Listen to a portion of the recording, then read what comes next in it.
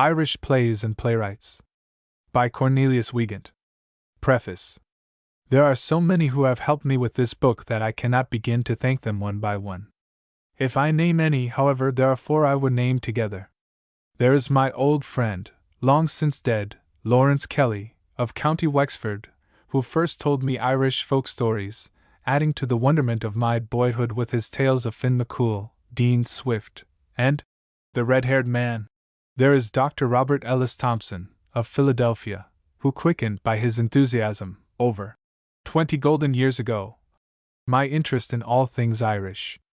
There is Dr. Clarence Griffin Child, my colleague, who recognized the power of these men I write of in Irish Plays and Playwrights, when there were fewer to recognize their power than there are today. There is Mr. John Quinn, of New York, without whose aid 10 years ago the current Irish dramatic movement would not have progressed as it has. He has lent for reproduction here the sketches by Mr. J. B. Yeats of Sing, Mr. George Moore, and Mr. Porrick Colum. All of the writers I mention particularly in these chapters have put me under obligation by cheerful response to many letters full of questions as to their work. Mr. James H. Cousins and Mr. S. Lennox Robinson have taken especial trouble in my behalf, and Lady Gregory, Mr. W. B. Yeats, and Mr. George W. Russell have put themselves out in many ways that I might learn of Irish letters. University of Pennsylvania, December 28, 1912. Contents. Preface. Preface. Contents. Contents. Chapter 1. The Celtic Renaissance. Chapter 1. The Celtic Renaissance. Chapter 2. The Players and Their Plays, Their Audience and Their Art. Chapter 2. The Players and Their Plays, Their Audience and Their Art. Chapter 3. Mr. William Butler Yeats. Chapter 3. Mr. William Butler Yeats. Chapter 4. Mr. Edward Martyn and Mr. George Moore. Chapter 4. Mr. Edward Martyn and Mr. George Moore. Chapter 5. Mr. George W. Russell. A.E. Chapter 5. Mr. George W. Russell. A.E. Chapter 6. Lady Gregory. Chapter 6. Lady Gregory. Chapter 7. John Millington Synge. Chapter 7. John Millington Synge. Chapter 8. The Younger Dramatists, Mr. Porrick Colum, Mr. William Boyle, Mr. T. C. Murray, Mr. S. Lennox Robinson, Mr. Rutherford Maine, Norreys Connell, Mr. S. T. John G. Irvine, Mr. Joseph Campbell. Chapter 8. The Younger Dramatists, Mr. Porrick Colum, Mr. William Boyle, Mr. T. C. Murray, Mr. S. Lennox Robinson, Mr. Rutherford Maine, Norreys Connell, Mr. S. T. John G. Irvine, Mr. Joseph Campbell. Chapter 9. William Sharp, Fiona MacLeod. Chapter 9. William Sharp, Fiona MacLeod. Appendix. Appendix. Index. Index. Notes. Notes. Irish Play and Playwrights. Chapter 1. The Celtic Renaissance. To the general reader, the Celtic Renaissance was a surprise, and even to Irish writers deeply interested in their country, the phenomenon or movement, call it which you will, was not appreciated as of much significance at its beginning. Writing in 1892, Miss Jane Barlow was not hopeful for the immediate future of English literature in Ireland. It seemed to her difficult to point out any quarter of the horizon as a probable source of rising light. Yet Mr. Yeats had published his Wanderings of Oisin 3 years before. Mr. Russell had already gathered about him a group of eager young writers, and Dr. Hyde was organizing the Gaelic League, to give back to Ireland her language and civilization, and translating from the Gaelic the Love Songs of Connacht, 1894, into an English of so new and masterful a rhythm that it was to dominate the style of many of the writers of the movement, as the burden of the verse was to confirm them in the feelings and attitudes of mind, centuries old and of today, that are basic to the Irish Gael. Even in 1894, when Mrs. Catherine Tynan Hinkson wrote the article that for the first time brought before America so many of the younger English poets, all that she said of the Renaissance was, "A very large proportion of the Bodley Head poets are Celts, Irish, Welsh, Cornish."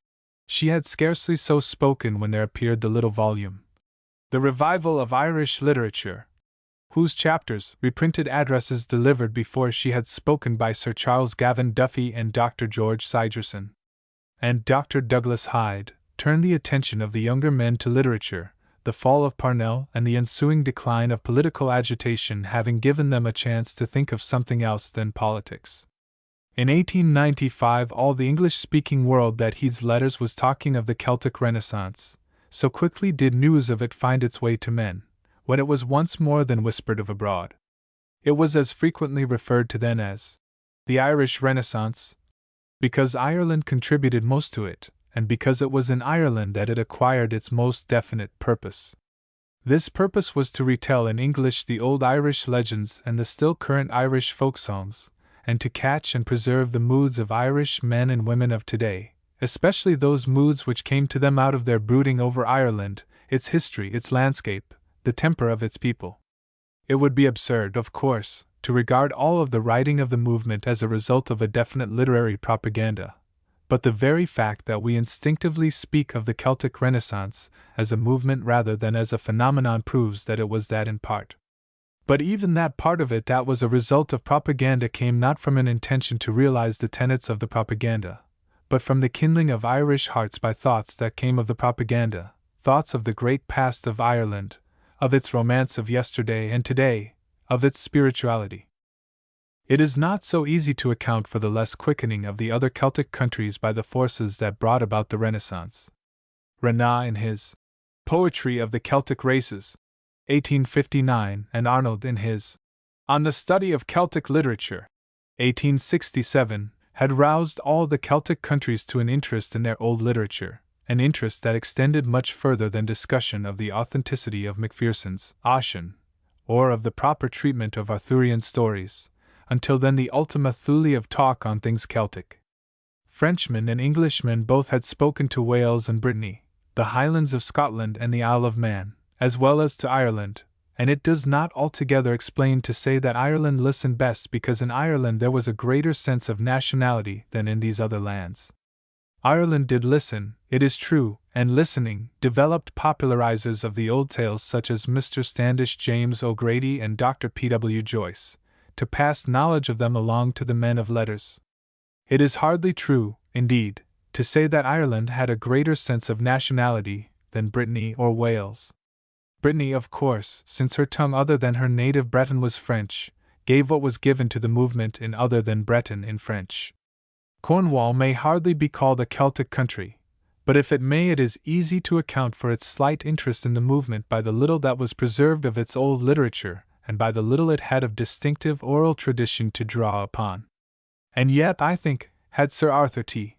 Quiller Couch been born 10 years later, Cornwall had not wanted a Shanachie. Wales, too, gave little to English literature as the result of the Renaissance, because, perhaps, her chiefest literary energy is in her native language. Wales was proud of George Meredith, whose Welsh ancestry is more evident in his work than is his Irish ancestry, but not only is his writing representative of Great Britain rather than of any one part of Great Britain, but his say had been said before the movement began. The writing of Mr. Ernest Rhys underwent a change because of his interest in the Celtic Renaissance, but Wales has little writing outside of his to point to as a result of the awakening. In Scotland, William Sharp, whose Lyra Celtica 1896 was a prominent agent in bringing the Renaissance before the world, was transformed into another writer by it. His work as Fiona MacLeod, both prose and verse, was very different from his earlier work in prose and verse. Mr. Neil Munro, too, was affected by the Renaissance, and in the tales of The Lost Pibroch, 1896, and in the novels of John Splendid, 1898, and Gillian the Dreamer, 1899, and The Children of Tempest, 1903, he reveals an intimacy with Highland life such as informs the writing of no other novelist of our day. Of recent years, Mr. Munro has wandered farther afield than his native Argyll, and I feel, to the lessening of the beauty of his writing. In The Isle of Man, T. Browne had been striving for years to put into his stories in verse the fast-decaying Celtic life of his country, but even with his example and with all that has been done since the Renaissance began, in the preservation of Manx folklore and in the recording of vanishing Manx customs, no writer of Browne's power has been developed, or in fact any writer of powers equal to those of the best men of the younger generation in the other Celtic lands. It is with the Celtic Renaissance as it appears in Ireland, then, that I have to deal chiefly in this book, as it is only in Ireland, of the countries that retain a Celtic culture, that the movement is the dominating influence in writing in English, and it is with the drama only that I have now to deal, though when a playwright is a poet or a storyteller, too, I have written of his attainment in verse and tale also. Had I been writing 5 years ago, I should have said that it was in poetry that the Celtic Renaissance had attained most nobly, but since then the drama has had more recruits of power than has poetry, and it is a question as to which of the two is greater as art.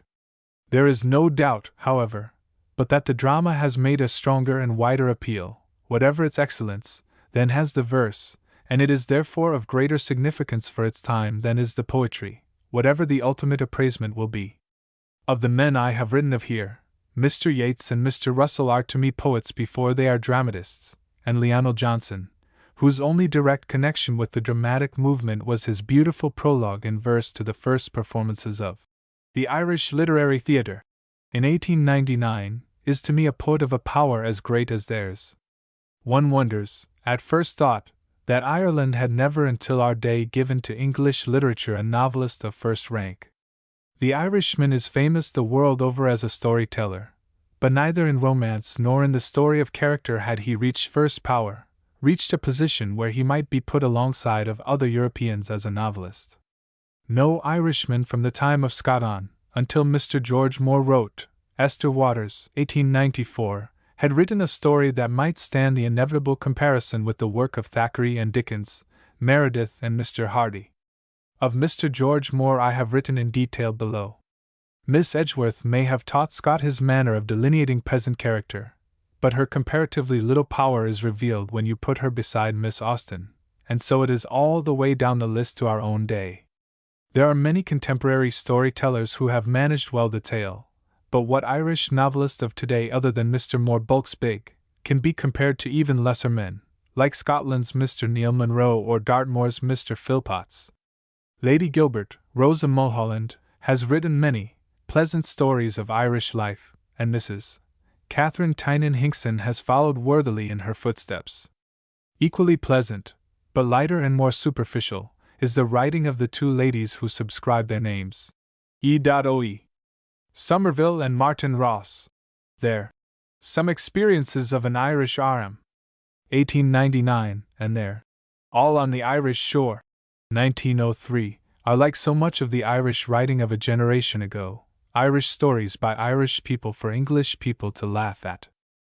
The Hon. Emily Lawless has written many kinds of stories about the West Coast, reaching almost to greatness in her Grania, 1892. In the short story, Miss Jane Barlow, accused of superficiality by many Irish critics and as eagerly declared to get the very quality of Connemara peasant life by others, has sure power and a charm all her own. No one who reads Irish Idylls, 1892, will stop at that collection. Mr. Sumas McManus is as truly a Shanachie as the old storytellers that yet tell the old tales about peat fires in Donegal. Through the Turf Smoke, 1899, and In Chimney Corners, 1899, and Donegal Fairy Stories, 1900, are alike in having the accent of the spoken story, but when the last word is said you cannot admit their author to be more than a clever entertainer. The Rev. Dr. Sheehan, although you will find him writing about the effect of the Irish Renaissance in remote parishes in the South, has not subscribed to its ideals, but continues the fashion of story writing of an earlier generation. Luke Delmege, 1900, is, however, an interesting character study, and My New Curate, 1899, very illuminative of the conservatism of the peasantry.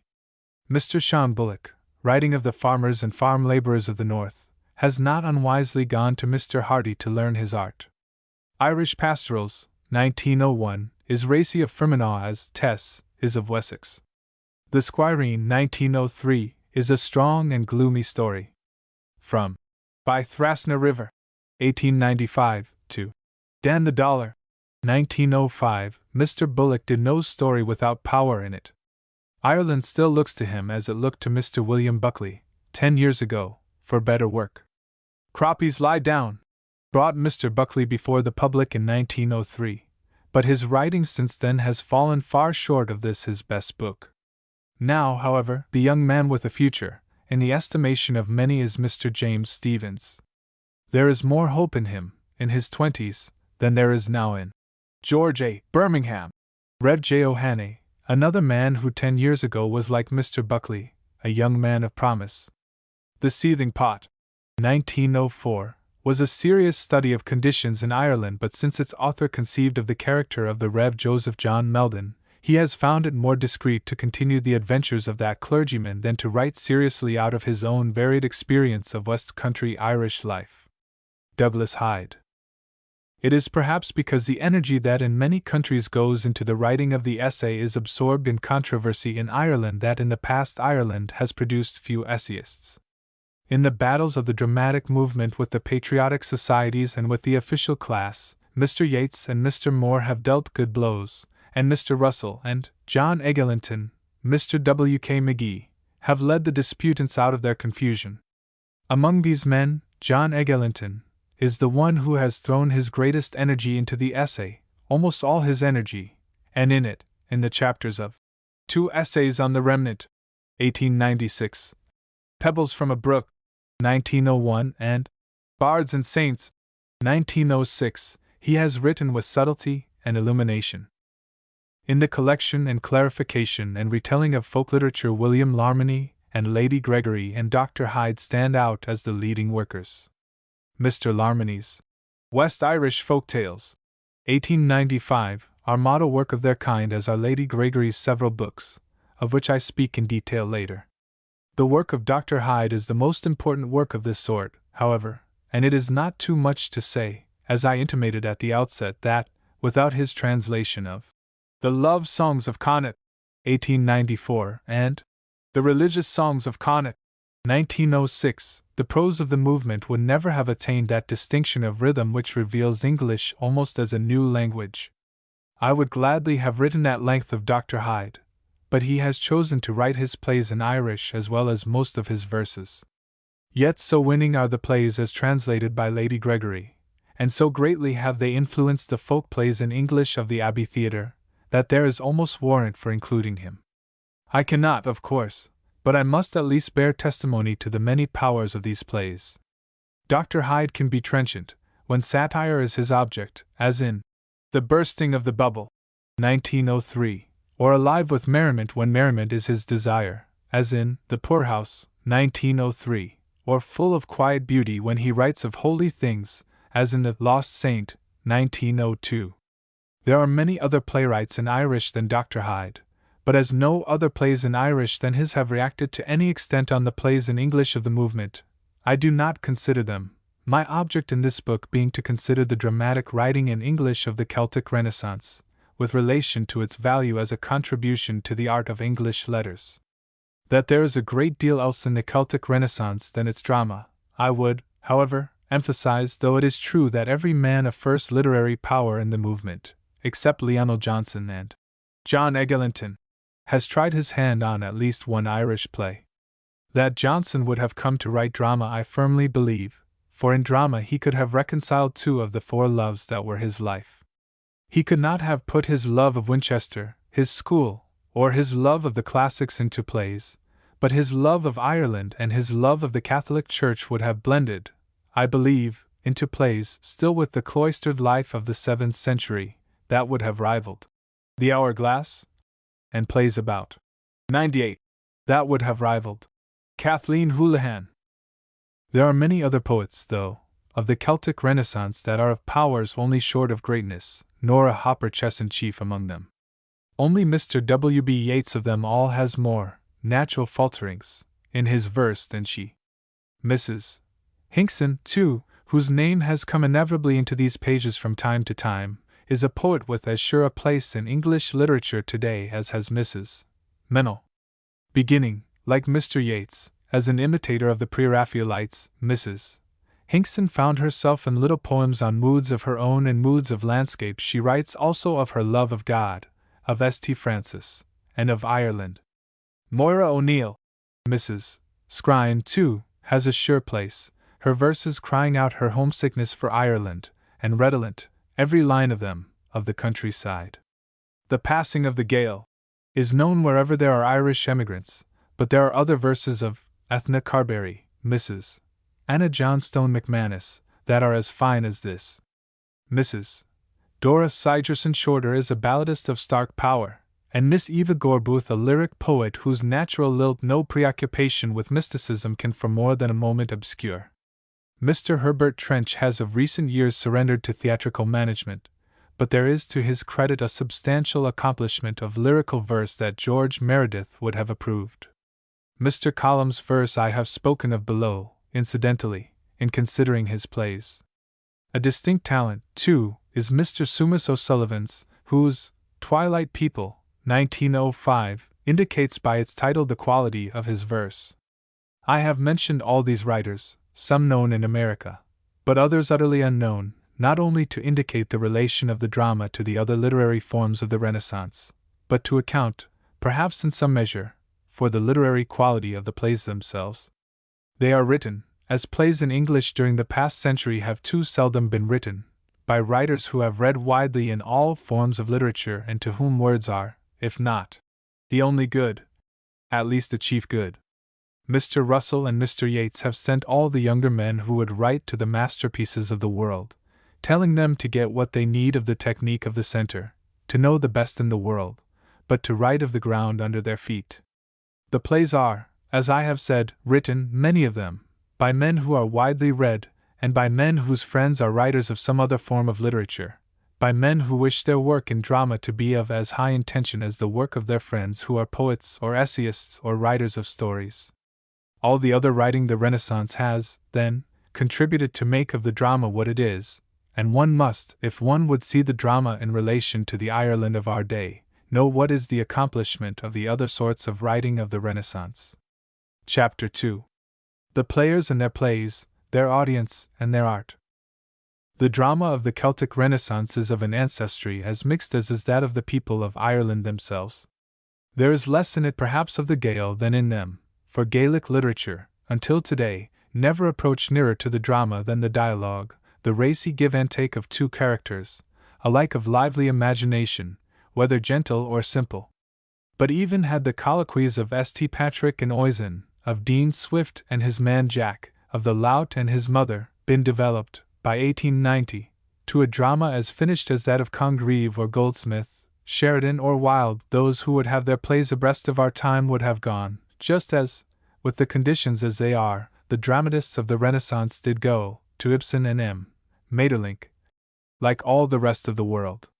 It is a matter of reproach, in the estimation of many patriotic Irishmen, that Mr. Martin learned his art of Ibsen, and Mr. Yeats a part of his of M.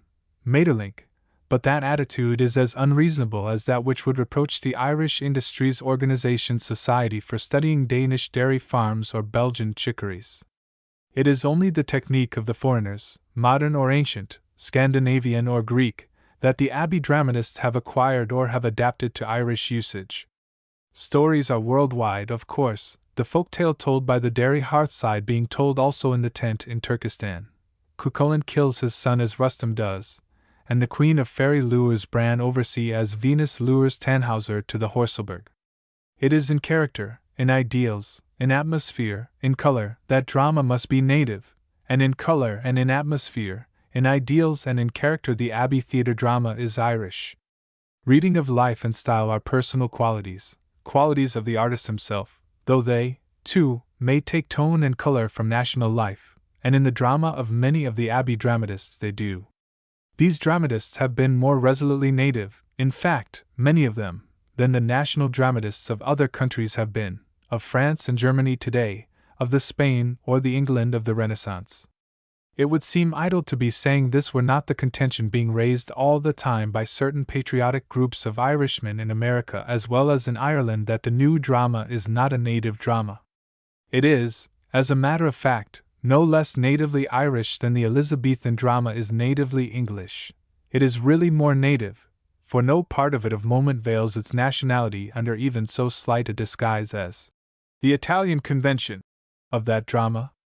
The new Irish drama is more native in its stories than is the Elizabethan drama, as these stories, even when they are stories found in variant forms in other countries, are given the tones of Irish life. The structural forms and the symbolic presentation of ideas of which the Abbey dramatists have availed themselves have no more denationalized their plays than has the Church, a church from oversea, to which most of them belong, denationalized the Irish people. Synge, the master dramatist of the new movement, while he does not reproduce the average Irishman, is just as natively Irish in his extravagance and irony as the old folktale of the Two Hags. Lady Gregory in her farces is in a similar way representative of the riot of West Country imagination, and Mr. Yeats, if further removed from the Irishman of today, is very like, in many of his moods, to the riddling bards of long ago. The later men, many of them, are altogether Irish, representative of the folk of one or another section of the country, Mr. Murray and Mr. Robinson of Cork, Mr. Main and Mr. Irvine of Down, Mr. Colum and Mr. Boyle of the Midlands. One need not say that the Irishman is a born actor. All the Celts are famed for the beautiful speaking, for eloquence, for powers of impersonation, for quick changes of mood, for ease in running the gamut of the emotions. Of these things come art of the stage, and these things are the Irishman's in fullest measure. The Abbey players have, however, gone abroad for some elements of their art, perhaps for their repose of manner, a quietude that is not the quietude of moodiness, a condition not unusual in the Irishman, and in addition to this repose of manner, which is fundamental and common to their presentation of realistic modern plays and of poetic plays of legendary times, for a slowness and dignity of gesture in the plays of legend, which is perhaps a borrowing from the classic stage. Their repose of manner may come from modern France, at least so held Mr. Yeats, pointing to such a source in Samhain of 1902.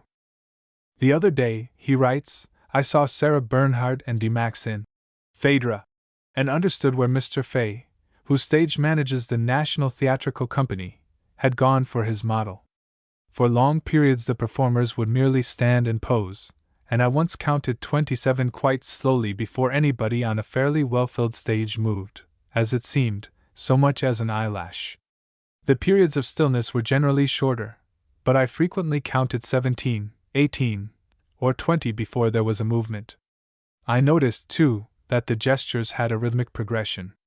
Sarah Bernhardt would keep her hands clasped over, let us say, her right breast for some time, and then move them to the other side, perhaps, lowering her chin till it touched her hands, and then, after another long stillness, she would unclasp them and hold one out, and so on, not lowering them till she had exhausted all the gestures of uplifted hands.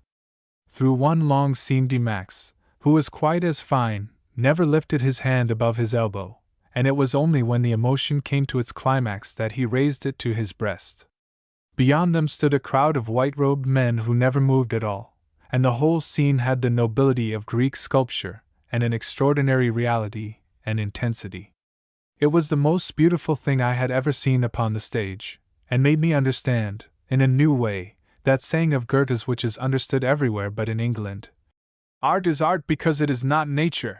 Of course, our amateurs were poor and crude beside those great actors, perhaps the greatest in Europe, but they followed them as well as they could, and got an audience of artisans, for the most part, to admire them for doing it.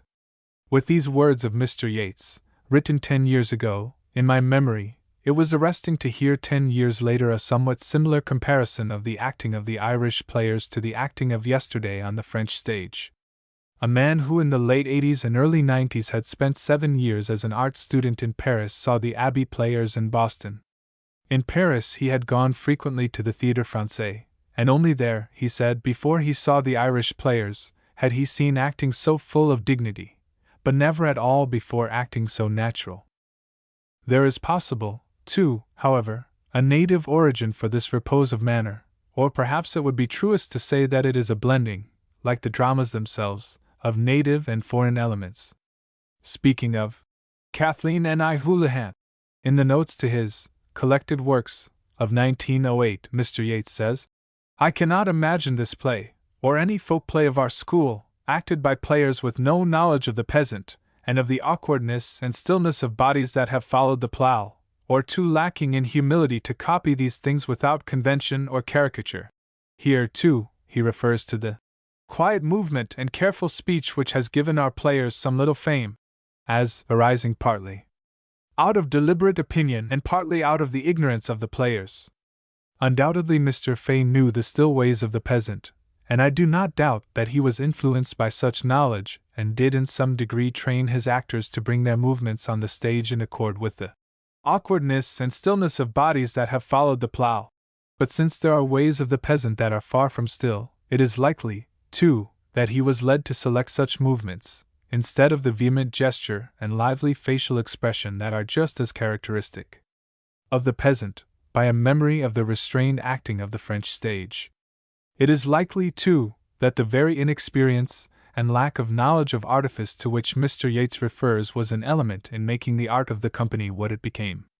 But it is not altogether impossible that certain traditions of the English stage, of the statuesque acting of the Kembles, for instance, had come down into the time of Mr. Fay's stage experience, to those days before he became stage manager of the performances of The Daughters of Erin in 1900, and that these traditions influenced his training of the company that was to attain to a new art of the stage. Before this there had been 2 series of performances in Dublin, each of a week's duration, by the Irish Literary Theatre, one in 1899, and the other in 1900, with English actors gathered together in London by Mr. George Moore, and another week's series followed in 1901 by the Benson Company, and some amateurs of the Gaelic League under the leadership of Dr. Douglas Hyde. It was the performances of the Countess Kathleen, of Mr. Yeats, and of the Heather Field, of Mr. Martin at the Entente Concert Rooms in Dublin, respectively May 8th and 9th, 1899, by the Irish Literary Theatre, that inaugurated the drama of the Celtic Renaissance, fully a year before there came into being the group of amateurs that were to bring that drama home to Ireland, as no players who inherited the standards and conventions of the English stage could possibly have brought it home. It is Mr. Fay's distinction to have been, as I have intimated, the leader who started these players on the long way to their new art. Such leadership his record hardly augured.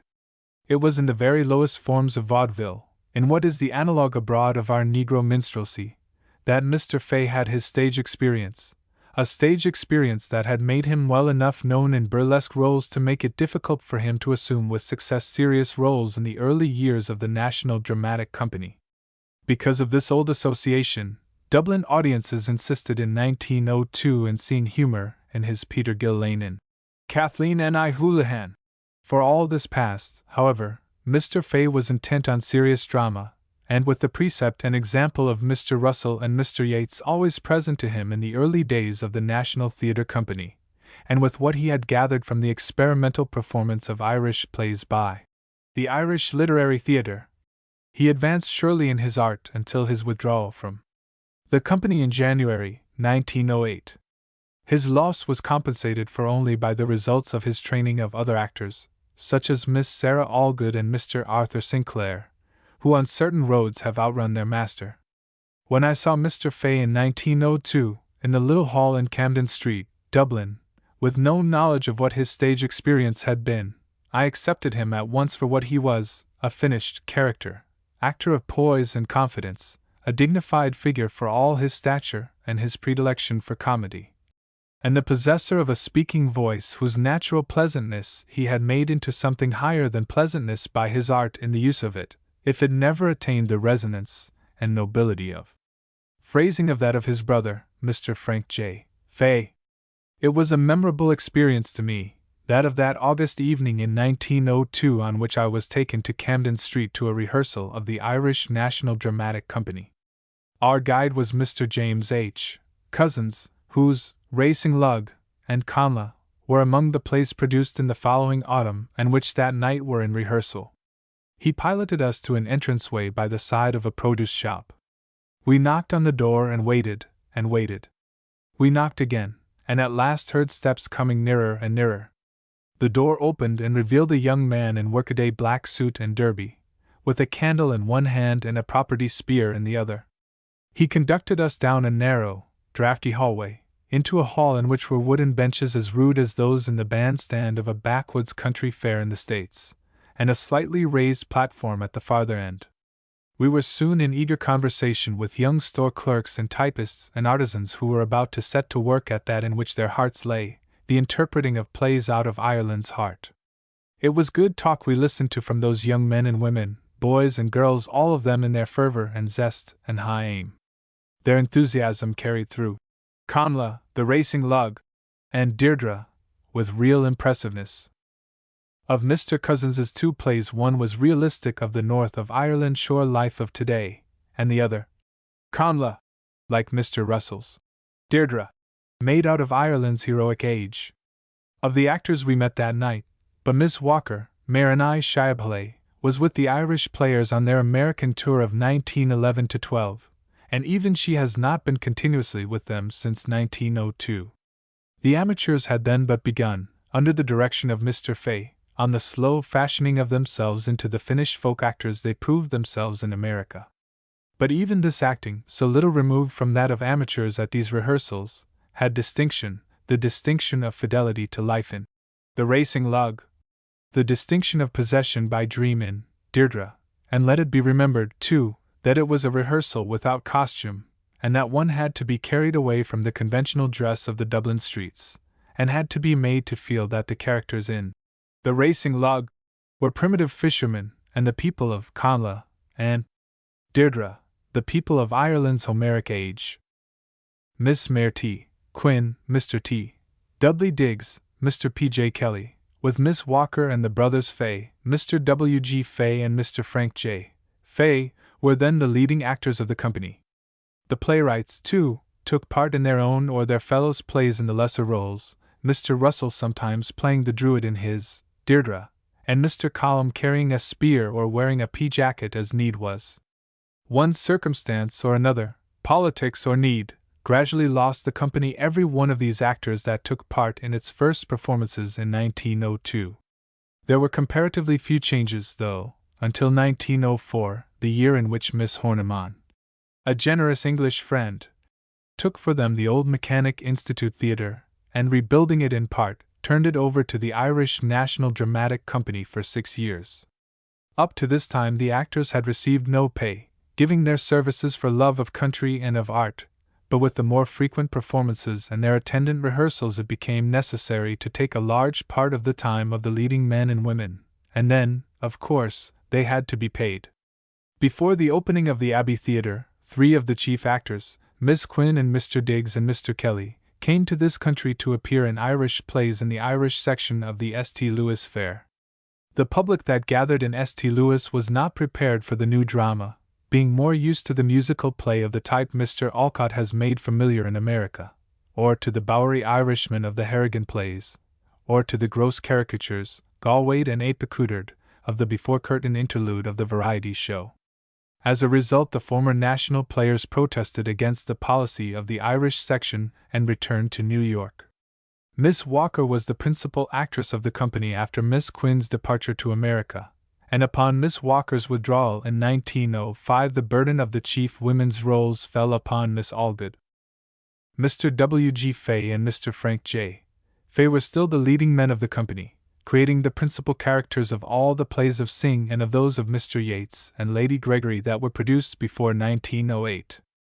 Early in this year, as I have said, Mr. and Mrs. W. G. Fay and Mr. F. J. Fay left the company, and coming to America in the spring played The Rising of the Moon and A Pot of Broth in New York. They made, unfortunately, no great success in their appearances, as their plays were not presented in bills devoted solely to Irish plays, but as curtain-raisers to the usual conventional farce. Almost all the actors whom I have mentioned as leaving the national players eventually found their way into the conventional plays, but almost none of them made successes there comparable in any degree to their successes in folk drama or in plays out of old Irish legend. Nor can it be said that actors trained in the dominant forms of present-day English drama, even when so skilled as Mrs.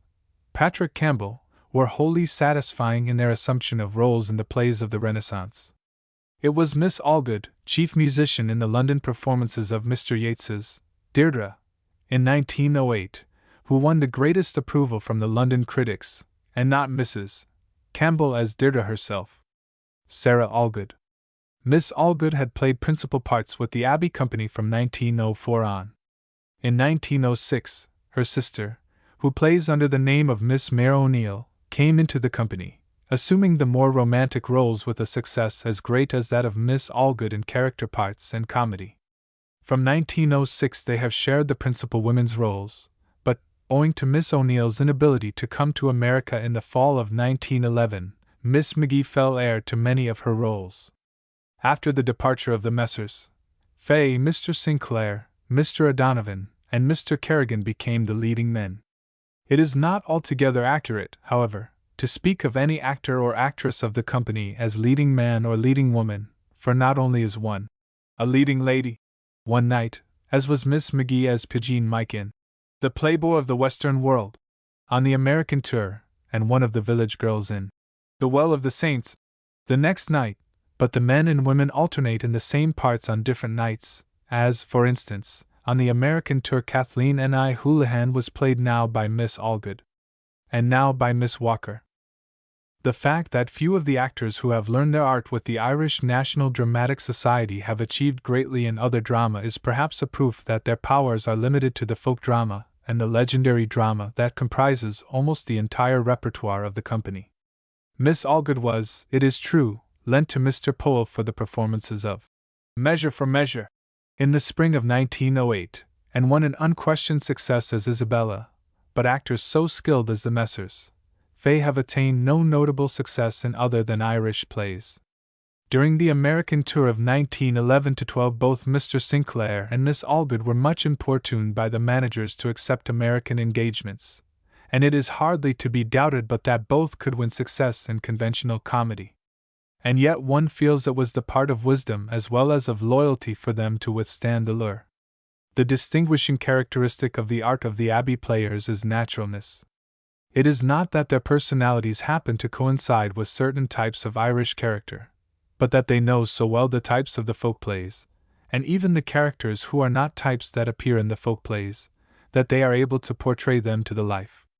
The Abbey players have discarded most of the tricks of the stage, or perhaps it would be truer to say they do not inherit the tricks of the stage or any traditional characterizations of parts. They are taught to allow their demeanor and gesture and expression to rise out of the situation, to get up their parts from their own ideas, and these ideas are interfered with only if they run definitely counter to the ideas of stage manager or author. The smallness of the Abbey Theatre has saved them from the necessity of heightening effects that they may carry to the farthest corners of a large house, a necessity that leads so often to overemphasis by our own actors. There are less than 600 seats in the Abbey Theatre, 562 by actual count, and it is so arranged that the words uttered on the stage carry easily without emphasis all over the house. It is an old saying that the English of Dublin is the most beautiful English in the world. However that may be, there can be no doubt whatsoever but that the English that is spoken in Dublin falls on the ear with a mellowness of sound that is a joy to all who cherish proper speech. In the earlier years of the company, Mr. Yeats was very desirous of having his dramatic verse spoken with the half-chant men spoke it, poetry, with in old times. It was in some such way that Mr. Yeats had tried to have his lines in The Land of Heart's Desire spoken when it was put on at the Avenue Theatre, London, in 1894, and 13 years later Miss Florence Farr, whom he believes to speak English more beautifully than anybody in the world, spoke his dramatic verses in a half-chant, and his lyrical verses, many of them, to a definite musical notation, on her American tour of 1907. It was noticeable, however, when she played one of the musicians in his Deirdre, on its later presentations, that his method of intoning the verses differed a great deal from their delivery by the regular members of the company. If Mr. Yeats has not changed his views somewhat in regard to the speaking of dramatic verse, he no longer insists on the half-chant as it was practiced by Miss Farr, but is content if the actors reproduce its rhythm in the beautiful speaking that is characteristic of their art. The most beautiful English that I have ever listened to is the English of Sing as spoken by Mr. O'Donovan in Christie's Romancin' to Pigeon Mike in the third act of The Playboy of the Western World. His voice, full and mellow by nature, and in perfect control, responds to all the many changes of emotion that the part demands, the unmatched rhythm of the prose rendered as he renders it carrying one clean out of one's self as one listens. It is only when one comes to one's self on the curtain fall that one finds one's self wondering, can this be prose? Surely, never before was prose, English prose, as beautiful to the ear as English verse. As Miss O'Neill did not come with the Abbey players to America, we did not have a chance to hear Pigeon Mike's lines spoken with a beauty comparable to Christie's. The part is not one to which Miss Allgood is physically adapted, and Miss McGee is as yet too new to the stage to speak with the confident abandon the lines demand. We did, however, have a chance to hear Miss Allgood's very beautiful musical utterance of the verses given to Kathleen N. I. Houlihan in this first of the movement's folk plays, and her equally beautiful speaking of the prose lines of the play. This part of Kathleen N. I. Houlihan is sufficiently removed from the other parts of the play, folk parts, and from the parts of the other folk plays, to give us an insight into the versatility of Miss Allgood, and we saw enough of Mr. Sinclair and Mr. O'Donovan and Mr. Kerrigan to realize that they, too, could worthily bear parts in heroic romance. The rendering of the songs in the plays, it is chiefly in the plays of Mr. Yeats that they appear, is a distinguishing characteristic of their production. Mr. Yeats will not have them rendered by what, in the ordinary sense, is singing. Writing in the notes to Volume 3 of his Collected Works, when he says, 1. No vowel must ever be prolonged unnaturally, no word of mine must ever change into a mere musical note, no singer of my words must ever cease to be a man and become an instrument. The degree of approach to ordinary singing depends on the context, for one desires a greater or lesser amount of contrast between the lyrics and the dialogue according to situation and emotion and the qualities of players. The words of Kathleen N. I. Houlihan about the white-scarfed riders must be little more than regulated declamation. The little song of Leagery when he seizes the golden helmet should in its opening words be indistinguishable from the dialogue itself. Upon the other hand, Kathleen's verses by the fire, and those of the pupils in The Hourglass, and those of the beggars in The Unicorn, are sung as the country people understand song. Modern singing would spoil them for dramatic purposes by taking the keenness and the salt out of the words.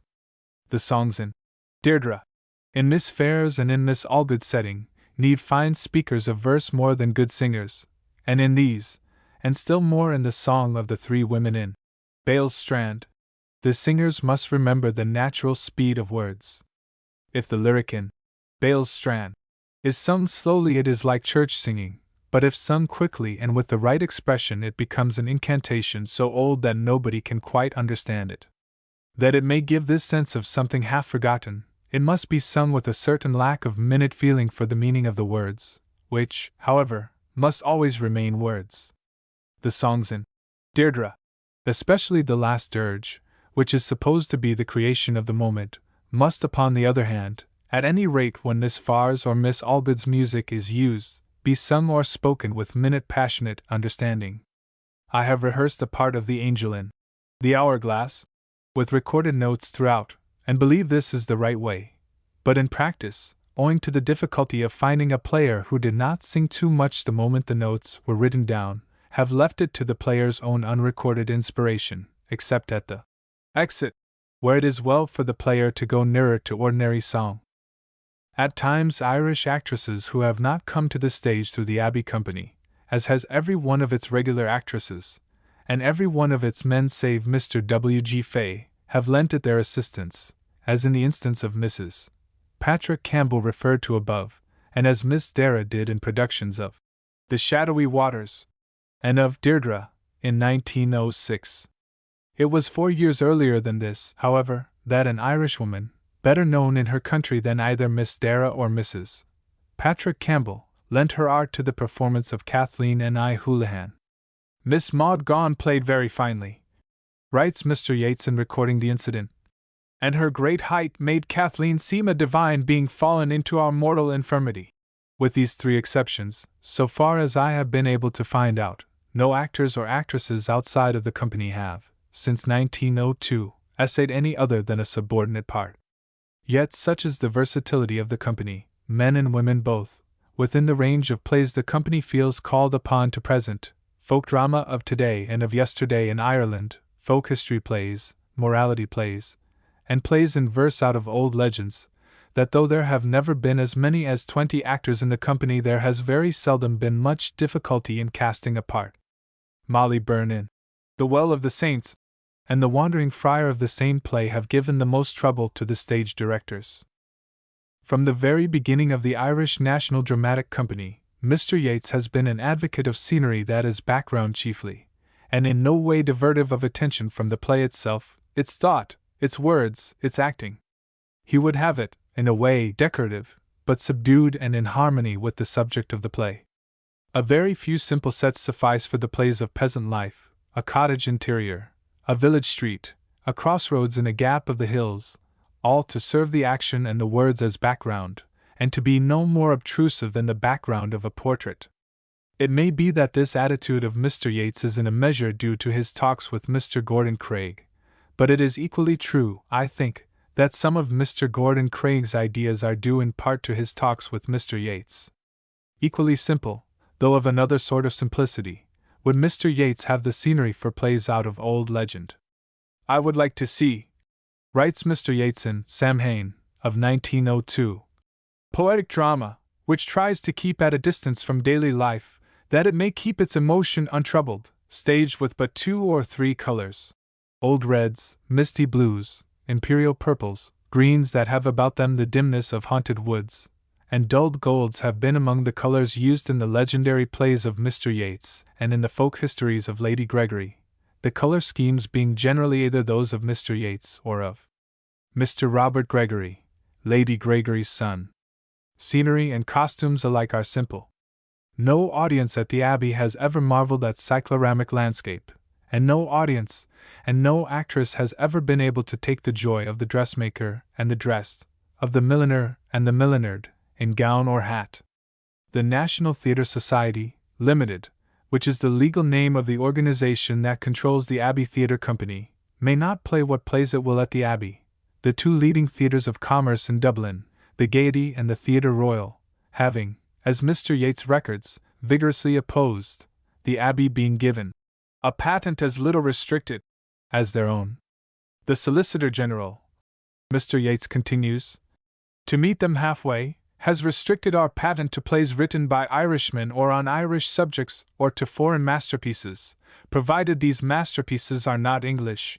This restriction has not interfered with any feature of the work of the Abbey Theatre, Mr. Yeats believes, save in the building up of an audience, some people remaining away, perhaps, who might have been attracted had such bodies as the Elizabethan Stage Society, which brought Everyman to Dublin some years ago, been able to hire the theatre. No phase of the dramatic movement has been more interesting and none has been more important than this building up of an audience to appreciate the plays. Whether with the poetic plays of Mr. Yeats and the ironic extravaganzas of Sing Alone, such an audience as has been built up, an audience estimated by Mr. Yeats in 1906 to consist of 4,000 young men and women, could have been one is problematical. That is, it may be doubted that the very best the movement has produced would have attracted a sufficient audience to enable the company to keep together after the expiration in 1910 of Miss Horniman's guarantee. Certain it is, however, that Lady Gregory's farces were a great help, both in building up and in holding the Abbey audience.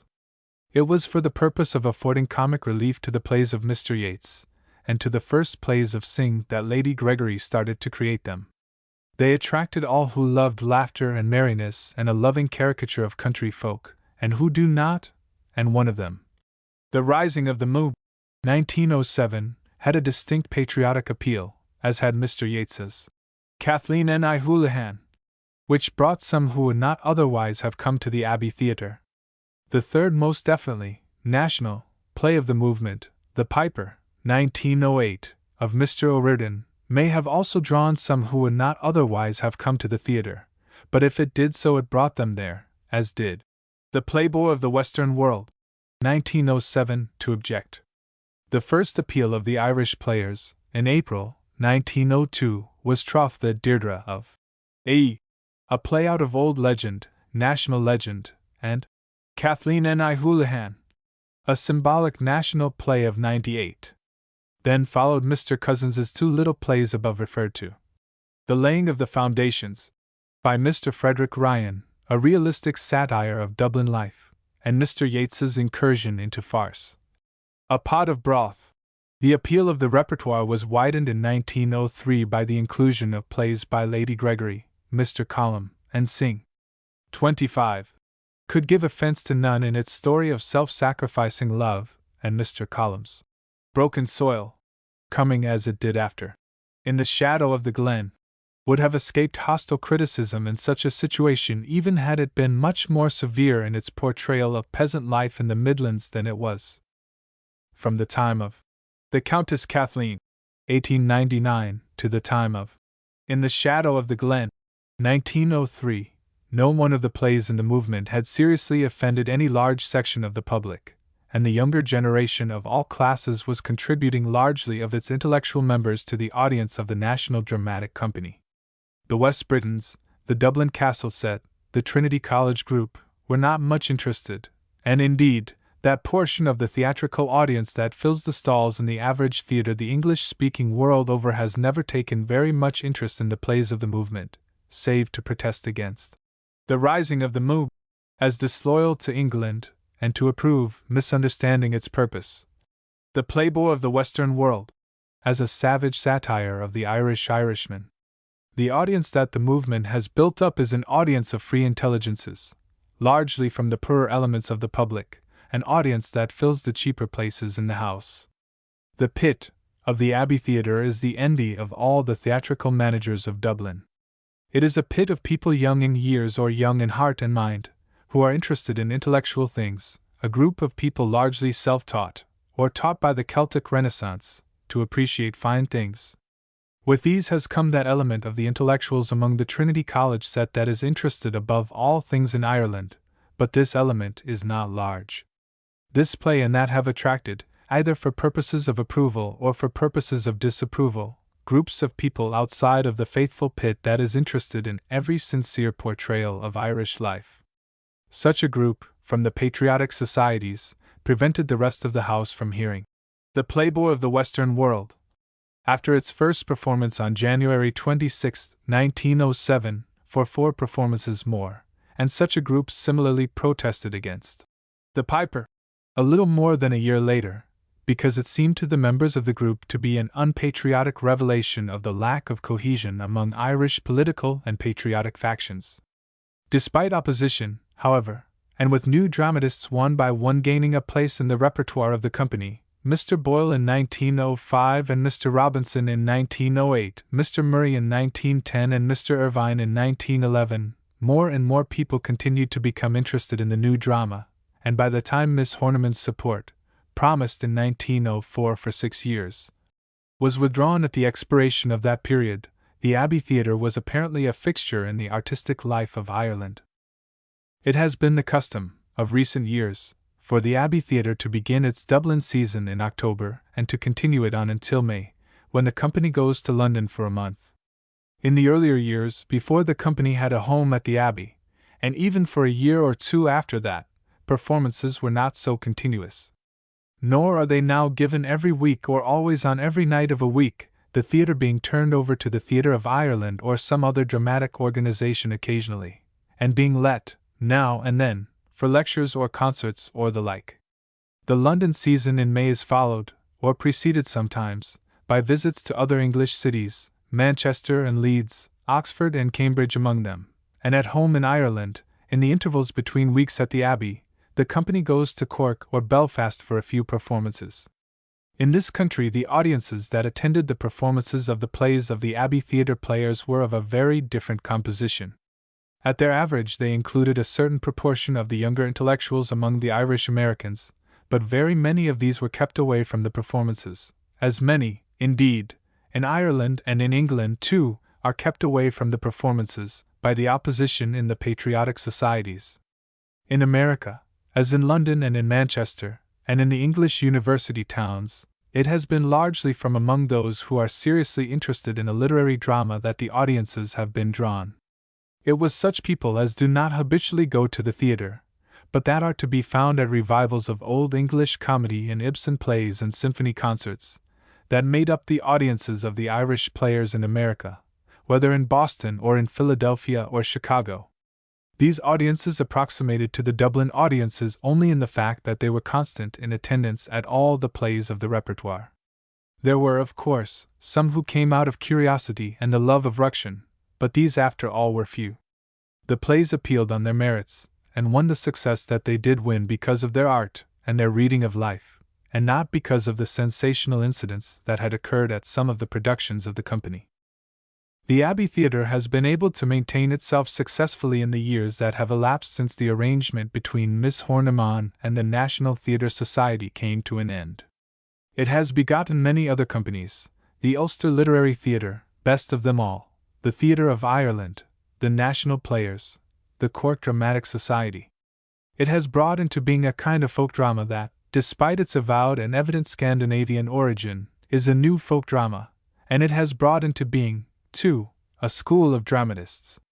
It has done much more than Mr. Yeats claimed it had done in 1908 when he wrote, "We know that we have already created a taste for sincere and original drama and for sincere, quiet, simple acting. Ireland possesses something which has come out of its own life, and the many failures of dramatic societies which have imitated our work, without our discipline and our independence, show that it could not have been made in any other way. But even were this all it had done much. What it has done I have attempted to put down in some detail, and to put values upon, in the following pages. Here I wish further to say but this, that I think the dramatic movement the most significant part of the Celtic Renaissance, a movement to me the most original movement in letters the world has known since that movement in Norway which so definitely stimulated it, a movement that gave Bjornson and Ibsen to the world." Chapter 3. Mr. William Butler Yeats. There has never been a poet who used better the gifts his country gave him than Mr. Yeats. The heroic legends of Ireland are in his poetry, Irish folklore is there, and the look of the country, and a man molded as only Irish conditions, of old time and of today, could mold him, Irish conditions spiritual, intellectual, and physical, a man with eyes on a bare countryside in the grey of twilight, thinking of the stories the peasants tell and of the old legends whose setting this is before him. At this hour, with such surroundings, and in such thought, the other world is as near to all men as their natures will let it come, and to Mr. Yeats it is very near. Waking dreams come to him at such hours, and he puts them into his verse, waking dreams of his country's legendary past and of its fairy present, and waking dreams born of books of old magic he has read indoors. Now it will be one sort of dream is present, now the other, and now the third, and often two or even all three sorts of dream are intermingled. His volume of prose sketches, The Celtic Twilight, 1893, gives the title some of his countrymen have fastened on his verse, and the verse of others that take his attitude and use like material. The Twilight School of Poetry. It is not inapt as giving the quality of most of his writing, but some of his verses have warm sunlight in them, which, strangely, since it is sunlight as it visits Irish shore and mountain, he has deplored. The explanation may be that Mr. Yeats is of those who do not live intensely until the oncoming of night, and so holds out of harmony with his genius the coloring of its moments of lesser energy. Legends and folk tales and landscapes and books of mysticism and magic not only give Mr. Yeats the material of his poetry, but suggest its images, its color, and in part its rhythms. But before he found the faint and nervous rhythms best fitted to his poetry, and put in it the grey-greens and browns and soft purples and bright whites of Irish landscape, and the symbols from fairy lore and mythology, he had paid patient heed to certain of the great poets of his language, to Spenser and Blake, to Shelley and William Morris. And in learning the art of drama, which he began to study very carefully after his early plays were tested in the Irish Literary Theatre, Mr. Yeats has very evidently pondered a good deal on the English morality and taken into account the effects of Greek tragedy as he had before explored Maeterlinck and the earlier Ibsen. As a boy, Mr. Yeats wrote in the Dublin University Review that the greatest of the earth often owned but two aims, two linked and ardorous thoughts, fatherland and song. 26 years have gone since then, and Mr. Yeats is still devoted to poetry and to his country, for all that the nationalists deplore that his greater interest is now in his art. His art, indeed, he cherishes with an ardor that is akin to the ardor of patriotism. To him, as to Spenser, the master of his youth, poetry is a divine enthusiasm. At first eager to paint, as did and does his father, Mr. J.B. Yeats, he studied in Dublin art schools, but as nature wanted a few verses from him, she sent him into a library to read bad translations from the Irish, and at last down into Connaught to sit by turf fires. He read, too, Sir Samuel Fergusson, the poet who had done most with Irish legend, and Allingham, who wrote of Irish fairies, and the patriotic poets of the Young Ireland group, Davis chief among them. His father, an admirer of Whitman, preached to him the doctrine embodied in the text. Will you seek afar off? You surely come back at last. In things best known to you finding the best. Many influences thus conspired to make Mr. Yeats find his inspiration in Ireland, overcoming, for the time, the denationalizing influences that the art of the centre must always exert. Not only were the national legends and folklore constantly with him in these years, but the interest in magic and all things that are hidden. He was one of the Hermetic Society, of which Mr. George W. Russell was the high priest, as early as 1886, but this interest, which has dominated so often in his later poetry, is not to the forefront in The Wanderings of Oisin, of 1889. The material of the title poem of this volume Mr. Yeats found in the libraries. It recounts the Fenian poet's 300 years of dalliance with the demon thing, oversea in three wondrous lands, where were severally pleasure and fighting and forgetfulness, and in each of which Oisin spent a century. It has a half-dramatic framework of question and answer between St. Patrick, who appears as upbraider, and the poet, who laments joys gone and the Christian present of Ireland and his own feeble age. Although it is a story Mr. Yeats is telling, the beauties of the poems are lyrical beauties. In exuberance and richness of color it is Mr. Yeats's most typically Irish poem based on legend, and nowhere do his lines go with more lilt, or fall oftener into inevitability of phrase, or more fully diffuse a glamour of otherworldliness. The Wanderings of Oisin revealed poetry as unmistakably new to his day as was posed to the earliest Victorian days. Beside the title poem, another from legend had this new quality. The Madness of King Gall, with its refrain that will not out of memory.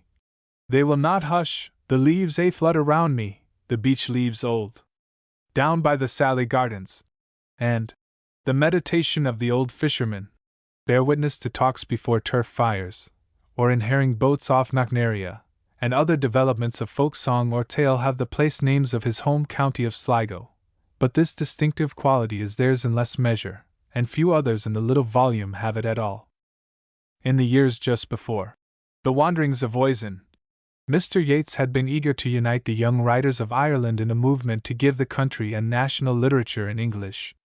This project developed side by side with Dr. Hyde's to give Ireland its own language again and a modern literature in it. Neither leader was the first to advance either idea, but each was the first to establish the movement in which he was most interested. Mr. Yeats's Wanderings of Oisin, 1889, is the starting point of the Celtic Renaissance, and Dr. Hyde's Liebhar Scoilgeachta, 1889, the starting point of the Gaelic League, though this was not organized until 1893.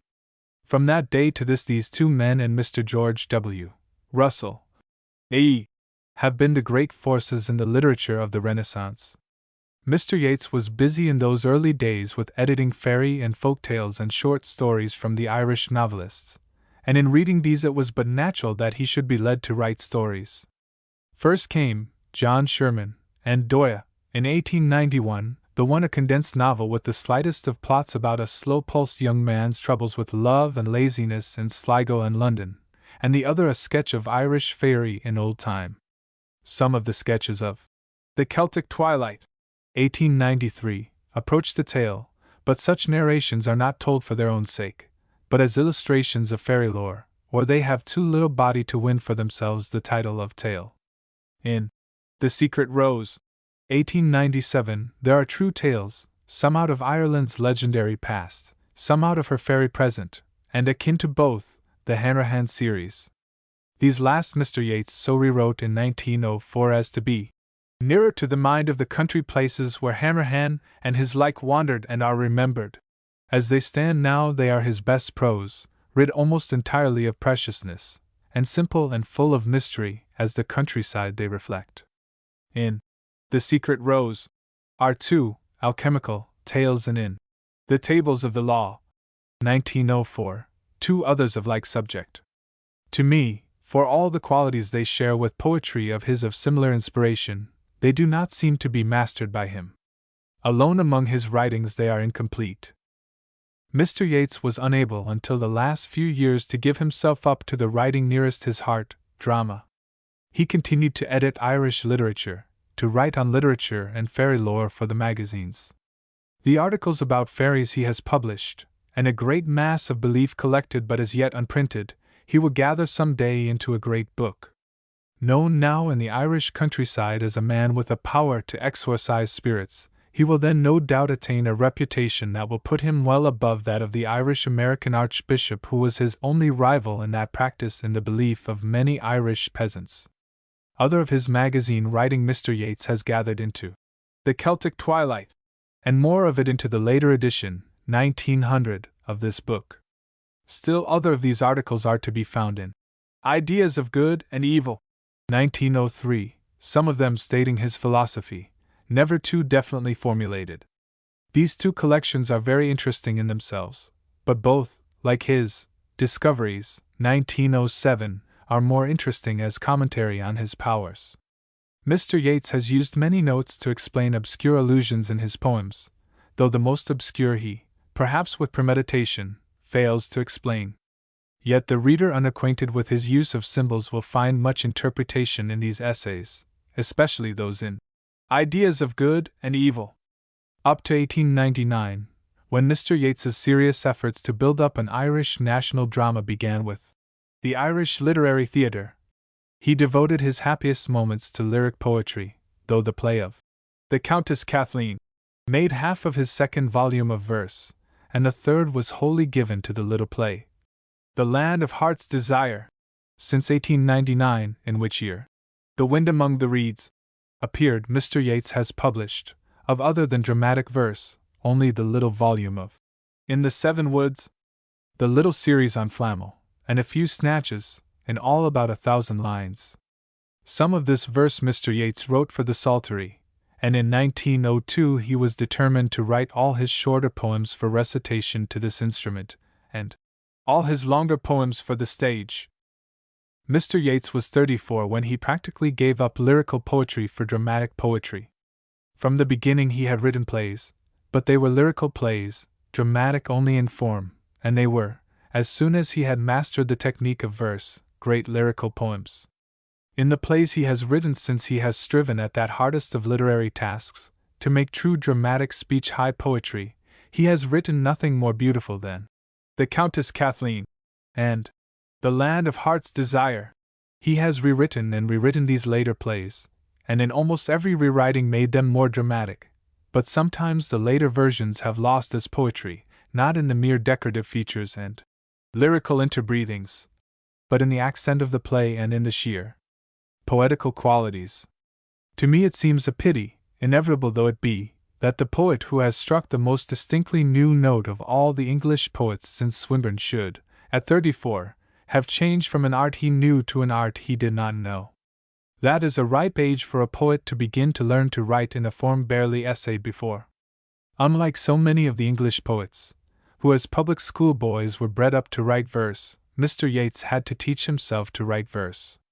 Overcoming triumphantly this handicap, though losing by it years usually fullest of impulse to write, Mr. Yeats greatly attained, and for the 10 years from 1889 to 1899 devoted himself to the writing of lyrics.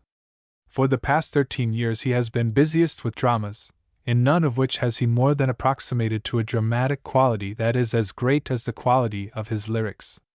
He has owned himself one reason of such shortcoming, in the notes to Deirdre. 2. The principal difficulty with the form of dramatic literature I have adopted is that, unlike the loose Elizabethan form, it continually forces one by its rigor of logic away from one's capacities, experiences, and desires until, if one have not patience to wait for the mood, or to rewrite again and again till it comes, there is rhetoric and logic and dry circumstance where there should be life. 2. It may be that Mr. Yeats will one day overcome the difficulties that he alludes to here, but he is now 47, and I, for one, doubt if, at his age, he can overcome them. As they are, his plays are beautiful in ideas and words, and striking in a lyric and decorative way, if not all of them in a dramatic way, though in some he has in vain sacrificed poetry to attain true dramatic speech, attaining instead only rhetoric and logic and dry circumstance. One values the plays of Mr. Yeats highest when one thinks of them as a new kind of drama, as a redevelopment of epic and lyric poetry into drama, and epic and lyric poetry illustrated by tableaus against backgrounds. Out of Fairy. Let us not forget that there is one effect which is of The Tempest, and another effect which is of Lear, and that it is after all something of a convention to call the latter a success of drama, and the former a success of something other than drama. Yet it is just as necessary to remember that drama does mean a definite sort of literature, and the success of a new sort of drama, whether it be a static drama, as M. Maeterlinck has called his early drama, or whether it be the kind of drama that Mr. Yeats has created, is the success of something other than what we conventionally term drama. It is curious that no matter how great may be the success of an author in a form he has invented, he will almost invariably attempt also the accepted form from which he has diverged. Impelled by a desire to see his wife in a drama of his own but of the old dramatic sort, M. Maeterlinck made Monna Vanna, in accord with the usual rules of the theatre, but to find it fall far short of the strange new beauty of his earlier plays. As yet Mr. Yeats has not compromised with the current taste in drama, but it may be that a desire to see some such actress as Mrs. Patrick Campbell in a part of his may lead to such compromise, as the thought of her acting his Deirdre inspired him to rewrite that part for Mrs. Campbell. Mr. Yeats has not yet passed beyond the danger of falling between two stools. If it prove that he has really attained in a drama in which the verse is true dramatic speech and not lyric ecstasy or decoration, the success of such drama will be worth the sacrifice of the lyric poetry that he has not written because of the absorption of all of his energy in his dramatic writing. If it prove he has not so attained, we shall have no adequate compensation for the lost lyrics that he is now too old to write. I say no adequate compensation. For compensation there is in the lyrical passages that no play of his is without, lyrical passages that arrest us as do his poems of the 90s. But, after all, these are but passages, not poems with unity and finality of form. Another question altogether, a question outside of the question of the value as art of the writing of Mr. Yeats, which is what I am considering, is the question as to whether there would have been a dramatic movement at all comparable to what has been, if Mr. Yeats had not devoted so large a portion of his time to drama. I believe there would have been a dramatic movement, but I am sure, from what I know of the other dramatic organizations in Dublin, that they would not have amounted to much unless some other great writer as loyal to art as Mr. Yeats had played for them the beneficent tyrant. And other such great writers, as loyal to art, and as devoted to drama, are far to seek in Ireland as in other countries. It is not in Mr. Russell's nature so to act. It is not in Dr. Hyde's plan of life to foster in others other than propagandist literature. It is more than likely that had Mr. Martin attempted it, it had come to the end to which he has come as playwright. Without Mr. Yeats as moving power, Synge had not been. Without Mr. Yeats to interest her in the movement, Lady Gregory had not written her farces and folk histories. And without the Abbey Theatre's plays as standard, the younger playwrights of Cork and Belfast would have written plays very other than those they have written. No wonder Mr. Yeats wants to see his dreams take on bodily reality upon the stage, and to hear beautifully spoken the words in which he has caught them. There can be no greater pleasures than these to a writer when he is past the imaginative intensity of youth. In youth his imaginings are so real to him he needs no objective embodiment to see them, and the roll and sing of their lines are always sounding to his inner ear, but as he passes out of a red flare of dreams, such as his youth's, into a common light of common hours, in middle age, his imaginative life grows less intense and needs the satisfaction of seeing itself concretely represented. Mr. Yeats leaves out of his collected poems the plays of his boyhood, The Island of Statues, 1885, and Moseda, 1886. They were not of Ireland, but the Arcady of the one and the medieval Spain of the other he could easily have paralleled in Irish legend, where anything wonderful and tragic is possible. Nor is The Countess Kathleen, 1892-99, in its presentation of the drama of a woman that sells her soul that the souls of her tenantry may be saved, essentially Irish. It is curious that among English poets of Mr. Yeats's generation it should be Mr. Kipling that has happened upon the same legend, which he adapts to his ends in The Sacrifice of Rahab. The background of The Countess Kathleen, in the earlier versions, was not more essentially Irish than the story. The great castle in malevolent woods, and the country about it is very like the part of fairyland that M. Maeterlinck refound by following the charts of early discoverers in Arthurian legend. In its later versions, The Countess Kathleen is more Irish and perhaps more dramatic, though its greatnesses, after that of atmosphere, the great lines we may no more forget than those about the angel Israfel, whose heartstrings are a lute, or about magic casements opening on the foam of perilous seas in fairy lands forlorn, or about old, unhappy, far-off things and battles long ago, or about hearing the far-off curfew sound over some wide-watered shore, swinging slow with sullen roar. Were most of them in the earlier versions. There were those lines of Mayer's denouncement of the two demons and her prophecy to them. You shall at last dry like dry leaves and hang, nailed like dead vermin to the doors of God, and those wonderful lines of Kathleen dying. Bend down your faces, Una and Alil.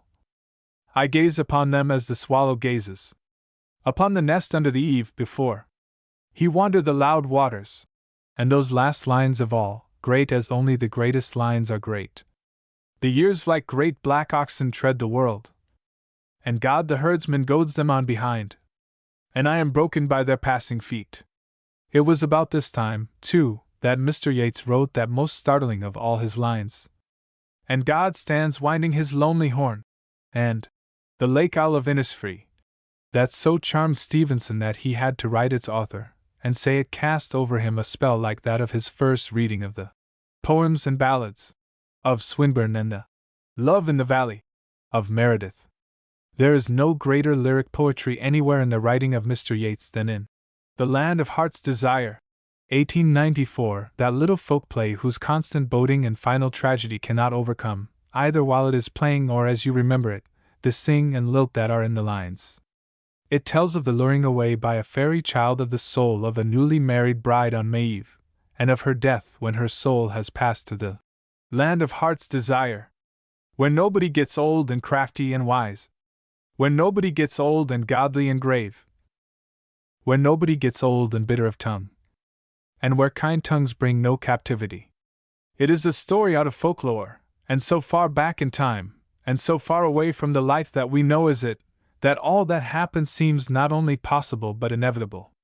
The Land of Heart's Desire was the first play of Mr. Yeats to be put on the stage, being presented at the Avenue Theatre in London in 1894, and it was also the first play of Mr. Yeats to be put on in America, being presented with Miss Mabel Taliaferro in the fairy's role as the curtain raiser to Mrs. Lemoyne's production of In a Balcony, in the spring of 1901. Fragile as is its charm, it crossed the footlights and made itself felt as a new beauty of the theatre. It was the lyrical interbreathings that appealed most to me, but the strife of priest and fairy for Mayor Bruin's soul was very real drama. It was the fairy's song, however, that haunted me after I left the theatre, as it could not but be. It haunts me still, coming into my mind whenever I think of Mr. Yeats, as inevitably as the last lines of The Countess Kathleen, or as The Lake Owl of Innisfree, or The Valley of the Black Pig, or The Rose of the World, or the ecstasies of Forgall and Dectora, or the song in Deirdre.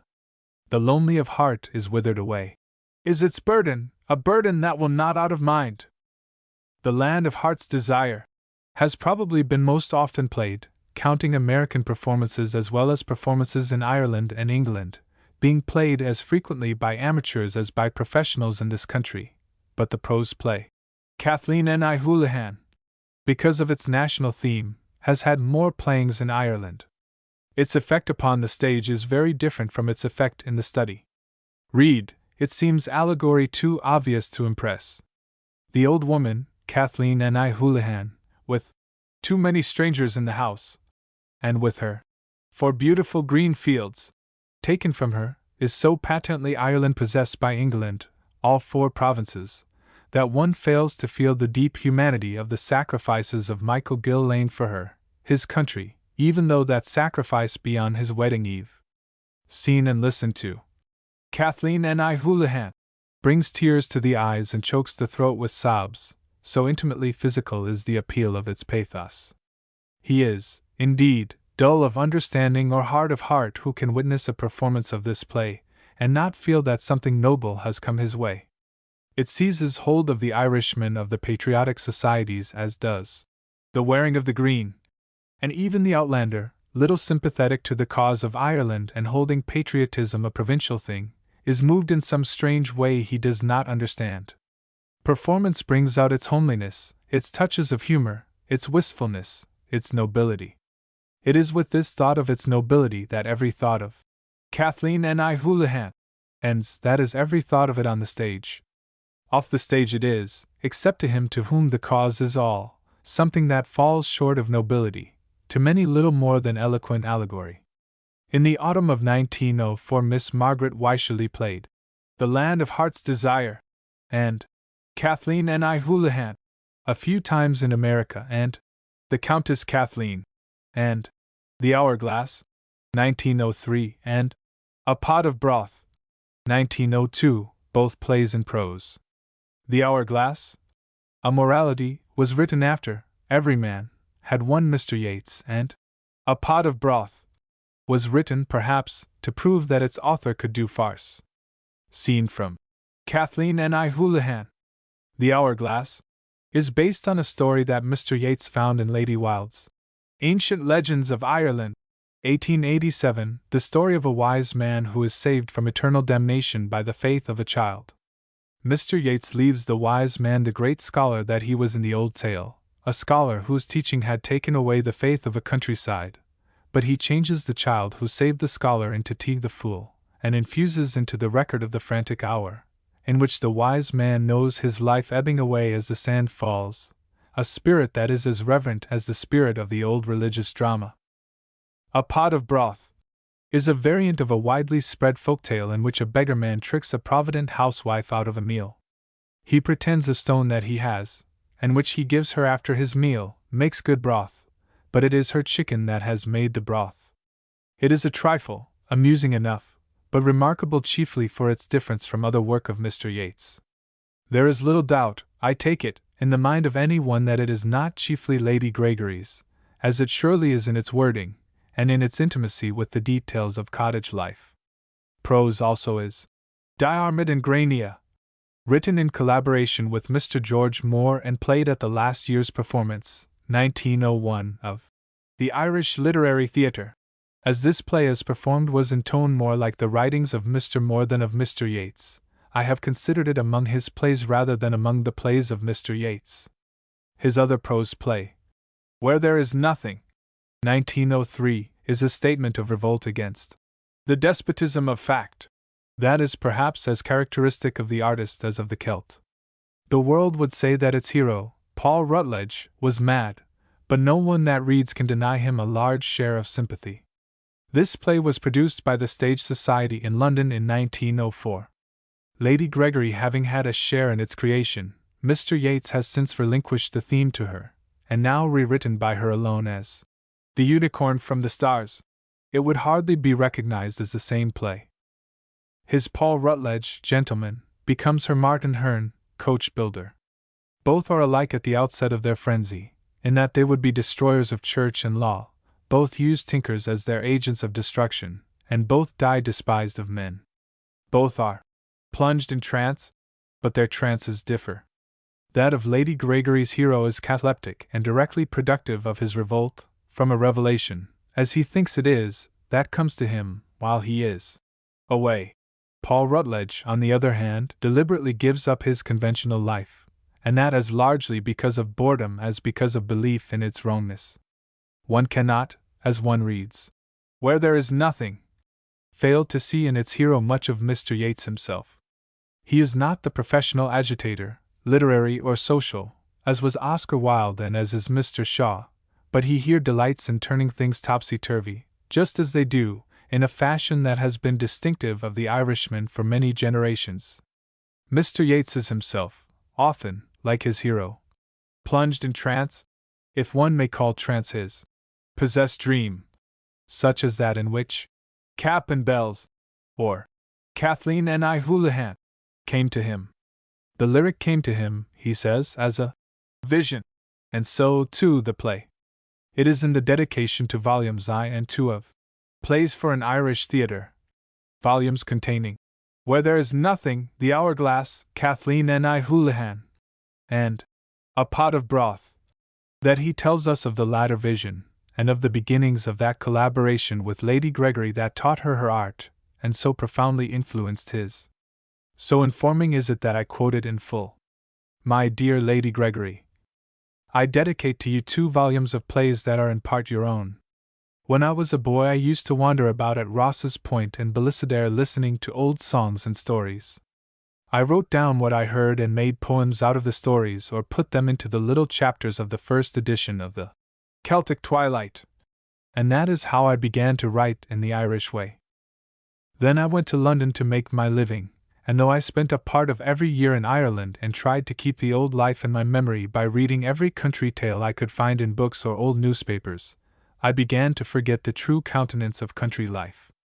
The old tales were still alive for me, indeed, but with a new, strange, half unreal life, as if in a wizard's glass until at last, when I had finished The Secret Rose, and was halfway through The Wind Among the Reeds, a wise woman in her trance told me that my inspiration was from the moon and that I should always live close to water, for my work was getting too full of those little jewel thoughts that come from the sun and have no nation.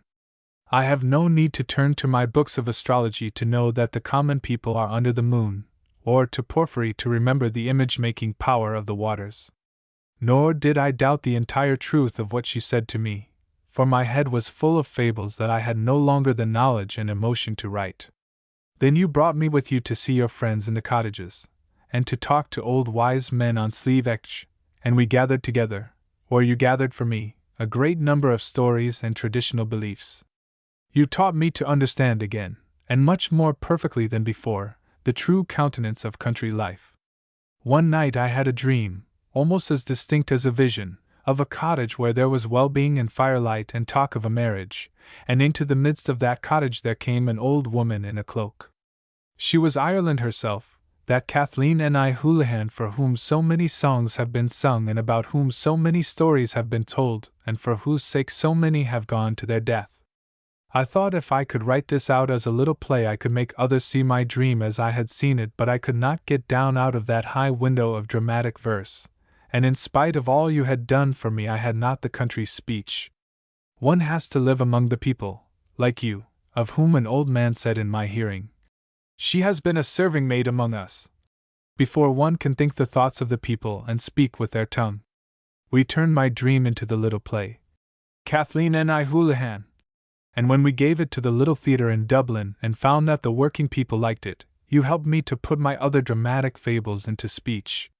Some of these have already been acted, but some may not be acted for a long time, but all seem to me, though they were but part of a summer's work, to have more of that countenance of country life than anything I have done since I was a boy. I should like also to quote in full Mr. Yeats's account of how Where There Is Nothing passed into The Unicorn from the Stars, as that account throws much light on the methods of collaboration that have added so greatly to the success of the dramatic movement, and that are especially valuable to beginners, whose plays, without reshaping in collaboration, might never win their way to the boards. But I have not the space for it all, and I must content myself with that portion of it in which Mr. Yeats confesses that belief of his in the rapprochement of scholar and tinker that one notes so often in Irish life. Speaking of Lady Gregory's rewriting of Where There Is Nothing into The Unicorn from the Stars, he says, rapprochement. Her greatest difficulty was that I had given her for chief character a man so plunged in trance that he could not be otherwise than all but still and silent, though perhaps with the stillness and the silence of a lamp, and the movement of the play as a whole, if we were to listen to hear him, had to be without hurry or violence. The strange characters, her handiwork, on whom he sheds his light, delight me. She has enabled me to carry out an old thought for which my own knowledge is insufficient, and to commingle the ancient fantasies of poetry with the rough, vivid, ever contemporaneous tumult of the roadside, to create for a moment a form that otherwise I could but dream of, though I do that always. An art that prophesies, though with worn and failing voice, of the day when Quixote and Sancho Panza long estranged may once again go out gaily into the bleak air. Ever since I began to write I have awaited with impatience a linking, all Europe over, of the hereditary knowledge of the countryside, now becoming known to us through the work of wanderers and men of learning, with our old lyricisms so full of ancient frenzies and hereditary wisdom, a yoking of antiquities, a marriage of heaven and hell. Interesting, however, as these plays in prose are, and significant of their author's desire to do work in a medium that was perhaps more immediately acceptable to the audience of the National Dramatic Society in its then culture, there is no doubt at all that the plays in verse are nearer his heart. They are himself, and in all of the prose plays there is a good deal of Lady Gregory. All this time that he was collaborating in these prose plays he was still dreaming over The Shadowy Waters, retouching it, rearranging it, until it became in detail a very different play from the play that was published under that name in 1900. Its hero and heroine, Forgall and Dectora, are much as they were then. Their fateful meeting in misty northern seas remains the central incident, and the climax is still their choice to be left alone in the Viking ship at the world's end, but more than half the lines are changed. The Shadowy Waters was staged in 1904, and with telling weirdness, but like many another author's best loved and most elaborated work, it has not made the appeal of plays less favorite to him. Mr. Yeats has written that he has been brooding over The Shadowy Waters ever since he was a boy, and he told me, when I asked him once which writing of his he cared most for, that I was last working at, and then The Shadowy Waters. It is too much to say that it expresses the dream of his life, but it is not too much to say that a dream that has haunted all his life is told here, or half told, for dreams such as this eludes complete expression. The Shadowy Waters is a poem so long considered, so often returned to, so loved and elaborated and worked over, so often dreamed and redreamed, that one would expect to find in it its author's credo, if its author is one who could hold to one confession of faith. Few authors can, few authors should, and Mr. Yeats is not one of them that can or should. He wrote once that he would be accounted credo, true brother of that company that sang to lighten Ireland's wrong. Ballad and story, ran and song. And nationalist though he still is, he has grown more and more preoccupied with art. There was a time when a love of the occult threatened his art, but from that the theatre has saved him, if it has taken him from the writing lyrics, in which his powers are at their highest. To old Irish legend, Mr. Yeats has, however, been true from the start, and from the start, too, there has never been a time he has not been preoccupied with dream. And if the two loves to which he has been constant cannot be said with exactitude to be in the story of Forgall and Dectora, because that story is not a reshaping of any one legend out of old Irish legend, it is of the very spirit of the journeys oversea in which that legend abounds, and it is steeped in dream. It would be here, then, that one would look for an expression as like a credo as is possible to Mr. Yeats, and here we do find it on the lips of Forgall, his hero, who, can we doubt, speaks also for the poet himself. Credo. All would be well, could we but give us wholly to the dreams, and get into their world that to the sense is shadow, and not linger wretchedly among substantial things, for it is dreams that lift us to the flowing changing world that the heart longs for. What is love itself? Even though it be the lightest of light love, but dreams that hurry from beyond the world, to make low laughter more than meat and drink, though it but set us sighing? On Bale's Strand, 1903, follows very closely the story of Cuchulain's slaying of his own son as retold Lady Gregory in her Cuchulain of Muirthemne, 1902. Like Rustum, he does not know who is the youth he is fighting until he has given him his death wound.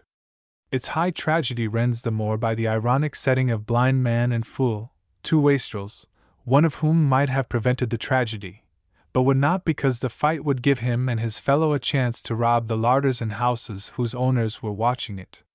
No one can doubt the high intention of On Bale's Strand. No one can deny that its story is essentially dramatic. No one can pass by certain passages without realization that here is great verse, blank verse that is true dramatic speech. Men remember Cuchulain's description of Aoife as men remember Maud Gonne. Ah, Conchobar, had you seen her? With that high, laughing, turbulent head of hers, thrown backward, and the bowstring at her ear, or sitting at the fire with those grave eyes, full of good counsel as it were with wine, or when love ran through all the lineaments of her wild body. One remembers these things, but if one has not seen the play on the stage, he does not bear with him memories of beauty such as one bears always with him from even the reading of the Countess Kathleen, or of The Land of Heart's Desire, nor is one moved by On Bale's Strand, as one is moved by other tellings of the same world story, as one is moved by the epic telling of it by Matthew Arnold in Sohrab and Rustum, or even by such a casual telling of it as is Mr. Neil Munro's in Black Meadow, if it were not for Deirdre. In fact, one would have to say that the verse plays of Mr. Yeats after The Shadowy Waters grow, play by play, less in poetic beauty, and that their gain in dramatic effectiveness does not compensate for such a loss. The King's Threshold, 1904, is as near a play with a purpose as Mr. Yeats has written.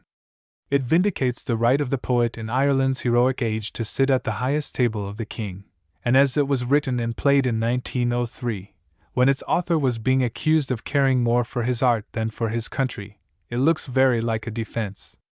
Sean Sean, the poet, removed from his high seat at the request of bishops, soldiers, and makers of the law, takes his stand on the king's threshold, with the intention of starving himself to death there, as there is, as the king says, a custom, an old and foolish custom, that if a man be wronged, or think that he is wronged and starve upon another's threshold till he die, the common people, for all time to come, will raise a heavy cry against that threshold, even though it be the king's. It was at this time that the clamor against, in the shadow of the glen, had stirred up a great deal of feeling against Mr. Yeats and the other managers of the Irish National Theatre Society.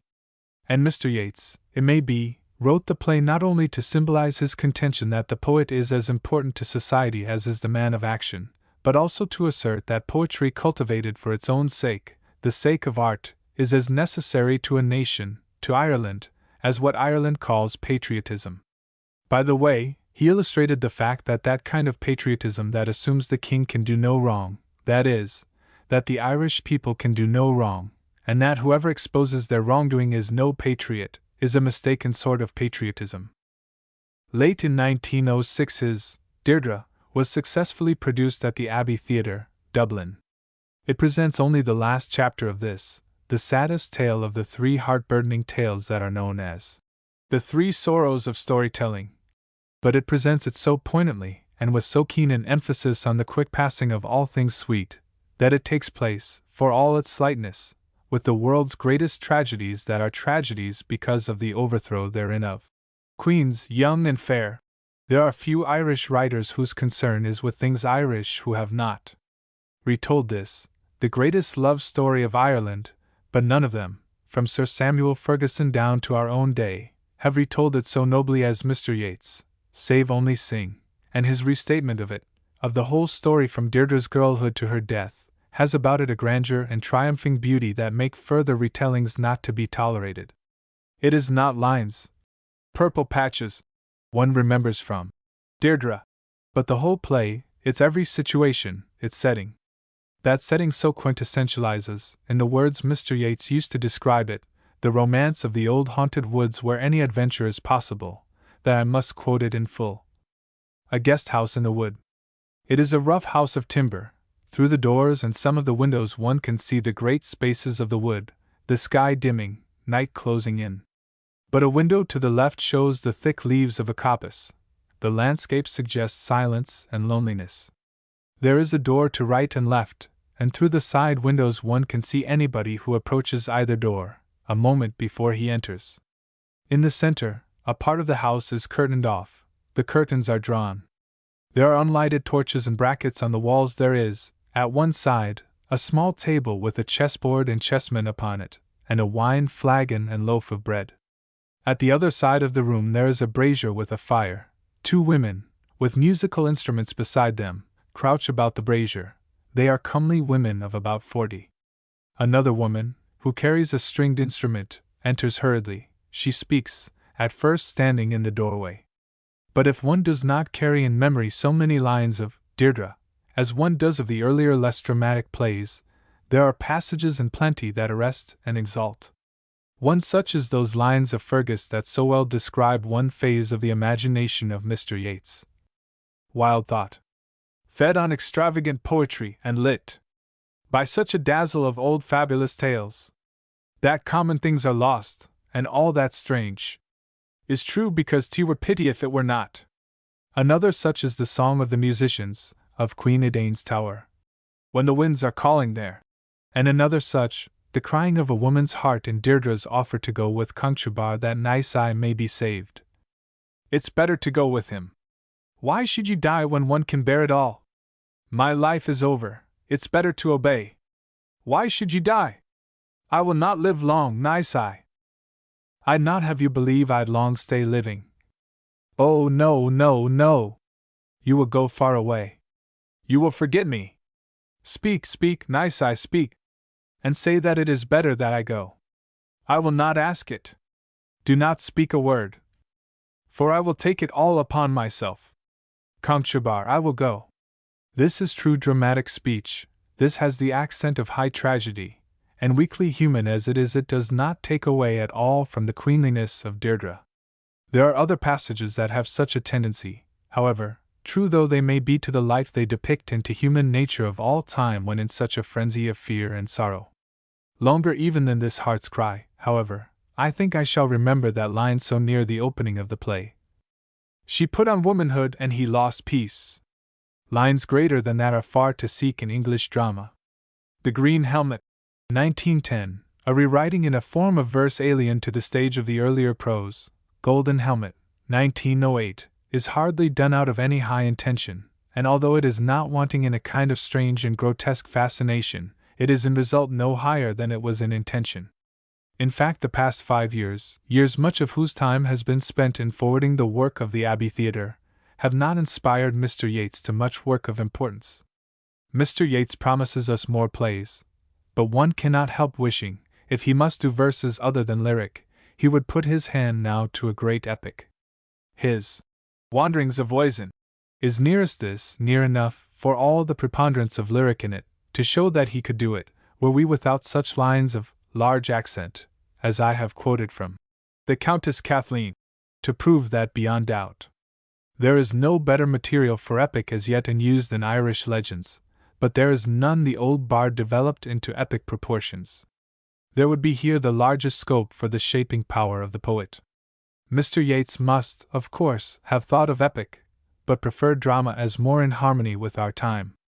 Lionel Johnson said that Mr. Yeats took to drama because he liked to hear his lines finely spoken, but surely, if that were his greatest delight, he could invent some way in which to bring story in verse to listeners. It were surely a lesser task than that of stimulating Mr. Dolmetsch to make a psaltery to which his lyrics may be musically spoken.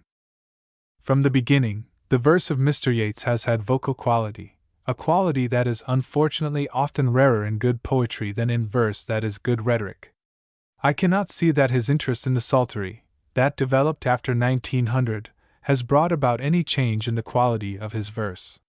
There have been constant to it since The Wanderings of Weygandt, all the qualities that distinguish it today, its eloquence, its symbols that open up unending vistas through mysteries, its eeriness as of the bewildering light of late sunset over gray-green Irish bog and lake and mountain, its lonely figures as great in their simplicity as those of Homer, its plain statement of high passion that breaks free of all that is occult and surprises with its clarity where so much is dim with dream.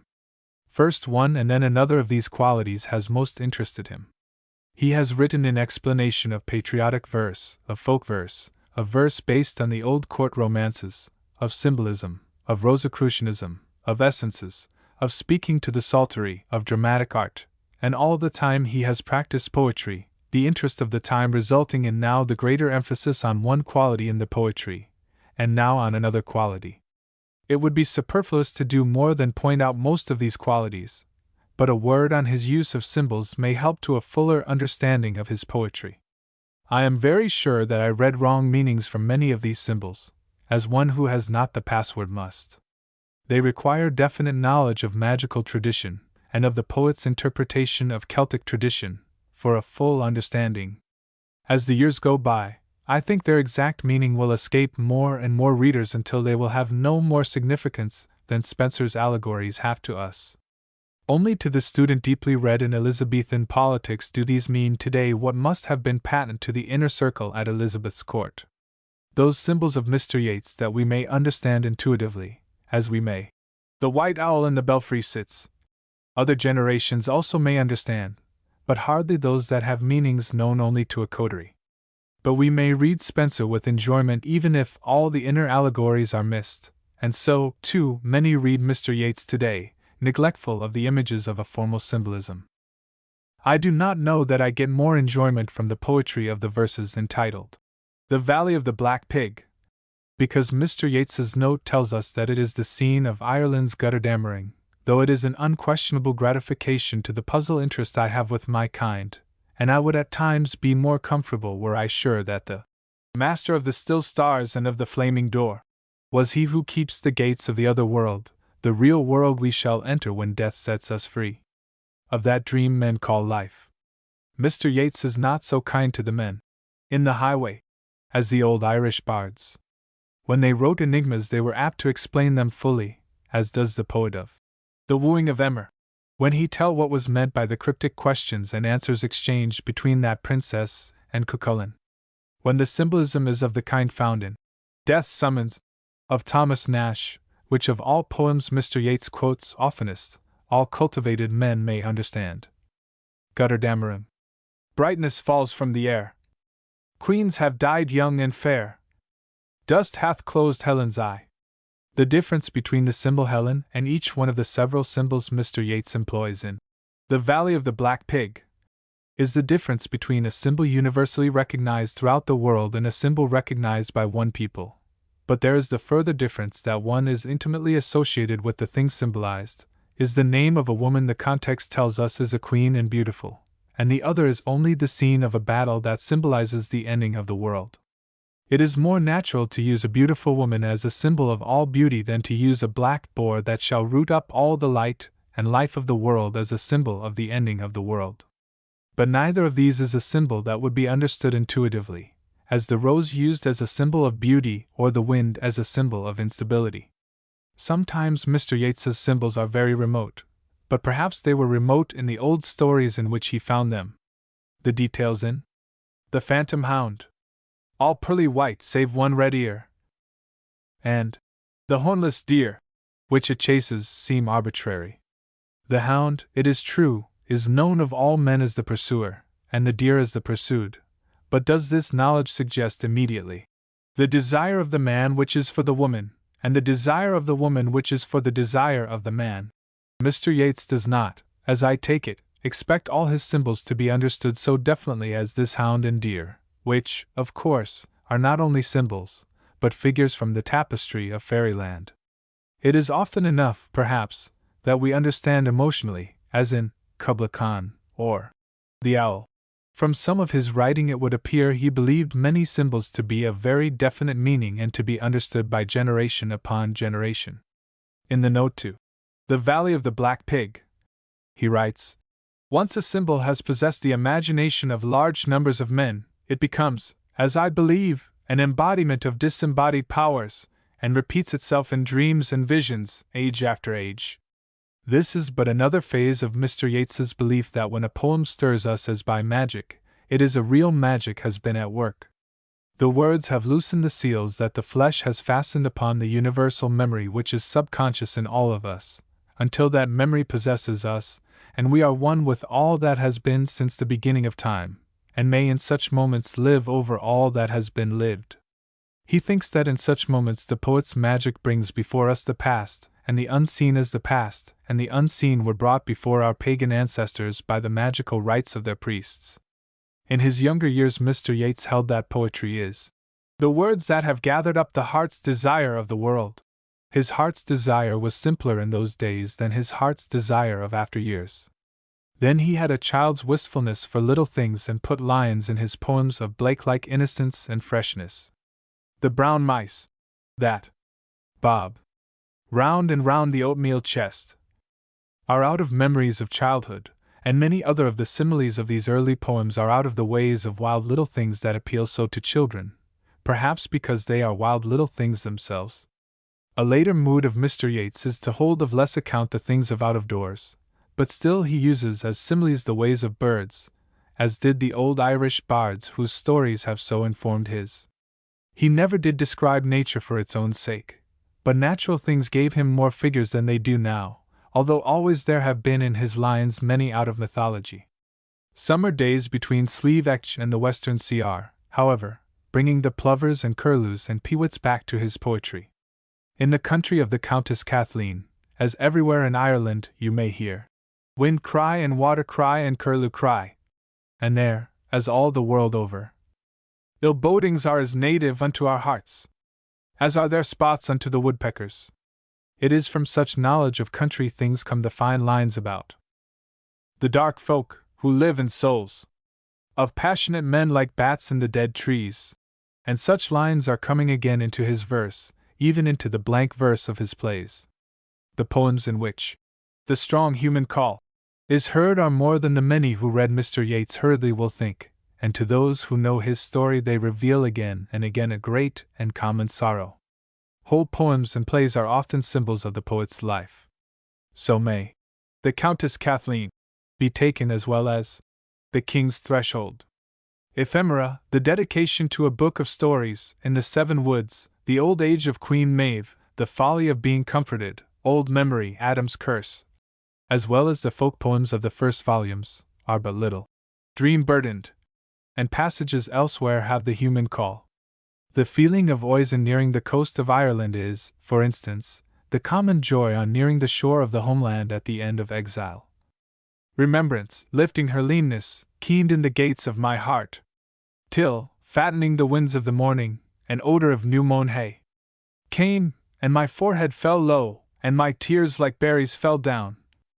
Later a sound came, half lost in the sound of a shore far away, from the great grass barnacle calling, and later the shore weeds brown. It is true, though, that the dream-drenched poems are those most characteristic of the author, those that give a note entirely new to English poetry. It is impossible to pick out one as more representative than another where so many are representative, and where all are of highest achievement. Nowhere is his own individual note better sustained, however, than in the Michael Robartes poems or in The Rose of Battle, or Into the Twilight. And the hold that dream has of him, and the hold that human things have, chief among them love of country, are told with utmost distinction and inevitability of phrase in To Ireland in the Coming Times, and in To the Rose upon the Root of Time. I sometimes wonder, is the reason for the poet's holding so devotedly to spiritual things of his kind not the very same holding of his peasant countrymen to the folk tales that take him to a world as rich and gorgeous-hued as the Ireland about him is bare and grey, and to a church that prepares him for a better world after death? A large part of all poetry is the realization of the brevity of all beautiful things, of bloom, of youth, of life. But no poet has more often lamented fate and time and change than Mr. Yeats. It is, he says, our narrow rooms, our short lives, our soon-ended passions and emotions put us out of conceit with sooty and feeble reality. So the poet seeks refuge in his own dream and in contemplation of the life from which he came and to which he will return, and one almost dare say, in communication with which he now knows such joy. The poet's life is little because he has found out the littleness of earthly things. The peasant holds life little because his share of it has been so poor. If the peasant acquires riches by chance or by emigration, he sees as the poet that all he can have is as nothing, so short is the time he may hold it. Irish writers of the past have made this peasant only the jarvey wit, but if you read the old romances, or listen to the folk tales still alive, you will learn that Mr. Yeats is at one with his countrymen in this basic likeness. There is a side of Irish life, the side the world knows best, that Mr. Yeats does not present, but that which he does present is true, though the poet's personality is so dominant that we get more of this than of Ireland in his poetry. So it should be, so it is with every artist. All the world can ask of him is his interpretation of what he knows. Yet so native is Mr. Yeats that the atmosphere of his poetry is the very atmosphere of Ireland. The artist and the setting of his art are in an unwonted harmony. No reader of Mr. Yeats who knows the brooding landscape of West Ireland can escape that realization, but only he who has met the poet amid the scenes that inspired his verse may know how complete is their accord. Such a meeting was mine one lowering August day, in whose late afternoon we walked in the woods of Cool. Then I knew at last what Mr. Yeats meant by Druid charm and Druid light. I felt the Druid charm, that was potent in grey skies over grey water and grey rock and grey-green woods. The bewildering Druid light flashed out as the sun followed westward the trail to high Brazil, leaving in the Atlantic skies wild afterglow of winter yellow. Chapter 4. Mr. Edward Martyn and Mr. George Moore. The announcement of Mr. Edward Martyn as playwright of the Irish Literary Theatre was, outside of the narrow circle of his friends, a great surprise to all interested in letters in Ireland. But the almost simultaneous announcement that Mr. George Moore was lending his aid to the adventure was an even greater surprise. Mr. Moore had, of course, written more than once of Ireland, and there were many who had not forgotten the unpleasantnesses of A Drama in Muslin, 1886, and Mr. Martyn, though the author of Morgante the Lesser, 1890, was not known as its author, as he had published it anonymously, and as it had not made enough of a stir for its anonymity to be disclosed.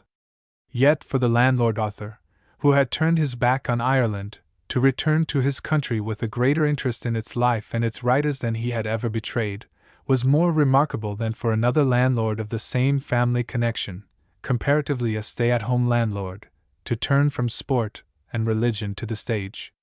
Mr. Martyn had lived in London and his love of music had taken him to the continent, but he had been something of a nationalist, whereas Mr. Moore had lost few opportunities to scoff at the country his father had striven so unselfishly to aid. What of Mr. Moore that was not French in 1899 was confessedly English? George Moore. Now that those interested have read Ave, the first volume of the three of Hail and Farewell, in which Mr. Moore is confessing the reasons of his return to Ireland and of his second departure from Ireland, they know that he had been mildly interested in Ireland as material for art as far back as 1894, and that it was Mr. Martyn who had interested him in the things of home. Mr. Moore tells us all about it more than explicitly in the overture to his trilogy. In the first chapter he tells us that the interest faded away gradually, to be reawakened in 1899 by a visit paid him in London by Mr. Martyn and Mr. Yeats, who came to ask his help in founding a literary theatre in Dublin. Then Mr. Moore learned the story of that theatre's inception, a story to him disappointingly short and simple. When Yeats had said that he had spent the summer at Cool with Lady Gregory, I saw it all. Cool is but 3 miles from Tillira, Mr. Martyn's estate in Galway. Edward is often at Cool. Lady Gregory and Yeats are often at Tillira. Yeats and Edward had written plays. The drama brings strange fowls to roost. It takes Mr. Moore many pages to tell why it was he joined the three in their project, and many more pages to tell of their collaboration during the first 2 years of the 3 years that were the life of the Irish Literary Theatre. The four are, indeed, the principal characters of Mr. Moore's Ave, I had almost said his novel, Ave himself, Mr. Martyn, Mr. Yeats, and Lady Gregory, to mention them in the order of prominence that Mr. Moore gives them. Lady Gregory and Mr. Yeats have learned their art, the highest and most difficult of all forms of literary art, so that each is sure in the shaping of fable and emotion to the stage, though either is to drama native born as was Synge. Mr. Martin and Mr. Moore have either of them, however, learned the art of the playwright. Mr. Martin has the root of the matter in him, but he remains the amateur. Mr. Moore was once the amateur, even in the novel, in A Modern Lover, 1883, for instance, true as that story is to the London art life and aristocratic life it is intended to reflect, but he has since then won his way, book by book, to the position, now that Mr. Hardy has given up the novel, of first novelist of the English-speaking peoples. Had he studied the play as painfully and as long as he has studied the novel, it may be that Mr. Moore had conquered it, too, though I doubt it, for the concentration necessary to drama is alien to his method as a novelist. As it is, his best plays are but the good journeyman work of one who is a skilled literary craftsman. Mr. Martin has more originality of theme, more intimacy with Irish character, a surer instinct for effective situation, and more nobility of intention, though Mr. Moore's greater power over words gives his plays a dignity as art that the plays of Mr. Martin do not attain. Alone of the quartet that founded the Irish Literary Theatre, Mr. Martin is possessed of none of the instincts of the publicist. Lady Gregory has edited articles about ideals in Ireland at home, and on the lecture platform she has stoutly fought the battles of the playboy of the Western world. In America, Mr. Yeats has ever delighted in writing letters to the newspapers, and he has preached the evangel of the Renaissance from Edinburgh to San Francisco. And Mr. George Moore is a controversialist pamphleteer even before he is a novelist. In the few articles about the movement that Mr. Martin has written, brief articles all of them, there is, however, clear indication of the spirit in which he wrote his plays, if comparatively little discussion of his art. In the second number of Belton, February, 1900, in an article entitled, A Comparison Between Irish and English Theatrical Audiences, Mr. Martin declares that he sees in Ireland, instead of the vast cosmopolitanism and vulgarity of England, an idealism founded upon the ancient genius of the land. It is wholly in accord with the spirit of this declaration that Mr. Martin has written his more important plays, all of them, in fact, but the satires on weaklings and officials he calls A Tale of a Town, 1902, and The Place Hunters, 1905. He writes little of the peasants, being less interested in them than are Mr. Yeats and Lady Gregory, and therefore less acquainted with them. If one may judge from his writings, the intimates of Mr. Martin have been among his own landlord class, the priests, and the politicians. It is the landlords and middle-class people that occupy the foreground of his plays, Paganirnian, Maeve 1899, being the only important character a peasant, unless Mrs. Fontaine, The Enchanted Sea, 1902, can be called a member of a class that she was born to, but from which her marriage removed her. This question of the class the plays should present was one of those that led to the withdrawal of Mr. Martin from the dramatic movement. A more definite cause, perhaps, was the unanimous determination of Lady Gregory, Mr. Yeats, and Mr. Moore that his A Tale of a Town could not be presented by the Irish Literary Theatre, as he wrote it, if the standards of that theatre were to be preserved. Its author's magnanimity in turning it over to Mr. Moore to be rewritten, as it was, being presented as The Bending of the Bow, 1900, was revealed by Mr. Moore in Samhain, October, 1901, and very much more fully, if less kindly, in Ave, 1911. In its way, their refusal to play Mr. Martin's A Tale of a Town was as creditable to the other powers in the theatre as was his magnanimity in giving them the play to do with as they would. They knew their refusal to play it might lead him to withdraw his support of the theatre, and, in the end, it was a factor in bringing about that result. After their rejection of A Tale of a Town, however, he still gave the Irish Literary Theatre his support, allowing it to put on his Maeve, and in 1901 contributing to Samhain, October, a plea for a national theatre in Ireland. Such a theatre Mr. Martin had the power to give Ireland, but he did not give it, when it was thought he might, and in 1902 all hope of his giving his money for such a purpose was destroyed by his transference of a fund of $50,000 to the Catholic Pro Cathedral in Dublin, for the purpose of founding and supporting a Palestrina choir. That Mr. Martin was still a force to be reckoned with is revealed by the trouble Mr. Yeats went to, in Samhain, of October, 1902, to explain why it was that the plays of the Irish National Dramatic Company were either folk drama or drama whose life was the life of poetry. Mr. Martin had argued in The United Irishmen, which up to the time of the presentation of In the Shadow of the Glen, was a stanch supporter of the dramatic policies of Mr. Yeats, that the actors of the company should be trained to the drama of modern society. The acting of plays like Deirdre, and of Kathleen N.I. Houlihan, writes Mr. Yeats, with its speech of the country people, did not seem to him a preparation. It is not, but that is as it should be. Our movement is a return to the people, like the Russian movement of the early 70s, and the drama of society could but magnify a condition of life which the countryman and the artisan could but copy to their hurt. The play that is to give them a quite natural pleasure should either tell them of their own life or of that life of poetry where every man can see his own image, because there alone does human nature escape from arbitrary conditions. Plays about drawing rooms are written for the middle classes of great cities, for the classes who live in drawing rooms, but if you would uplift the man of the roads you must write about the roads, or about the people of romance, or about great historical people. Neither Maeve, nor The Enchanted Sea can be called a drawing-room play, though both introduce us to drawing-room people. But The Heather Field, 1899, Mr. Martin's first play, and his greatest success is a drawing-room play, as in a minor way are A Tale of a Town and The Place Hunters. These last two plays are failures. But they are not failures, I think, because they are drawing-room plays, but because Mr. Martin is less effective with a full stage than with two couples or so, and principally because he is less successful with social and political questions than with those that concern the individual. Whatever value one puts upon The Heather Field, it cannot be denied that it was a popular success, and that it was praised by critics whose judgment is discerning.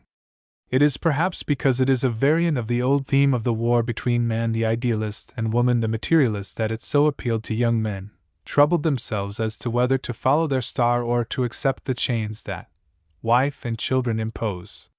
It was enough for the audience that witnessed its first performances in the Antient Concert Rooms, Dublin, May 9, 10, 13, 1899, that it showed a man at war with the despotism of fact, as Ireland, preeminently the Celtic land, has so long been.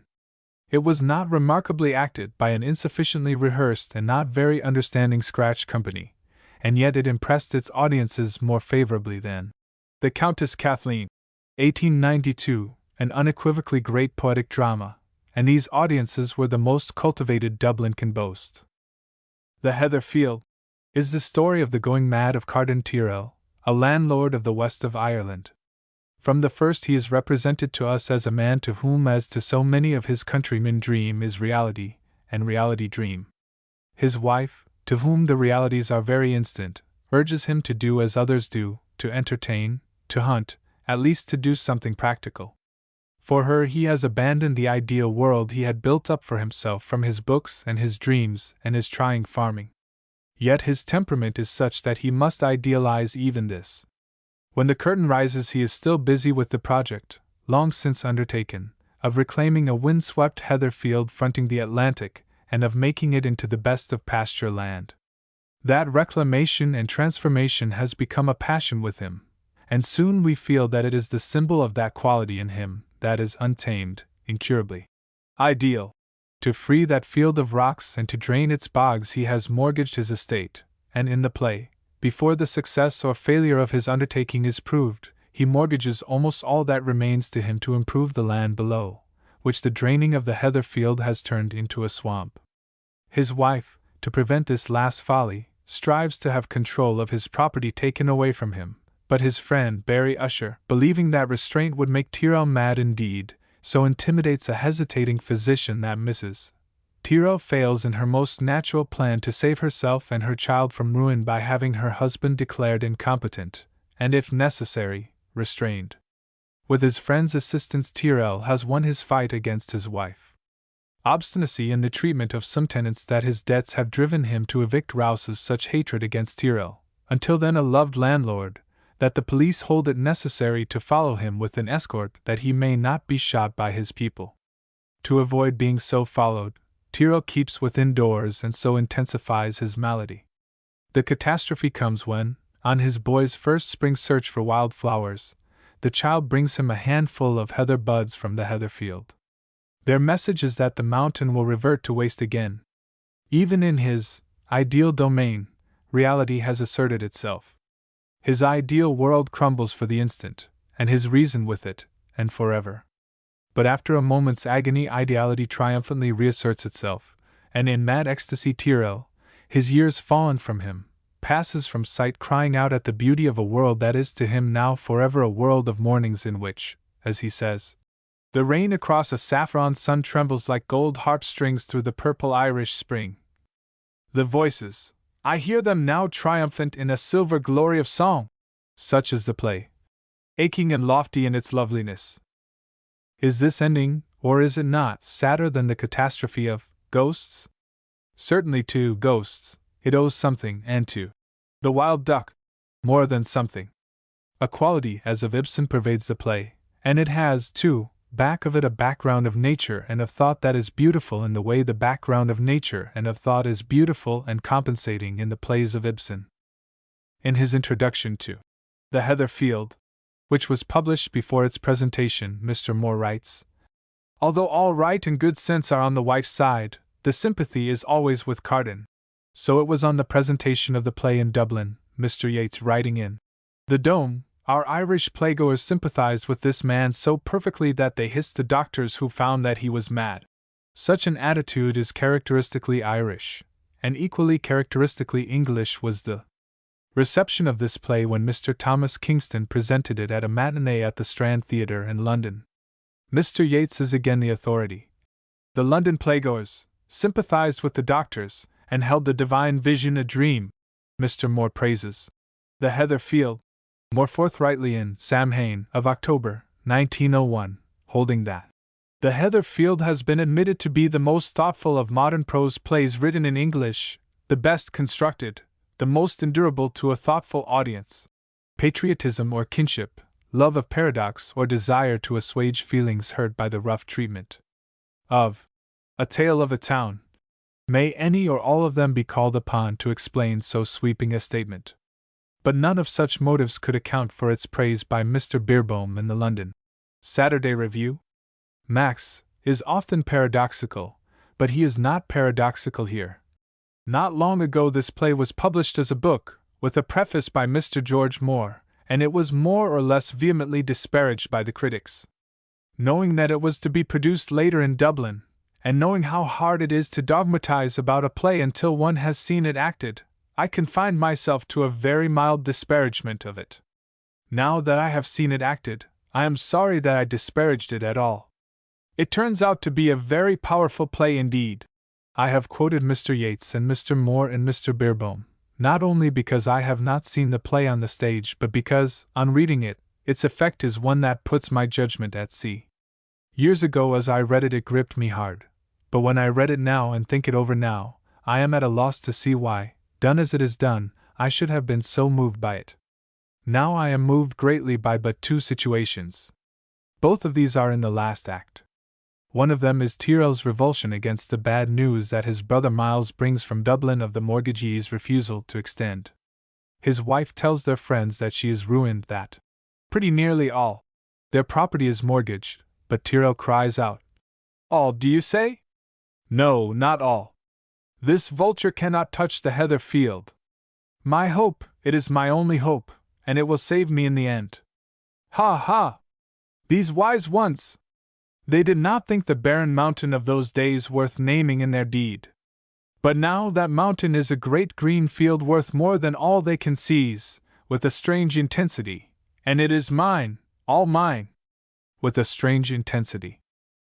The other situation that moves me greatly is that at the very close of the play, that from which I quoted a while back, in which Tyrrell's madness becomes evident in his belief that he is a youth again, with all the world before him to do with as he will. The characters in The Heather Field are less rigid than those in the later plays, but even in this play you feel about them, as you feel so often about the characters of Hawthorne, that they are characters chosen to interpret an idea rather than children of the imagination or portraits done from observation of life. As one recalls the motive and situations and background and symbolism of The Heather Field, not having read the play for some time, it seems far finer than when one returns to it. Fine, too, it must seem to any one reading a scenario of it, and not offended, as one reading it constantly is by the inability of its dialogue to represent more of the person speaking than his point of view. The dialogue of Mr. Martin is almost never true dramatic speech, and not only not true dramatic speech, but despite the very clear differentiation of the characters, with little of their personality or temperament in it. Maeve has always seemed to me a lesser play than The Heather Field, and it now leaves me even colder than of old. Nor, though I can see how fine in conception was the character of Mrs. Fontaine, the Enchanted Sea, does that one character seem to me, now, to redeem the undeveloped possibilities of the situations of the play, the incomplete characters of Guy and Mask, and the failure of the dialogue assigned to the characters to approach true dramatic speech. Maeve is the better play of the two. With all its shortcomings, it has about it an unearthliness of atmosphere, a quiet coldness of beauty that has come of the thought Mr. Martin had, as he wrote it, of the moonlight on the Blin Hills in his home country. In this one respect Mr. Martin has done what he would, for he holds that the greatest beauty, like the old Greek sculptures, is always cold. Mr. Martin calls Maeve a psychological drama in 2 acts. It relates the story of the last day and night in the life of a visionary girl, the hereditary princess of Blin in Clare, in the west of Ireland. On the eve of her marriage to Hugh Fitzwalter, a rich young Englishman, whom she will wed only for her father's sake to re-establish him in his position as the O'Haines, among the neighboring gentry, she wanders off into the Blin Hills with her old nurse Peg and Ernie. Peg has fascinated Maeve O'Haines with tales of the other people, convincing Maeve, as she is convinced herself, that she changes from the old vagrant peasant whom the countryside half fears into Queen Maeve, the great Amazon of the Cuchulainn legends. Maeve O'Haines in her own dreams has seen great heroes and heroines of Ireland's legendary past, and she believes that they still live among the fairies, as many a peasant today beside Peg and Ernie believes. So Maeve follows Peg to the mountains, though it is her wedding eve, to see these great people of old time and to meet a lover she has seen in vision, the ideal man of her dreams. She finds her way home several hours later through the white moonlight of the bitter March night. Then, in a sort of trance, looking out of her window in the half-ruined castle to the ruined abbey, the mysterious round tower, the stony mountains, she beholds the vision of Queen Maeve, with an attendant troop of harpers and pages, rise from the cairn and approach the castle. As the troop returns from castle to cairn, Maeve's spirit passes with it under the northern lights into the land of the ever-young of Tir nan Og. When her sister goes to call her to make ready for her wedding, she finds Maeve sitting still and cold at the open casement. Maeve has found the supernatural lover, once human, of boyish face close-hood with short gold hair, and again only a symbol of ideal beauty, to be truly a prince of the Hors-d'oeuvre, for he is death. Maeve has renounced life and sought perfection in what unfolds as death. Mr. Yeats explains the play. Belton, February, 1900, to symbolize Ireland's choice between English materialism and her own natural idealism, as well as the choice of every individual soul. Does it follow that the lesson of Maeve is that it were better for Ireland to be depopulated in her pursuit of national individuality, of ideal beauty, than to drift along to complete Anglicanization, even though that bring riches, peace, and content? An austere policy, surely, if I read rightly the meaning of Mr. Yeats. Maeve was not so well played at its production during the second season's performances of the Irish Literary Theatre, in February 1900, as The Heather Field had been performed in 1899, but it was almost as enthusiastically received. It has not won for itself, however, reproduction outside of Dublin, as did Mr. Martin's first play, which was played in New York, at the Carnegie Lyceum, in April, 1900, and which was revived in London in 1903. If objection be made to The Enchanted Sea, as a reflection of The Lady from the Sea, it can be replied that the call of the sea that may not be resisted is as old as the heart of man. Sea fairies, mermaids and mermen, and the voice of the waters tugging as irresistibly on the tired spirit as the undertow on the body tired with long swimming, are in Gaelic literature from the beginning, and before Mr. Martin had written of the sea enchantment it had lent its charm to many of the stories of Fiona Macleod. It was 2 years after its publication in 1902 that, on April 18th and 19th, 1904, The Enchanted Sea was put on at the Antient Concert Rooms, Dublin by the Players' Club. It was not well played, but according to Mr. Standish James O'Grady it was much better seen and listened to than read. Writing in his All Ireland Review of its production, he puts it on record: "I never saw an audience so attentive and at the same time so undemonstrative. It was like being in church." The audience probably felt the dignity of conception back of the insufficiency of execution in the play and its ineffectiveness of presentation. The story that Mr. Martin dreamed to carry over the footlights is of Mrs. Font, a peasant woman who has sent her husband, a gentleman, to his grave a broken-spirited man because of her sacrifice of his honor to advance their material position. When the curtain rises, Mrs. Font has been thwarted by the death of her son in her lifelong dream of obtaining possession of the Font estates. The estates have reverted to her nephew, Guy Font, a strange boy, who has been brought up by the peasantry of the West Coast, and so has come to share many of their beliefs. He is fascinated by the sea by which he lives, and his family's friend, Lord Mask, has been drawn to him, although there is such disparity in their years, by this love of the sea which he and the boy have in common. Mrs. Font wishes her daughter to marry Mask, but the young people are but half in love with each other. Agnes Font cannot share his visionariness, as her other lover, Commander Lisle, plainly sees. So the North of Ireland man never gives up hope of winning her. Mrs. Font vulgarly throws Mask and Agnes together, in her determination that they shall make a match of it, and as vulgarly tells Lisle the girl is not for him. Mask cannot but marry Agnes, Mrs. Font thinks, if Agnes has a large fortune. To secure the fortune and the lord for her daughter, Mrs. Font determines to get Guy Font out of the way. Her purpose coincides with her peasant belief that he is a changeling, and is really of the sea people. So she goes with him to a sea cave he is fond of visiting, and only she comes from the cave. She is suspected, but before the officers come for her, she learns that her crime has defeated its own end. Mask is driven mad by the loss of his friend and, seeking to join him by the sea, is overwhelmed and drawn out by the undertow. As the officers come to arrest her, Mrs. Font hangs herself from the landing of the great staircase of Font Hill with the rope Guy used there as a swing. The Enchanted Sea is cruder, colder, more amateurish than the 2 other plays of its class, full of the sort of talk that falls from the lips of a boy of 17 just awakened to ideals. Its characters act as openly and as petulantly as children. Mrs. Font, really fine in conception, is in realization only a typical villain of the cheap melodrama, and Commander Lisle, of the Royal Navy, a man of 30, is as childish in love as a schoolboy whose beloved takes an ice from his rival at a church festival. What Mr. Martin could have done with A Tale of a Town, had he been willing to learn when opportunity was his with Mr. Yeats and Mr. Moore and Lady Gregory, is partially shown in the rewriting of the play by Mr. Moore into The Bending of the Bow. The motives remain as they were, and in essentials, the action is the same, the first act being little different in the 2 plays. The 4 other acts, however, Mr. Moore has almost entirely rewritten, and though everywhere the fundamental brainwork is Mr. Martin's, the last acts are finer in the revised version.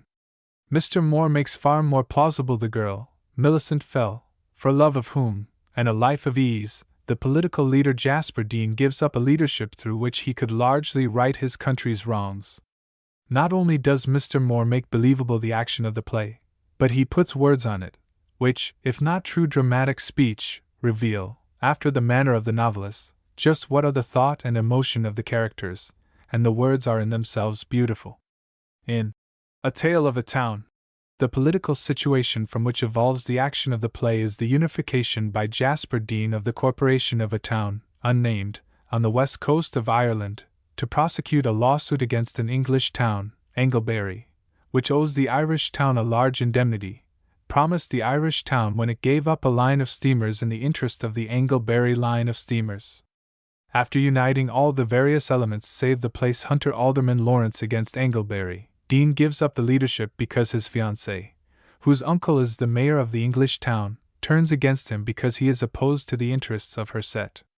To hold her he betrays his town. A Tale of a Town is so crude, so naked, so obvious, so uninspired, one wonders why it can be taken seriously at all. But the reason is not far to seek. The play is true, in the main, to the life it depicts, and there is vehement feeling back of its satire, and truth and intensity of feeling cannot be denied effect on the stage any more than on the rostrum. Where it falls short of reality is in the dialogue of the aldermen. No politicians, even when egged by their envious womankind, would ever give themselves away as do these of A Tale of a Town. They are as frankly self-revelatory as if they were characters in a morality play. It would, perhaps, be inexact to call Mr. Martin a misogynist, but he has that attitude toward women of some priests his countrymen, as of many priests of all creeds, that there is something belittling if not degrading in absorbing association with women. His feeling is not at all the commoner feeling of men that leads them all to cry, "The woman tempted me." Women tempt Mr. Martin no more than they did Ruskin, but he seems to feel that the majority of them are nuisances if not baggages. So strong is this feeling in A Tale of a Town, that it leads him to make Millicent behave in a way no Jasper Dean in real life would ever stand, for Jasper Dean is not a man pronouncedly uxorious until his abject surrender at the end of Act 4. There are almost as many indictments of women as there are of England in the plays of Mr. Martin, Mrs. Tyrrell in The Heather Field, and Mrs. Font in The Enchanted Sea, as well as all of the women in A Tale of a Town, save Miss Arabella Dean. In Maeve, the heroine and Finola are sympathetically presented, and there is a kind of attraction as well as decided repulsion in Peg and Ernie. But such sympathy as Mr. Martin does express here seems to be expressed not because the women are fellow human beings, but because Maeve and Peg and Ernie symbolize Ireland's resistance to English ways and because Finola is filled with loving kindness for Maeve.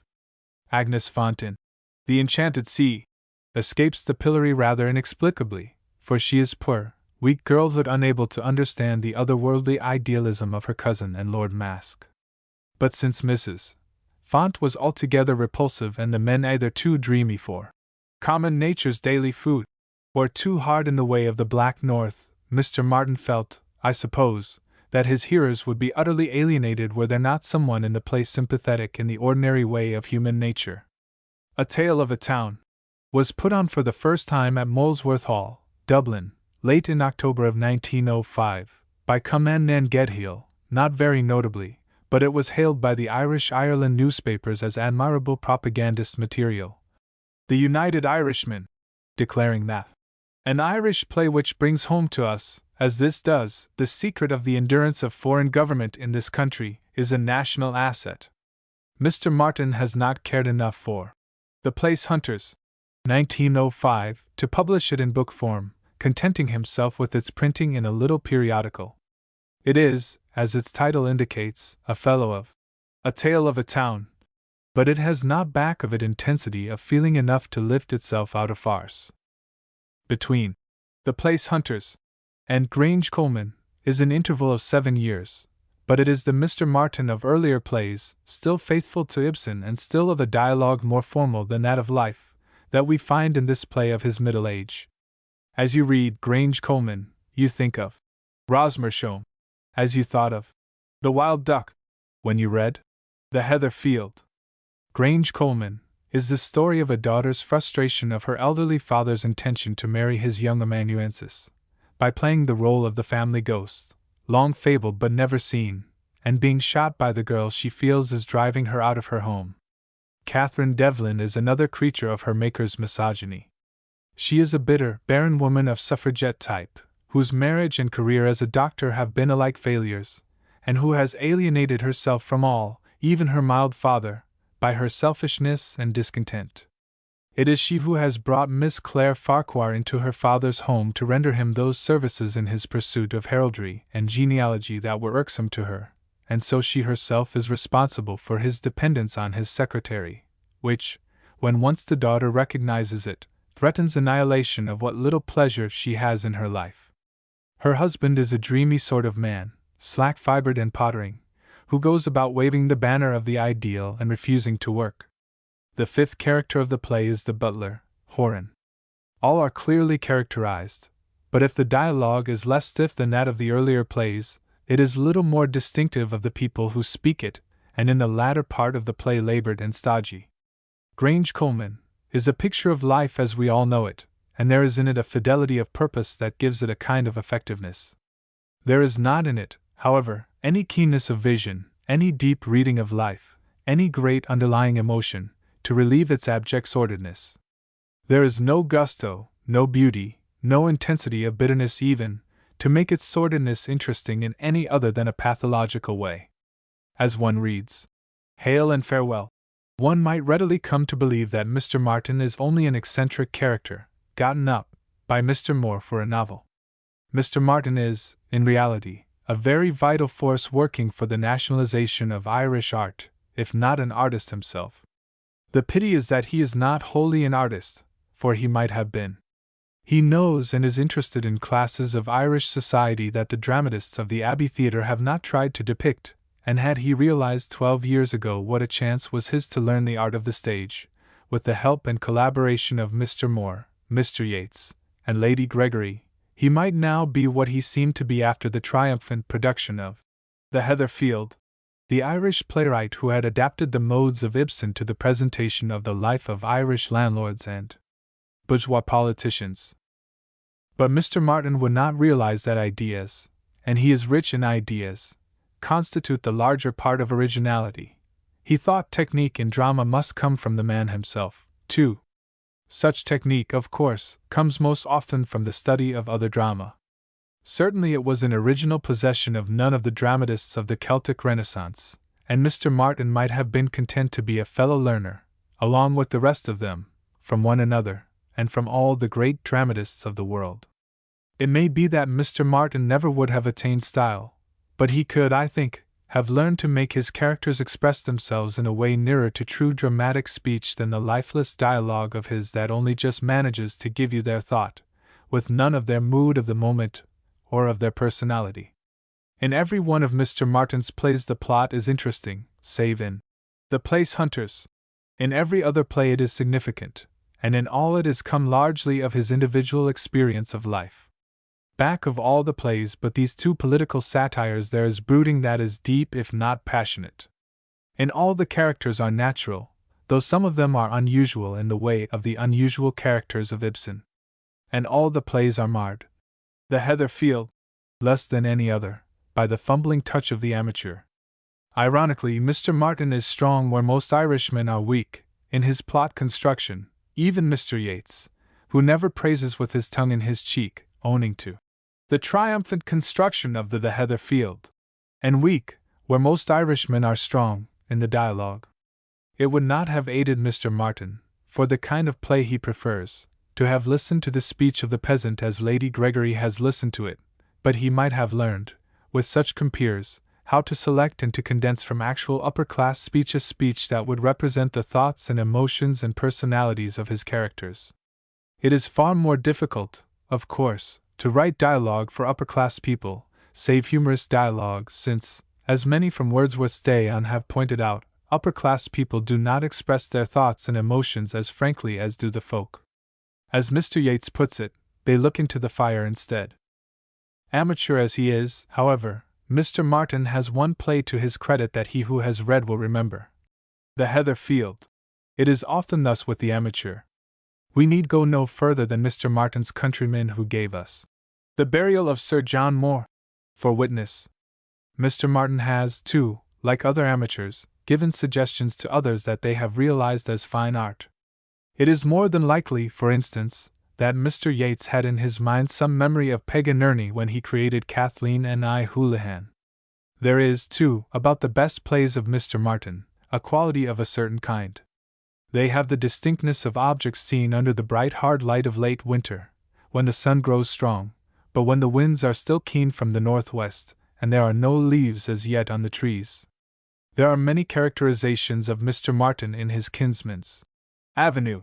He is now a fellow, with an original streak of genius in him, and very little literary tact.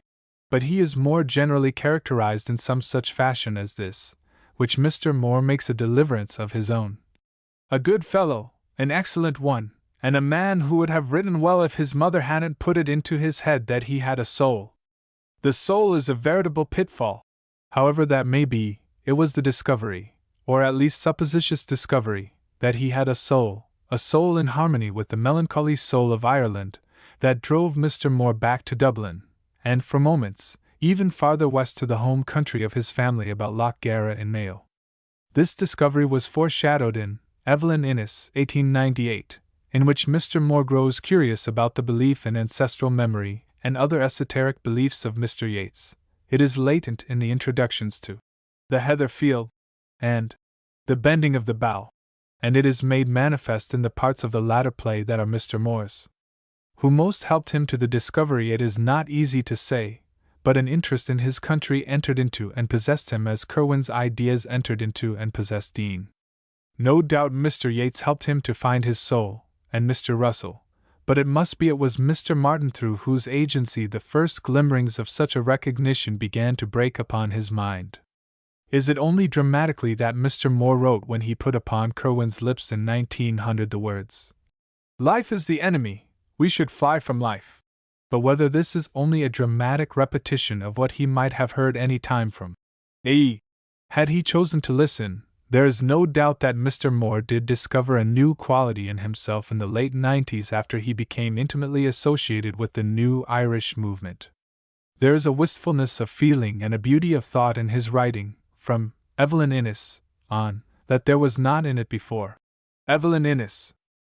There are those who think the greatest excellence of Mr. Moore is as an art critic, and that Modern Painting 1893 is his great book.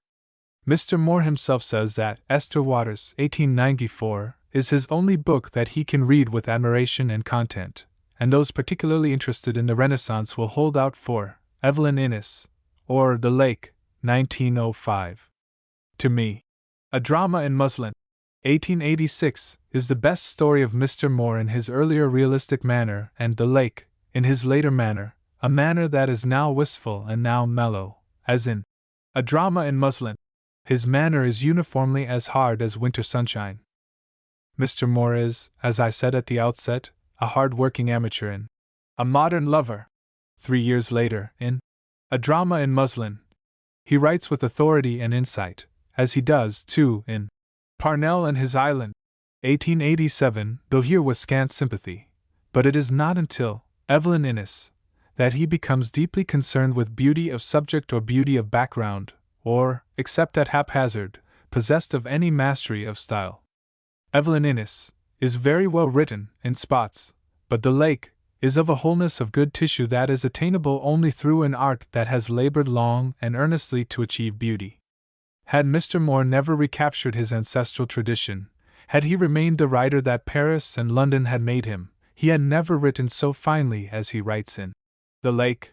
An infancy and boyhood in Ireland, a youth in London, the 10 years from 21 to 31 in Paris, 11 years of hard writing in London, years comparatively lean after those of luxury that anteceded them, brought Mr. Moore at 42 to a knowledge of what was beautiful and significant in his home country. He and Mr. Martin were not many years apart when they began to write about Ireland, but Mr. Moore had back of him not only 10 years of writing, but back of that 10 years of living life as an art in Paris, and his attempts in the art of painting and his years of discussion of art in the studios. Mr. Martin, at home, had been more concerned with religion and nationality and politics, and a shift to art as the principal career of life after 40. Morgante the Lesser was no more than an incursion into art, about as much of his life as a trip to Bayreuth is only in rare instances productive of results interesting to others than the artist. The difference in the achievements of the two men is not so much the result of the difference of the powers with which both were gifted as the result of the difference of time at which the will began to work to realize those powers. Had Mr. Martin begun soon enough and had he been enough interested in his writing, he might have made drama as full of insight and beauty and as true to human nature as are the novels of his kinsmen. It is another irony of Mr. Martin's life that it was he who should have led Mr. Moore to the subject on which Mr. Moore was to do his most harmonious and beautiful work, though it is possible, judging from Parnell and his island, that Mr. Moore might in the end have found his own way back. After his wont, Mr. Moore puts his intimates into books made out of Irish life. In Evelyn Innes, Ulick Dean, fashioned in the first version of the novel after Mr. Yeats, is the only wholly Irish character. Evelyn is not Irish at all, and her Scotch father is given the musical interests of Mr. Dolmetsch, a Bohemian, I believe. But Sir Owen Asher has in him much of Mr. Moore himself, though most of Mr. Moore that is there is the English Mr. Moore. There is something of Mr. Martin in Monsignor Mostyn, though an actual and not a potential ecclesiastic is drawn upon for the basic characteristics of the character in the second version of Evelyn Innes. There is more of Mr. Russell than of Mr. Yeats in Ulick Dean, at least in his appearance and sayings, though Mr. Moore could not divest his composer of the personality of Mr. Yeats. There is less of Ireland in Sister Teresa, 1901, than in Evelyn Innes. But The Untilled Field, short stories written after the removal of Mr. Moore to Dublin and gathered together in 1903, are wholly concerned with Ireland. As Mr. Moore makes Jasper say to Millicent in The Bending of the Bow, it is the land underfoot that makes the Celt. Soon you will feel the fascination of this dim, remote land steal over you. It was when this aesthetic homesickness overtook Mr. Moore that he grew to feel lonely in England, at least momentarily, and to believe that we are lonely in a foreign land because we are deprived of our past life. But the past is about us here. He is speaking through the mouth of Dean, and in Ireland we see it at evening glimmering among the hollows of the hills. In Memoirs of My Dead Self, 1906, there are chapters which tell of the return of his thought to his boyhood in the West, and that record his wish to be buried with his father by Loch Garra, and all 3 volumes of Hail and Farewell, the first of which was published in 1911 as Ave, and the second in 1912 as Salve, are the fruit of his 10 years' partial residence in Ireland, 1901–11.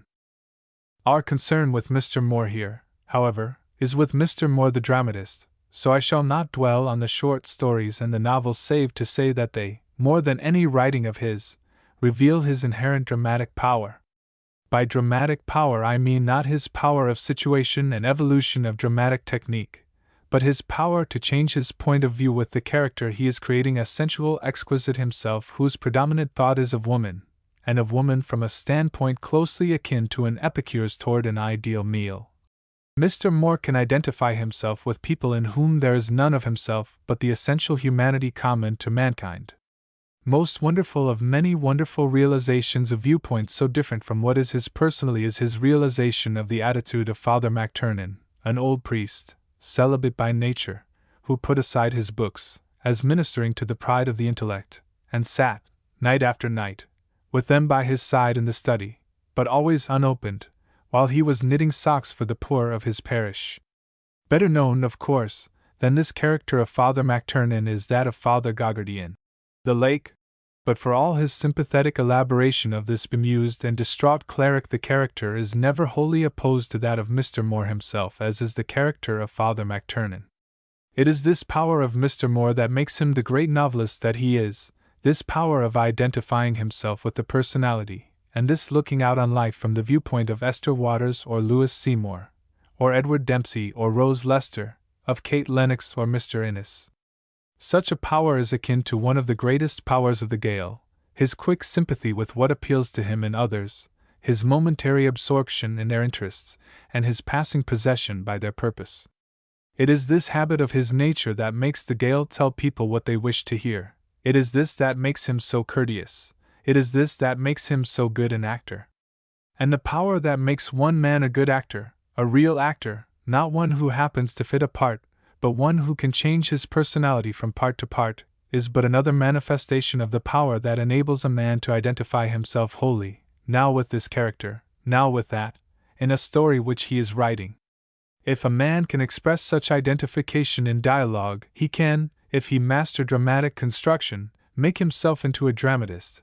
If he express it in subtle analytic writing about the character, it gives him one of the great powers of the novelist, a power which, if it is united with the power of storytelling, makes him a great novelist, and oftentimes, even if he be but a fair storyteller, a great novelist.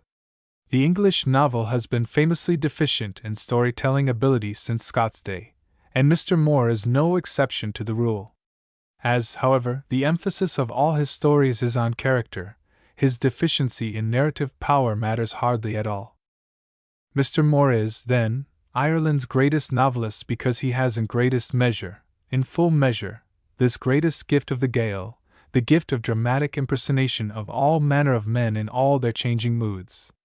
A personality as intense as was that of Meredith, as is that of Mr. Hardy, Mr. Moore has not always one attitude, as have both Welshman and Saxon of the Saxons, however completely they write from the standpoint of each character they create. By the side of the characters of Meredith is always Meredith, high-hearted and confident, and by the side of the characters of Mr. Hardy is always Mr. Hardy, lamenting what woe fate has brought them, but by the side of Ned Carmody or Oliver Goggarty, the Mummer or Montgomery, Sir Owen Asher or Ulick, there is seldom Mr. Moore. He almost never plays chorus to his characters, either through a commenting character or by direct interposition in the manner of Thackeray, though, of course, the characters again and again express his views. So in The Wild Goose, in which Ned Carmody represents 1 year's outlook of Mr. Moore, there is only one Chorrick observation. When one considers how alien to Ireland were all the interests of Mr. Moore for years, his rendering of the Irish characters of the untilled field and the lake is realized to be all the more remarkable. It is not easy to pick up threads that one has dropped in a period of one's life that is dead and done, but Mr. Moore has picked them up more than once. From time to time he had, of course, made visits home, writing A Mummer's Wife in Galway in 1884 and finding there then, no doubt, the material for a drama in muslin, and the sketches of Parnell and his island. But these visits were none of them of long duration until his return, in 1901. It is far easier to paint in the background of landscape remembered from childhood than it is again to get into touch with people parted from in childhood. The landscape changes little in far-off, lonely places, but people nowhere are what they were when the past years sufficient to bring up beside the old folks a new generation with ideals changed. Ireland, for all the agitation of the Land League, was landlord Ireland when Mr. Moore got a drama in muslin from Ireland. Ireland was passing to the peasant proprietor when Mr. Moore returned to it to write The Untilled Field and The Lake. Social and economic questions, however, interest Mr. Moore only as they concern the individual, but the changing conditions in Ireland cannot be prevented from finding their way here and there into his writing through the changes they have brought about in the people of whom he writes, though many of those he writes of are survivals from an older generation.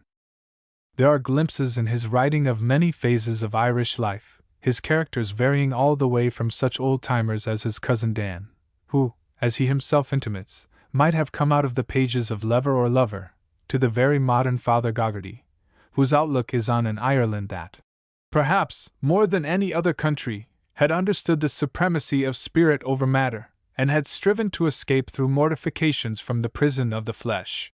One wonders, at times, if Mr. Moore, who joined the cause of Mr. Martin and Mr. Yeats, self-confessedly, to have his finger in a new literary pie, really felt the landscape as he says he does in his books, or whether he just momentarily caught the power of seeing it through their eyes. Can one who was once so resolute a realist really appreciate faint Celtic haze, a vision of silver mist and distant mountain and more? Perhaps he can, as a good actor appreciates a part alien to his sympathy, that he is playing. But whether or not Mr. Moore learned to love the lonely landscape for a while, he eventually tired of it, as his father Goggarty tired of it.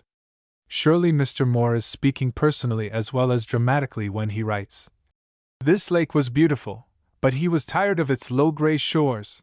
He was tired of those mountains, melancholy as Irish melodies, and as beautiful. Almost any novelist, sooner or later in his career, dabbles in drama, and Mr. Moore no doubt would have attempted drama in the natural course of things, even if he had not been interested in the independent theater, and thus led to a situation in which consistency demanded that he write a play. It was his articles on the drama, gathered into Impressions and Opinions, 1891, that provoked Mr. G.R. Sims to taunt him into The Strike at Arlingford, 1893. In Our Dramatists and Their Literature, one of these papers, Mr. Moore, in hitting all the heads of all the contemporaneous dramatists, so stung Mr. Sims that he said he would give £100 for a stall from which to witness a performance of an unconventional play, written by Mr. Moore. Mr. Moore accepted the challenge, and The Strike at Arlingford, as I have said, was the result, Mr. Sims having agreed to withdraw the word unconventional, on Mr. Moore's objection that he would be at the mercy of Mr. Sims' judgment if the word was retained. The independent theater played the play and Mr. Sims paid the money. It was perhaps just as well for Mr. Moore that the adjective was withdrawn, for the play was little less conventional than the second Mrs. Tanqueray, or Sowing the Wind, to mention two successes of that year by playmakers that took their art a little more seriously than Mr. Sims. In a way, too, The Strike at Arlingford is unoriginal. Lady and Travers is only a more fortunate Hedda Gabler who in the end accepts the protection of her Chancellor Brack, the capitalist Baron Steinbach, after her Lovberg-turned-labor agitator, John Reed has, like his prototype, made a wreck of his life. The Strike at Arlingford has its excellences. Its plot is logically unfolded, it is believable, it is true to human nature, it has moments of intensity. Had Mr. Moore power of dialogue, it might have been a fine play, for the characterization is what one would expect from so conscientious a depictor of life as Mr. Moore, and the problem, a man's choice between his love and his duty, one that has never failed to appeal to men.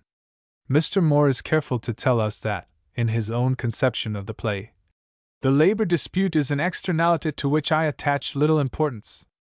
Its performance and publication, though either event was of very much more than journalistic importance, served to give Mr. Moore something of a position as an authority on the drama, coming as they did after his association, since 1891, with the independent theater.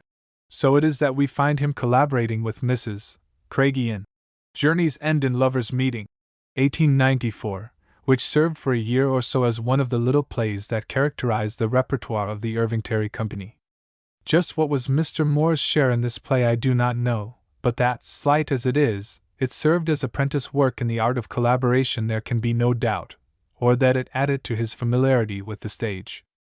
It is certain that Mr. Martin and Mr. Yeats were glad of the assistance of Mr. Moore in founding the Irish Literary Theatre, not only for the prominence of his name as novelist and as Moore of Moore Hall, and for his known provocativeness in pamphleteering and his capacity for drawing the fire of opponents, but for what knowledge he had of playwriting and for what experience he had in getting together and training actors for special performances such as those of the independent theater. I have already spoken of what Mr. Moore did to A Tale of a Town, to make it The Bending of the Bow. From the beginning of Act 2 on to the end, he rewrote almost all of it, retaining only now and then an eloquent or a biting line from Mr. Martin's play. Mr. Moore changes the scene of the play from Ireland to Scotland, that its allegory may not be so obvious. He develops Curwen's character until he becomes not only a sort of composite spiritual portrait of the leaders of the Renaissance but a believable leader of men, and he makes Millicent's molding of Dean to her will human, as I have said, and, Dean being the weakling that he was, inevitable. Mr. Moore cuts the play down where it is stodgy. He expands it where expansion realizes for you more of character and motives of his people, he infuses into it more of the spirit of the movement, and he makes its patriotism wider in its appeal, a bigger and a better thing at once more concrete and more concerned with the things of the spirit. Diarmid and Grania, 1901, the prose play written in collaboration by Mr. Yeats and Mr. Moore. I write of here rather than in the chapter devoted to Mr. Yeats because, as the legend is shaped in the play, it has more of Mr. Moore than of Mr. Yeats in it. As neither of the collaborators was satisfied with the play as produced, and as neither has been willing to give it up to the other to rewrite, Diarmid and Grania has never been published. The notices of its production, on October 21, 1901, at the Gaiety Theatre, Dublin, are so full, however, and the legend on which it is based so familiar, that it is possible to say as I have said, when one knows well the work of both authors, whose influence is dominant in it. It seems, from the notices, to have been finely played by the Benson Company, which was brought over from England especially to produce it. The results of the Scratch Company, of the second year's performances, even though these were transferred from the Entente concert rooms to the better stage of the Gaiety Theatre, were not very satisfactory artistically, but the third year's experiment was in every way more successful. The Daily Express of Dublin, in those days very much interested in Irish Ireland, thus records, on October 22, 1901, the impressions of the first night. The house was not merely crowded but representative. We counted among the audience the heads of all the great professions in Dublin, a considerable number of literary critics, and an extremely large representation of Le Monde OL on SMUs. The Gaelic League, which flooded the gallery, was very friendly to Mr. Moore and Mr. Yeats, and became enthusiastic over Dr. Douglas Hyde. The Twisting of the Rope, by Dr. Hyde, was played by him and company of amateurs, in Irish. Between the acts of Diarmid and Grania several members of the gods sang number of Gaelic songs with great gusto and a good deal of musical ability. There are several versions of the old legend, some of them cynical, leaving Grania in the end lighter even than Helen of Troy, others closing with Diarmid slain by the boar as Adonis is slain, and Grania weeping his death. In all it is Grania who tempts Diarmid to take her away from Finn on the eve of her wedding to the old king. In some he goes willingly, in love with her, in others unwillingly, ashamed of his disloyalty to Finn, but under Gisa not to refuse a woman's request. In the play of Mr. Moore and Mr. Yeats, Diarmid and Grania do not live, says the Daily Express, the exciting life of flight from cromlech to cromlech. They settle down very comfortably in the monotony of a prosperous farm. Diarmid busies himself with his sheep. Grania begins to pine for the society from which she has wilfully cut herself off, and to think more and more of the grim old warrior Finn. Then Finn comes upon the scene, patches up a sort of truce with Diarmid, and becomes more friendly with Grania, his lost sweetheart, than Diarmid is able to tolerate. Mutual recriminations ensue between Diarmid and Grania, and finally Diarmid goes forth to his portended death, with the taunts of Grania and the rude jeers of the Fianna ringing in his ears. As the play closes, the Fianna bear away the body of Diarmid, Finn comforts the weeping Grania, and we remember the words of the legend that some say she was married to Finn. The curtain falls, a happy touch of purely modern cynicism, upon the solitary figure of Conan, the Thersites of the play, the prophet of evil chances, the scorner of high things, the prompter of foul suggestions. Gisa. As the play was being written, a good deal of discussion about it found its way into the newspapers. It was rumored that it would be translated into Irish, and then back again, by Lady Gregory, into English, but no such fantastic scheme as that Mr. Moore tells us of in Ave was suggested in any of the paragraphs that came my way. Because they could not agree on the kind of diction they were to use in the play, Mr. Yeats, who wanted a peasant Grania, agreed, writes Mr. Moore, to his suggestion that he write the play in French. Mr. Moore gives these as the words of Mr. Yeats. Lady Gregory will translate your text into English. Taid O'Donoghue will translate the English text into Irish, and Lady Gregory will translate the Irish text back into English. And then, Mr. Moore makes himself reply to Mr. Yeats. You'll put style upon it. More remarkable than the scheme was the actual attempt of Mr. Moore to realize it. On leaving Galway, where he and Mr. Yeats had been collaborating at Cool, Mr. Moore began the second act in French. He gives us enough of the dialogue, pages 370 to 376 of Ave, to show us his high pride in his French, the tolerance of his humor, and his idea of the kind of style the play should have. If Mr. Moore had given the subject to Mr. Yeats and to Lady Gregory, as he had some thought of doing, it would only have been a return of a subject already theirs by right of their long discussion of it together. Lady Gregory was not yet working upon it for Gods and Fighting Men, 1904, but it was she who had reduced it to the proportions of a scenario for them to work upon. This scenario was published in Samhain, of October, 1901, that all of the audiences of the play might be in possession of the story as a Grecian audience was in possession of the story of Electra. And did not Mr. Moore say in his speech at the dinner given to the supporters of the Irish Literary Theatre, in February, 1900, in speaking of his collaboration with Mr. Yeats in Diarmid and Grania, it would be difficult to name any poet that Ireland has yet produced more truly elected by his individual and racial genius to interpret the old legend than the distinguished poet whose contemporary and collaborator I have the honor to be. Collaborator. The story, of course, had been retold only less often than the story of Deirdre by Irish writers, in one form or another, but there had been no memorable play made out of it. Mr. Yeats had met it in The Death of Dermot, which Sir Samuel Fergusson included in The Lays of the Western Gael, 1864, as well as in the direct translations of such scholars as Mr. Standish Hayes O'Grady and in the versions of such popularizers as Dr. Joyce. One cannot, not having read the play, declare it is not what Mr. Moore would have it. That dramatic telling of the story which Ireland has been waiting for these many years. But it does not seem so to have impressed those who saw it and heard it at the performances in the Gaiety Theatre. Now that Lady Gregory has done her Grania, 1912, it is hardly likely that Mr. Yeats will return to the story, and with the waning of Mr. Moore's interest in old Irish legend it is very unlikely that he will wish to rewrite the play. It would seem we have lost it, whatever its value, until the literary remains of Mr. Moore are given to the public. The quarrel with Mr. Yeats over Diarmid and Grania, coming as it did at the end of the 3 years' venture of the Irish Literary Theatre, explains why Mr. Moore wrote no plays for the Irish National Dramatic Company and its successors on through the Abbey Theatre players. He was still interested, however, in the cause, as far as it was possible for one of his temperament and taste, and he was conspicuous on first nights at the Abbey Theatre down to the time of his departure from Dublin in 1911.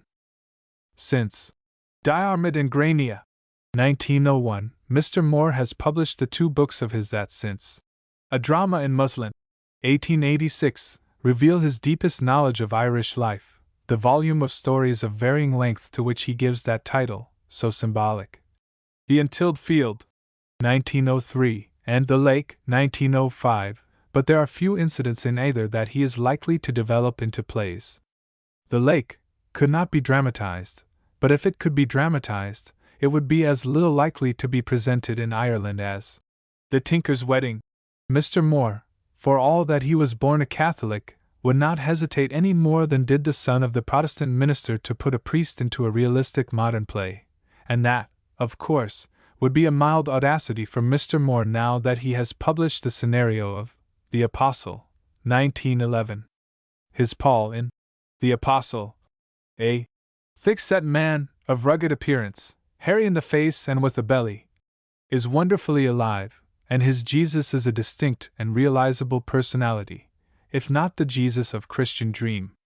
It is a curious illustration of Mr. Moore's almost disciple-like attitude toward Mr. G. W. Russell that he should make his Christ talk like a. It seemed to me, as I read the words that Mr. Moore puts first on the lips of Jesus, that they were phrases that I had heard on the lips of Mr. Russell. They are of the very quality of his speech and writing. How beautiful is the evening light as it dies, revealing every crest. The outline of the hills is evident now, evident as the will of God. And now each time, as I reread them, they sound in my ears to the remembered rhythm of Mr. Russell's voice. Should Mr. Moore ever evolve a play from this scenario, and the play be played, and why should it not, now that the way is so plainly blazed by the score and more of miracle plays of the past decade, it will have to be chanted as a. Chants his verse, as one would wish Mass to be chanted. Only a year ago Mr. Moore made his last adventure of the theatre. With the help of Mr. Lennox Robinson he dramatized Esther Waters, but later he threw out the latter's work, feeling, no doubt, about it as Mr. Martin felt about Mr. Moore's rewriting of his A Tale of a Town, and when it was put on, in the early winter of 1911-12 by the Stage Society, Esther Waters, the play was like Esther Waters, the novel, solely the work of Mr. Moore. The critics seem agreed that it was long drawn out and undramatic, but that it was well written and well acted. I suppose that the preoccupation with Esther Waters, that this dramatization reveals, is because Esther Waters was written in that period of his life when Mr. Moore was most himself. After 10 years in London, he had escaped considerably from the French influence of his young manhood, and his genius had not been warped out of its true plane, as he would doubtless now say, by Irish mists. Mr. Moore must have felt that there was something not wholly himself in much of the untilled field, and in much of the lake, that the minds of Mr. Yeats and Mr. Russell had in a way dominated his mind, and that not even the hardly tolerated Mr. Martin had been without influence upon him. Such a realization is not the professed motive for the return of Mr. Moore to England, but I have no doubt at all that it is somewhere in the back of his mind, where he would like it to be hidden and forgot. At any rate, by the time of his return to England, Mr. Moore had come to see clearly that the Celtic episode of his maturity was closed. It is not, I think, particularly difficult for one who understands the old-fashioned camp meeting getting of religion to understand this Celtic episode. Mr. Moore got Celtomania, a sort of spiritual consumption. He calls his possession in one place, as a certain other type of sinner got religion, in the old shouting days. That is, Mr. Moore wrought himself up partly in the spirit of the playboy, and was wrought up to some degree willy-nilly until he could write his speech of February, 1900, on literature and the Irish language, and finally, a little later, could return happily to the country that until then he could endure only now and again. But as a matter of fact, the motive that led Mr. Moore back to Ireland matters not at all to literature. What beauty of writing that return led to matters a great deal. Had he not returned to Ireland, we should not have had a good deal that adds to the joy we win from satiric laughter. We should not have had Hail and Farewell. Had he not returned, we should not have had a book that adds to the treasure of beautiful feeling and beautiful writing there is in English literature, a treasure that there is no chance of ever having too large. We should not have had The Lake, which is Ireland, West Ireland, Catholic Ireland, a land under grey skies that the priests, its masters, would, too many of them, make a land of grey lives. Chapter 5. Mr. George W. Russell, A.E. Synge is the one instinctive dramatist of the earlier group of writers of the Celtic Renaissance, the one to whom drama was the inevitable medium for the expression of the best that was in him. Yet even Synge came to write plays only through an external stimulus, the urging of Mr. Yeats on their meeting in Paris. It was fortunate for the Irish drama, this meeting, and fortunate for Synge. If he had not been brought to the theatre of his own country, he would probably never have written anything of first importance. Mr. Yeats himself, of course, had been interested in verse plays from boyhood, but he, for all the energy he has expended in learning his own particular art of the stage, speaks more beautifully through his lyrics and the lyrical passages of his plays than through their passages that are dramatic speech, and not only more beautifully but with more of dignity and power. Nor is Lady Gregory, any more than Mr. Yeats, essentially a dramatist. Her great power is the power of dialogue, and dialogue, of course, is as often employed in the service of the story as in the service of the play. Yet it is not difficult to understand how in Lady Gregory the dialogue and in Mr. Yeats the love of the spoken word led, when opportunity was made, to writing for the stage, and for success on the stage. But in the case of A.E., it is as difficult to find a foreshadowing of the playwright in the mystical poet as it would be to see in all but all of the essays of The Treasure of the Humble any proof that their author was a playwright. To those who knew Mr. Russell only through his verses, and were unaware of the versatility of the man, his turning dramatist was as surprising as Emerson turned dramatist would have been to the America of anti-slavery days. George W. Russell.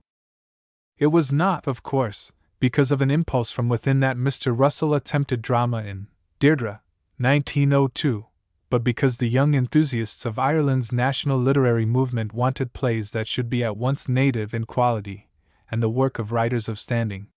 It did not seem a strange request to come in and Gedhiel to ask Mr. Russell for a play. What if he had never written a play? He was hardly in their estimation more of an amateur than Mr. Yeats or Mr. Moore or Mr. Martin, who had written plays for the Irish Literary Theatre that had achieved success of a kind, and he was surely as ardent a nationalist as any of these.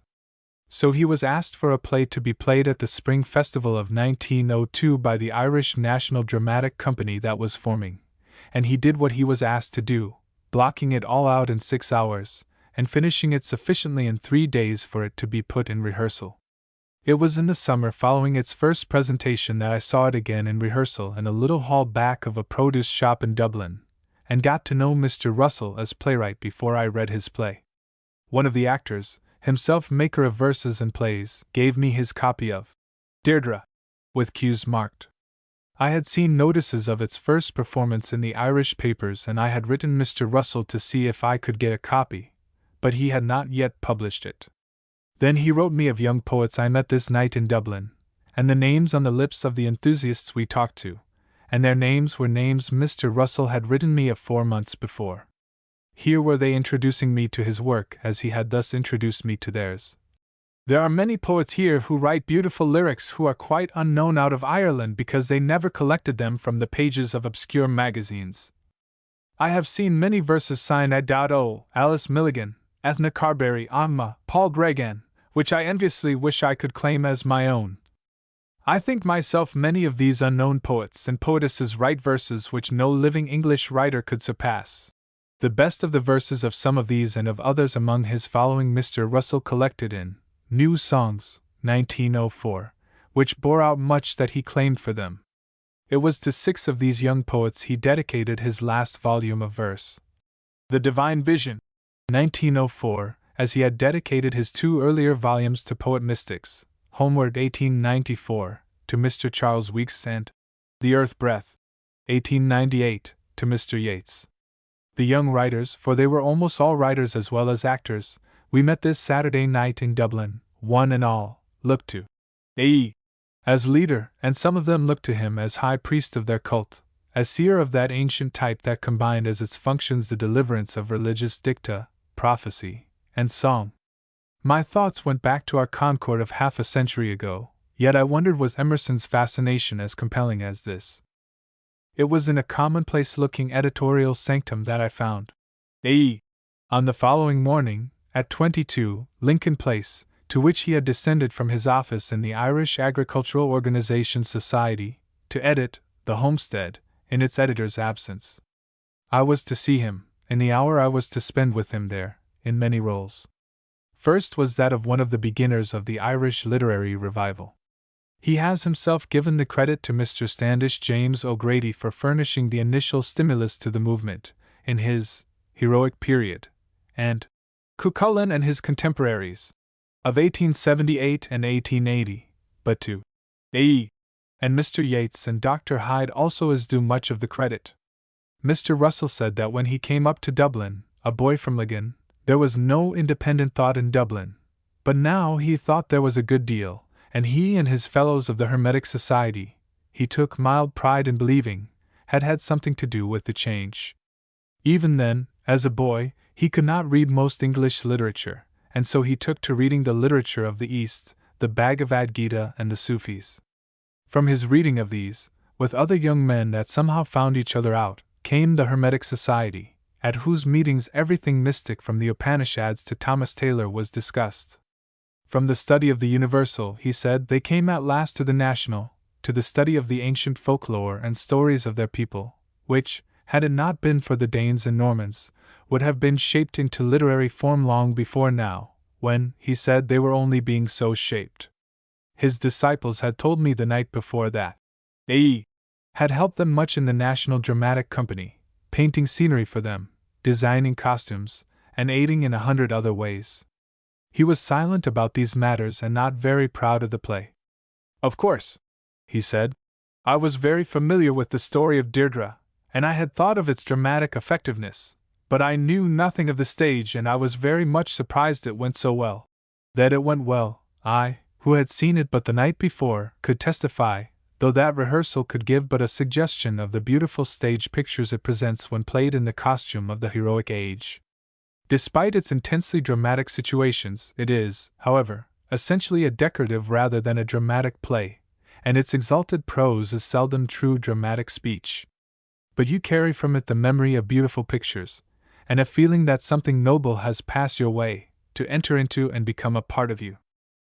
As we were talking of the movement, in came a young Roscommon landlord, and with him another of its phases, and my discovery of Mr. Russell, man of business, organizer of the Irish Agricultural Organization Society. The talk was now of the erection of a hall, and Mr. Russell seemed as familiar with stone and lime and sand as with mysticism and poetry, which we had discussed, and with painting, which we were considering in a few minutes, when Mr. J.B. Yeats, Jr., arrived to talk over an exhibition of his pictures to be held in Dublin the following week. A few days later I was reading Mr. Russell's review of Mr. Yeats's pictures, but before I left 22, Lincoln Place, I had a mental picture of art critic added to the already long list of titles after A.'s name, and I had still another evidence of his impressiveness. Mr. J.B. Yeats, Sr., his son said, would be around to have Mr. Russell sit for him next morning, in order to get on with the 2 orders he had of portraits of the mystic, one of them from an admirer in America. It was pleasant on leaving him to go away with his laugh ringing in my ears as a surety that the high seriousness of his purpose, and the higher seriousness with which some of his admirers take him, had not dulled his sense of humor. 8 o'clock the next evening saw us in the eminently Philistine suburban street where was the little house of conventional exterior that sheltered the high dreams of the Irish Emerson. Once entered, his embodied visions attract you from all 4 walls of the study. Piles of them in corners make you wonder, is Mrs. Russell a saint? The pictures are of Irish landscape, of the other people, of heroes and heroines of Ireland's prehistoric days, of souls that have yet to be born, of souls that have passed through incarnation after incarnation, never to rise above an animal existence, of souls whose every rebirth has taken them to higher spirituality, and that now wait to pass along the path of liberation into that immortality from which they shall never be born again. These visions have come to him, as the visions whose presence he records in his poetry, in all places, as he left the office and looked down the sun-gilded streets at close of day, as he wandered in the mountains under the stars with peasants who had second sight, as he talked with fellow hermetists in meeting-rooms and back streets whose shabby interiors grew rosy gloom as the talk turned on mysteries. To us Mr. Russell talked much, talked kindly of all men, talked well of many things, said startling things of society and art and poetry so gently that you did not think until afterwards that in another you would hold them gauges of combat. I can hear him yet, as I sat and tried at the same time to listen to him and to look at his flaming-hearted spirits, with luminous angel wings and flashing halos enveloped in an atmosphere in which the peacock twilight raised aloft its plumes and blooms of shadowy fire. I can hear him saying, "You can't read Shakespeare, can you?" As I thought over this question later, I understood. Then I was too far rapt by the pictures to wonder at it greatly. Later came to mind Emerson's declaration that Homer, Milton, and Shakespeare do not fully content us, that the heavenly bread is to be found in Zoroaster, Plato, St. John, and Menu.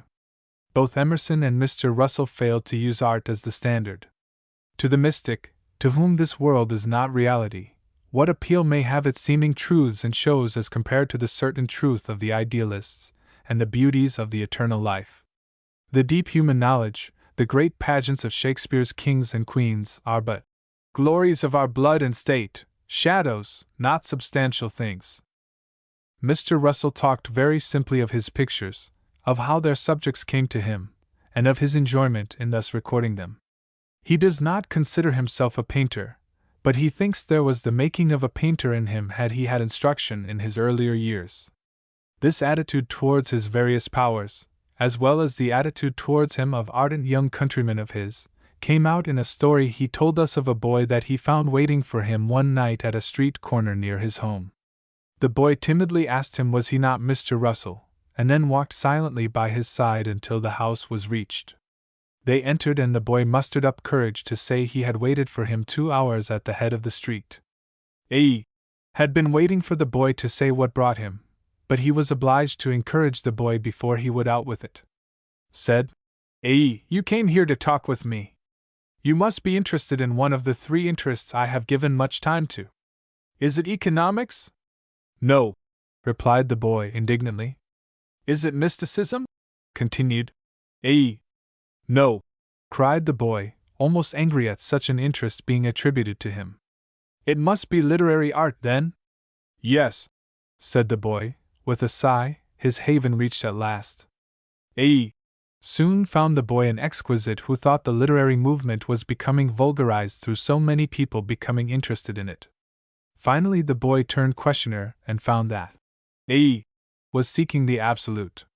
Having found this out, he again sighed, this time regretfully, and said decidedly that A. could not be his Messiah, as he abhorred the absolute above everything else.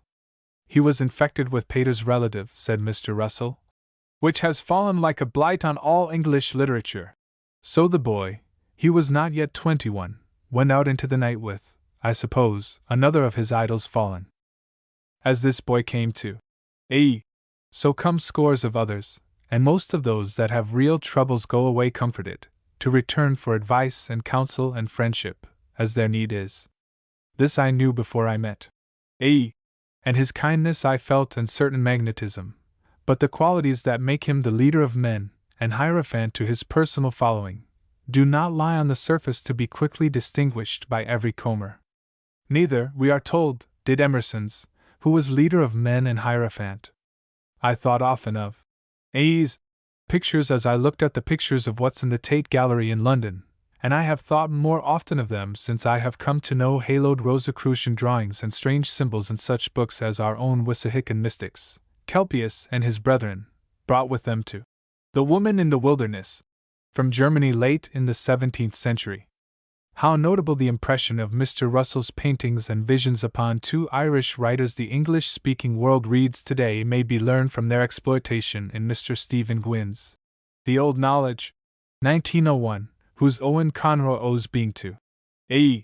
and his pictures, and from Mr. George Moore's Evelyn Innes, revised edition, 1901, whose Ulick Dean has his appearance and his power of seeing visions. As the evening wore on, Mr. Russell picked up a manuscript collection of poems that we were to have 2 years later as The Divine Vision, and read us several. Most distinctly of these I remember Reconciliation, which he chanted most lovingly of all he read. It is a poem I do not pretend to understand in detail, but I do feel its drift, and I can never read out its stately music, or even read it silently, without hearing his sonorous chanting. Many of his poems are like this poem in that you must content yourself with their general drift, and not insist on understanding their every phrase. I suppose to the initiate mystic they are more definite, but I doubt whether some of them are more than presentations of emotions that need not be translated into terms of thought for their desired effect. To Mr. Russell poetry is a high and holy thing. Like his friend Mr. Yeats, he is at one with Spencer in believing it the fruit of a certain enthusiasmus and celestial inspiration. It is his religion that Mr. Russell is celebrating in his verses, many of which are in a sense hymns to the universal spirit, and all of which are informed by such sincerity that you do not wonder that his followers make them their gospel. In his own words, the spirit in man is not a product of nature, but antecedes nature, and is above it as sovereign, being of the very essence of that spirit which breathed on the face of the waters, and whose song, flowing from the silence as an incantation, summoned the stars into being out of chaos. To regain that spiritual consciousness, with its untrammeled ecstasy, is the hope of every mystic. That ecstasy is the poetic passion. The act which is inspired by the holy breath must needs speak of things which have no sensuous existence, of hopes all unearthly, and fires of which the colors of day are only shadows. About a score of the less than 10 poems of A. are definitely declarations of belief, but declarations so personal, so undogmatic, that you would hardly write him down a didactic poet at first reading. A New Theme tells of his desertion of subjects. that win the easy praise of his venturing in the untrodden woods to carve the future ways. Here he acknowledges that the things he has to tell are shadowy, that his breath in the magic horn can make but feeble murmurs. In the prologue to The Divine Vision, he states the conditions of his inspiration. When twilight over the mountains fluttered, and night with its starry millions came, I too had dreams. The songs I have uttered came from this heart that was touched by the flame, that is, the flame of his being that, mad for the night and the deep unknown, leaps back to the unphenomenal world whence his spirit came and blends his spirit into one with the universal spirit. This same union through the soul's flame, A.E. presents in his pictures, and in his prologue to The Divine Vision, he writes that he wishes to give his reader to see one elemental pain, one light of everlasting joy. This elemental pain, as I take it, is the pain of the soul shut up in its robe of clay in this physical, phenomenal world, and so shut off from the spiritual world, the world of the unphenomenal or unknowable. The everlasting joy I take to be the certainty of eventual union with the universal spirit in the unphenomenal world, a union and a joy anticipated in the occasional temporary absorptions of the soul into the universal spirit in moments Emerson experienced as revelation, and Plotinus as ecstasy. A.E.'s friend, Mr. Charles Johnston, records the two young Irishmen's joint attempts to attain ecstasy, when he writes of those days when we lay on our backs in the grass, and looking up into the blue, tried to think ourselves into that new world which we had suddenly discovered ourselves to inhabit. Do not think this ecstasy too rare and wonderful a thing. To Plotinus it meant an utter blotting out of self, a rapture of peace, and to Mr. Russell it frequently means that he is entirely heart-hidden from the outer things, but I suspect it means sometimes mere lift of the heart through lungs full of fresh air, or through green fields for tired eyes, or through mountain air for worn nerves, or through skies thick sown with stars for the vexed spirit. The typical poem of A.E. is that in which the sight of beautiful things of this phenomenal world in which we live lifts his soul to participation in the universal spirit. It is most often through some beauty of the sky at sunset, when withers once more the old blue flower of day, as in The Great Breath, or at twilight when dusk wraps the village in its dim caress, as in Dusk, or at night when the yellow constellations shine with pale and tender glory, in the lilac-scented stillness, as in The Singing Silences, or at sunrise when there is fire on the altar of the hills, as in Dawn. It is most often through some beauty of the sky at such times that he becomes one with the universal spirit in the rapture of the fire, that he is lost within the mother's being.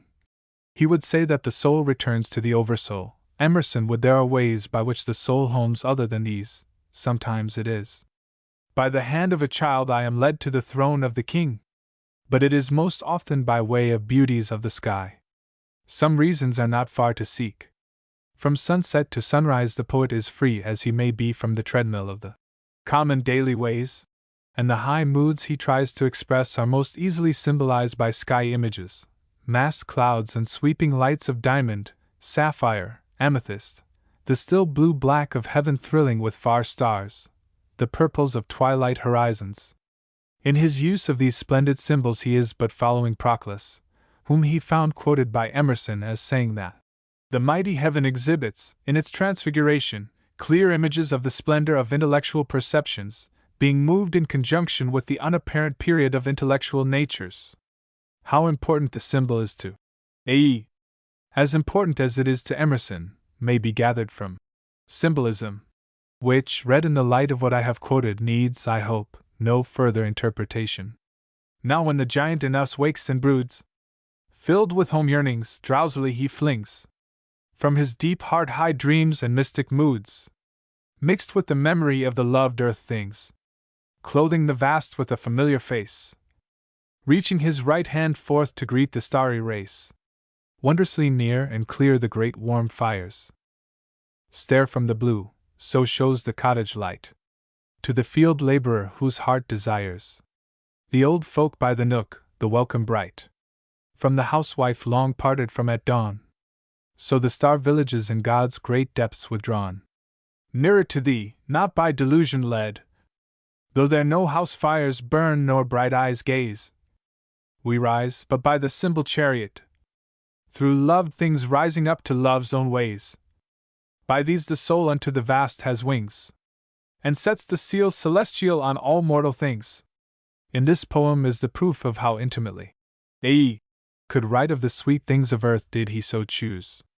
But he does not so choose, except rarely, and sometimes he leaves out the statement of beautiful material things by which he customarily bids farewell to earth in his aspiration to spiritual things, and writes only of unearthly things, as of some girl that he, an Irishman living in the Dublin of today, loves in the Babylon of 3,000 years ago, to the annihilation of space and time.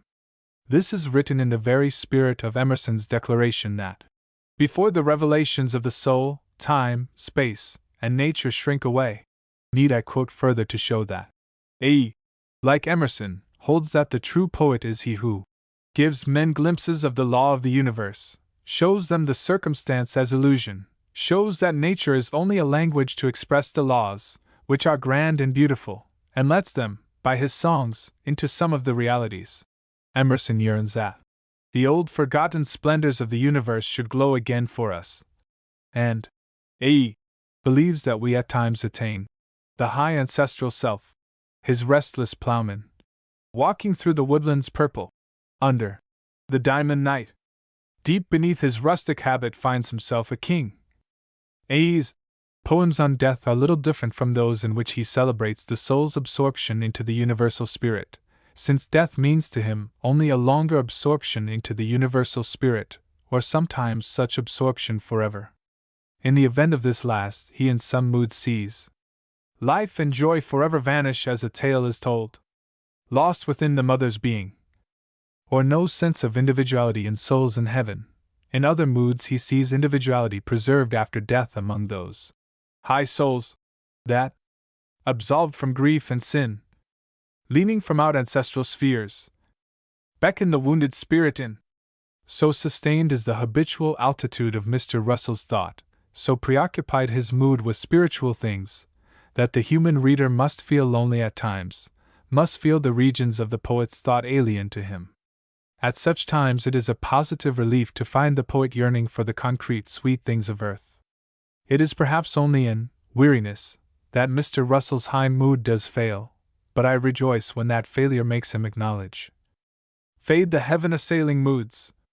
Slave to petty tasks I pine, for the quiet of the woods, and the sunlight seems divine, and I yearn to lay my head where the grass is green and sweet. Mother, all the dreams are fled from the tired child at thy feet. It is love, love of country, love of countryside, and love of woman that he writes of when he does write of loved earth things. A woman's voice, and forgiveness, are poems so simple that none may misunderstand. They have the human call so rare in A. But it is not a strong human call. Of such love songs he has written but few, poems out of the peace and not out of the passion of love, of passion other than spiritual ecstasy and rapt delight in nature there is none in his verse. Although he has been given a ruby flaming heart, he has been given also a pure cold spirit. Only about a fourth of his poems have the human note dominant, and even when it is so dominant, as when he writes of his country, he is very seldom content to rest with a description of the beauty of place or legend. The beautiful place must be threshold to the other world, as the gates of dreamland, which he finds at the end of the lonely road through bogland to the lake at Carrowmore. Carrowmore, the great cemetery of the great dead of prehistoric Ireland under Knocknarea near Sligo, or the legend must be symbol of some mystic belief. Conla's Well is a Celtic equivalent of the first fountain of mysticism. He can draw starkly, when he will, a picture of bare Irish landscape. Still rests the heavy share on the dark soil. Upon the black mold thick the dewdamp lies. The horse waits patient, from his lowly toil. The ploughboy to the morning lifts his eyes. The unbudding hedgerows dark against day's fires glitter with gold-lit crystals on the rim. over the unregarding city's spires. The lonely beauty shines alone for him. In Connemara and An Irish Face, poems with earthly titles, you expect only things earthly, but in these two, he uses the picture of the concrete only as the symbol of the universal.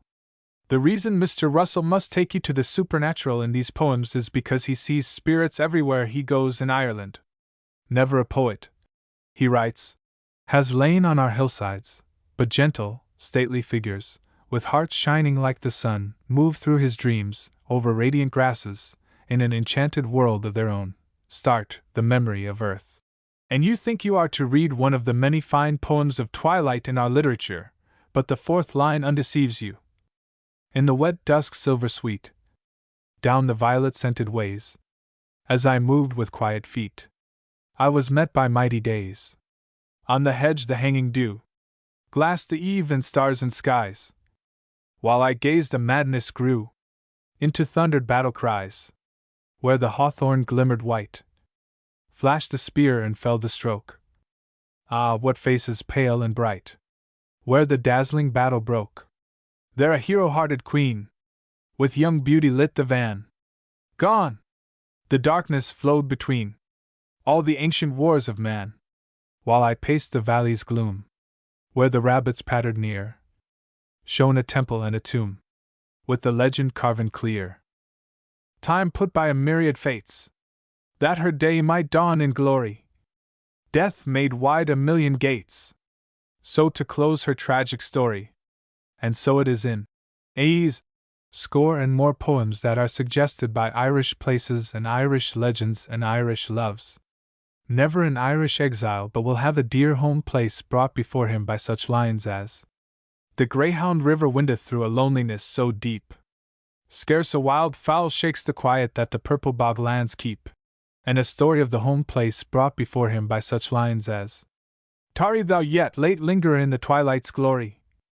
Gay are the hills with song, earth's fairy children leave more dim abodes to roam the primrose-hearted eve, opening their glimmering lips to breathe some wondrous story, and a girl of the home place brought before him by such lines as dusk, a pearl-grey river, o'er hill and vale puts out the day.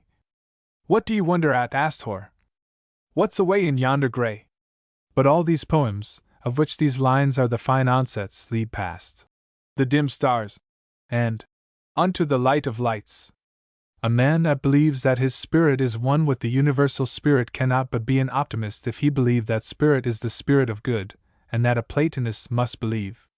Yet, he so longs to be wrapped into everlasting union with the universal spirit that he tires of the earth, where that union is interrupted by the necessities of daily life. The fairies call to him, and he would away. Come away, the red lips whisper, all the world is weary now. 'Tis the twilight of the ages, and it's time to quit the plough. Oh, the very sunlight's weary ere it lightens up the dew, and its gold is changed and faded before it falls to you. But it is not always twilight to him, and there are many blithe moods. Over against these lines you may put, I always dwell with morning in my heart, and oh, but life is sweet, is sweet. Earth is not an unhappy place, but he sighs sometimes for the happiness unalloyed of heaven.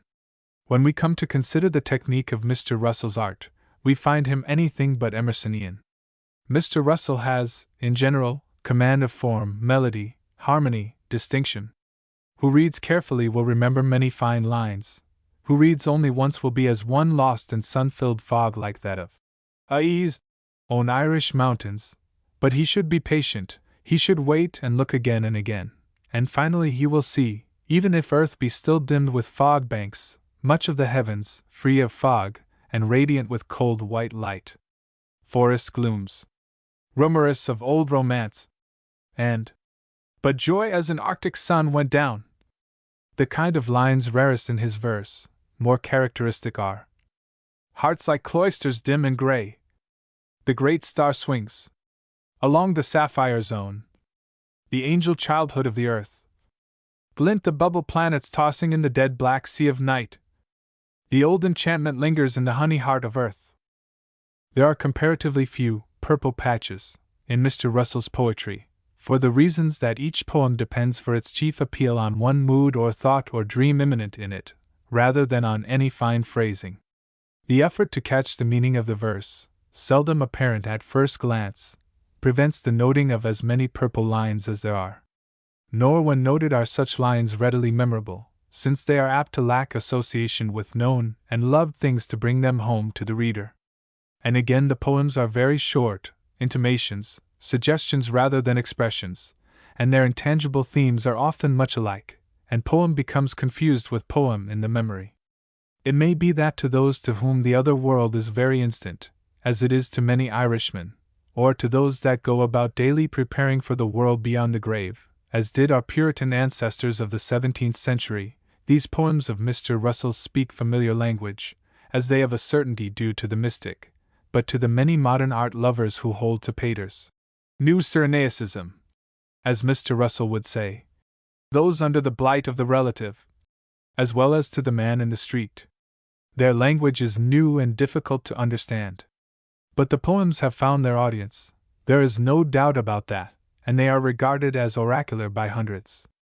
This is the more curious in that there is so little personality in them, surprisingly little when one knows how strong is the personality of the man that made them, but this lack of personality follows naturally on the mystic's creed. He must put into his writings chiefly his relation with God, for all other relations are as nothing to that. And if he attain his desire, he is rapt away from himself and his fellows into oneness with God. Quality, a very definite quality, these verses of Mr. Russell's have, but it is an almost unchanging sameness of quality. Almost all his verses, as I have said, have the same theme. So there is a monotony about them, and their reader is apt to cry out that mysticism is inimical to art. It may well be that this unswerving following of one theme is of definite purpose, that Mr. Russell feels that he as Irishman and mystic has a mission, as indeed Mr. Charles Johnson owns. Speaking of Irishmen, in Ireland 1902 he says, "We live in the invisible world. If I rightly understand our mission and our destiny, it is this, to restore to other men the sense of that invisible, that world of our immortality, as of old our race went forth carrying the Galilean evangel. We shall first learn and then teach, that not with wealth can the soul of man be satisfied, that our enduring interest is not here but there, in the unseen, the hidden, the immortal, for whose purposes exist all the visible beauties of the world. If this be our mission and our purpose, well may our fair mysterious land deserve her name, Innis Fail, the Isle of Destiny." Very like Emerson this, too, but very Irish. Let us not forget that Berkeley and Scotus Erigena were Irishmen. I do not wish to overemphasize the influence of Emerson on A. And indeed it is no greater than Emerson's influence over M. Maeterlinck. I believe Emerson was as much guide as master, that he pointed A. the way to the mystics. I might dwell on the resemblance between thoughts common to the two much more than I have. There are even lines of the younger man's that show the influence of lines of the elder. But that is not my object. I wish to point out that Puritanism in Ireland has flowered up into the mystic poetry of A. into poetry of that strange quality, cold ecstasy, as Puritanism in America has flowered up into the mystic poetry of Emerson, poetry of cold ecstasy. In England, so far as I know, Puritanism, that has given us so great a poet as Milton, has never so flowered. Crashaw was born of a Puritan father, but it was through the old faith his greatest inspiration came, and his ecstasy, as that of his latter-day disciple, Francis Thompson, is warm ecstasy, not cold like that of the two Puritan poets. Henry Moore, Platonist and seer of visions, never attained ecstasy in his poetry. It may be that it required transplantation of Englishmen into Ireland and into America to bring about this phenomenon. Nor is it the only quality these two earliest bodies of English colonists alike developed.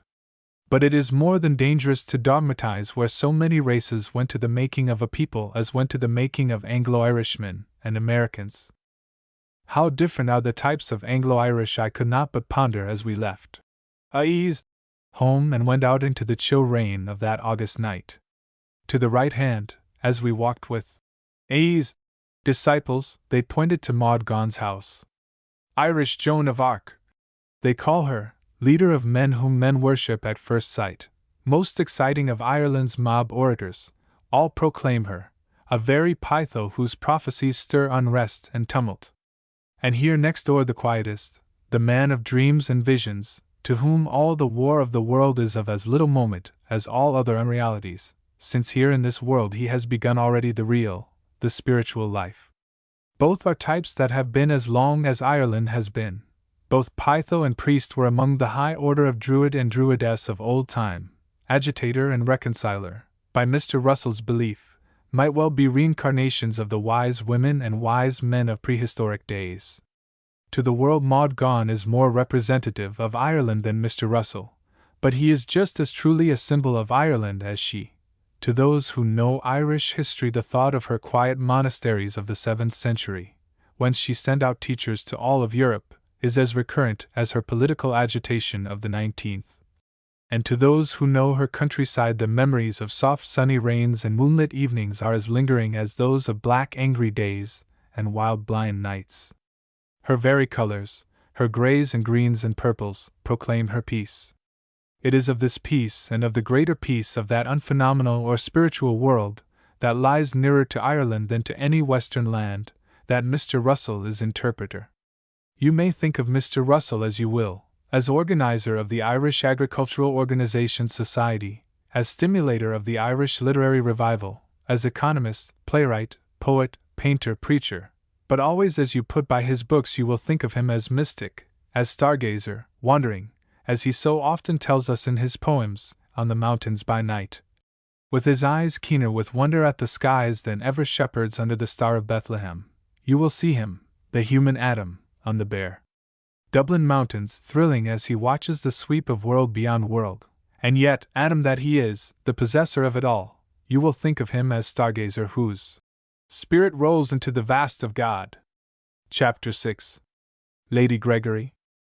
When one stops to think how much of the blood of the Gael, Irish and Scotch, there is in us in America, one realizes that we owe a debt of gratitude to Lady Gregory second only to that owed her by the men of Ireland and Alban themselves. For it is Lady Gregory in her Cuchulainn of Nuirtham, 1902, and in her Gods and Fighting Men, 1904, and in her Book of Saints and Wonders, 1908, who has done more than any other writer of the Gaelic countries to bring home to us the wonders of Gaelic romance. That they should have to be brought home to us is a shame to us. With so much of Irish and Scotch blood in us, the names of the heroes of the Red Branch and Fenian cycles should not be so foreign in aspect and sound as they undoubtedly are, and their deeds should be as familiar as those of Robin Hood. 100 years ago our grandfathers had, indeed, Ossian on their shelves, as we had in boyhood Dean Church's stories of Greece and Rome, or, in some cases, the stories of his doings in their memories, learned from their parents were they old country born, or of their nurses were it their privilege, as it was that of many more Americans of the second half of the 19th century, to have as foster mothers kindly Irish of the Irish. Lady Gregory. To her own countrymen the work of Lady Gregory, valuable as it is not the revelation it is to us. Those of them that have not been brought up on the stories that she translates could read at least many of them in the Old Celtic Romances, 1879, of Dr. P.W. Joyce, or in the versions of the Cuchulainn and the Finn Legends by Mr. Standish James O'Grady, 1878 and 1880, books that somehow or other never came to be widely read in America. Mr. Yeats admits it was Mr. O'Grady that started us all. That is, the writers who began the Renaissance in the late 80s.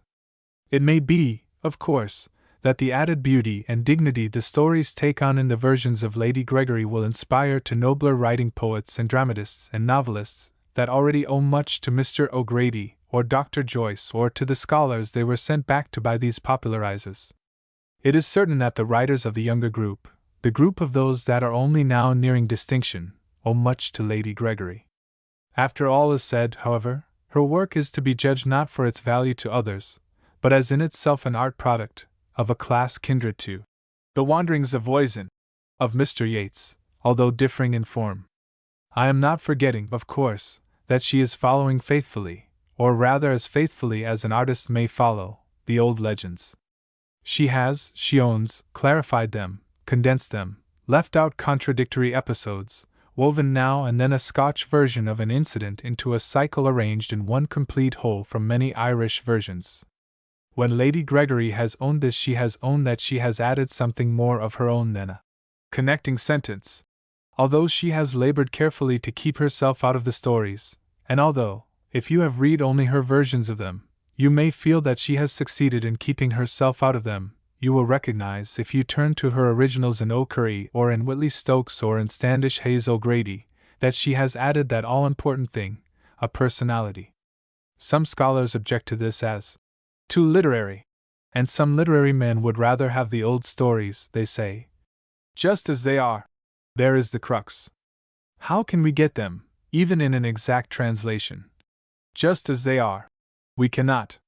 This is not the place to discuss this most vexed question of translation, but I must go into it so far as to point again to the fact that we are more likely to have made upon us, by an interpretative translation, an effect more nearly like that made upon the listener contemporary to the time of the making of the story than if the translation were literal.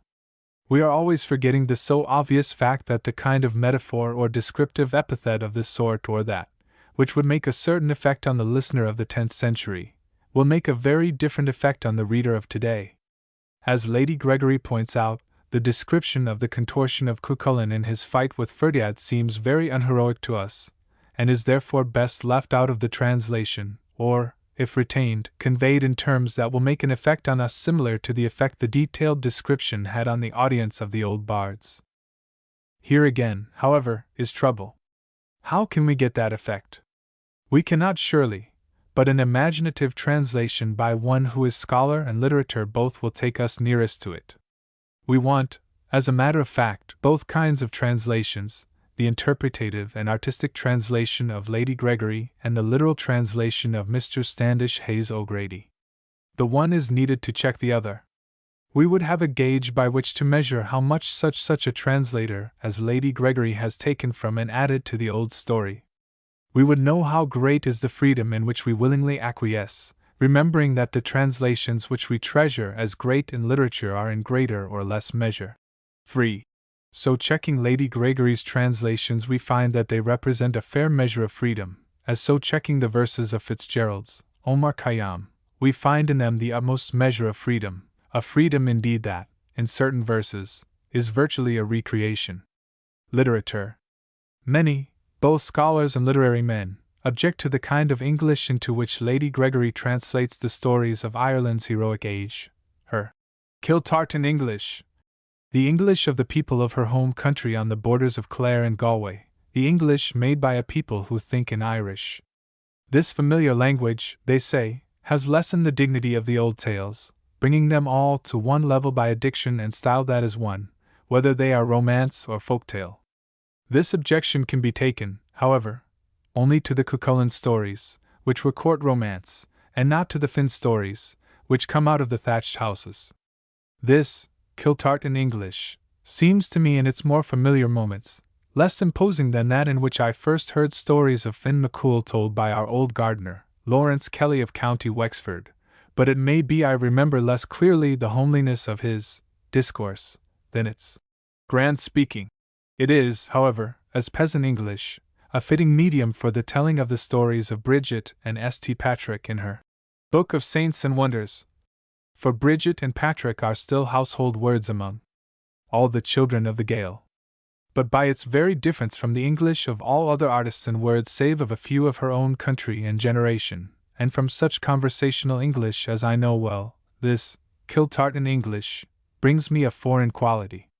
I feel that the art of these tale-tellers is an art of another race than the English, just as I feel that the art of the teller of Beowulf is an art of another race than the English. The literature in our ancestral tongue is not to me English until it sloughs off the Germanic sentence structure of Anglo-Saxon.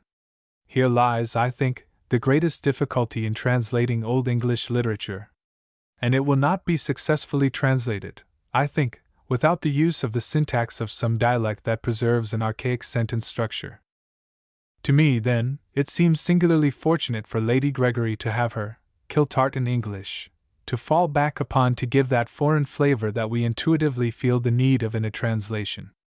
There may be a slight loss of dignity through its use, but there is a great gain in folk atmosphere.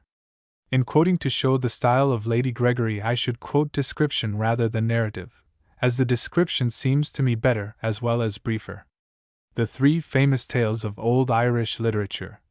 The three sorrows of storytelling are the fate of the children of Usnack, comparable, in the great wars it led to the rape of Helen. The fate of the children of Lyre, a story that has as its base the folktale that underlies Lohengrin, but which takes us back farther into the past in its kinship to Medea, and the Sons of Twirion, which has been called the Irish Odyssey. Of these the first is incomparably the finest story, and Lady Gregory has told it nobly in Cuchulainn of Muirthemne. But it alone of all the stories in her 3 books of translations has enough of humanity in it to put it side by side with the story of Sigurd and Brunhild, or the story of Paris and Helen. When one remembers that Greek and Scandinavian literature may boast 5 stories each, at least, but little short of these their greatest stories, and that Irish literature has but Diarmuid and Grania to boast as in any way comparable to the story of Deirdre, it must be admitted that early Irish literature representing Ireland's heroic age is not so beautiful as the literature that represents the heroic ages of Scandinavia and Greece. The fate of the children of Usnack is rich in beautiful detail of incident and of description of nature. It preserves for us much of the inner life of old time, and it has dignity of proportion. It has not the fundamental weakness, as great art, of most of these old Irish stories. Their characters lack of interest because of their lack of body, their lack of personality, their running to type rather than molding into individuals.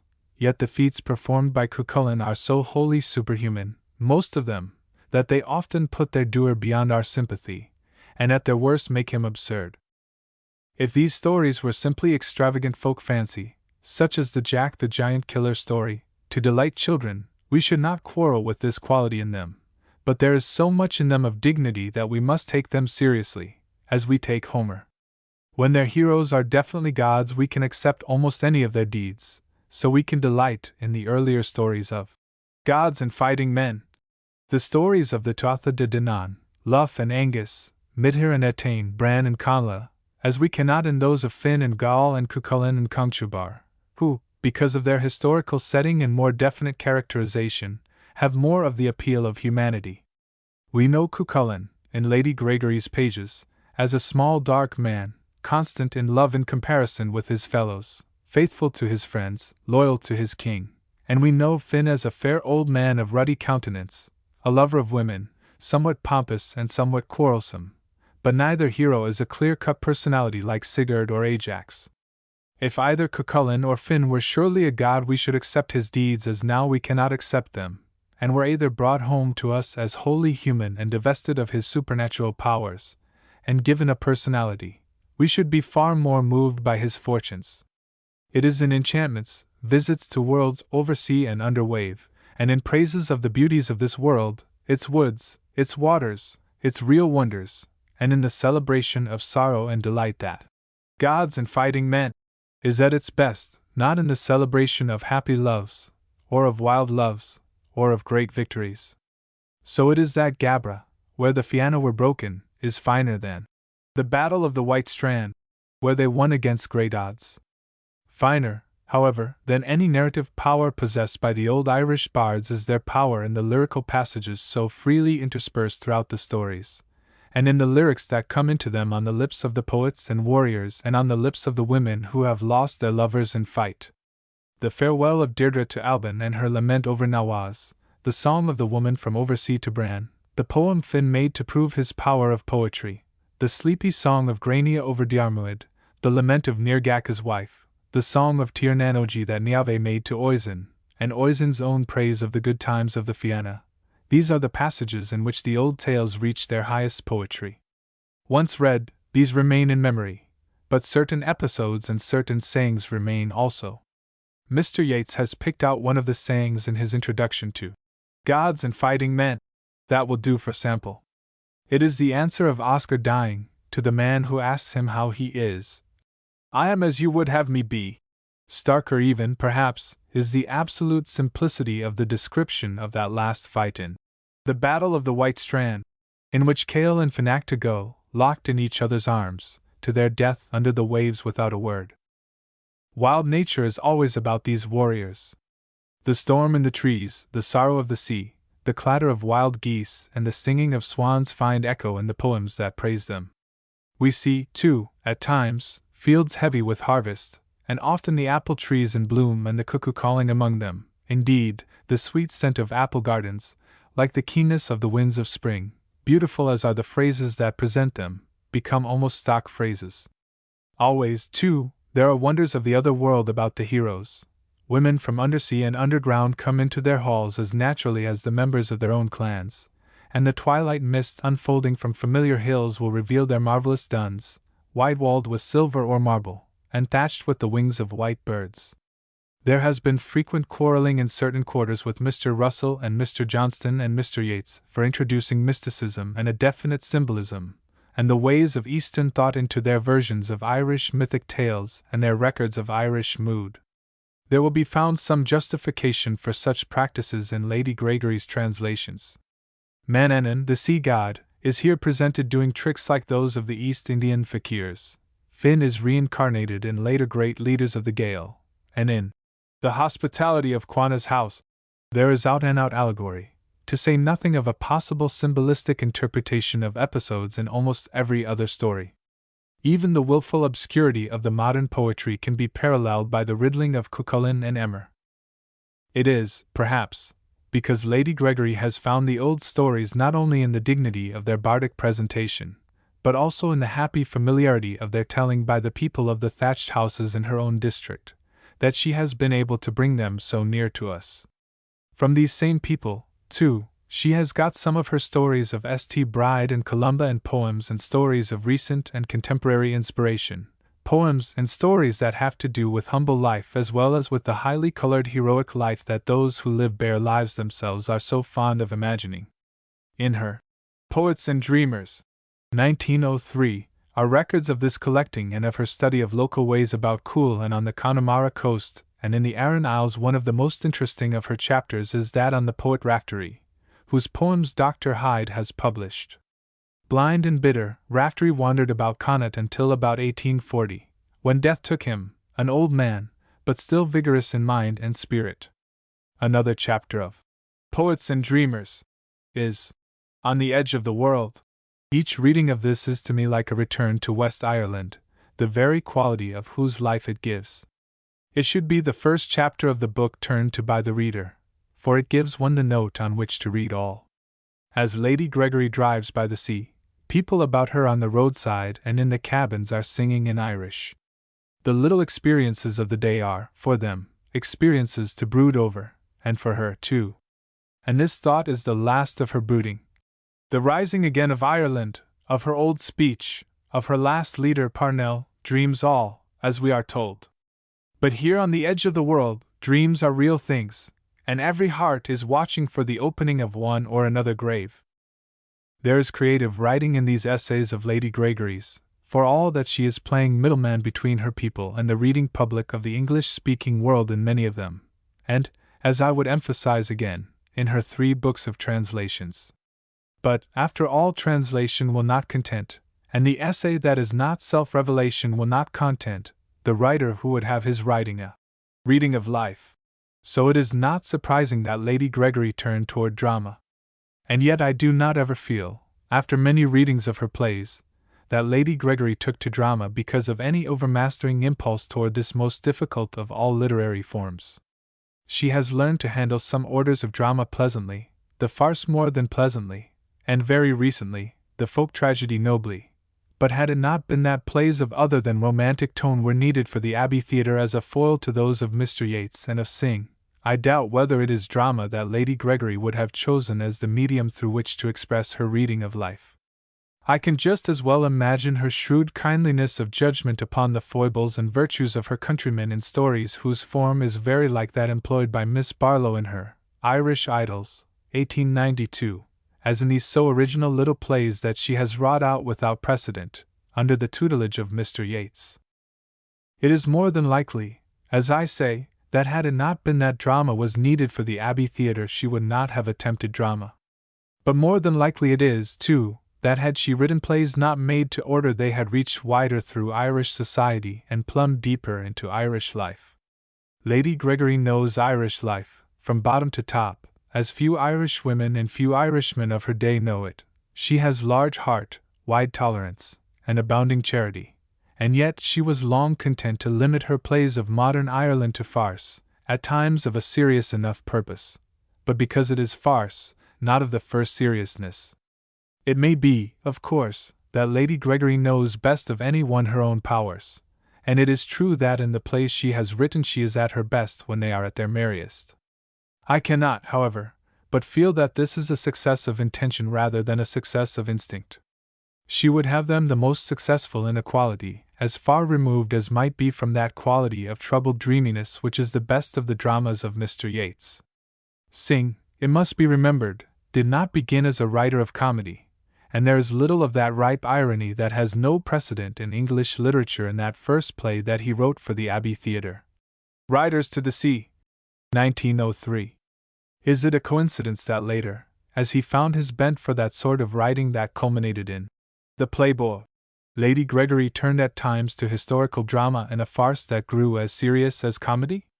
There is, of course, in all her plays serious indictment of national weaknesses, sometimes obvious indictment, as in The Deliverer 1911, which records, in terms of folk biblical allegory, his countrymen's desertion of Parnell, sometimes indictment not so obvious, as in The Canavans 1906, which rebukes that chauvinism in high places which has for generations been one of the curses of Ireland.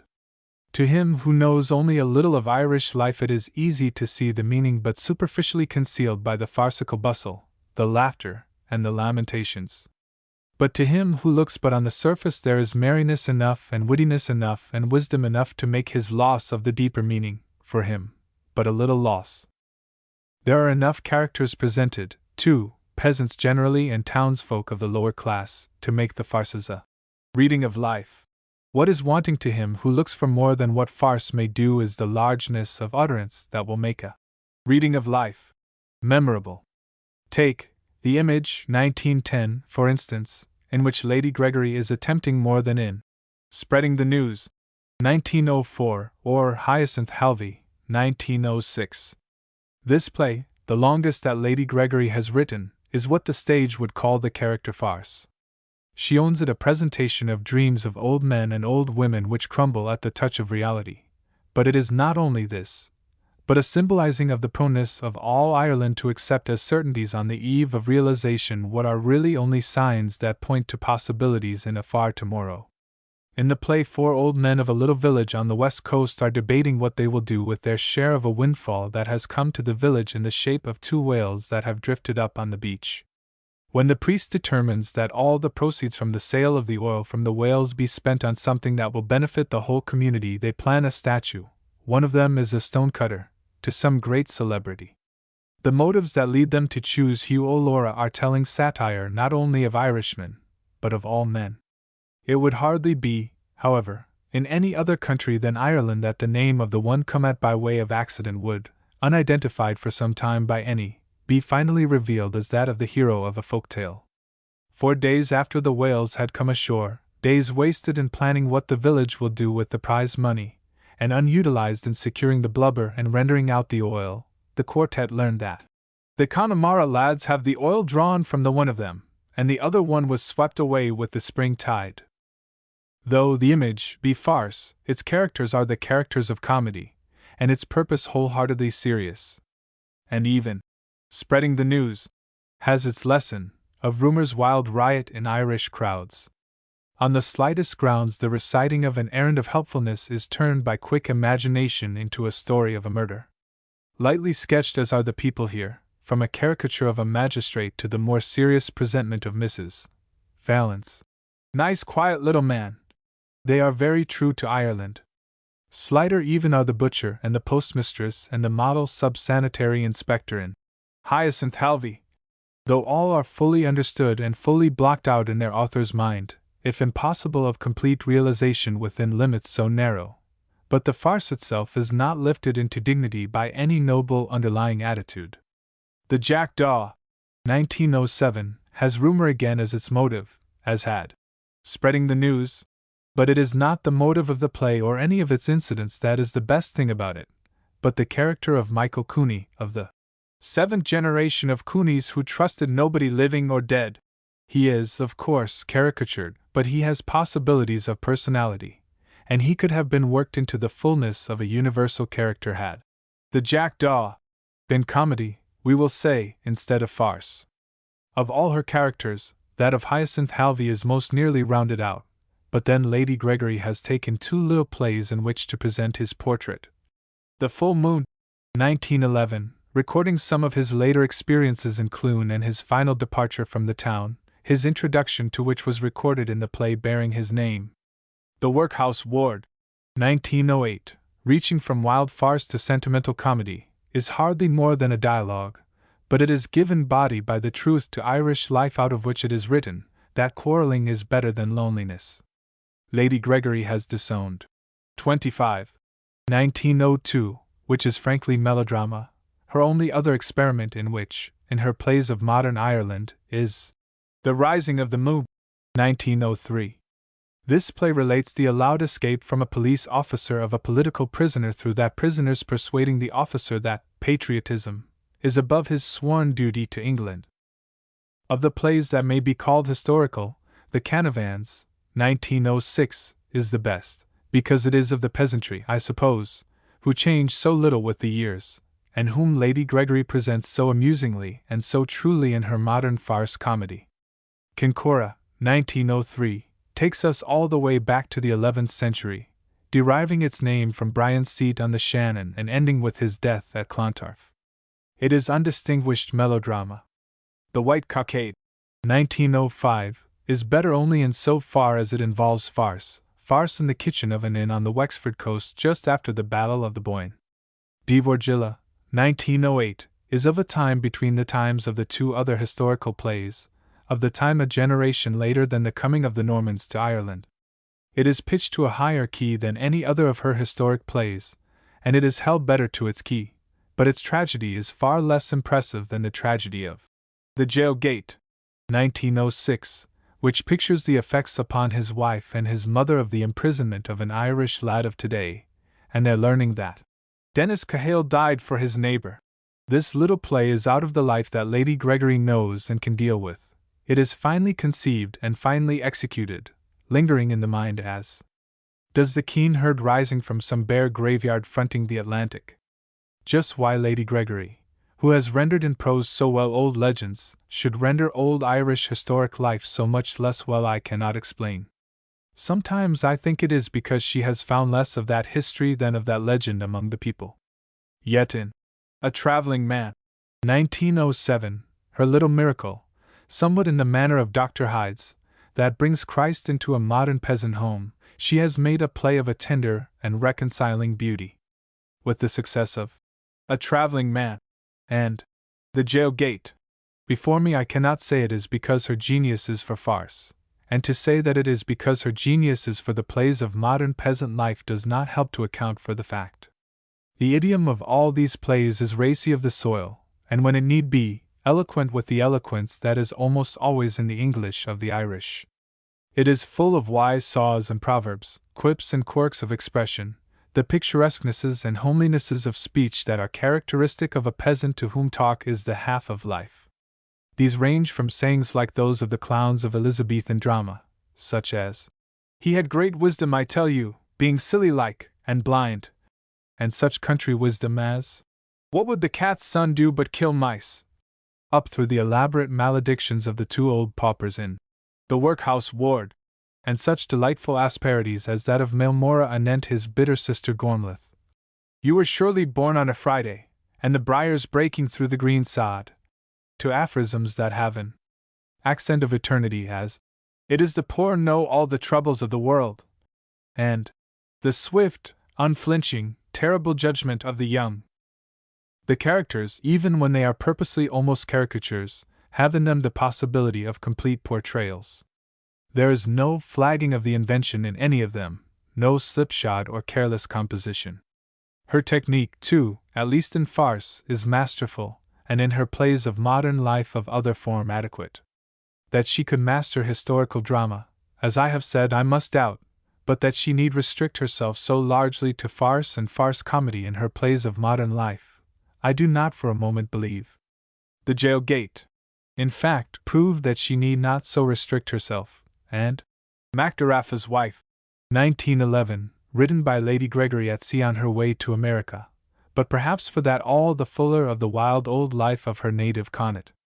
It would almost seem that with Grania, 1912, a tragedy too, following Macdaraffa's Wife, Lady Gregory is widening the scope of her work, as she well can, now that there are other dramatists to provide comedies and farces for the Abbey Theatre. It is a haunting story that Macdaraffa's Wife tells, and largely a true story, the story of a piper who, though a pauper, draws all the countryside to the funeral of his wife, draws them, through the wild lamenting of his pipes, from the fair where they are sporting to follow, with a full fellowship, to the grave, her who died all but alone.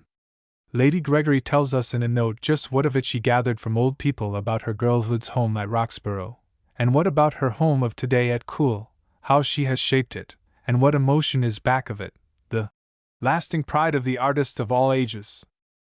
As Lady Gregory had restricted herself, until recently, in the forms of modern life which she wrote of and in the kinds of people she selected to write of, so, too, she had restricted herself, until recently, in the motives she considered.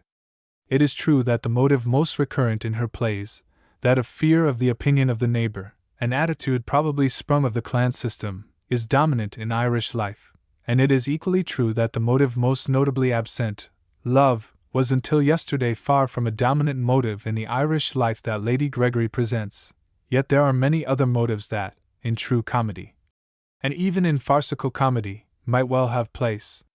That these motives are not there is, I think, not only that Lady Gregory, self-effacingly, put into her plays what was wanted to make them foils to the plays of Mr. Yeats and Synge, but also because of the practice of one type of gentlewoman in literature, of which Jane Austen is characteristic. And yet the mere mention of Jane Austen increases the wonderment that Lady Gregory has not written of people of every condition in her neighborhood, whether that be London or Dublin or Gort, as Miss Austen did of people of every condition in her neighborhood, whether that be Steventon or Bath or Chawton. It can hardly be said, even, that Grania, her last play, is a play about love. In her note to the play, Lady Gregory declares, "Love itself, with its shadow jealousy, is the true protagonist." And yet I think it is jealousy only that is the true protagonist.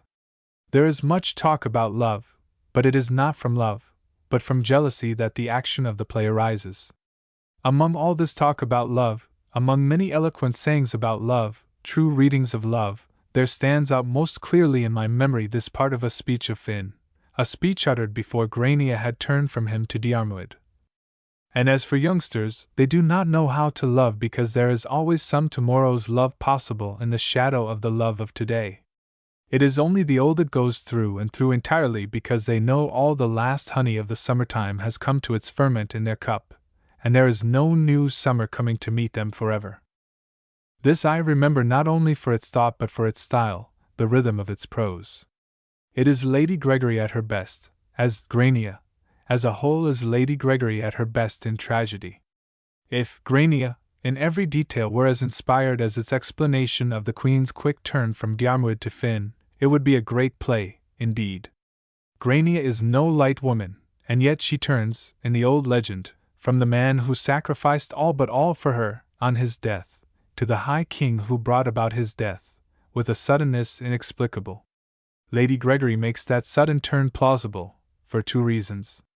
One is that for 7 years of wandering all over Ireland, Diarmuid by his own will and because of loyalty to Finn, had kept Grania a maid, making her his wife only after he found her being carried off by the King of Foreign. The other reason is that as Diarmuid lies dying, wounded to death by that King of Foreign whom he has killed, his thoughts are all of his long-delayed disloyalty to Finn, and not at all of Grania. Thus she justifies herself, speaking to Finn. Grania. He had no love for me at any time. It is easy to know it now. I knew it all the while, but I would not give in to believe it. His desire was all the time with you yourself and Almhuin. He led on to be taken up with me, and it was but letting on. Why would I fret after him that so soon forgot his wife, and left her in a wretched way? Grania. Finn. You are not judging him right. You are distracted with the weight of your loss. Finn. Grania. Does any man at all speak lies at the very brink of death, or hold any secret in his heart? It was at that time he had done with deceit, and he showed where his thought was, and had no word at all for me that had left the whole world for his sake, and that went wearing out my youth, pushing here and there as far as the course of the stars of heaven. And my thousand curses upon death not to have taken him at daybreak, and at believing his words. It is then I would have waked him well and would have cried my 7 generations after him. And I have lost all on this side of the world, losing that trust and faith I had, and finding him to think of me no more than of a flock of stars would cast their shadow on his path. And I to die with this scald upon my heart, it is hard thistles would spring up out of my grave. Grania. I have spoken of Lady Gregory as translator, as collector of folklore, as essayist, and as dramatist, but there is another role in which she has brought no less advantage to the Celtic Renaissance, though it is a role that has not brought her, as have these other, the joys of recapturing or of creating beautiful things. Always objective, though never wholly able to subordinate personality, however near she may have come to effacing it in her plays, Lady Gregory has in this role considered herself solely as an agent in the service of Irish letters. The Irishman is naturally a pamphleteer, and Mr. Yeats, poet of the other world though he be, can give as good blows in controversy as Mr. George Moore. Almost all who have part in the Renaissance have skill in the art of publicity. They have needed no publicists to fight their battles as the Pre-Raphaelites needed Ruskin. Still, in some measure in the way of publicity, and in large measure in other ways, Lady Gregory has been to the Celtic Renaissance what Ruskin was to that last Renaissance of wonder. She has edited pamphlets on things national and artistic in Ireland, she has helped Dr. Hyde and Mr. Yeats in their collecting of folklore and to a deeper knowledge of the people. She has been one of the forces that have made possible the Abbey Theatre, giving to it her power of organization as well as plays and patronage. More than this, she has welcomed to Coole Park many a worker in the movement, who in the comfort of a holiday there has been refreshed by the grey and green land so near the sea and re-inspired by the contact with that Irish Ireland so close to her doors. Like Ruskin, Lady Gregory is a great patron of letters, but like Ruskin she is much more. Lady Gregory is an artist in words who is to be valued as a presenter of Irish life, past and present, with a beauty that was not in English literature before she made it. Chapter 7. John Millington Synge. It is Synge himself who puts the just phrase on what his life was to him, and it is, as it could not else be, from the lips of his Deirdre that it falls. It should be a sweet thing to have what is best and richest, if it's for a short space only. It is Deirdre alone of his men and women that is introspective at all, Deirdre, and nigh when he is mastered by thoughts of home that will not down. Synge wrote the play of her triumph over death as he himself was dying, and he wrote it with high heart, and what is higher, gladness, despite his foreknowledge of his doom. It was to fulfill his dream of the most queenly girl of old Irish legend that he wrote Deirdre of the Sorrows. But he could not keep out of his writing, had he wished to keep it out, his own love that death was so soon to end, and the thoughts of what was the worth of life. It should be a sweet thing to have what is best and richest, if it's for a short space only. It is not a new saying, but it is not to be identified with the proverbial a short life and a merry, with which some confuse it, and of Synge it was a true saying. There are those who, because of the irony of his writing, an irony that is new to literature, and maybe, to some cruel, or at least disillusionizing, may think there was little joy for him, but the truth is there was never a writer in whom there was more joy. This, strange still Matt, as he was even to those who knew him best, gentle or simple, found all life that was natural life, even of the barest and rudest, as thrilling as first love. It is this man, his enemies at home the sated Parisian, who knew a gusto in living greater than that of any English writer since Barrow. Let no one forget those lines with which Christy Mahone cries defiance to the Mayo folk who have known his greatness and his fall.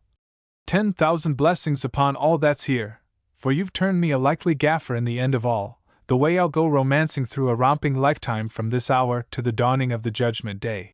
I do not deny that these words are in a sense wrung from the playbill, but what I do hold is that they prove how vital was the genius of the man who wrote them, who saw the joy there was yet in life for this braggart wastrel, just as he saw that even such a miserable boyhood as Christie's knew a kind of poacher's joy in running wild on the bogs. Even for poor Nora, turned out on the roads with a tramp for companion, there is the joy of the road once she learns to know it. The tramp knows it surely. You'll be hearing the herons crying out over the black lakes, and you'll be hearing the grouse and the owls with them, and the larks and the big thrushes when the days are warm, and it's not from the like of them you'll be hearing a tale of getting old like Peggy Cavanaugh, and losing the hair off you and the light of your eyes, but it's fine songs you'll be hearing when the sun goes up, and there'll be no old fellow wheezing the like of a sick sheep close to your ear. Of like gusto, too, is the joy of Martin Dowell and Mary Dowell in their blindness, and the joy of the three tinkers in the escape of themselves and their half-sovereign from the priest, and in the prospect of a great time drinking that bit with the trampers in the green of Clash. And from such joys as these, wild and earthy and rallying, his exultations range to the exalted serenity and sadness of Nisai and Deirdre as they look back on their 7 year of love in Glen Mossine, of love almost too perfect and too happy to be human. John Millington Synge. Yes, joy is as distinctive as irony and extravagance of the writing of Synge, joy in mere living, in life even at the worst, and joy, too, in life at the best. It should be a sweet thing to have what is best and richest, if it's for a short space only. It was for a short space of years that Synge had what is best and richest, hardly for the 7 years of his great lovers. He did not have it when his thought home to Ireland in 1899, as a result of a meeting with Mr. Yeats in Paris. His writing, then, was of little moment, but it grew better when, at home again, he realized what Irish life was to him, when once renewed contact with the Irish peasant brought back the familiarity that had been his in the nursery. It was the Wicklow glens, to which memories of his people drew him, and the Aran Islands, where he went to study Irish, until then little more than a book language to him, and to live a life perhaps more primitive than any in Europe, that enabled him to find himself. Further prentice work, though of a new sort, followed his sojourns in Wicklow and Aran, but by 1903 his art had matured to the ripe power of In the Shadow of the Glen and Riders to the Sea, which, after adjustment to the stage, were put on respectively October 8, 1903, and February 25, 1904, at Molesworth Hall, Dublin. The Tinker's Wedding, which has been played only once, and then in London, dates from about the same time. The Well of the Saints was produced on February 4, 1905, at the Abbey Theatre, Dublin, and The Playboy of the Western World, on January 26, 1907, at the same place, to the accompaniment of an uproar that a certain element of Irishmen have considered it proper to create ever since on its first appearance in all cities whatsoever, whether in Great Britain or America. One wonders what they would have done had he made it as biting as Ibsen made Peer Gynt. Deirdre of the Sorrows, which Synge left unrevised, was first produced at the Abbey Theatre on January 13, 1910, the last of the 6 plays of his maturity. It was in the years from 1902 to 1909 that he had what is best and richest, a full life, lived largely in the Ireland that he loved, the artist's joy in making that life into a new beauty, a beauty that was all compact of exaltation and extravagance and irony, and love for a woman in whom his man's life and his artist's life were united, for her who embodied his dream of Pigeon Mike and added her life and her art of the stage to his dream of Deirdre, as day by day it emerged from his mind. And so great was his joy in these good things that his precarious health, and even his long-last illness, could not, while he had any strength, lessen the high spirit of his writing. There is none of his plays more vital than Deirdre of the Sorrows. And yet this joy that is basic in Synge, this exaltation, is no more basic than emotions and attitudes of mind that are often, in other men, at war with joy and exultation, irony and grotesquerie, keen insight into the black thoughts of men, an insistent awareness of the quick passing of all good things, diablerie and mordancy. Strange, then, should be his love passages, and strange, too, they are at times, ranging from the bizarre delight of In Carrie to the triumphing nobility of Deirdre's farewell to Alban. One thinks of Mr. Hardy and one thinks of Donne as one reads In Carrie.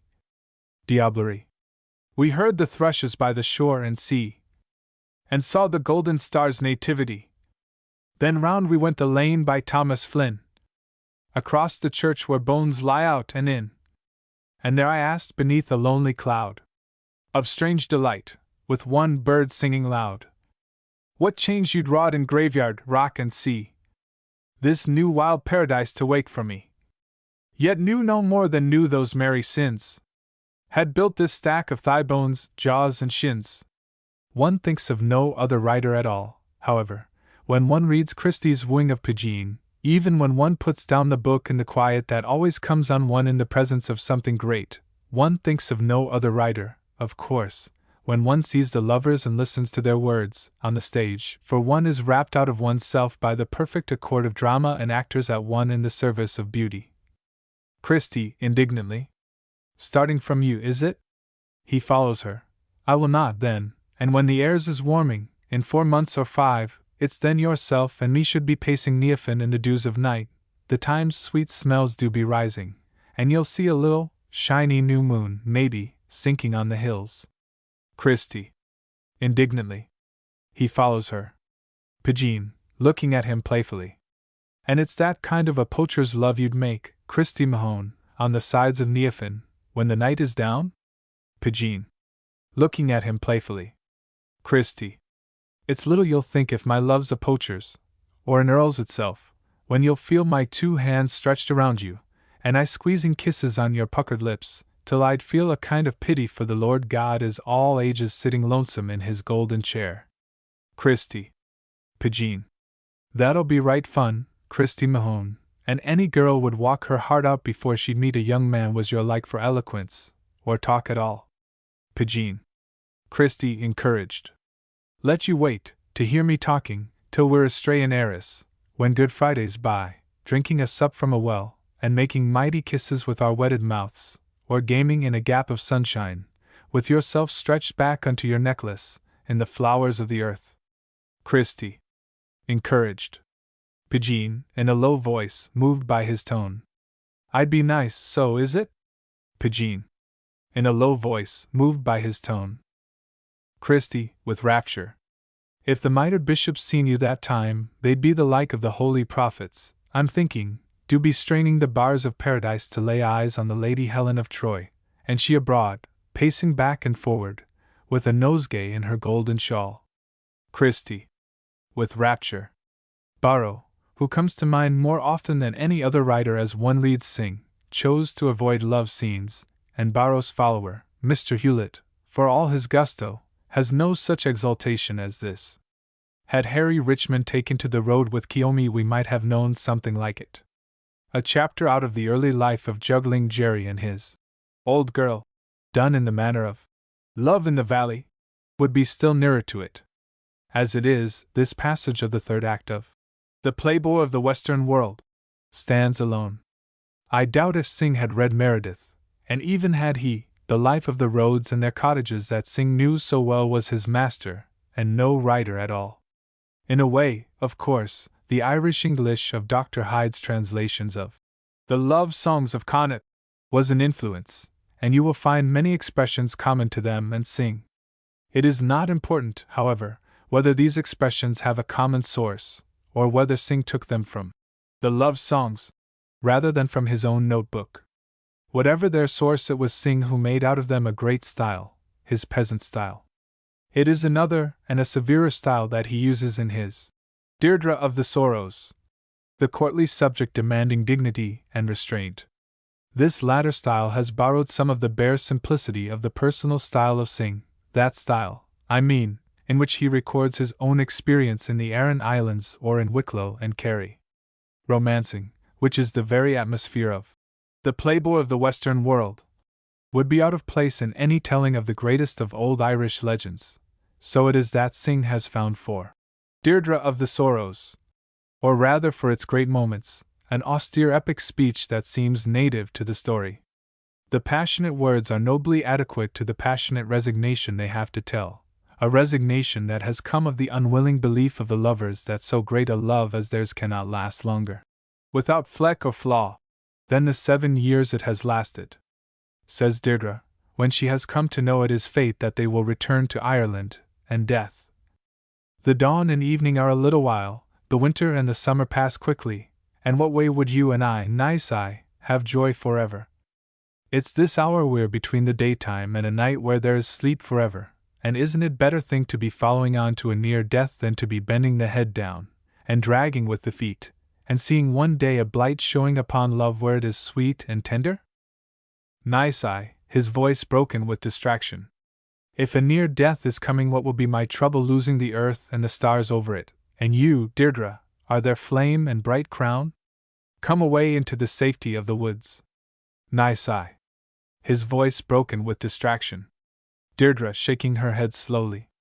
There are as many ways to wither love as there are stars in a night of Samhain, but there is no way to keep life, or love with it, a short space only. It's for that there's nothing lonesome like a love is watching out the time most lovers do be sleeping.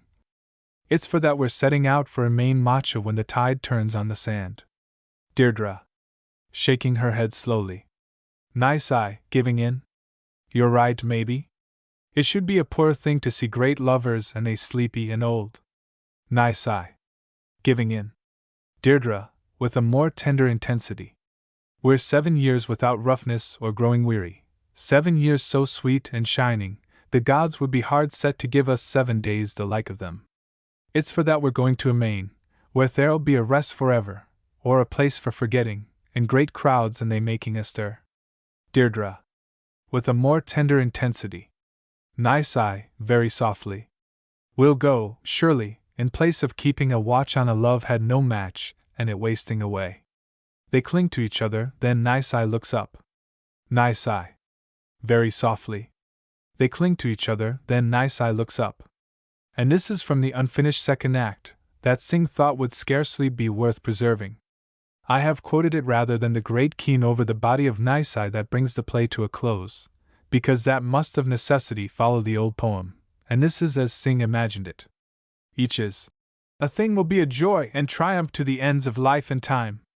I have thrown what I have to say about the exaltation of Synge to the forefront of what I have to say of him, that all may be read in the memory of this emphasis and of the exaltation of what I quote, no matter how fantastic or grotesque or disillusionizing or even ghoulish it may be. Whatever other quality may be dominant at any moment in Synge, there is always, along with it, exaltation. It is the extravagance and grotesquerie of both language and situation that is the most immediately arresting of the qualities of Synge. And this extravagance and grotesquerie have marked his writing from the start. The old husband playing dead, that he may catch his young wife with her lover, of his first play, In the Shadow of the Glen, is a very old motive, and familiar in the meliorized form that made it known to the theatre in Con the Shafrown, 1875. Before that, Croft and Croker had given it currency in The Corpse Watchers, among those outside of the circles in which it was a familiar folk story. It might, indeed, be said of In the Shadow of the Glen that it begins in the manner of Boucicault and ends in the manner of Ibsen, for Nora Burke is in a way a peasant Hedda Gabler.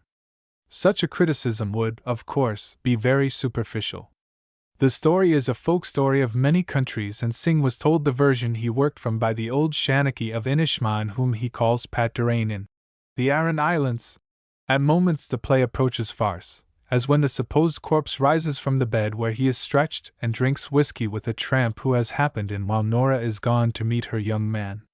From such a situation it turns to keen pathos, as Nora sits with tramp and lover and the old husband she thinks dead, and listens to the wind and rain sweeping through the high glens about the hut, and thinks of the young growing behind her, and the old passing.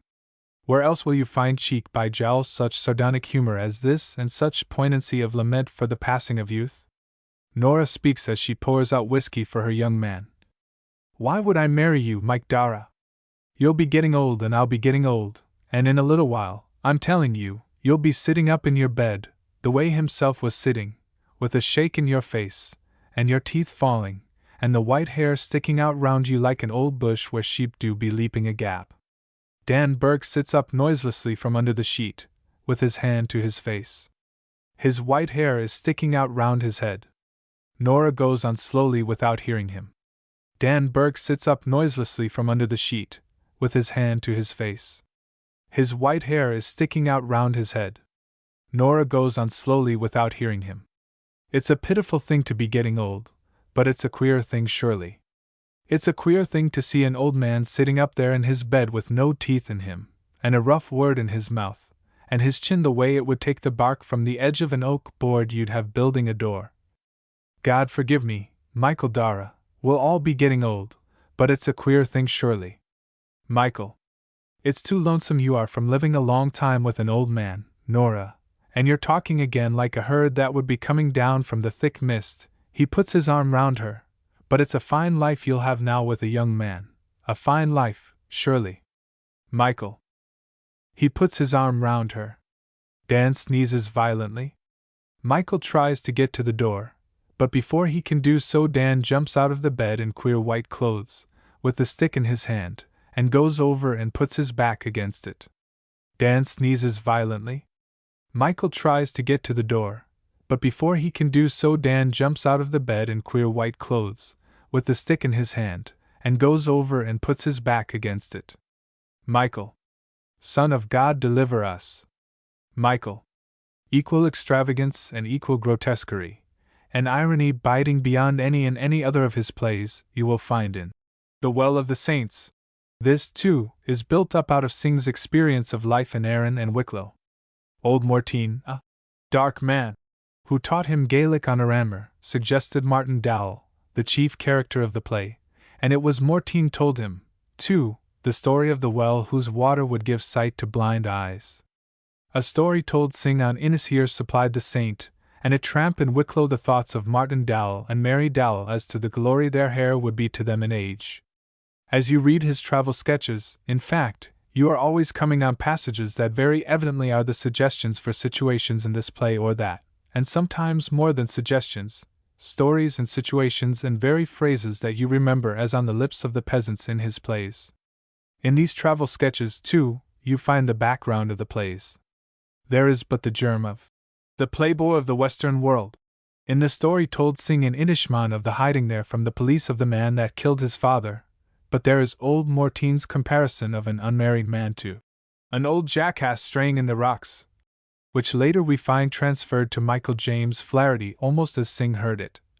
An old braying jackass straying upon the rocks.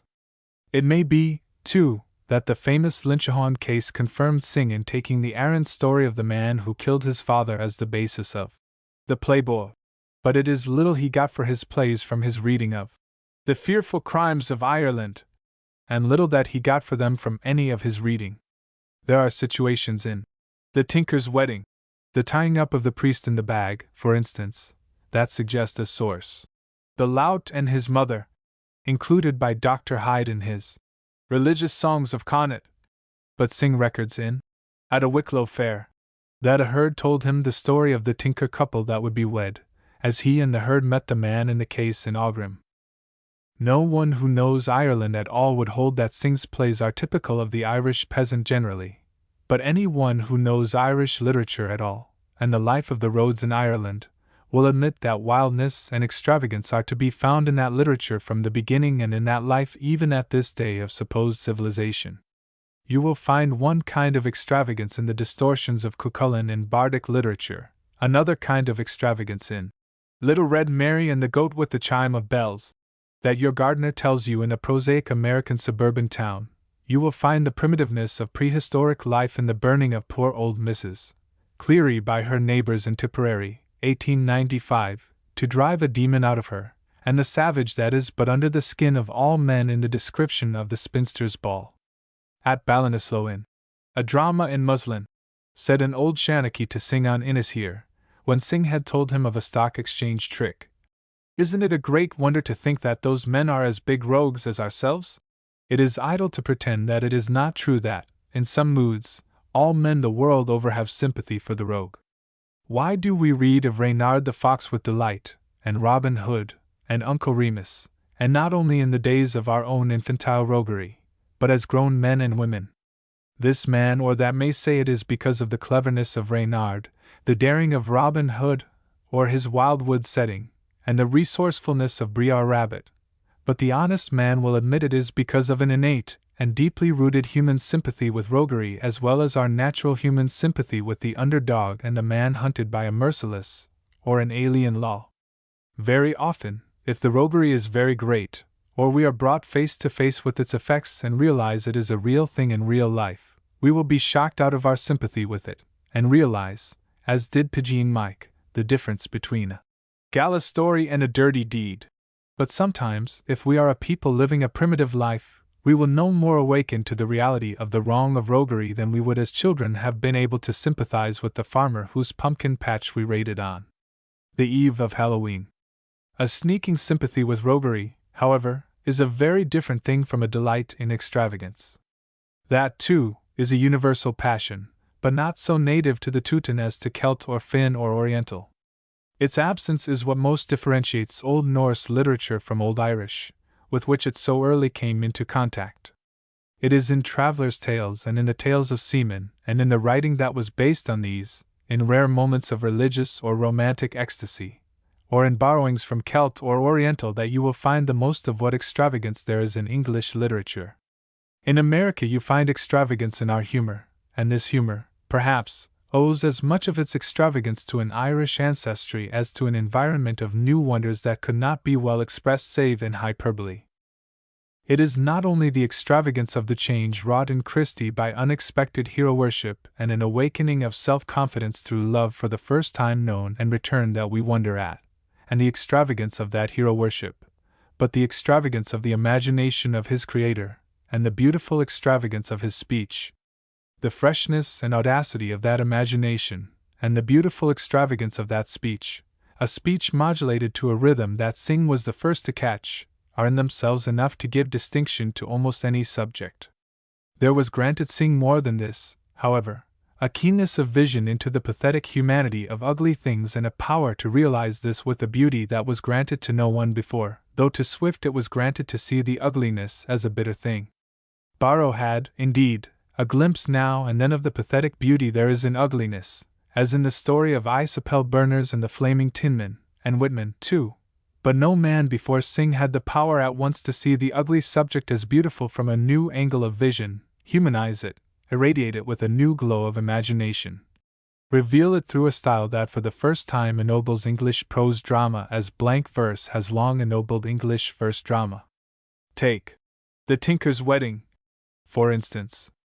The theme is the desire of a tinker woman, youngish if not young, to wed the man who has long been her mate, his mother's unstudied frustration of that scheme by stealing, to swap for drink, the kin they were to give to the priest along with a half-sovereign for marrying them, and their joy, in the end, that they have escaped matrimony and the wasting of good money.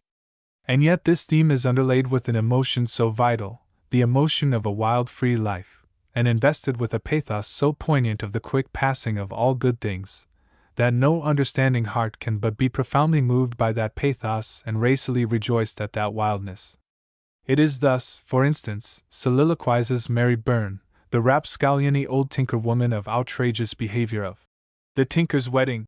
She is stealing the aforesaid can, in the absence of her son and his Sarah, to get two of Tim Flaherty's hens. Maybe the two of them have a good right to be walking out the little short while they be young, but if they have itself, they'll not keep Mary Byrne from her full pint when the night's fine, and there's a dry moon in the sky. One thinks, as one reads, of Villon's old woman and her lament for yesteryear, but there are not many writers anywhere in the world, of old time or of today, who have such power of blending pathos and ugliness into beauty, and no other one that I know who can infuse humor into the blend, and make one at the one time laugh ironically and be thrilled as with great poetry. There are those, of course, to whom this earthiness and wildness are repulsive, to whom old Martin Dowell's love pleading to Molly Byrne is unendurable. A dirty, shabby stump of a man, a beggar, blind and middle-aged, is asking a fine white girl, young, and as teasing as an ox-eyed and ox-minded colleen may be, to go away with him.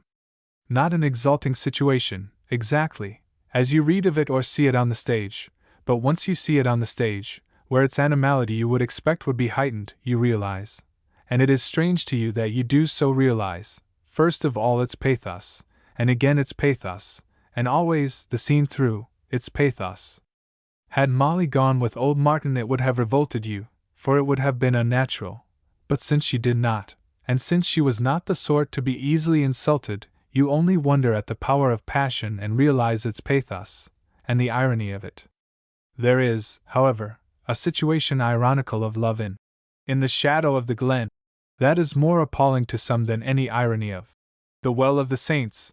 I mean the scene at the end, when Nora, turned out by her husband and forsaken by her lover, goes out into the rain with the tramp, leaving husband and lover drinking together in utmost amity. The pathos of this and the irony of it are of a part with the pathos of the close of Hedda Gabler. Hedda and Nora, selfish and willful both, if you like, are yet fine women both, and human, as Zenobia and Eustache are human, and pathetic in their fates, with a pathos that even Hawthorne and Mr. Hardy have seldom the power to make us feel. But the fate of Nora was ironic as the fate of none of the others, for all three of them escaped the ennui and misery of life, while Nora but begins a new life, freer for the moment than her old life, but promising, in the end, only the old dull round. The irony of it is always in Synge's writing, even in its most exalted moments. A 7 years' love, without fleck or flaw, is surely a wonder, but it is just as surely ironical that it, like all good things, shall so soon come to an end. That, of course, is but the way of nature, and so we much question if, after all, the irony of Synge is more insistent than the irony of nature. If it is because he takes more care to uncover it, but basically his irony is but the irony of nature. He is in reality less ironical than Mr. Hardy, the great ironist of English literature of our day, and he is never bitter, for bitterness comes seldom except to the writer who is interested in morals, and morals interest Synge only in so far as they are natural. It is life, not any conventional way of life, or any ideal of life, that interests Synge, so he escapes ensnarement in any of the questions of the day. So frankly does he accept life that there is in him no note of protest whatsoever, which is again fortunate, for protest, too, will lead a man to morals and leave on his work the taint of a passing system of morality, as it did even on Ibsen. If there is symbolism to be found in Synge, it is there only by accident, never as the result of definite intent. He may have had, in the back of his mind, as he wrote The Playboy of the Western World, the thought of chance making a man, of a man finding himself through others believing in him who has no belief in himself, but that there is in the play any parable of young Ireland losing its allegiance to a previous ideal of Ireland, I do not for a moment believe.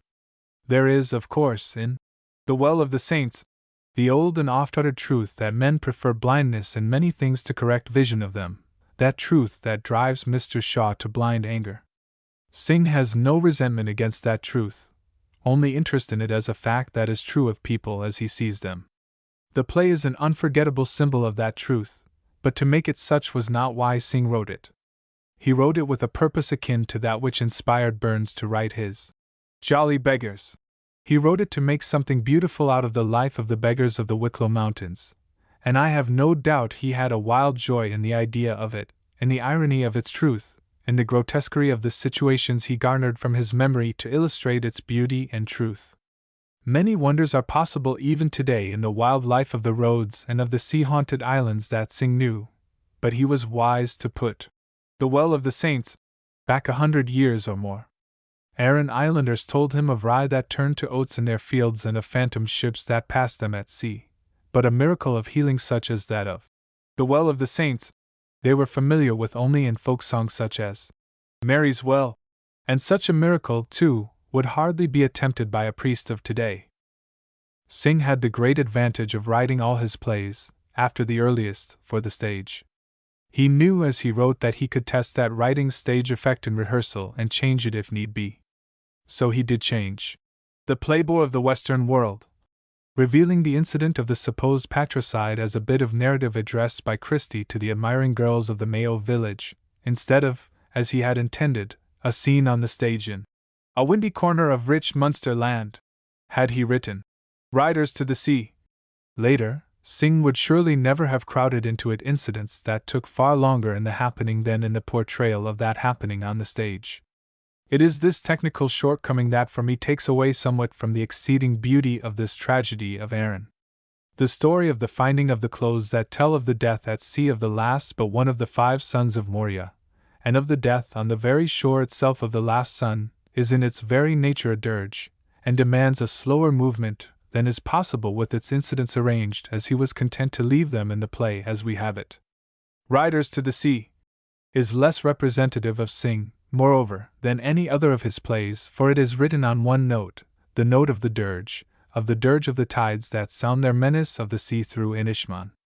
It is less representative of Synge because it has in it no humor, no quick changes of mood, no revelation of tumult of soul. It is less representative of Synge in that it is less original than any other of his plays, reminiscent in fact in all but its style, now of Ibsen, now of M. Maeterlinck, now even of Mr. Edward Martyn. And his style itself is not what his style was in The Shadow of the Glen, nor what it became again in The Well of the Saints. One wonders where that speech came from, that speech that is, as he would have it, fully flavored as a nut or apple. Mr. Yeats and Lady Gregory tell us that he did not have it until he had been made free, through residence there, of the life of the Aran Islands.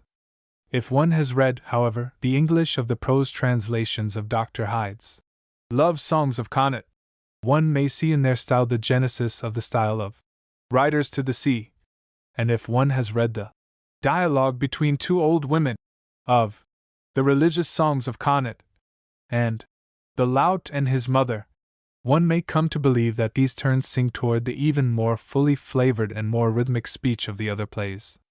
Perhaps, too, there were memories of the rhythm and of the flavor of the speech of him who made these words for Jasper Petulengro. Life is sweet, brother, there's night and day, brother, both sweet things, sun, moon, and stars, brother, all sweet things, there's likewise a wind on the heath. Life is very sweet, brother, who would wish to die? The speech of Connaught folk song rendered into the English of Connaught by Dr. Hyde, however, and the speech of Barrow were no more than the start, if they were as much as the start, that put him on the right road. If ever a man made his style himself, it was Synge. He made it out of his memory and out of his imagination, using 1 or 2 words only that I have not heard, he said, among the country people of Ireland, or spoken in my own nursery before I could read the newspaper, but evolving from that memory by his imagination a speech that is in harmony with the imagination of the people, an imagination that is, he tells us, fiery and magnificent and tender, though no such actual speech would be possible of reproduction from any one of them. Synge is very definite in his statement of what he believes drama should be, and what he would make his own drama of Irish life, expressing his belief in the preface to The Tinker's Wedding. The drama is made serious, not by the degree in which it is taken up with problems that are serious in themselves, but by the degree in which it gives the nourishment, not very easy to define, on which our imaginations live. We should not go to the theatre as we go to a chemist's or a dram shop, but as we go to a dinner where the food we need is taken with pleasure and excitement. The drama, like the symphony, does not teach or prove anything. Of the things which nourish the imagination, humor is one of the most needful, and it is dangerous to limit or destroy it. Baudelaire calls laughter the greatest sign of the satanic element in man, and where a country loses its humor, as some towns in Ireland are doing, there will be a morbidity of mind, as Baudelaire's mind was morbid. In the greater part of Ireland, however, the whole people, from the tinkers to the clergy, have still a life, and view of life, that are rich and genial and humorous. I do not think that these country people, who have so much humor themselves, will mind being laughed at without malice, as the people in every country have been laughed at, in their own comedies. In the preface to The Playboy of the Western World is this paragraph, completing his credo as to drama. Credo.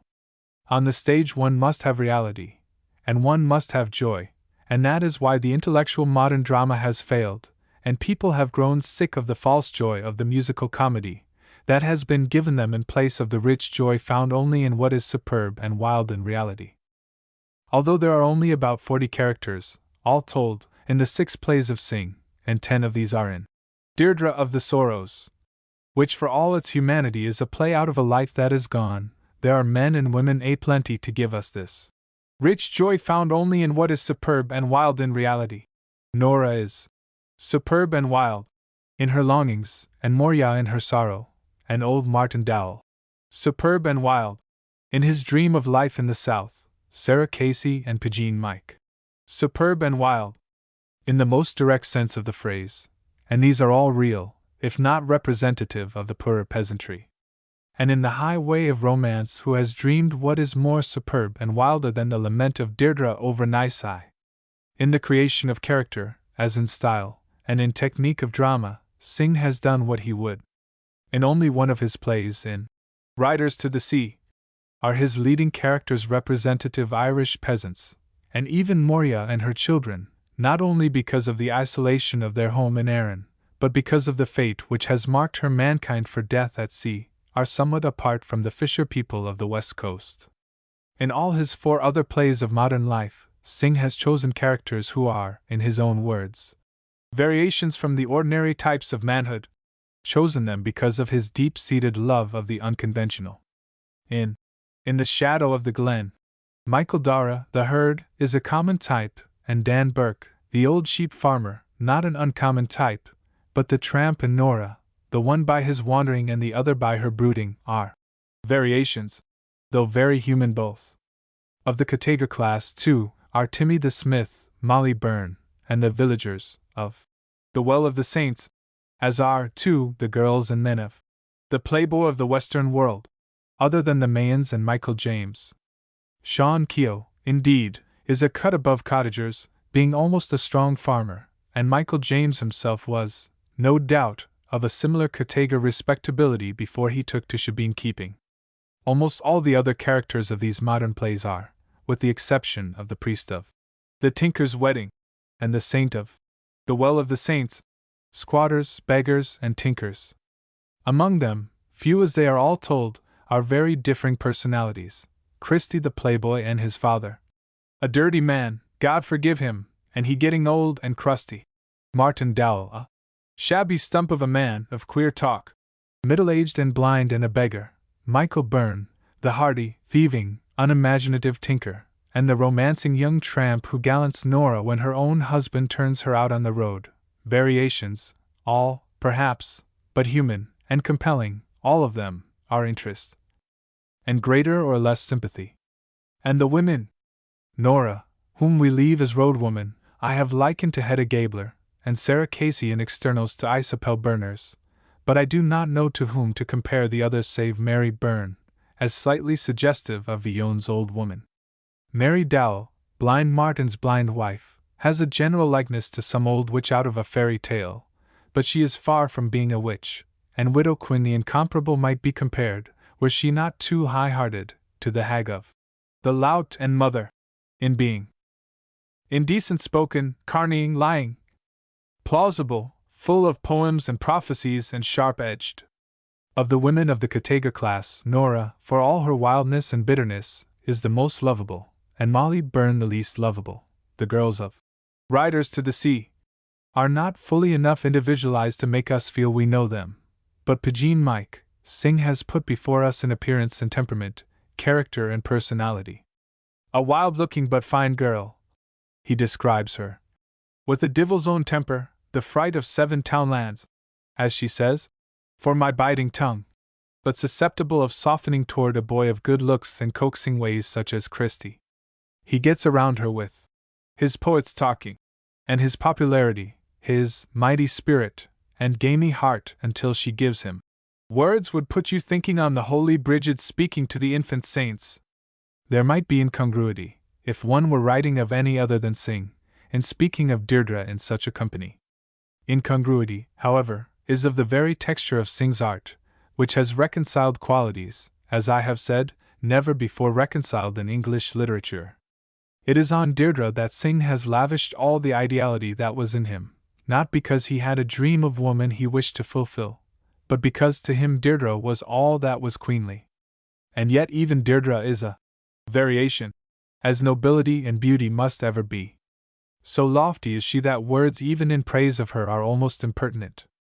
Just how lofty her words that I quoted at the outset show, as does also, by way of contrast, the mention of her here among these half-tragic, half-grotesque women of the cottages and of the roads.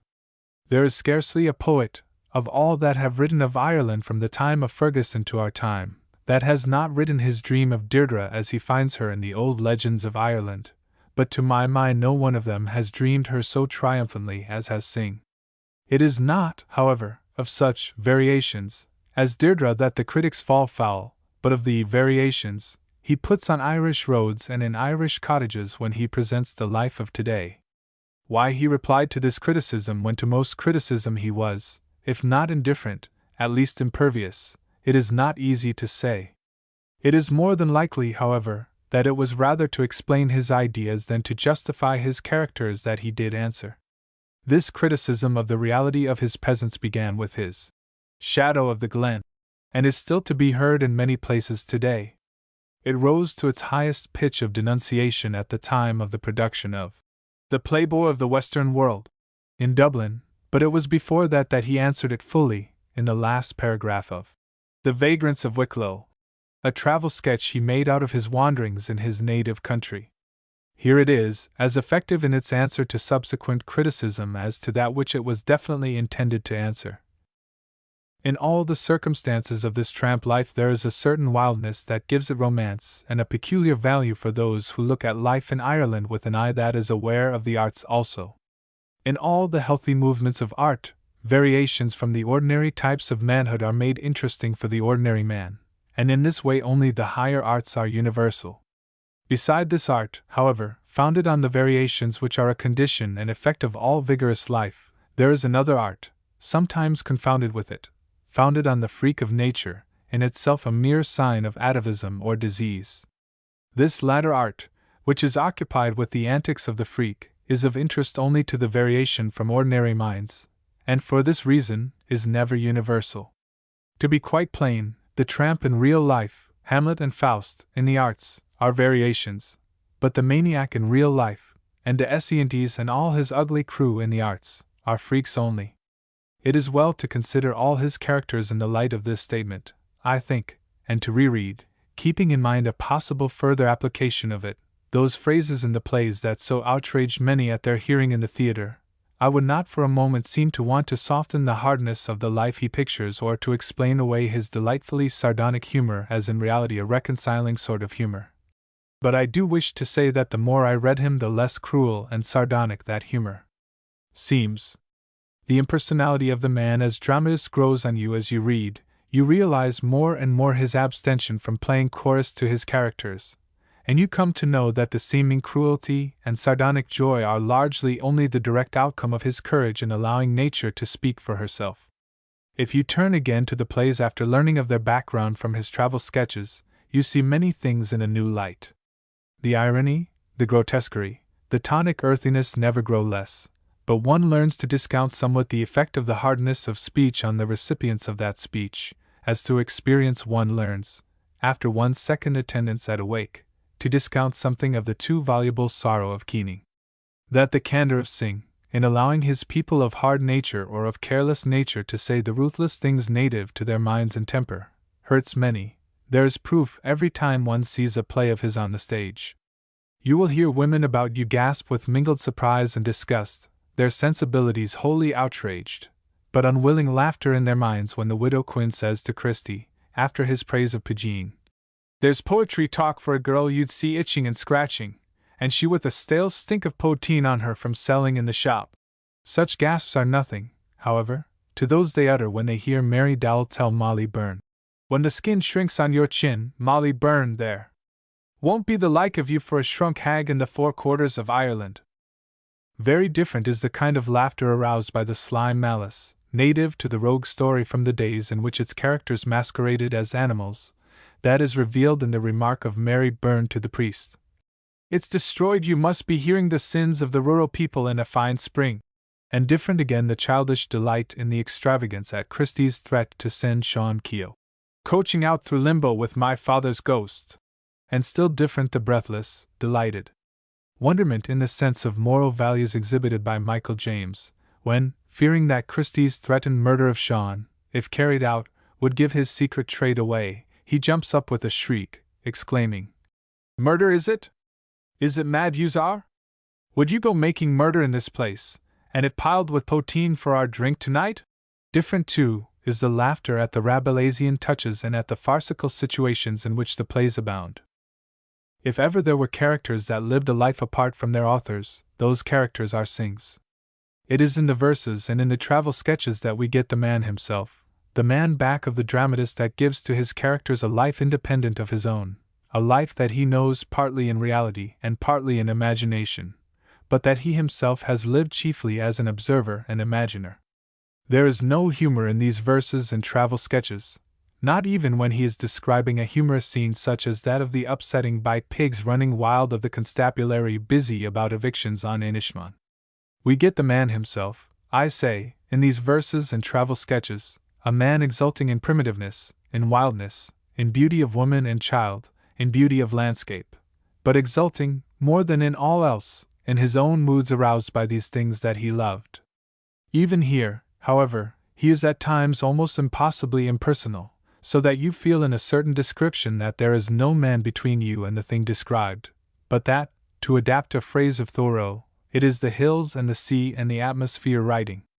This impersonality persists, even in the Aran Islands, so large a part of which is very personal in that it is a statement of his daily life on Inishmaan. It is not, however, from the impersonal writing that I would quote, though I would emphasize this impersonality because it is part of the very nature of the man, but from the personal parts, because they reveal more of the positive part of him. After a day of storm on Inishmaan, the middle island of the three that make up the Aran group, Synge writes, "About the sunset the clouds broke and the storm turned to a hurricane. Bars of purple clouds stretched across the sound where immense waves were rolling from the west, wreathed with snowy fantasies of spray. Then there was the bay full of green delirium and the 12 pins touched with mauve and scarlet in the east. That is the Connaught coast, and this the next paragraph is Synge. The suggestion from this world of inarticulate power was immense, and now at midnight, when the wind is abating, I am still trembling and flushed with exultation." And here is Synge again, in another temper, which came to him on the seas about Inishmaan. "The black currach working slowly through this world of grey, and the soft hissing of the rain, gave me one of the moods in which we realize with immense distress the short moment we have left us to experience all the wonder and beauty of the world." The Aran Islands is most memorable of his travel writings, because he spent more time on these rocks at the world's end and came closest here to the soul of Irish life. There are passages, however, in his description of the Kerry coast, and even in his newspaper sketches of the coast of Connemara, that tell not only of the places but of their visitor. "I got on a long road running through a bog," he writes in West Kerry, "with a smooth mountain on one side and the sea on the other, and Brandon in front of me, partly covered with clouds. As far as I could see there were little groups of people on their way to the chapel at Ballyferriter, the men in homespun and the women wearing blue cloaks, or, more often, black shawls twisted over their heads. This procession along the olive bogs, between the mountains and the sea, on this grey day of autumn, seemed to wring me with the pang of emotion one meets everywhere in Ireland, an emotion that is partly local and patriotic, and partly a share of the desolation that is mixed everywhere with the supreme beauty of the world." The comment on Ireland, her ways and her place among the peoples, that many a dramatist would have permitted himself to express through some character chosen to play chorus to the action, Synge now and then permits himself in the travel sketches. In From Galway to Garumna, which he wrote for the Manchester Guardian's investigation of the congested districts, is one of such rare avowals, an avowal to treasure along with those of his all too short prefaces.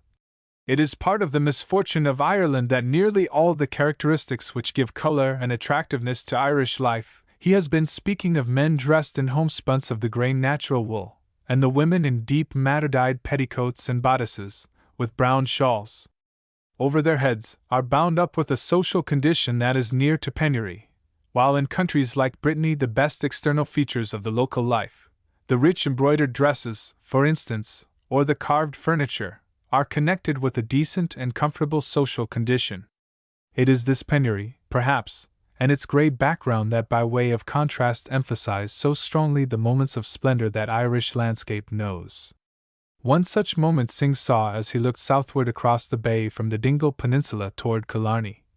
The blueness of the sea and the hills from Carrantoul to the Skelligs, the singular loneliness of the hillside I was on, with a few choughs and gulls in sight only, had a splendor that was almost a grief in the mind. This splendor Synge found also in his own Wicklow, a lonelier country than Arran, if loneliness comes from absence of human life. And if there is not the loneliness of the sea in the inland glens that Synge knew so well, there is in them the equal loneliness of the mountains. It is this county of Wicklow that is the background of In the Shadow of the Glen, and of The Well of the Saints, and of The Tinker's Wedding, and perhaps had not the Abbey Theatre grown to be a theatre for folk drama and for poetic drama of court romance alone, Synge would have made Wicklow the background of dramas of a high life of yesterday. Certain it is that in these passages he is thinking of it. Every one is used in Ireland to the tragedy that is bound up with the lives of farmers and fishing people. But in this garden one seemed to feel the tragedy of the landlord class also, and of the innumerable old families that are quickly dwindling away. These owners of the land are not much pitied at the present day, or much deserving of pity, and yet one cannot quite forget that they are the descendants of what was at one time, in the 18th century, a high-spirited and highly cultivated aristocracy. The broken greenhouses and mouse-eaten libraries, that were designed and collected by men who voted with Grattan, are perhaps as mournful in the end as the 4 mud walls that are so often left in Wicklow as the only remnants of a farmhouse. The desolation of this life is often of a peculiarly local kind, and if a playwright chose to go through the Irish country houses he would find material, it is likely, for many gloomy plays that would turn on the dying away of these old families, and on the lives of the 1 or 2 delicate girls that are left so often to represent a dozen hardy men who were alive a generation or 2 ago. I have dwelt on these travel sketches of Synge not alone for their own sake, but because they are, as I have said, the background of the plays, and because they contain what are in a sense the diary notes out of which the plays grew.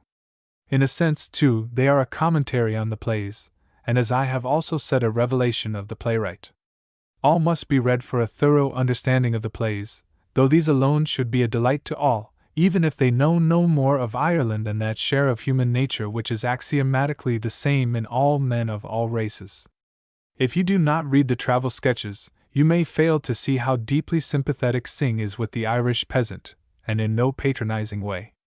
In The Aran Islands, he takes the greatest care to disguise the identity of those he knew intimately lest they be pained by anything he wrote of them. No one could write with higher courtesy of those whose guest he had been than Synge. You, reading, are made one of their home's circle, but no family secrets are betrayed. You are made aware of their weaknesses, but there is never any disloyalty, and always in his records of them their virtues of courage and endurance, of adaptiveness and simplicity, of family stanchness and communal helpfulness, outweigh the drunkenness and roguery that one expects from the primitive. Synge is, indeed, not only loyal, but full of respect and liking for the Aran Islanders, and of admiration for their rich humanity. It was out of his island life and out of his life of the roads, and out of his mood, once he knew his doom, that he made the 22 poems of his that are retained of a great deal that he had written, most of it in his younger years.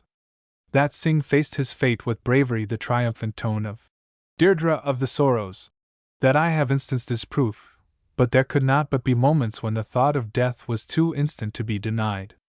It was in such mood he wrote, either toward the end, or in earlier moments of anticipation of it. Queen's, on an anniversary, to the Oaks of Glencree, a question, and I've 30 months. There is in these verses a certain morbidity, an almost ghoulishness, that is very seldom present elsewhere in his writing. And yet I may be wrong in attributing it to his certainty of approaching death, for there is a more intense preoccupation with death in the plays of M. Maeterlinck's youth and a greater ghoulishness in the verse of Mr. Hardy's youth. It is of Mr. Hardy's verses that one thinks oftenest as one reads these verses of Synge, and not only because of certain likenesses in subject matter, but because of the imperfect mastery of both over the verse forms and a certain epigrammatic gnomic quality common to both. The verses of Synge are not relatively so important in comparison with the rest of his writing as Mr. Hardy's verses are in comparison with the rest of his writing, for they are not needed to explain a philosophy of life as are Mr. Hardy's verses. Fortunately, Synge attempted no philosophy, had the rare wisdom to rest content with observation. In regard to poetry, as to all his art, Synge had, however, definite views, though his verse is almost too little in bulk to exemplify them. It was the poetry of exaltation, as it was the drama of exaltation, as it was the exaltation in living, of change and speed and danger and love, that meant most to him. He held further that, in these days poetry is usually a flower of evil or good, but it is the timber of poetry that wears most surely, and there is no timber that has not strong roots among the clay and worms. The verse of Synge, as all his art, was so rooted, surely. Even if we grant, he continues, that exalted poetry can be kept successful by itself, the strong things of life are needed in poetry also, to show that what is exalted or tender is not made by feeble blood. It may almost be said that before verse can be human again it must learn to be brutal. It is sayings of this sort that bring to mind his kinship with Whitman, to whom he is also bound by the freemasonry of the roads. Both men felt the call of the road. Both loved the changing landscape and the little adventures of the caravansaries. Both loved most of all the men and women they met.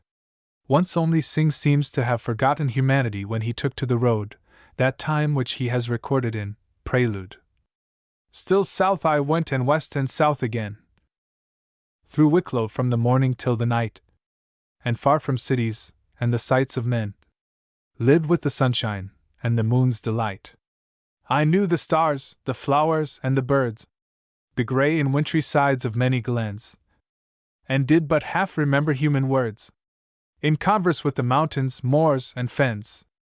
It is to this, to the wandering wayside life of Synge that one's thought of him always returns, and rightly, for it was the road that most inspired him. It is the memory of the road that most kindles him, and so it is always to the man of the road that he gives his most lyric passages. Or, perhaps, I should say it is the speech that the thought of the man of the roads or of the woman of wild heart raises in his mind that is his most beautiful speech, with the very wildness of the wandering heart in it, and with the long swing that comes, with second wind, when you have been a day abroad on the road. What if the words have now the clobber of the roads upon them, and even the muck, and now the reek of the shebeen or of the tinker's fire in a roadside ditch? They have, too, the bog smell, and the smell of the wind, the smell of ploughed land and of the sea, and they fall into cadences that are cadences of the wind and of the tides, of full rivers and clucking streams that sudden rains have filled, as well as the cadences of the voices of boy and girl and they love making, and of the voices of the wild folk of the roads coaxing or loudly quarreling, and the voices of women and men, young and old, lamenting the hard way of life and of the sorrow that waits for all in the end. Why quarrel with Synge, in short, because his style is of the very essence of life, and of nature, which is the background of life. To attain a style that is his very self, that is of the very color of his life, and of the very color of the extravagant phases of the life of his country, to attain a style that embodies all this, and that for the first time sets English dramatic prose to a rhythm as noble as the rhythm of blank verse, is surely in itself title to greatness. But Synge has other titles too. In the few characters that he has created, 40 in all, characters all natively Irish, he has attained universality, because these Irish men and women, Nora and Martin Dowell, Sarah Casey and Christy Mahone, Moria and Deirdre, are so human that they are prototypes of men and women the world over. And of dialogue, where style and characterization blend, he has sure control. Each character of the 6 great characters that I have just mentioned speaks and acts just as such a character would, and not only these, but every other character that occupies the stage for more than a moment. Michael Dara and Timmy the Smith, the priest or Philly Cullen, Bartley and Owen, each one has an individuality clearly defined.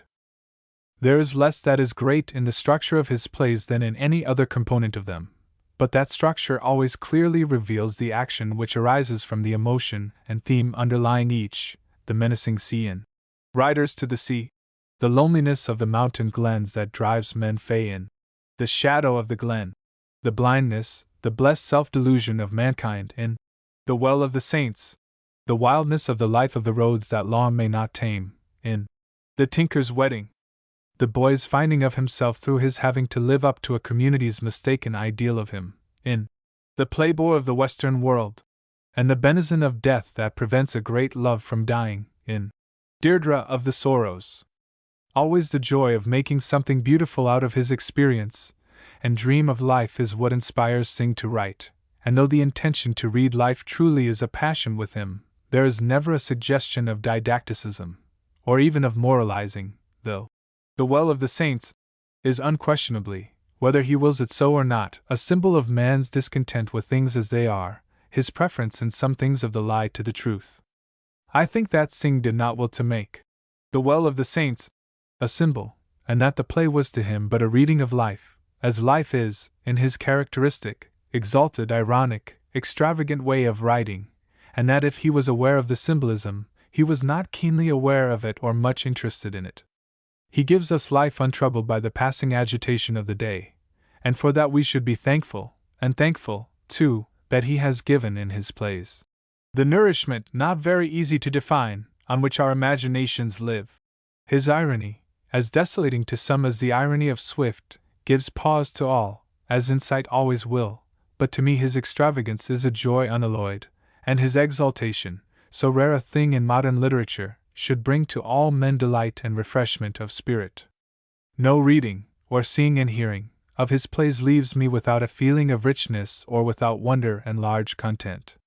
He gives back my youth to me, both in the theatre and in my library, and in the glow that is mine in such recapture, I call him the greatest dramatist in English that our stage has known in a century. That I know him to be on sober second thought that has been concerned with his art, as I followed it developing during the slow years from Riders to the Sea to Deirdre of the Sorrows. Chapter 8. The younger dramatists, Mr. Porrick Colum, Mr. William Boyle, Mr. T.C. Murray, Mr. S. Lennox Robinson, Mr. Rutherford Maine, Norreys Connell, Mr. St. John G. Irvine, Mr. Joseph Campbell. One wonders whether it is not of himself Mr. Porrick Colum is writing as the dawn man in the sunset. That phrase arrests one on the first page of his little book of verse, Wild Earth, 1909, in the first poem, The Plougher. It refers, of course, to an elemental man of today, to the peasant of the great central plain of Ireland, who is brute tamer, ploughmaker, earth-breaker, just as truly as it does to the breaker of horses who drove furrows with the treeney through primordial mold, and it carries us in imagination back to the man of the Stone Age by way of many other ploughmen, by way of the last man we saw between plough handles who appealed to our imagination, a man limned against an April sky from which the sun had passed to leave all the west that gold green that the greatest of Westmoreland Dales men loved, by way of that Dumfries peasant whose conquering share upturned the fallow fields of truth anew, by way of Wayland Smith, whose anvils dot the shores of Britain, by way of Tubal Cain, an artificer in brass and iron, of the seed of Cain, a tiller of the ground. Porrick Colum. One wonders is it not of himself that the poet writes, though what he writes takes us far from him, carrying us in thought halfway round the world and back through civilizations that have passed. But whether it is of himself that Mr. Colum writes or not, he is certainly, in a sense, the dawn man in the sunset, the glory of the gale. That is today, if it is glory, is glory of sunset, of purples and splendors that pass. There are those who hold that the race that went forth to battle, but always fell, is already passed beyond the sunset, into the twilight, that is the time of day so surely symbolical of the writing of the many Irish poets that have followed after Mr. Yeats. Mr. Colum, however, whether his race be in twilight or sunset, is of the dawn. He is of the dawn not only because he is the youth, at oldest the young man, in his writing, who sees the world freshly and fresh, none the less fresh because he knows it old, but he is of the dawn because it is chiefly those things that are fundamentals, that come out of the beginnings of things, that interest him profoundly, that stir him deeply. Subtleties and complexities, decadent things, are not for him, but simplicities, primordial things, the love of wandering, and what is only less old, the love of land, and love of woman. These three things, and youth, and little else, concern him.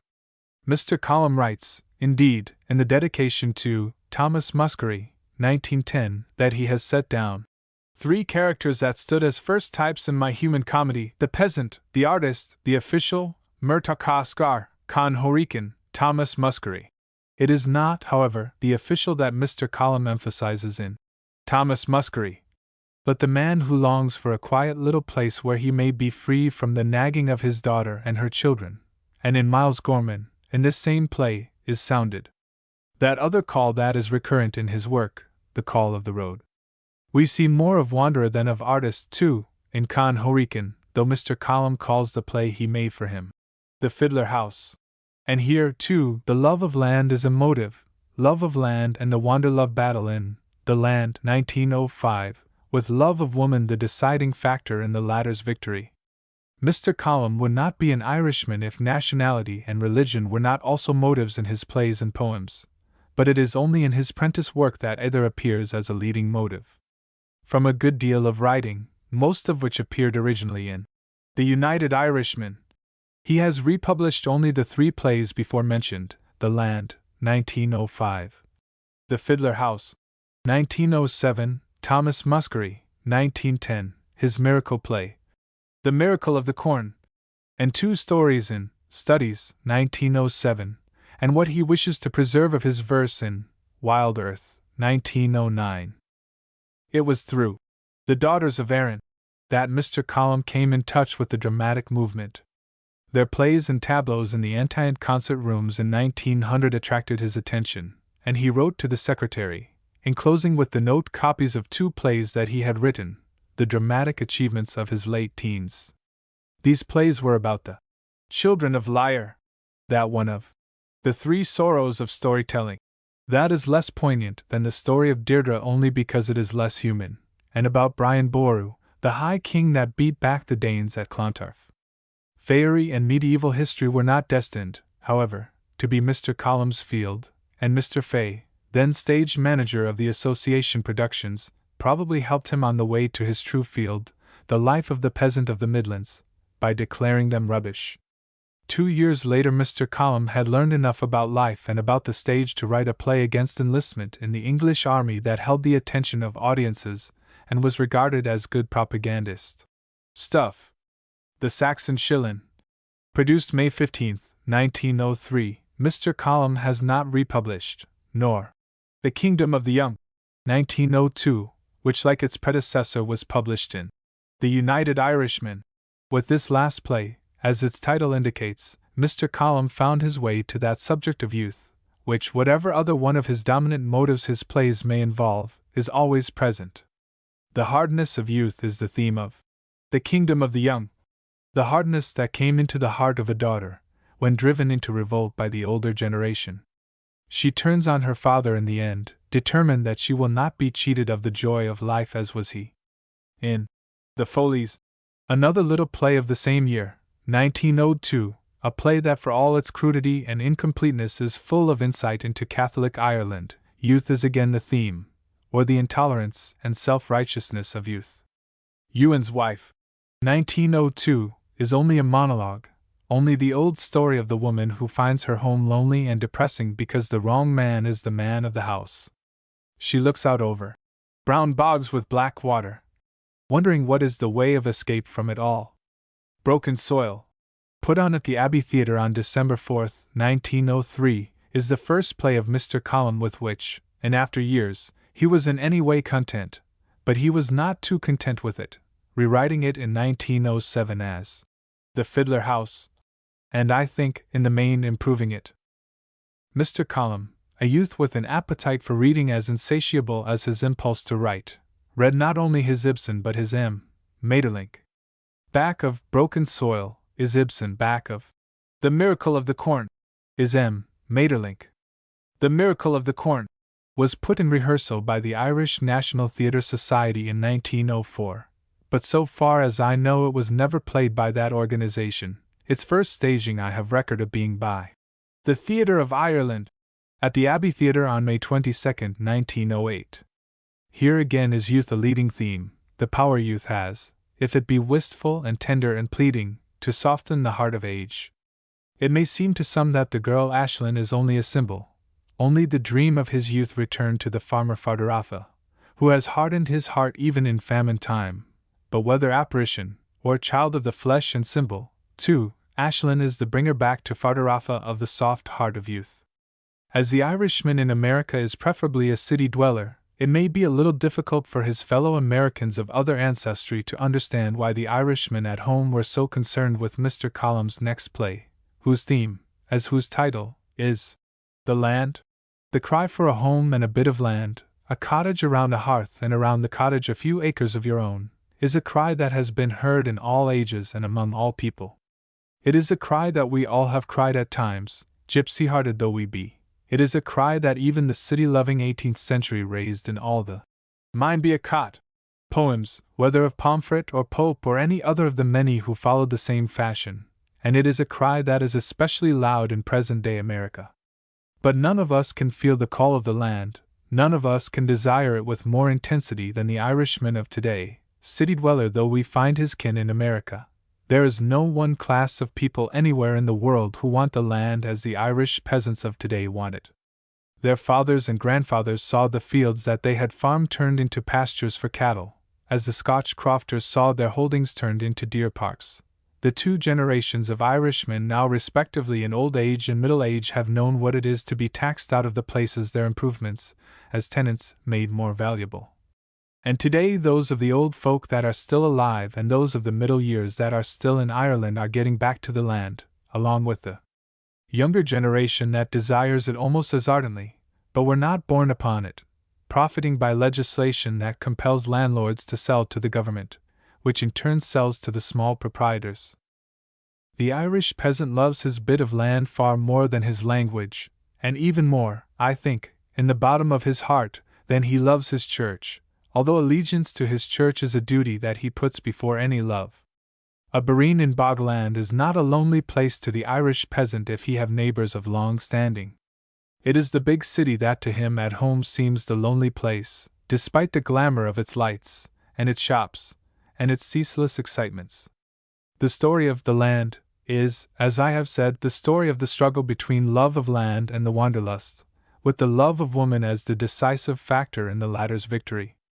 Mat Coscar is the son of a peasant farmer, the last of many that the hardness of Murtagh has driven to America, and he, too, goes in the end, after his father's will is broken, because the girl of his choice is restless and will not be content as a farmer's wife. Mat and Ellen, the fit and the strong, go to America. Cornelius and Sally, the harebrained and the drudge, remain. Symbolic this is, of course, of the situation in Ireland today, or at least yesterday, but the characters are strongly individualized and show no tendency to harden into types. In the land, the restlessness of youth, its call to wander, is the motive that clashes with love of the home and of the home place. In the Fiddler House, there is youth desiring peace, and youth afraid of love, in Annie and Mayor Horican, and the call of the road to Old Con, the fiddler.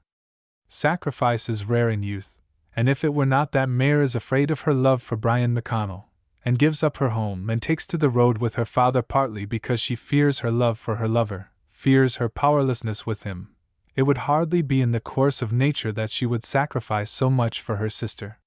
It was a sure instinct that guided Mr. Column so to make believable a sacrifice at first view seemingly so great. Even in this play, which Mr. Column intends as a study of the artistic temperament, the land is a motive second only to the call of the road. Mare cared somewhat for the land, less than her sister cared, more than her father cared, though he too loved it in so far as the artist's gypsy nature will permit. It is the road in his music, however, that Con cares for most, and in his expression of such love he attains to an eloquence that is Mr. Column at his best. I'm leaving the land behind me, too, but what's the land, after all, against the music that comes from the far strange places, when the night is on the ground, and the bird in the grass is quiet?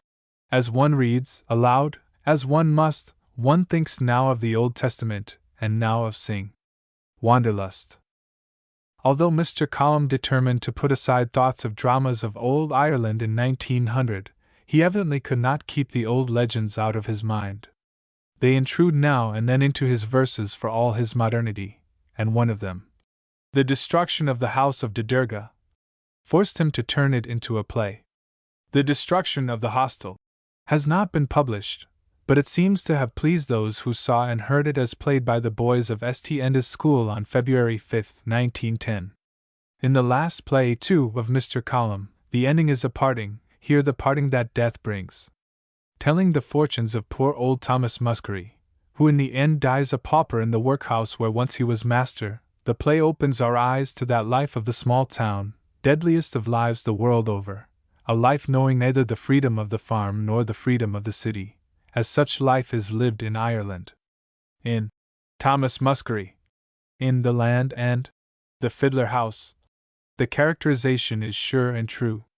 One may take it that this is Ireland, Ireland on the average, as one cannot take it that we have in the plays of Synge or Lady Gregory is Ireland on the average. Crofton Crilly, the son-in-law of the master, soft and big and blond, is an unsympathetic but memorable portrait. Unsympathetic and memorable, too, are the portraits of his son Albert and his daughter Anna, the one tricky and the other grasping, and the workhouse porter and the old piper haunt my memory as strange men I have met haunt my memory, year in and year out. All three of these plays are, as I have said, sprung of domestic problems, sure proof that Mr. Column is the peasant's son. The family, as he has pointed out in an article in The United Irishman, is not only what the family is, ordinarily, in northwestern Europe, but that plus that which the Irish family has inherited of the clan spirit. It was only yesterday in Ireland that the girl and boy were married to whom their fathers would, by a process of barter in which their own wishes were not for a moment considered. They submitted, or came to America. It was a patriarchal system of society.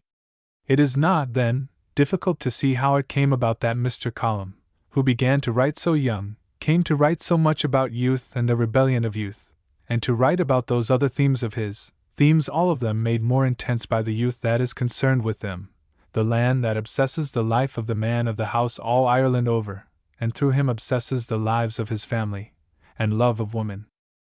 Mr. Column does not intrude his own personality into his plays, but it is felt, as it should be felt, in every one of lyrics. Reading them one has a sense of a youth like the youth of some characters in his plays, a youth more manly than Cornelius's, less restless than Ellen's, a youth serious and troubled with thought, a youth in revolt against much in the old order, but tolerant of the passing generation that fears it. Knocking at the door. It is a youth impassioned rather than passionate, more pronouncedly a youth of mind than a youth of heart. When I say youth of mind, I mean not immaturity of mind, but the outlook of the young mind, not radicalism, but a fixed determination to think things out afresh and not to accept them because of any convention. Eloquence one always looks for in the writing of an Irishman, and humor and power over dialogue, but Mr. Column is too serious with youth to care much for humor, and like Mr. Martin, though not to the same extent, he has trouble with his dialogue.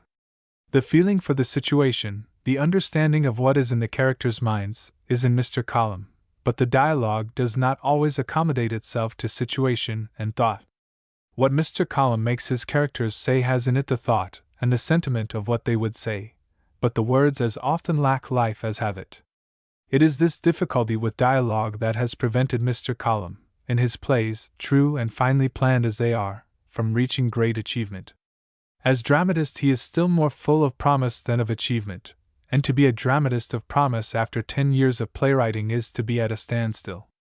In lyric poetry it is otherwise with Mr. Column. There he has attained.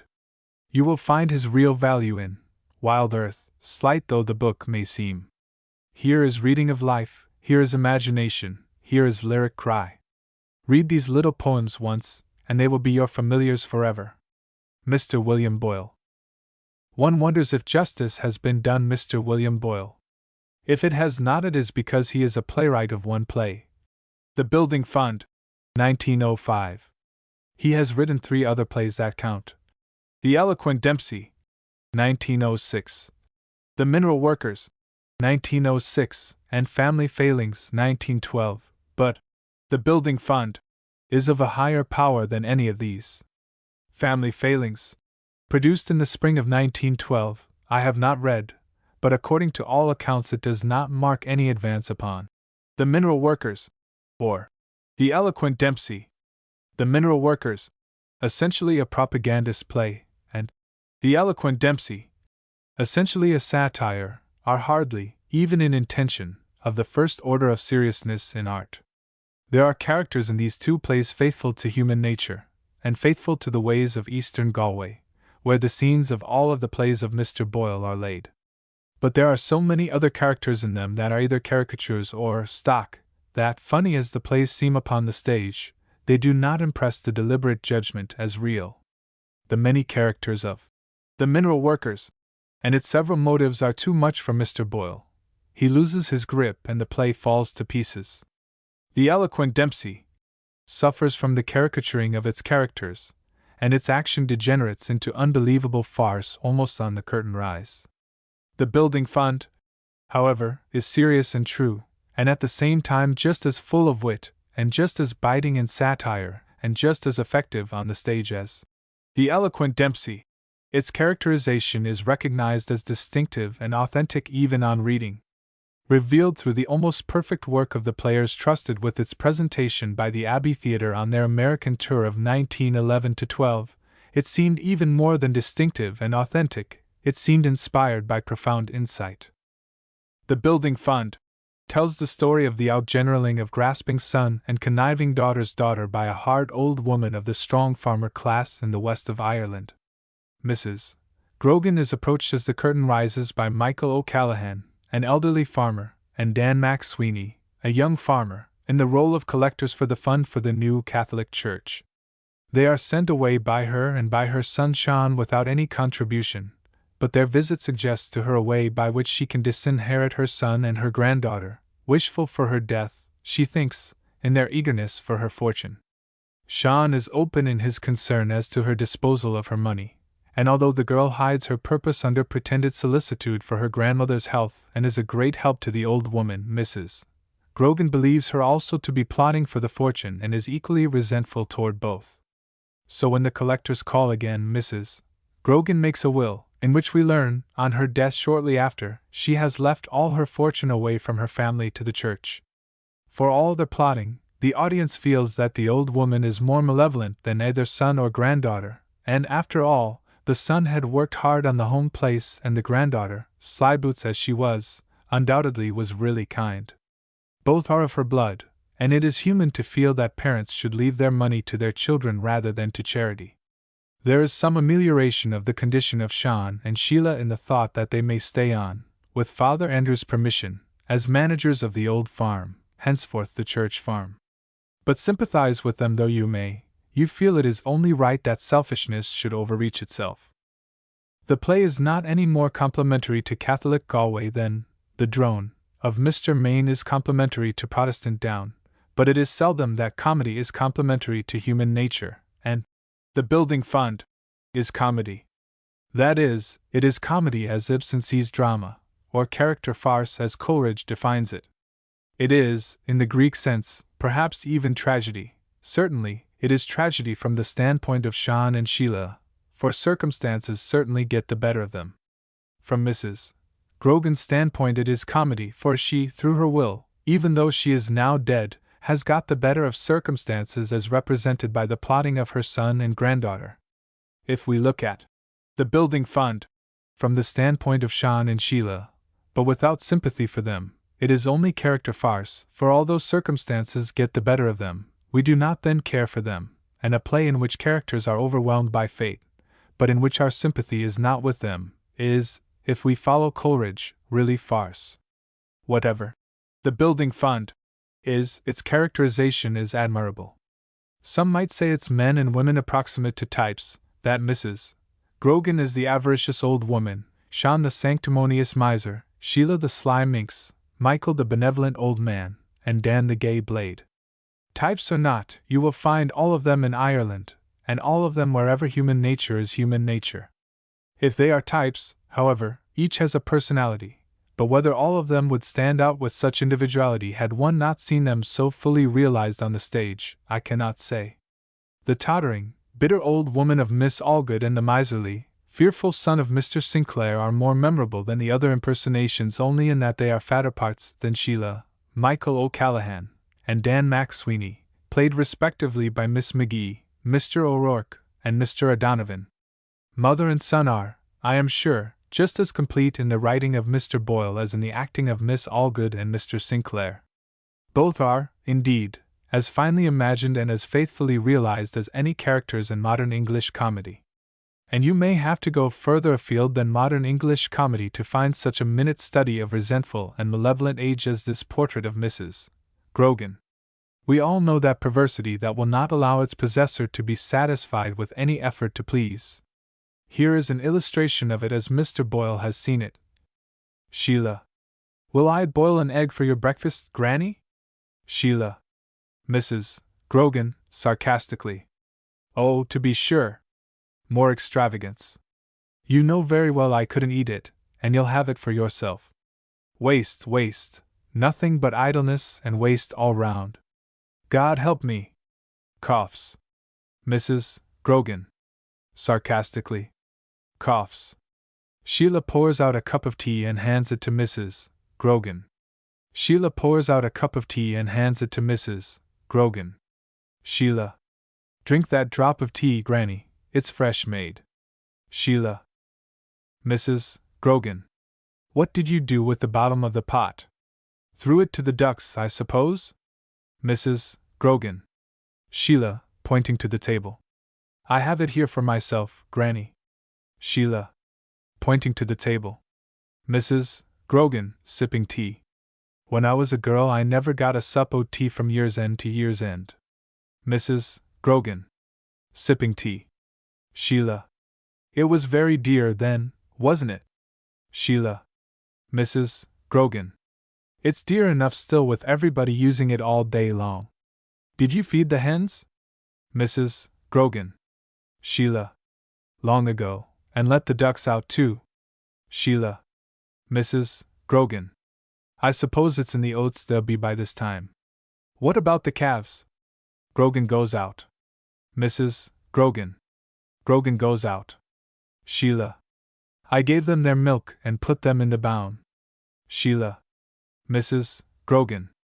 With the linen on the hedge? Why, they'll chew it into rags, and maybe choke themselves. Mrs. Grogan. Sheila.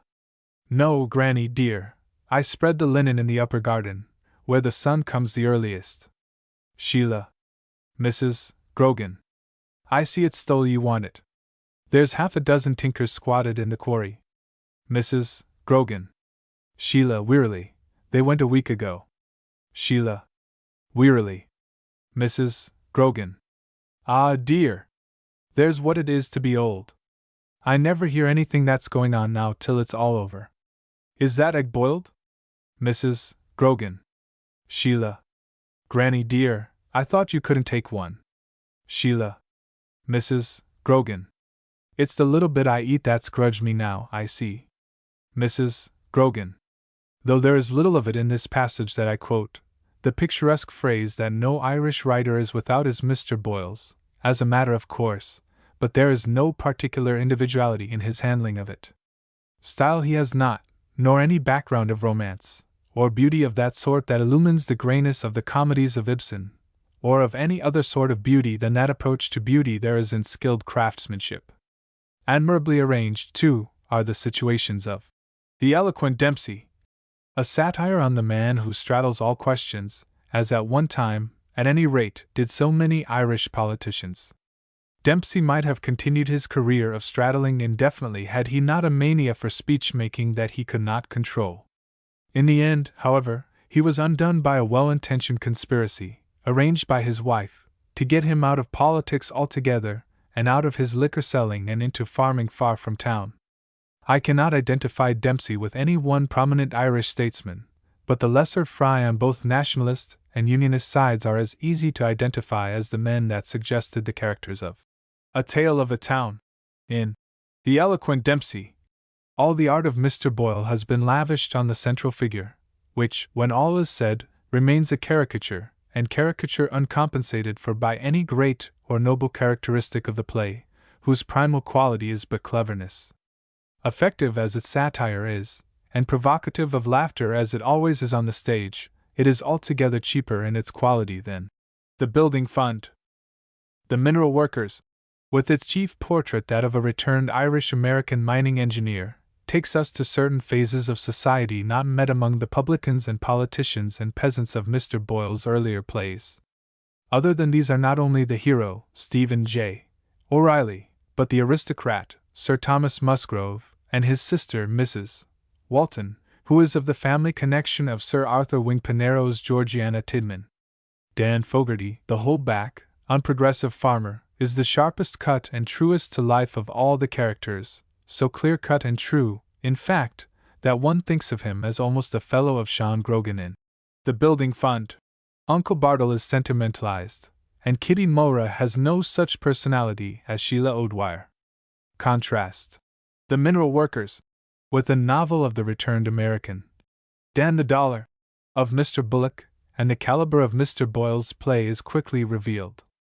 What Mr. Boyle had been had he come into touch with the movement 10 years earlier, it is of course beside the point to speculate. He was not a young man when he first became acquainted with the art of the Abbey Theatre in London, and was impelled to write plays for it.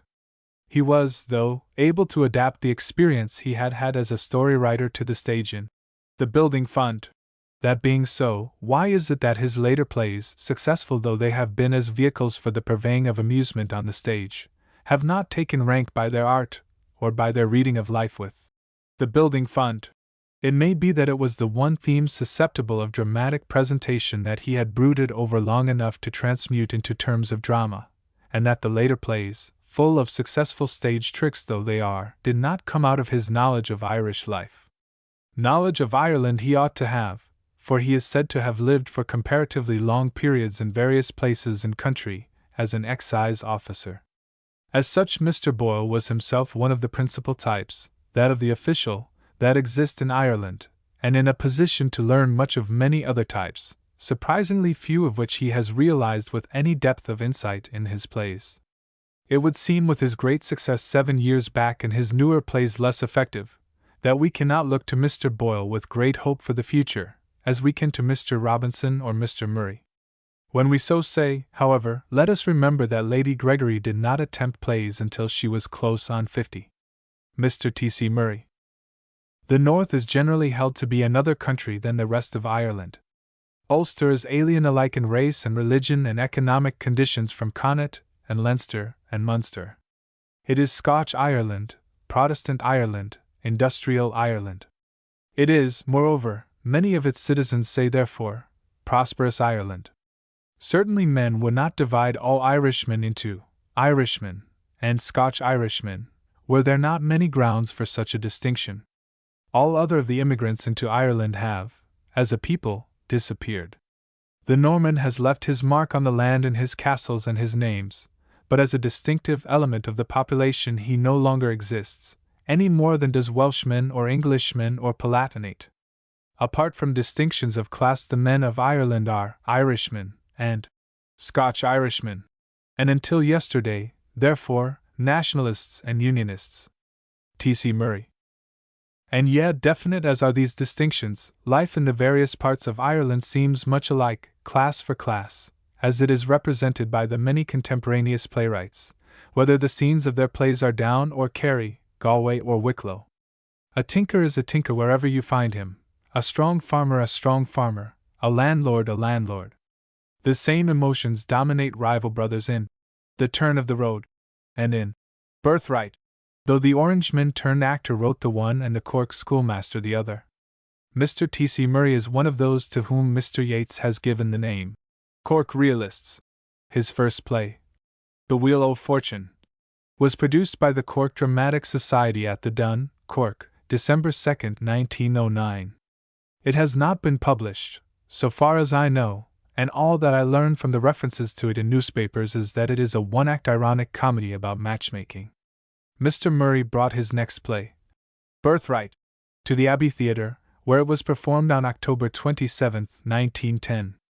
If Maurice Hart, 1912, stands the test of time and travel as has Birthright, Mr. Murray has come to the Abbey Theatre to take a place of prominence among its playwrights. Some of the appeal of Birthright is in its story, the story of Cain and Abel, if you like, a story that is as lasting in its appeal as is the eternal triangle. But there is as much appeal in the characterization, which you feel as you read almost as intimately as you come to know it on the stage. There are many plays that are altogether colorless in the reading unless you have unusual power of visualization, and can see them as you sit in your study as if they were embodied before you on the stage.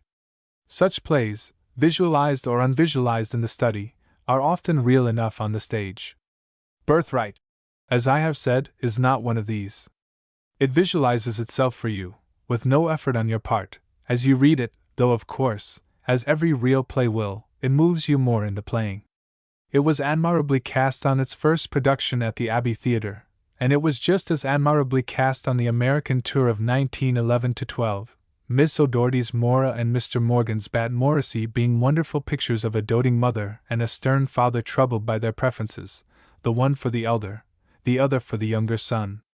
The rival sons were done to the life by Mr. O'Donovan and Mr. Kerrigan, and the neighbor of Mr. O'Rourke was, too, a complete realization of the Irish peasant of the Valley of the Lee. It is a stern and patient realism this of Mr. Murray in telling of how Hughie, the elder son, the apple of his mother's eye, the idol of the parish for his hurley playing, and his verse-making, and his free and pleasant ways, is disinherited and condemned to seek his fortune in America by his father because his younger son was the better man on the farm.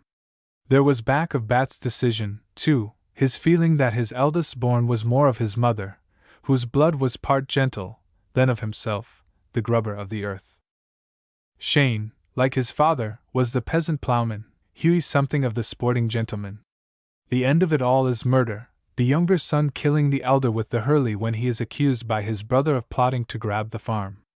Many who saw Birthright in America were moved by it more than by any other play in the repertoire of the company, and I have heard more than one whose supreme interest is the theater say that it was the best play new to America presented in America during the winter of 1911-12.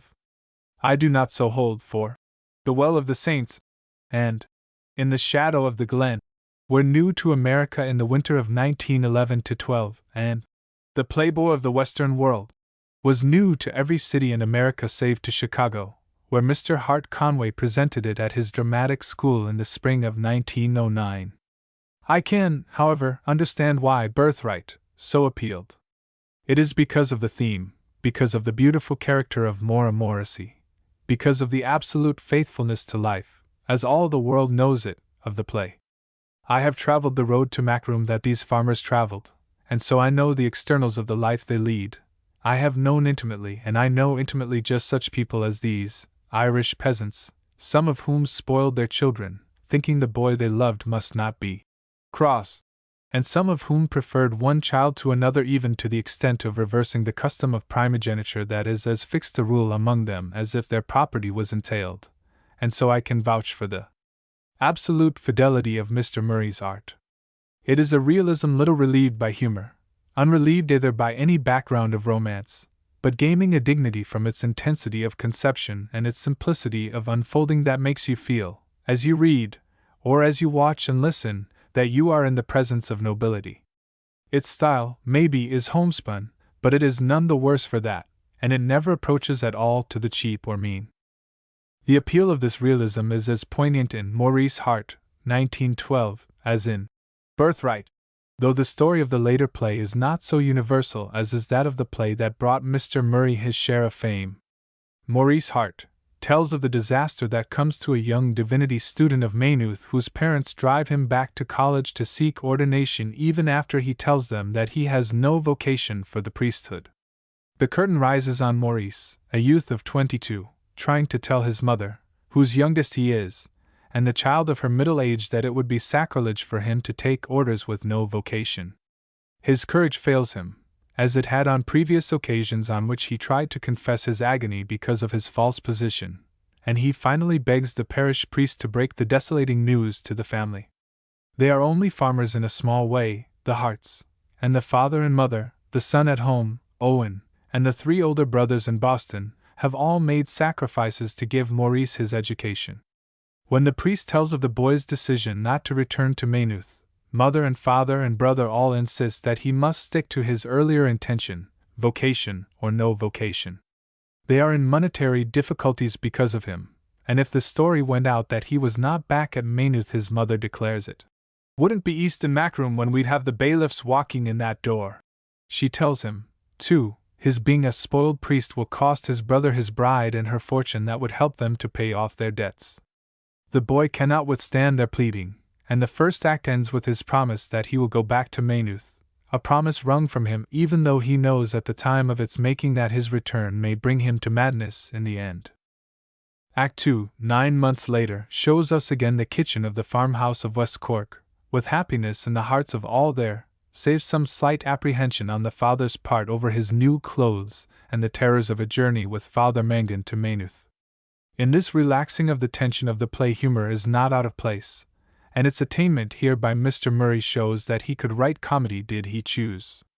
We hear that the marriage settlement between Bride Burke and Owen has been made, and that Maurice is to marry them, and that he has bested all his classmates in his final examinations. Upon the pride and happiness in a son sure of a good match, and the glory of another son about to be priest, and to say Mass in the local church, breaks in word that he cannot be ordained because of illness. And close upon this bad news comes Maurice himself, broken down mentally from the strain of driving himself to do what he knows to be wrong, from the strain of committing, as he believes, sacrilege. Father and mother and brother realize that it is they who have driven him mad, but such is human nature that mother and brother, at least, have thoughts of themselves even at this moment, as well as thoughts from Maurice with his mind that's gone. His brother fears that Bride will not come into a house so disgraced, and his mother, her years-long dream of her youngest a priest gone on the wind, is struck dumb with horror at the thought of what her life will be from this out. The full significance of the tragedy of Maurice's fate can be realized only by those who know intimately the ambitions hugged close to heart by the Irish Catholic mother. It is more to her to have her boy a priest even than it was yesterday to the Scotch Presbyterian mother to have her boy a minister of the kirk. It is the greatest glory that can come to such a peasant mother to give one of her sons to the priesthood. There is, I think, no propaganda in the play, and no intentional satire, although in a way, Maurice Hart affords a parallel to so definitely a propaganda satire as Mr. Robinson's Harvest. It is not education that is the curse, however, in Maurice Hart, but the belief that only priesthood in the end can justify the sacrifices without which a college education is almost impossible for an Irish peasant. Certain it is that it is only for the pride of having their boy a priest that the typical Irish Catholic peasant parents would make such sacrifices as the Harts have made, sacrifices involving them in debt to the extent of $1,000, to secure their son an education. In a sense, Maurice Hart is far other than the provincial study I have here outlined. Its theme is allied, unquestionably, to that theme so much larger in its relations than that of the spoiled priest, the theme of the rebellious son, the son who will live his own life no matter what may be his parents' will. It is only allied to it, however, not to be identified with it, because Maurice is too fearful of disappointing his parents, and too shrinking and ineffectual, to go against his parents' will. In Ireland, as I have said elsewhere, such parental will, by a survival of authority from the days of the clan system, was law until yesterday, and there will therefore be those, I have no doubt, who will find in the play a conflict of the old order and the new, but I do not believe such conflict was the author's intent. Indeed, the play is wholly of the old order. No love of man and woman figures as motive in it as none had figured in Birthright. There is parental love, of course, in both plays, though in the case of both parents in Maurice Hart, and in the father in Birthright, parental pride is a stronger motive than parental love. Very true to Irish life is this absence of passion as a deciding factor in the fates of man and woman, this insistence upon the importance of the family, this subordination of the rights of the individual. Mr. Murray wished to write in Maurice Hart a play of the very heart of Irish Catholic life, and such a play he has written, a play that marks no decline, either in characterization or situation, from Birthright, and to say that is to give, Maurice Hart, praise of the highest. Mr. S. Lennox Robinson. Mr. Lennox Robinson, like most of the Abbey Theatre dramatists, has chosen to write about the ground under his feet. The son of a clergyman whose charges have been in the southwest of Ireland, Mr. Robinson spent his boyhood and youth in the Bandon Valley. He had been trying his hand at writing from the time that he was 10 years old, editing an amateur magazine as he grew older, feeling about for the thing that he could do. A visit of the Abbey Theatre Company to Cork was the awakening. He saw a new acting, he saw a new art of the stage, and he knew as he saw that it was in drama his work lay. It was not, however, for the Cork Dramatic Society that he did his first play, but for the Abbey Theatre. The Clancy name was put on October 8, 1908, when its author was but 4 days past his 22nd birthday. What this first version was like I do not know, but Mr. Robinson has reprinted the second version, put on with the full strength of the National Theatre Society at the Abbey Theatre on September 30, 1909. As printed, it is an ironic little play, recording the great day in the life of the widow Clancy, the day on which she pays off a 5 years' loan and stands without a debt of any kind, her farm all her own, the Clancy name respected throughout her world. But on this day of her triumph, when she would add to her happiness by making a match for her son, John cannot rejoice with her, and on her questioning him as to his moodiness he blurts out that he is the man who killed James Power, a quiet man whose unexplained disappearance is the mystery of the countryside. Worse yet, John insists that he will give himself up to the authorities. It is terrible to know one's son a murderer. It is intolerable to think of a Clancy being hanged and of the glory of the name forever departed.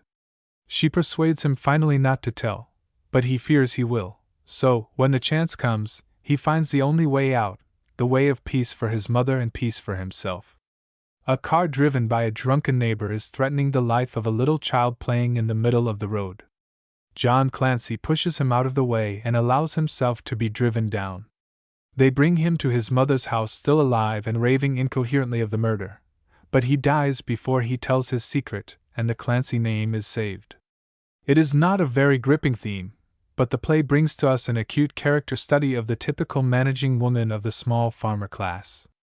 We feel her tireless energy, her drive, her high pride, assets of worth in the fight to live.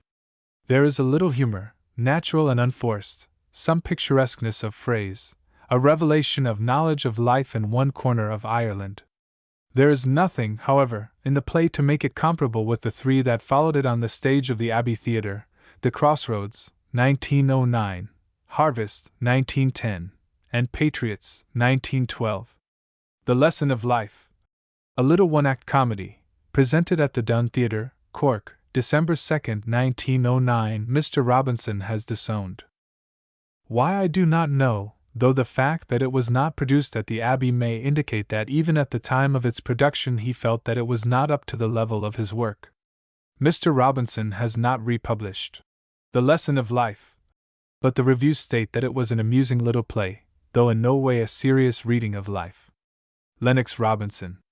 The Clancy name, The Crossroads, Harvest, and Patriots are all on themes that hit home at Irish institutions, and yet it would be wrong to say any one of them is basically either satirical or propagandist. All are primarily readings of life. The Crossroads, alone, perhaps, is more than a reading of life. Certainly, after its needless prologue, it is fine art through to the end. This scene, with its satire of Irish debating societies, is now, wisely, dropped when the play is produced. We can learn enough of Ellen in the play itself to understand why she does as she does without this picture of her in Dublin. Her story is that of a woman who hates the much talk of patriotism in Dublin and the lack of doing anything tangible for Ireland. In Dublin she has worked her way up from servant to assistant in a bookshop, but she goes back happily to the country to give her sister a chance in town such as she has had, thinking that perhaps she herself can lead her people into better ways of farming and of ordering their lives generally through the knowledge she has got in town. It is through such as Ellen that the Irish Industries Organization Society in actual life accomplishes an important part of its work. In the first act of The Crossroads, we find Ellen at home, in her old peasant dress, having made the hens lay so well in winter as to arouse wonder in a neighbor as to whether "Is it right for hens to be laying that way so early in the year?" A match is being made for her by her mother with a man that has a good farm. Ellen desires the match very much, for this is just the farm on which to try the new methods that shall bring prosperity to the people of the valley, and so stem the emigration to America. She does not love Tom Dempsey, this strong farmer, and she does half love Brian Connor, whom she had known in Dublin, but now that he has come down to ask her to marry him she chooses the farmer, brutal though she knows him, because as his wife she can do the work for Ireland that she has imagined for herself. The loveless marriage, so universal an institution all over Ireland, made it nothing out of the way for Ellen to act as she did, even though at the time of the action of the play a higher ideal of marriage than that of the old matchmaking had come in.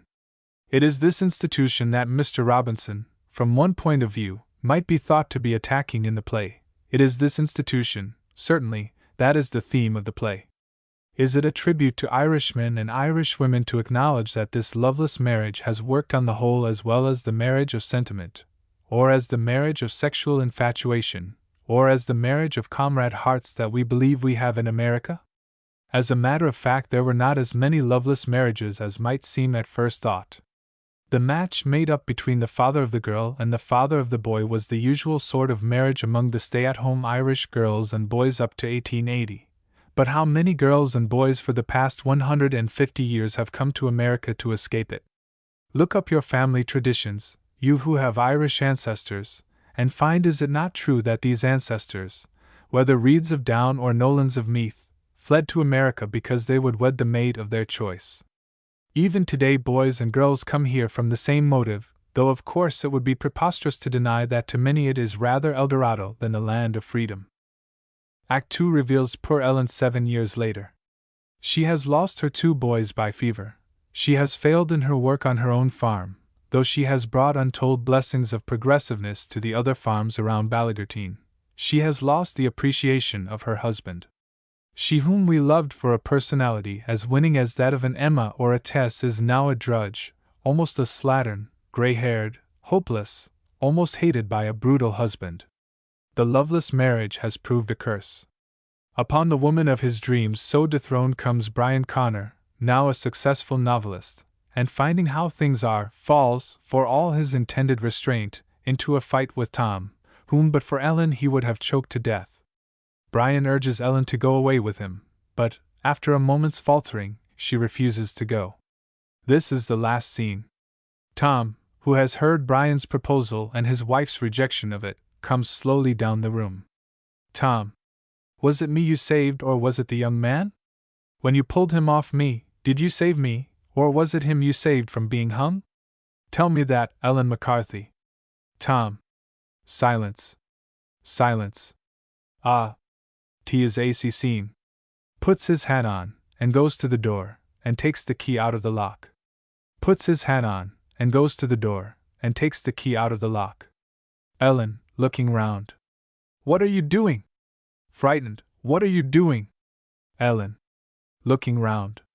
Frightened. Tom. I'll tell you what I'm doing. I'm locking the door the way you won't go after that young man, and I'm going to step down to the village now for a sup of drink. And then, I'm coming back, and by God I'll make you pay for this night's work, Ellen McCarthy, till you wish you were dead, for the black curse you brought on this farm, and for the liking you have to the young man. Tom. Goes out. Ellen remains sitting at the table, staring in front of her with sad, hopeless eyes. Goes out. Ellen remains sitting at the table, staring in front of her with sad, hopeless eyes. The turning of the key in the lock ends the play, leaving brutality unimaginable as the fate of Ellen. It is a severe reading of the Irish peasant, this of Tom Dempsey. Murder may come of his blackness of heart. He is a far worse man, of course, than poor John Clancy, who killed a man in an unpremeditated fight, sure murderer though Clancy be.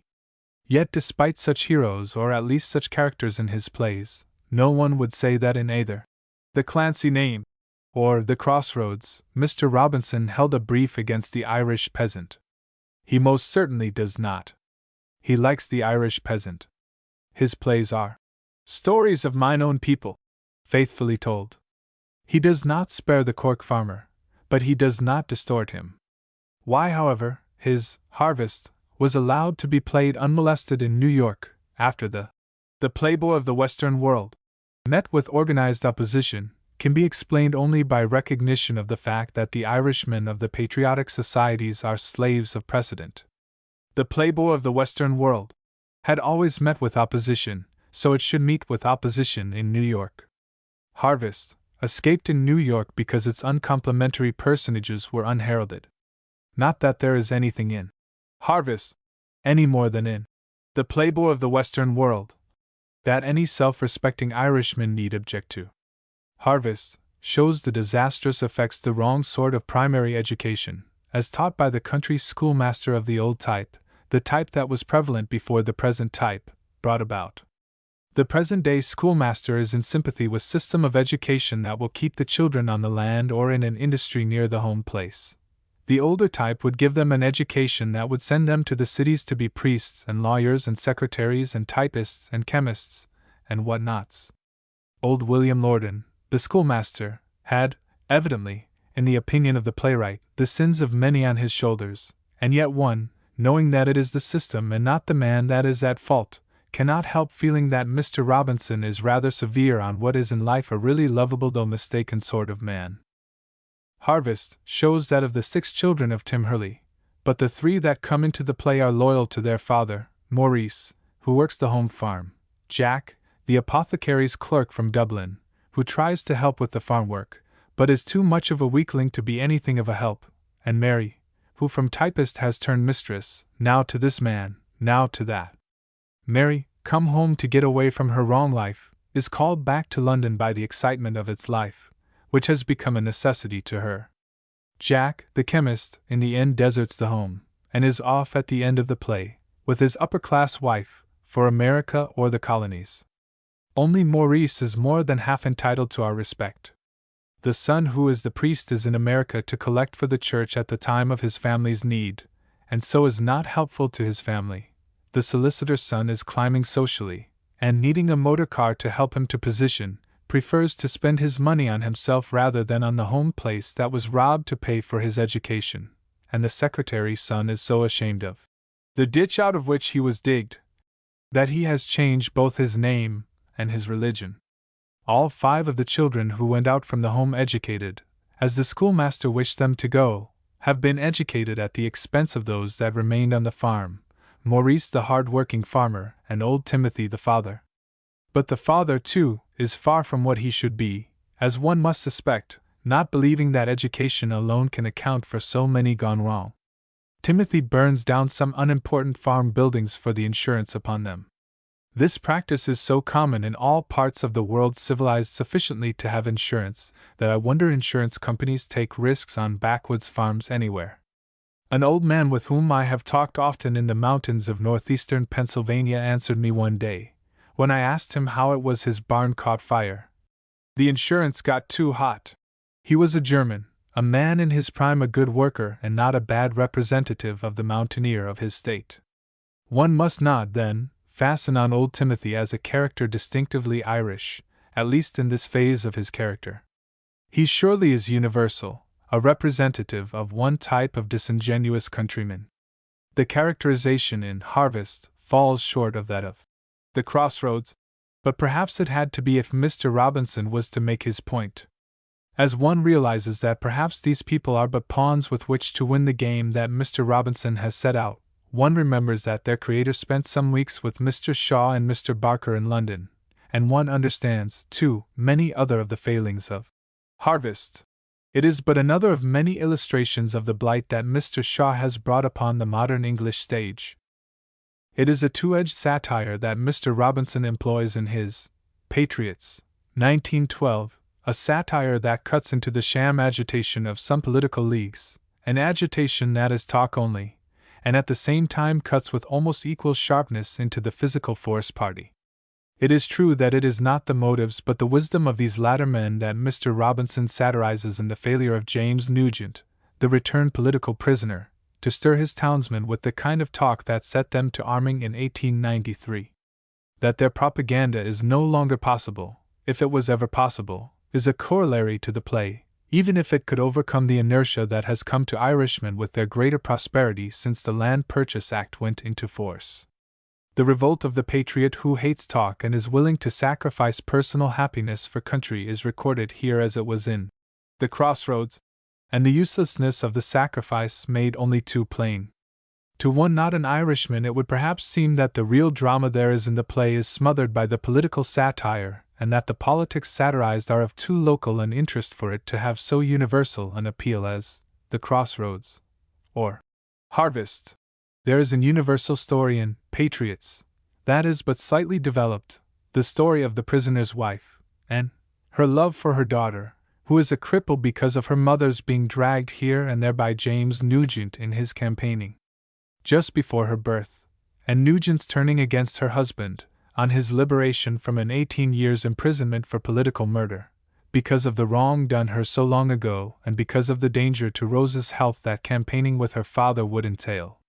The turning of and Nugent from her husband is the really significant part of the play, and in thoughts of that we pay scant heed to the political satire and even to the pathos of the desertion of a leader by almost all he expected to follow him, and the reduction of his life, as he puts it bitterly, to an anecdote, a thing to be told stories about. And in the end that is the fate he will meet. Time and a wife that he wronged have broken him. As he staggers off at the end of the play, a stricken man and older than his 45 years, this is his cry. I've killed a man, I've crippled a child, I've got myself shut up for 18 years. God knows what good came of it all. But, Peter, I tried. I know I meant right. And in prison my cell used to be filled with the sad faces of men like me who had given everything for Ireland.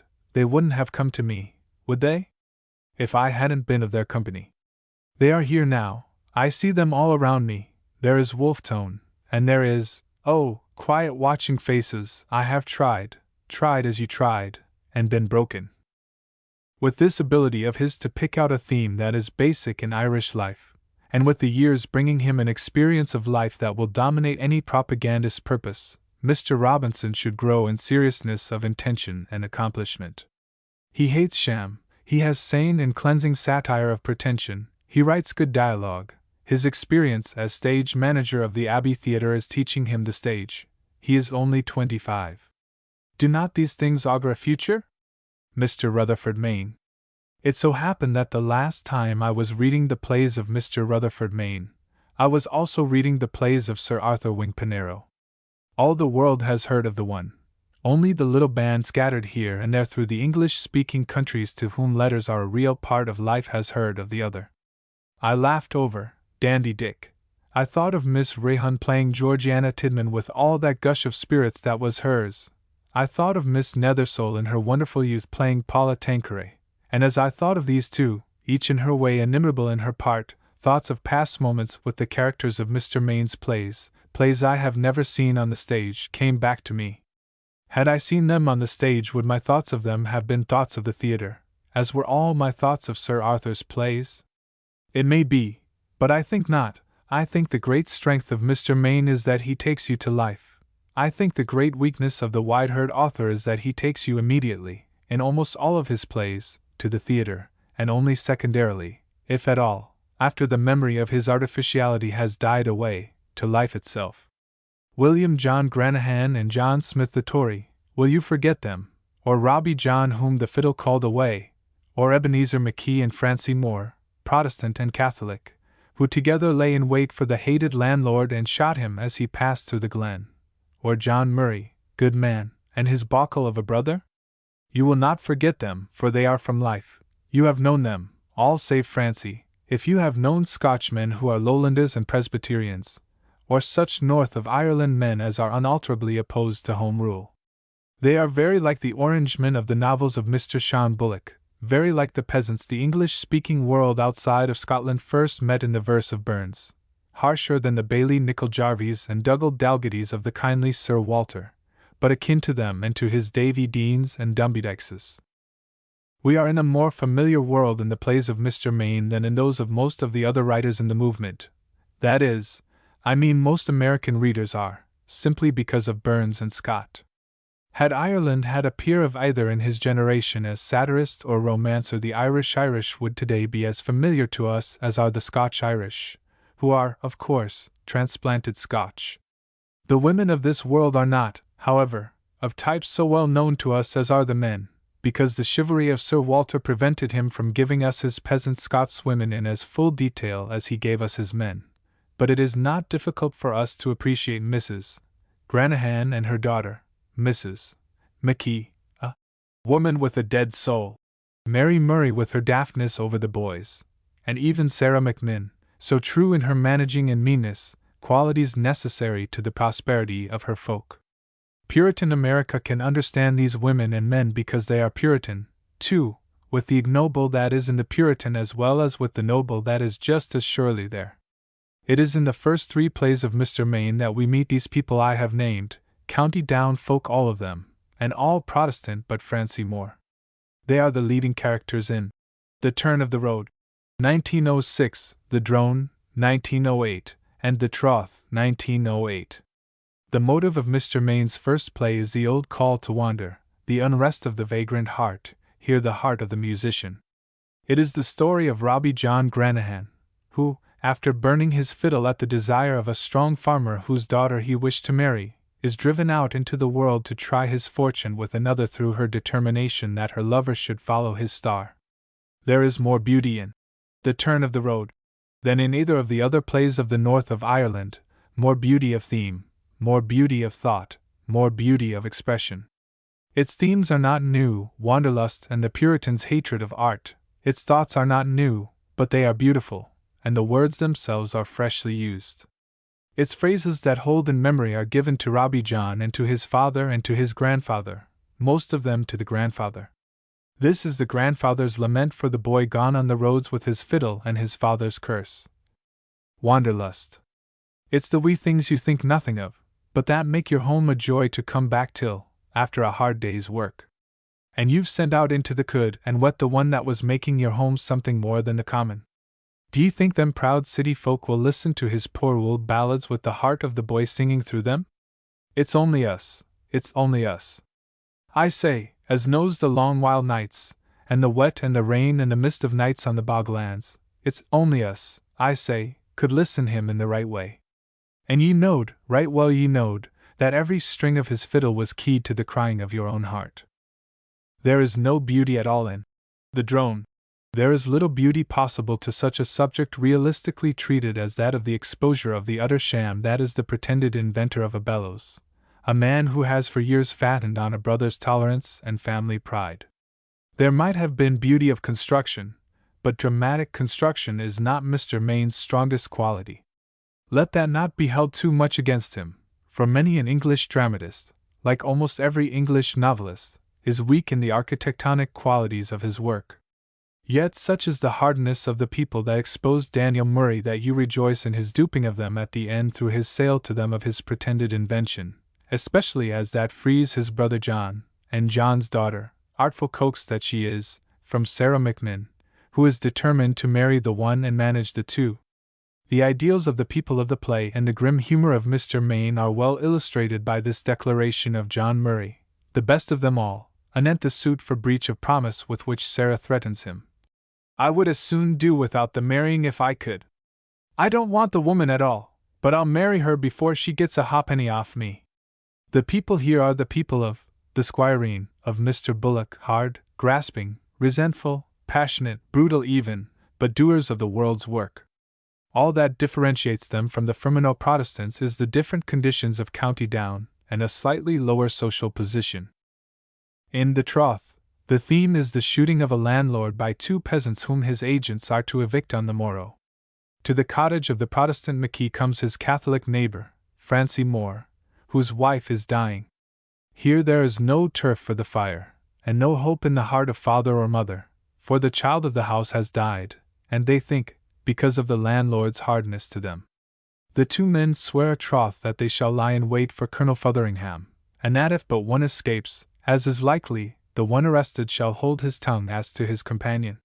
You do not see the murder on the stage, but you hear the shot and see McKee return to his home, and you know it was he killed the landlord. The tension of the last scene is almost unendurable. His wife's providential lie for McKee, her agony in her knowledge of his guilt when she sees his face on his return, the man's terror, are handled with masterly firmness and sureness. To see this scene on the stage in the hands of actors worthy of it must be to know real tragedy. In this play, too, brief as is the glimpse we have into these 4 lives of small farmer and his wife, his farmhand and his neighbor, a neighbor of alien race and hated faith, you get to know them as if they were friends of long standing.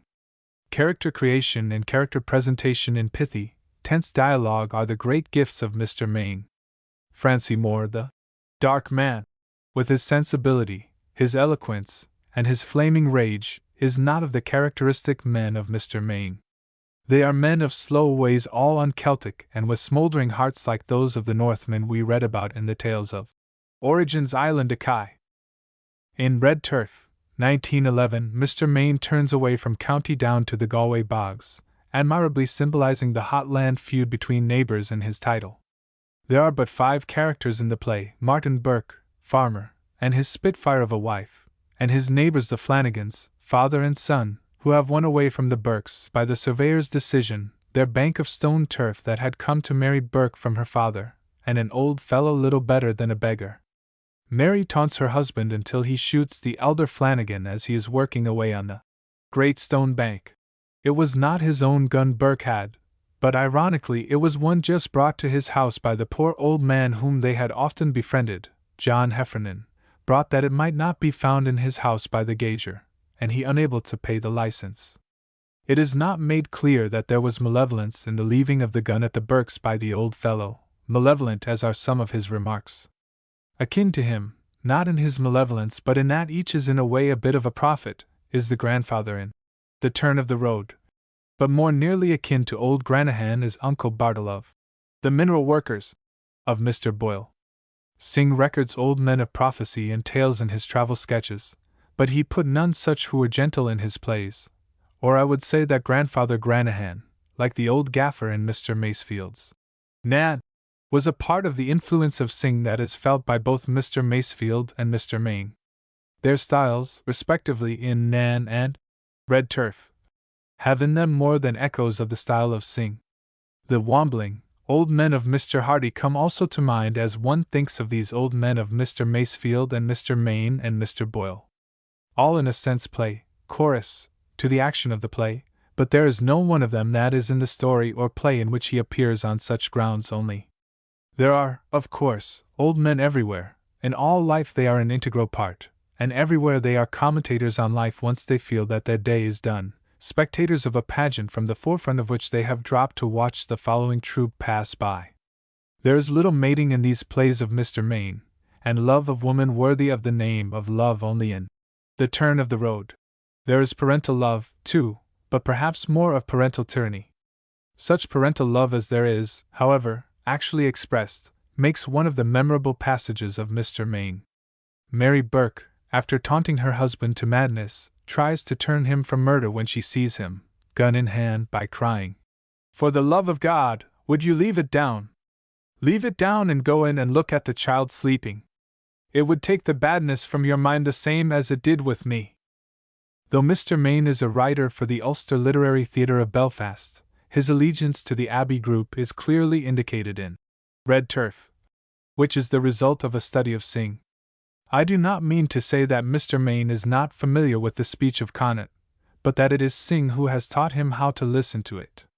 There is little of the influence of Synge in his 3 plays of the Black North, but when he turns to Galway in Red Turf, it is but natural that, writing of other than his own people, he should write in a speech that has in it an echo of that of him who has transmuted this speech into prose of the most beautiful rhythm that English dramatic prose has known. The Bible is the book of books in Ulster, and there is no page of Mr. Maine's Ulster plays but shows him acquainted with its great rhythms. Mr. Boyle, skillful artificer of situation, and truthful depictor of character that he is, and Mr. Colum, too, for all his closeness to the earth, are now and then betrayed, Mr. Boyle more often than now and then, into the English of the newspaper or of the public speaker. But the English of Mr. Maine is all but always an unworn English, an English used freshly, or if with reminiscences in it. Reminiscences of the 17th century English that has survived in the Bible, or in the memory of the folk from the time of King James. Mr. Maine has, then, style, and his dialogue is living speech. He has knowledge of the people of North Ireland, earnestness and sincerity. And having these qualities, he has more that is precious to art than have most of the dramatists his countrymen. There is no consistent reading of life in his plays, no great power over the unrolling of plot, but perhaps these will come with the years. An actor himself, he knows the stage, and this knowledge has given him power over situation. Once he learns to lead situation into situation, once he ripens into fuller knowledge of life, Mr. Maine will be a dramatist to reckon with, indeed. Norreys Connell. There have been many other dramatists than these I have mentioned who have had one or more plays produced at the Abbey Theatre. Some of these, like Mr. Bernard Shaw, are Irishmen abroad that have gained the ear of the world and do a play for Dublin out of a sense of duty. It was thus that John Bull's Other Island came into being, but that play, being considered beyond the scope of the National Theatre Society, was not produced at the Abbey, but at the Court Theatre, London, November 1, 1904. When the showing up of Blanco Posnet was censored in London, however, the Abbey opened its doors to it, the crude melodrama, receiving its premiere in late August, 1909. Little as John Bull's Other Island was in the Abbey tradition, with moral purpose and unhumanity of its very essence, it was at least a newspaper leader on an Irish subject. But the showing up of Blanco Posnet, a sort of sentimentalized travesty of Bret Harte preaching the usual Shavian evangel, has no more relation to Irish life than it has to literature. It marred the repertoire the Abbey Company brought to America, as would a camp meeting hymn the music of the pipes.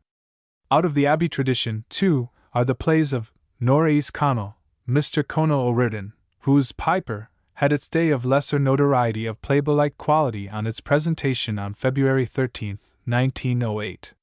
It is a very obvious allegory, outlining under guise of an incident of '98 the weaknesses of contemporaneous Ireland, its love of talk, its lack of hold together, its refusal to see things as they are, its incapacity in practical matters, the reckless temper of this faction of its people, the subjection to clerical influence of that, the suicidal patriotism of a third, in short, the Celts' willful rebellion against the despotism of fact. It was not pleasant listening to or seeing the Piper to many groups of Irishmen, for it cut alike at the parliamentary nationalists, the Seine Finer, and the Shonin. Even though one admires the courage of the Piper and Black Mike, one realizes the futility of both, and of Larry the Talker, Tim the Trimmer, and Pat Dennehy, all typical of too many men in Ireland to be endurable to the usual theatre audience. There is a white heat of feeling, however, under the play that to some degree makes one forget its rather indifferent writing, its failure to attain true dramatic speech, its obviousness as of a morality play. Another little drama of Mr. O'Riordan, Time, is almost a morality play. It was produced shortly after its author became director of the Abbey Theatre, succeeding Mr. Synge in the spring of 1909. Mr. O'Riordan does not include Time among the plays of his volume of 1912, Shakespeare's End, and other Irish plays, but one cannot but feel there was room for it there, if there was room for the play that gives title to the volume. Shakespeare's End, however, was doubtless included because it gives its author's ideas as to the mission of Ireland in the world. An Imaginary Conversation, the second play of the volume, was performed at the Abbey Theatre May 13, 1909, following shortly after Time, a discussion of art and patriotism and love among Tom Moore and his sister Kate and Robert Emmet, with a very little, of the intensity that made The Piper something more than second-rate. Mr. St. John G. Irvine. Mr. St. John G. Irvine I know through two plays, Mixed Marriage, produced at the Abbey Theatre on March 30, 1911, and The Magnanimous Lover, produced in the same playhouse on October 17, 1912. Like his fellow from County Down, the master dramatist of the Ulster Literary Theatre, Mr. Main, Mr. Irvine excels in characterization. You remember his people, even after one reading of the plays, so clearly are they distinguished, so definite are their personalities. With the 5 men and women of The Magnanimous Lover, you pass but a few minutes, as it is only a one-act play, but you remember them as well as you do the 6 of Mixed Marriage, though you follow their fortunes through 4 acts. All these characters are typical of the artisan class of the north of Ireland, the 5 Protestants of The Magnanimous Lover, and the 4 Protestants and 2 Catholics of Mixed Marriage. It is the troubles that arise from the difference in religion of the Protestant Rainie's mother, father, and the 2 young men, the Catholic betrothed, Nora, of the elder son Hugh, and their common friend the Catholic labor agitator, O'Hara, that are the motive forces of the latter play. Faintest etched is Tom, the younger son, and most like a stock character. Nora and O'Hara are well done, but one remembers both as stage parts rather than as characterizations. Hugh is still better done, but the 2 absolute creations are the father and mother. Tom Rainey, the Orangeman, forgets his bitterness against Catholics, for a moment to help win the strike in which his fellow workmen of Belfast, Catholic and Protestants, both are fighting side by side. He is all the more bitter, however, when he learns that his eldest son is going to marry out of his faith, and his speeches, hitherto devoted to smoothing out the troubles between the men of different faith, turn to bitter denunciations of the strike as a popish plot. In the end, Tom Rainey is responsible for riots his wild words have stirred up, the calling out of the soldiery, and the death of Nora, who is shot down by a volley as she runs out of the Rainey house into the rioting street. On the stage, of course, Mrs. Rainey is the more sympathetic character, her tolerance, her tact, her humor, her infinite kindliness winning an audience as it is given to few characters to win it. She is less like a type, too, than her husband, but for all, I cannot but think he is better drawn. Mr. Irvine has not a style like Mr. Main, nor such a rhythm to his prose, but he has more humor, and it is natural humor, a humor that arises out of the situation and is not simply dragged in for the purposes of comic relief.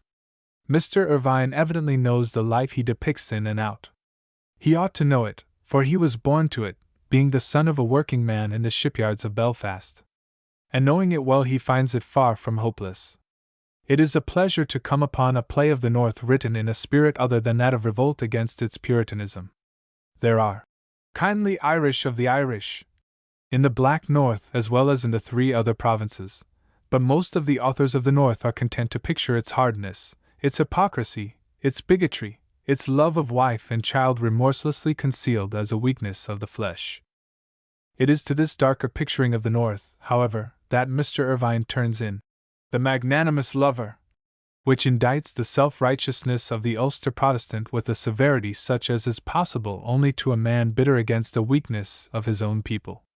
It is an old theme Mr. Irvine has to handle, the refusal of the wronged woman to wed her betrayer, when, after years of disloyalty, he is willing, by marrying her, to make her again an honest woman.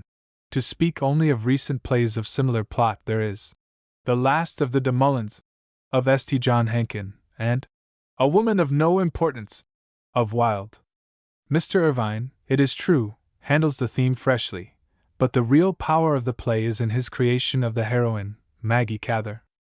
The danger with such a character is that it will be only a mouthpiece for woman's demand for a common moral standard for men and women. But Maggie is not a mouthpiece but a real woman, triumphantly alive, with hot anger in her heart at the injustice of the world, and at the unco-goodness of her old-time lover, Henry Hind. 10 years before the time of the action of the play, Henry Hind had fled, just as her child was to be born, to Liverpool, and there he has prospered, and so risen in the world that it is possible for him to wed a minister's daughter. Fear of God's wrath has now driven him home to make such amends as he can, but there is in him no pity for the woman or love for his child. Maggie has faced it out alone all these years in the seaside village of Down as Hester faced it out in the seaside village of Massachusetts, while Henry forgot it all until he was saved, and convicted of sin. If no more cowardly than Dimmesdale, Henry is more heartless, utterly callous, indeed, as he confesses, in The Devil's Grip. And yet Mr. Irvine is so true to the life that he is depicting, a life at once passionate and prosaic, that he makes anger for the past and fear of an nagged future with Henry as effective agents in her rejection of him as our self-respect and right feeling.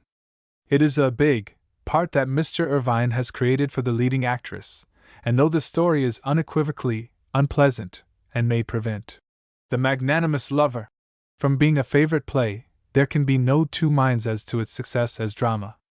It is very real drama, of elemental human emotion all unveiled. With such a play as this, and with Mixed Marriage, to his credit, I look forward eagerly to the promised production and publication of The Eviction. Mr. Joseph Campbell.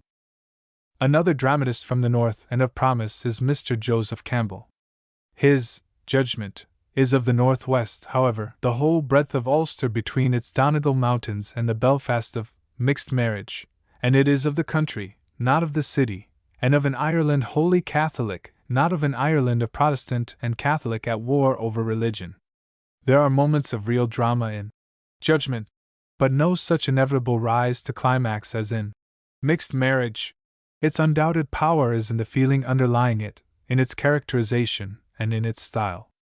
Mr. Campbell was already known when his play was put on at the Abbey Theatre, April 15, 1912, as the author of The Mountainy Singer, 1909, a volume of freshly felt and singing verse, and of Mearing Stones, 1911, little prose records of things seen and of moods felt in a corner of Donegal.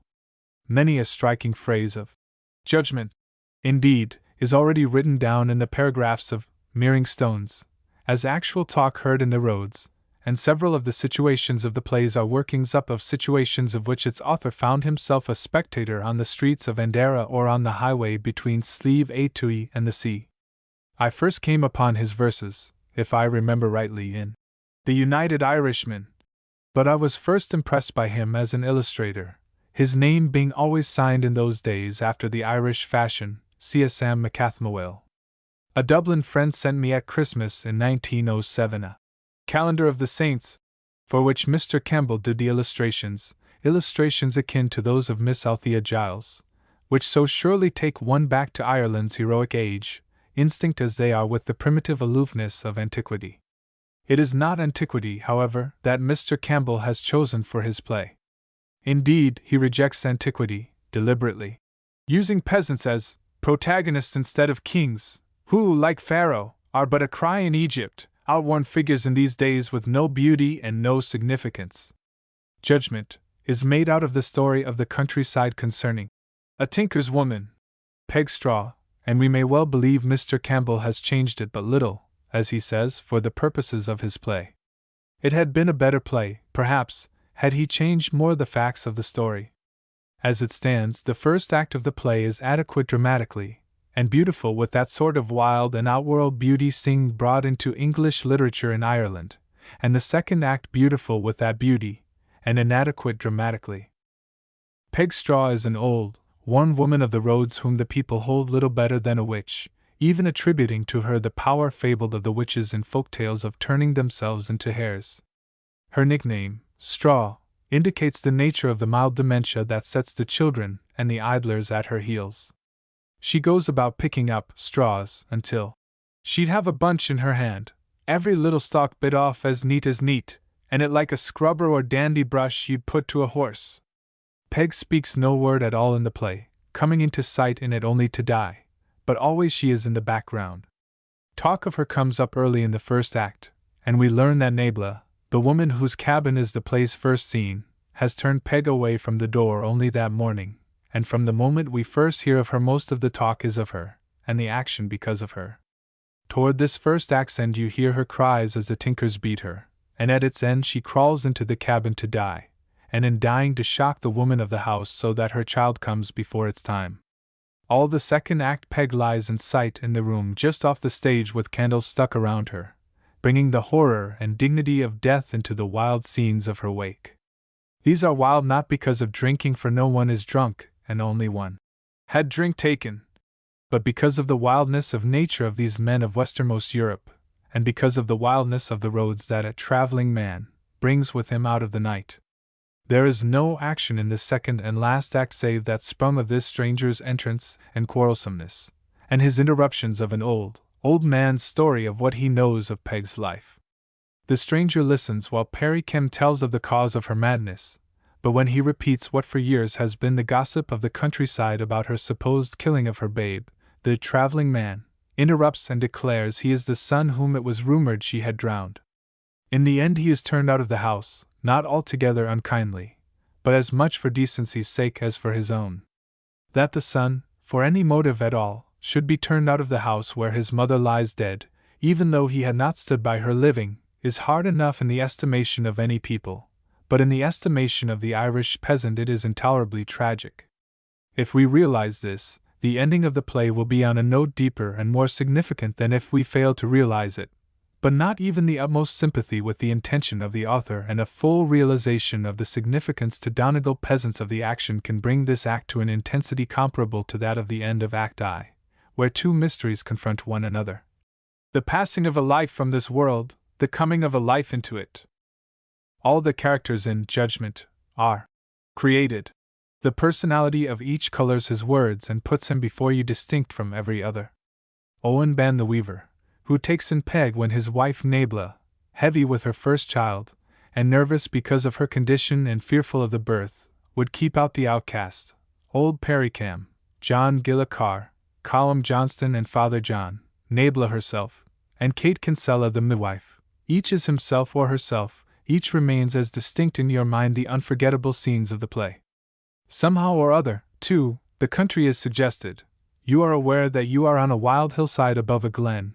You are aware of this not because the author tells us at the outset that the scene of the play is in the mountains of western Donegal, south of Loch Beg Bay, but through the dialogue of the play itself.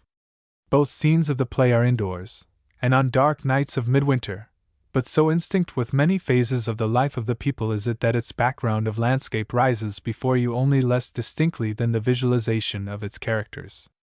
Atmosphere the play has, and quality, both sprung of the sincerity of its feeling and imagination. So true are these, and so keen the author's reading of human nature, and so sure his character drawing, that for all his weakness of construction we may speak of his play alongside of the best Irish plays. The future promises finer things, meanwhile we are thankful for what is, for Judgment, especially for its far-offness, its desolateness as of the world's end, and the wind crying. Chapter 9. William Sharp, Fiona MacLeod. There were relations other than that of a common purpose between William Sharp and the Irish writers of the Celtic Renaissance. He was a friend of Mr. Yeats, a correspondent of Mr. Russell, and the chief commentator in the English reviews on the work of the Irish group of its writers. At one time, after 1897, the relationship promised to be very close, indeed. William Sharp, experimenting in psychics with Mr. Yeats, found occasion to interest him in Fiona MacLeod, and as a result of that interest Mr. Yeats came to think the new writer might write Celtic plays for performances he intended to arrange for Irish literary organizations.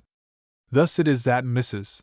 Sharp has to include in her memoir of her husband a long letter to Fiona MacLeod, from Mr. Yeats, in which he suggests the plays might be almost in some cases modern mystery plays. Your Last Supper, for instance, would make such a play. Mr. Sharp, apparently, did not follow up this suggestion, but shortly after the first performances of the Irish Literary Theatre, in 1899 he wrote the two plays that, together with Vistas, comprise all the dramatic writing that he has to his name. That The Immortal Hour and The House of Usna were intended for the Irish Literary Theatre. I think there is little doubt, and it was only, I take it, when circumstances dictated that only plays by Irish writers should be put on by that theatre that Mr. Sharp looked elsewhere for their presentation. Only The House of Usna was, however, placed in the spring performances in London of the Stage Society, on April 29, 1900. 2 months later, The House of Usna was published in the July number of the National Review. It pleased more, if we are to judge by the reviews, in the pages of the magazine than on the stage, but I hardly know why. The House of Usna is profoundly moving read in the study, surely, and if acted in such simplicity and enthusiasm as is that of the Abbey Theatre players, I should think it would appeal as do the verse plays of Mr. Yeats. No play I have read carries me further into antiquity than this. None preserves more of what imagination tells us must have been the wilder beauty of what still are places of wild beauty, of the savagery of that old life of the hero tales of Ireland.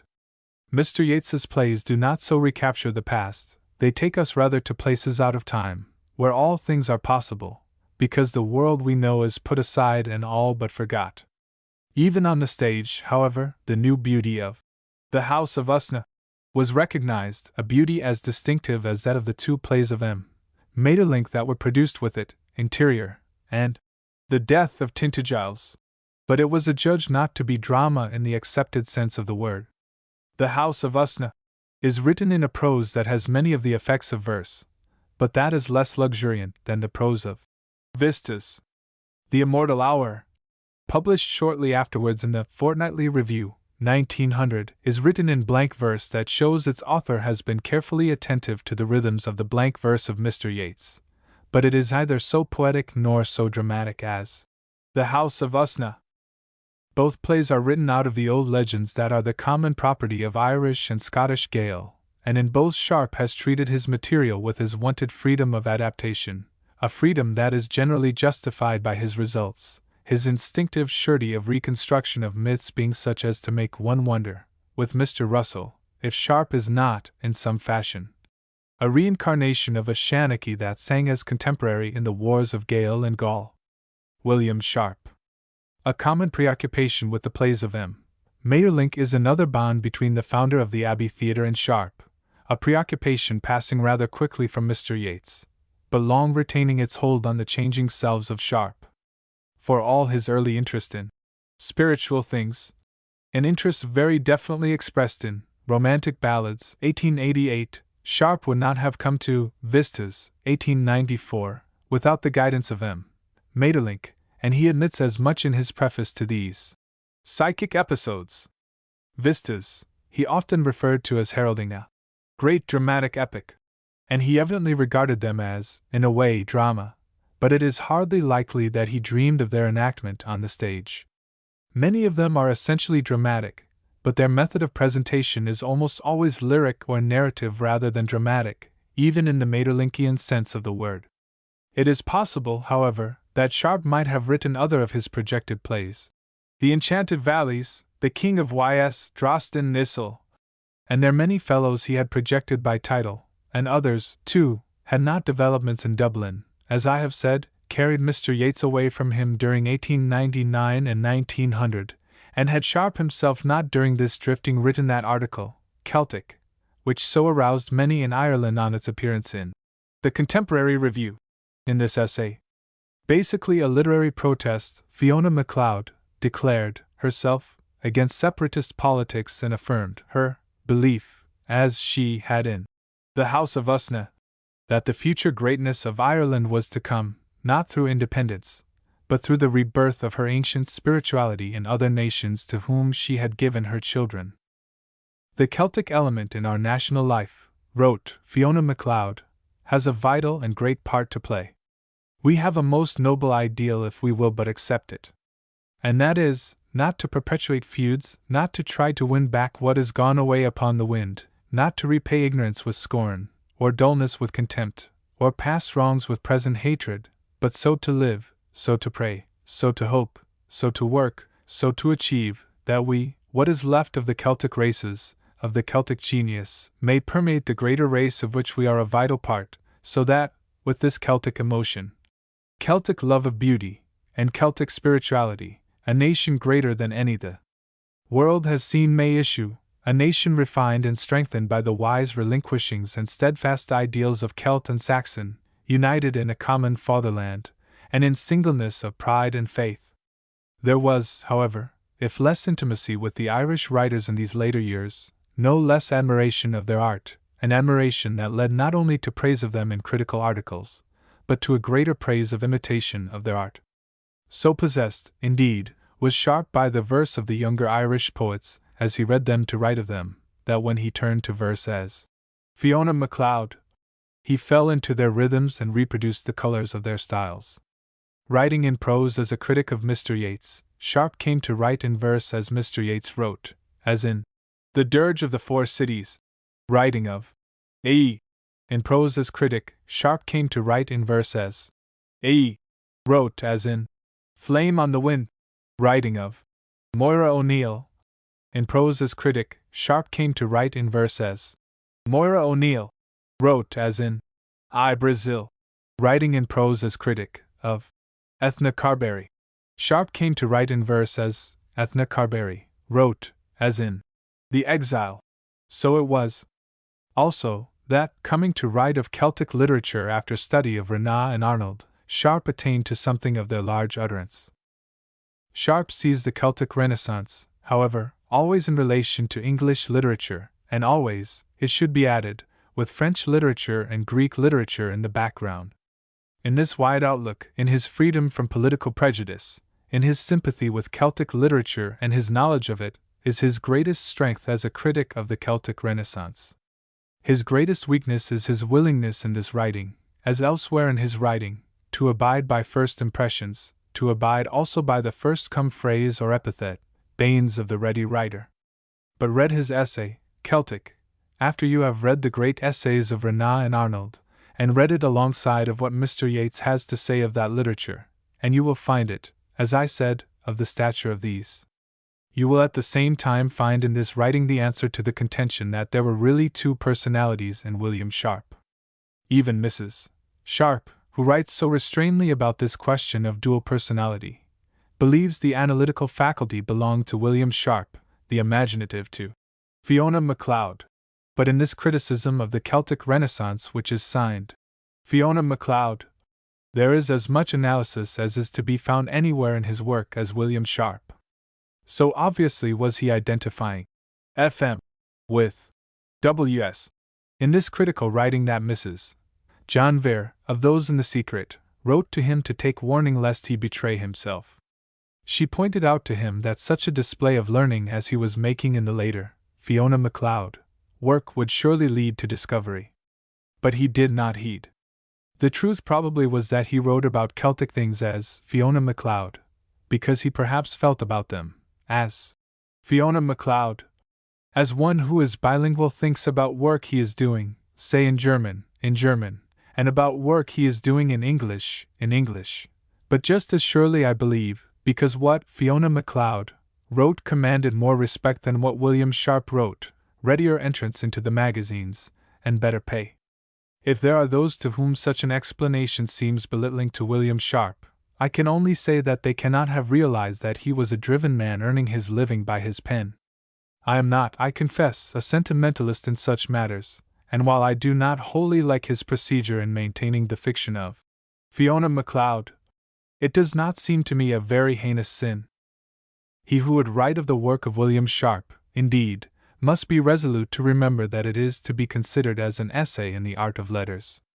There are so many temptations toward writing of it as a scientific problem, for who is not interested in dual personality, or as a psychic revelation, if one is bitten, and who is not, by curiosity about hidden things, or as an irritating hoax, if one has been befooled, and who for one moment or another has not been, into believing that this writing under the pseudonym of Fiona Macleod was the confession of a woman. The romance of it remains, no matter from what point of view you consider it, and despite your preoccupation with this or that phase of it, the beauty of literary art of parts of it. Parts of it, I say, for to me no writer of our time was more uneven in his work. My point of view, indicated perhaps brutally, and with a firstly and secondly is, firstly, that until he was nearly 40, William Sharp was no more than a skillful literary practitioner, a higher sort of hack, who had done some better writing of a tenuous kind of beauty but imitative in substance and art, in Sospiri di Roma, and Vistas, and that after 40, when he was developing one undeveloped side of himself as Fiona Macleod, he developed another undeveloped side of himself in Silence Farm, that he attained in a sort of writing, and greatly, that he had not attained in before in Silence Farm, has not been acknowledged, So easy has it been to those interested in his work to lose sight of all else in their pursuit of the Fiona MacLeod side of his nature. It is true of Silence Farm, as of almost all his other work done under the name of William Sharp, that it is imitative, but it is equally true that a large part of the Fiona MacLeod work is imitative, too. Silence Farm is done under the influence of the later work of Mr. Hardy, but the material of Silence Farm is its author's own, and the color of the writing is as distinctly of the Lowlands as the color of Tess is of Wessex. That Silence Farm is better work in its kind, though that kind is less original than some of his writing as Fiona MacLeod. I have been forced against my prejudices to believe. If I did not so believe, I would not have spoken of it side by side with Tess. Secondly, that as Fiona MacLeod, William Sharp did much good writing in almost everything published under the pseudonym, achieving wholeness of good tissue in certain sketches and tales and verses on rather varying kinds of subjects, but that his work as Fiona MacLeod, that is really distinguished, is in stories of prehistoric Scotland and Ireland, and of Scotland and Ireland in the earliest historic time. In these tales of the Gaels of old time he for the first time breaks ground for others. Before he wrote Silk o' the Kine, and The Harping of Cravathine, the Aenear Coil, and Enya of the Dark Eyes, there were no short tales of like temper and content and style in literature. To me little is significant in the early verse of Fiona MacLeod, as little was significant in all the verse of William Sharp until the time of Suspiri di Roma, and for all the beauty of these pictures and words of the Campagna it is but a transient beauty. It was not until he was mastered by the new beauty that Mr. Yeats brought into English poetry that the verse of William Sharp won to itself abiding beauty and glamour, an inevitable phrase. The House of Usna, 1900, brought to me Dim Face of Beauty Haunting All the World, and the 1901 edition of From the Hills of Dream, The Enchanted Valleys. But it was not until after his death that I came upon his best verse of all, the verse of his last 5 years, which was gathered together posthumously in the 1907 edition of From the Hills of Dream, and included as The House of Beauty in The Poems and Dramas of 1911. Who does not know these sets of verses and The Dirge of the Four Cities does not know the ultimate accomplishment of William Sharp in poetry? That the Fiona MacLeod mystery ended with the death of William Sharp is, then, my belief, as it is that it began before he conceived of exploiting a feminine subself he had long been aware of in himself. The beginnings of that sort of writing that made Fiona MacLeod a reputation are to be found very early in his writing, in The Son of Alan, of 1881, in the Record, of 1884, in the preface to the Romantic Ballads, of 1888, in the Vistas, of 1894. That these earlier expressions of spiritual states and guesses at mysteries are not, except for certain parts of Vistas, so well written as the best writing of similar kind by Fiona MacLeod, is true and perhaps, at first glance, a matter of wonder. It is, however, I think, not difficult to find an explanation of the better quality of the later work, and that explanation is afforded, firstly and most largely, by the Celtic Renaissance. A man of 35, to all who know him a very vital force, a very original personality, who has all his life wanted to make beautiful things in words out of his dream of life, has disappointed himself and his friends. He is suddenly afforded the opportunity, by the interest in Gaelic subjects that the Celtic Renaissance has awakened, to gain a hearing for work of a kind he has long wanted to do. He had not done such work previously, because he had to live by his pen and could work consistently only at the sort of thing that would sell. He was well known as a journeyman of letters, so well known for bookmaking, and the ways of getting commissions from London editors and publishers, that his knowledge of Highland life would be questioned. All in London knew him as a Londoner. It would be useless for him to say that the Celtic Renaissance had brought back his childhood to him, a childhood as definitely dominated by a Highland nurse as Stevenson's was by the Lowland Alison Cunningham. It would be useless to tell of his summers in Argyllshire and among the Inner Isles, his intimacy with fishermen who were as elemental as his own dreams of old time. It would have been cast up to him that the editor of The Canterbury Poets could not be an original writer, and the very 9 days' wonder of Vistas would have been pointed to prove that he might now do well enough as an imitator, perhaps of Mr. Yeats, as he was in Vistas, successful as an imitator of M. Maeterlinck, but that an original Highland writer could not come out of Hampstead. There is no doubt in my mind that it was the part of wisdom for Sharp to put out the new work under a pseudonym, worldly wise if you will, but wise, too, with a higher wisdom. If he could keep the side of him he had never yet exhausted through Hackwork apart from his other work, it would grow as it could not if it were a part of his daily stint. Why Sharp chose a woman's name for his pseudonym has troubled many, but this choice was, I think, as was the assumption of a pseudonym, the part of wisdom. I do not believe, as he at times liked to believe, that he attained a woman's standpoint. He had been complimented on all sides for his composition of the wife's letters in A Fellow and His Wife, 1892, in which Mrs. Vaughan Tuffle wrote the husbands. Sharp enjoyed their writing as a tour de force, and he probably believed they were very womanly. I should say that they showed insight into womanly ways of looking at things rather than a dramatic identification of himself with women such as his George Meredith's. Sharp had already been experimenting with pseudonyms, that of H.P. Cywarmill, an anagram on his own name, being that he recurred to most often.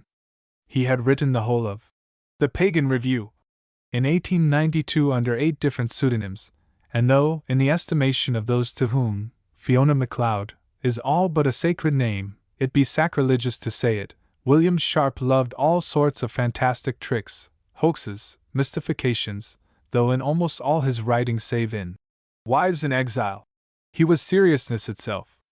But the chiefest reason of all, in my estimation, for his assumption of a woman's name as his pseudonym was that it afforded greater protection against discovery. There are those who believe that he chose it because he wanted a chance to express that womanly element of human nature there is in all men, and there are others who believe that he was the possessor of a real dual personality in which the Fiona Macleod's self was a woman's consciousness, but he very infrequently, after The Mountain Lovers, 1895, kept in mind in the writings he published as Fiona Macleod's that their author was supposed to be a woman, and it is wonderful, indeed, that he was able to preserve the secret until the end. In the earlier Fiona Macleod writing there is no revelation of the wide acquaintance with literature that was Sharp's, but despite his harassment by the constant identification of himself with Fiona Macleod, he gradually allowed to creep into that writing more and more of what was known to be the knowledge of William Sharp, a knowledge unlikely to be also that of a Highland lady who lived apart from the world. His friends pointed out to him the danger he was running in writing from what was obviously a man's standpoint, as in his tales of the wars of Gael and Gaul, and of revealing several sorts of interests that were known to be his, but their warnings were in vain. He was apparently unable to limit himself to the restrictions of the part of himself he had essayed to restrict himself to. Tour de force. For my own part, one was now sure the writing must be Sharp's, and now sure it could not be his. I did not know of his intimate concern with questions of feminism until I read Mrs. Sharp's memoir, so that outspoken chant, The Prayer of Women, in Fair Eyes, Fiona Macleod's first book, colored my outlook on all the writing that followed. I had no doubt at all but that Fair Eyes was written by a woman, but The Dan Nanron and Silko the Kine, in The Sin Eater, 1895, seemed to me hardly a woman's. The Washer of the Ford, 1896, was written from the man's point of view, too, but Green Fire, 1896, seemed feminine again.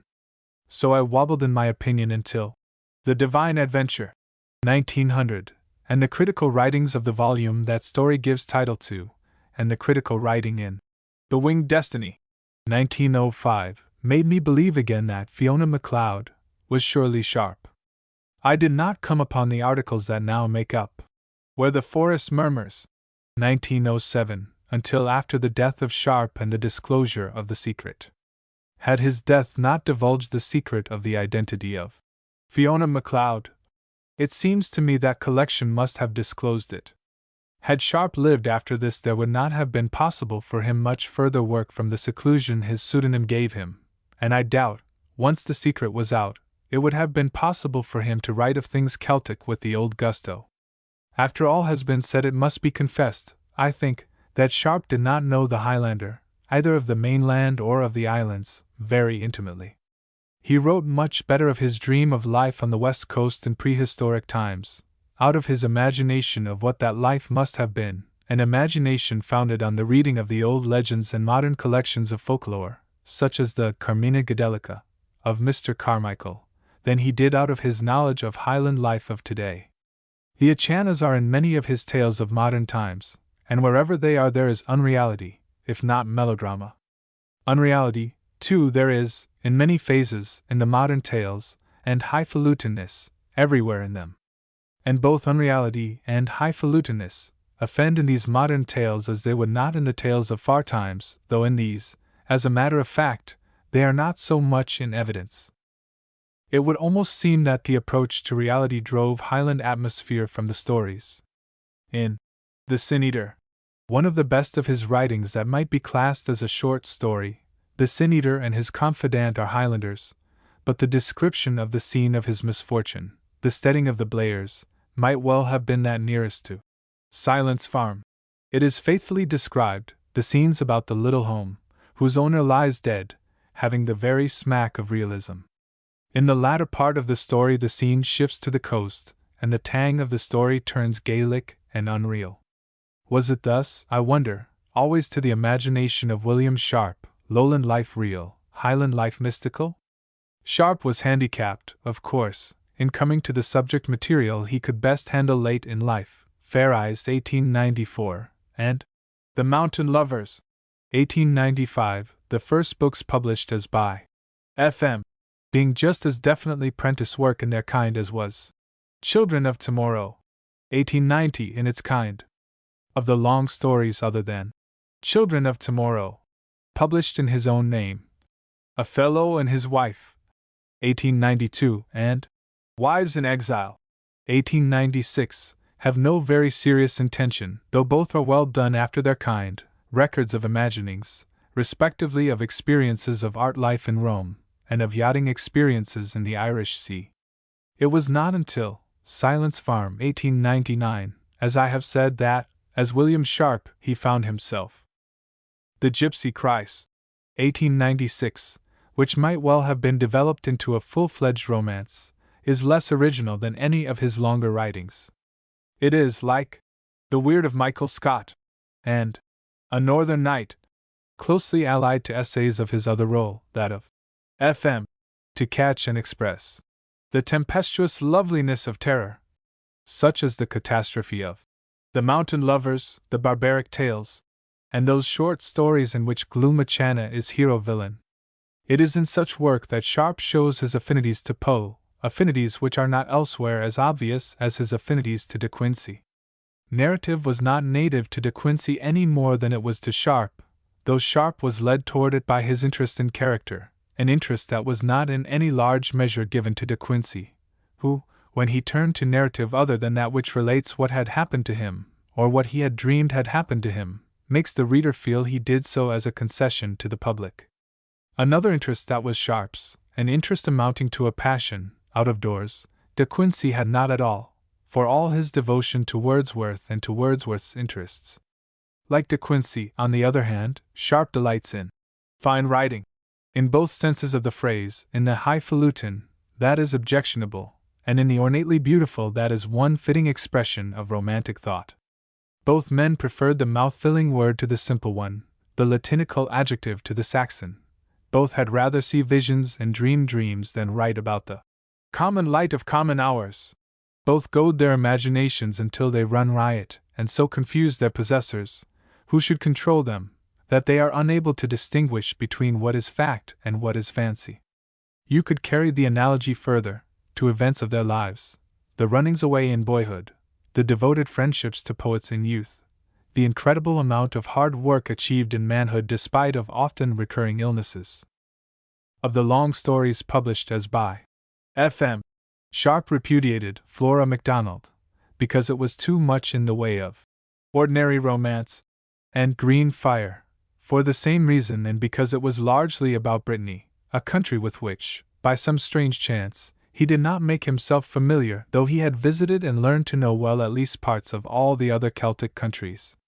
It is to my mind, however, if not so definitely of a wholeness of texture as Fair Eyes or The Mountain Lovers, or so singular, less monotonous than either. All three of these stories disappoint my memory of them when I again read them. This is, I believe, because all three of them, and for that matter many of the short stories as well, are incompletely realized, or because, in the case of two of them, The Mountain Lovers and Green Fire, they are unevenly written.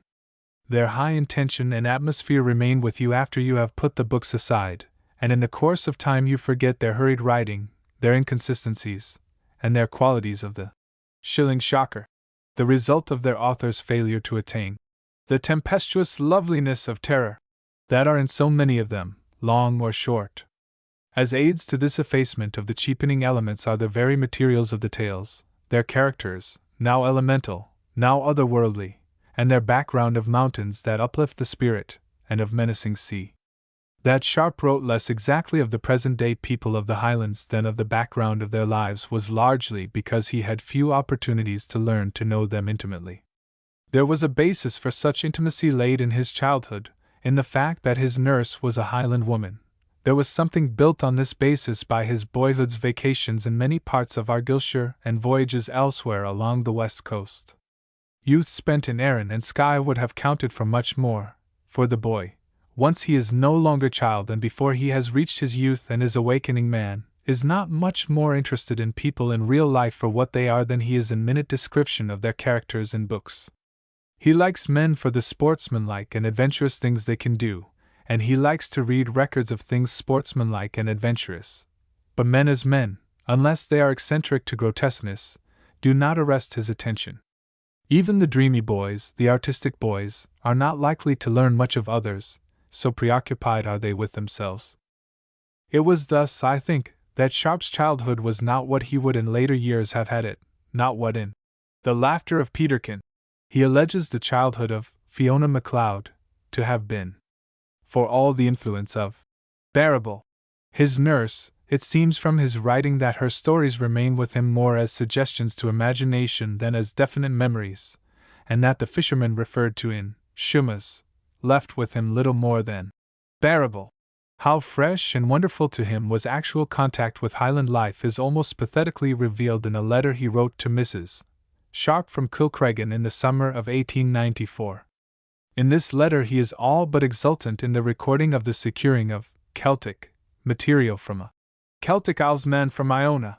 Of the actual life of the Islesmen and Glensmen he could have known but little, for long living among them is necessary to their understanding. They are, as he wrote in this same letter, passionately reticent.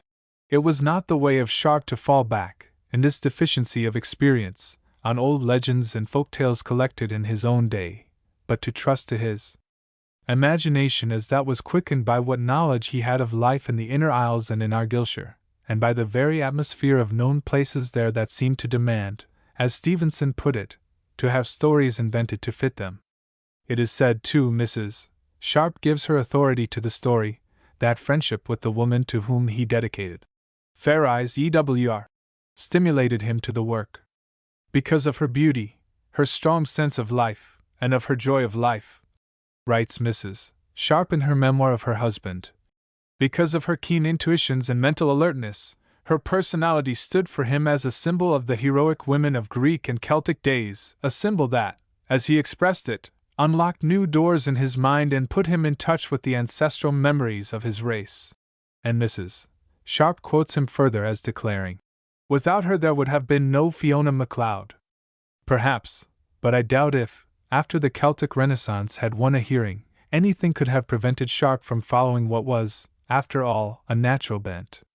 I am not going to argue the matter out, but he himself admitted that his development as Fiona MacLeod began while I was still a child, and there is proof in almost every volume he published, even before he knew Mrs. Rinder. EWR must of course be the author of The Shadow of Arver, that his tendency was toward what became characteristic of Fiona Macleod. It was the love that Sharp had for all sorts of psychic things, the mysterious, the unaccountable, the hidden, that led him to believe that without her there would have been no Fiona Macleod. Sharp himself, when his other self, with sense of humor alert, was more than willing to admit that it is easy to believe what one wishes to believe, and he delighted to tell a story at the expense of Mr. Yeats illustrative of the trite fact. Sharp went one day, in London, to call on Mr. Yeats. When lunchtime came, they set about cooking eggs. Mr. Yeats held them in a frying pan over the little fire in the grate. As they slipped about, Mr. Yeats, all the while looking back in the room away from the fire as he talked to Sharp, allowed the pan to tip too far and the eggs fell out into the fire. So absorbed was he in the topic of conversation, most appropriately the disappearance of material things, that he did not notice the catastrophe or the quick disappearance of the eggs among the coals. When his perfervidness subsided for a moment, he turned to see if they were done. "There, what did I tell you?" said he. "Our talk of these things has conjured up the powers and the eggs are gone." Sharp did not tell him of the accident. And there were no more eggs in the room to have for lunch.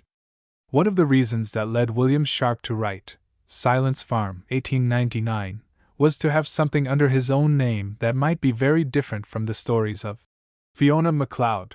And Silence Farm is very different, a story without the distinguishing qualities of Fair Eyes or The Divine Adventure, and suggesting kinship to the work of his other self only through certain likenesses of domestic irregularity in the family of Archibald Ruthven to other domestic irregularity in the family of Torquil Cameron of The Mountain Lovers, though not of so original a kind, perhaps, as the best of the Fiona Macleod work, Silence Farm, has to it a wholeness of good tissue that belongs to little work of this most uneven writer. Silence Farm, I would emphasize again as I emphasized at the opening of this paper, is better written, both as regards style and architectonic quality, and it is a truer reading of life than any of the Highland stories. Though it is a story of today, and about a life much like that made familiar by the writers of the Kailyard school, it is not to them, but to such kindred unsentimentalized work as Mr. Sean Bullock's, that you instinctively compare it. The people, indeed, are the same Dour Presbyterians, though the one writes of Scotland and the other of the north of Ireland. And as you compare the material of Silence Farm with that of The Squireen, for instance, you note, too, that the art of both is the art of Mr. Hardy. There is little modern writing with which to compare the Highland stories of Sharp. It is not that the Highlands have not been much written about, but that they have been written about intimately by but few. No part of the world so out of the world as their outlying islands, the Hebrides, has been so bewritten by travelers from Martin's time to our own, but comparatively few have known either islands or mainland well enough to dare novels of their life, and of those who have so dared no one up to the time of Sharp had written a great realistic story of the Highlands, and but one or two great romances. Now we have Mr. Neil Munro, like Sharp a very uneven writer, whose Children of Tempest, to take one of his best stories, now delights and now tortures you, and yesterday we had William Black, famous for sunsets. Black knew the Hebrides well, very well for a lowland man turned Londoner, and he labored hard to make his books true and beautiful. Unfortunately it was not in him to do fine work, not even the best sort of the second order of novelists, such work as Trollope's, for instance, which by dint of faithfulness and humanity almost persuades you now and then that it is of higher than second order. Black was faithful to what he saw and broadly sympathetic, but his writing not only lacks distinction, but, even at its best, as in The Princess of Thule, home thrust to one's interest. Yet, such as it is all but all that we have which attempts to put before us any broad view of Highland life. The one man of the generation older than the generation of Mr. Sharp who might have drawn Highland life greatly, Robert Buchanan, was diverted all his life, as Sharp was in the 20s and 30s, from doing what he would to what would boil the pot, but he left at least one story, a story of Sutherland, a child of nature, to prove to us what his reading of Highland life might have been.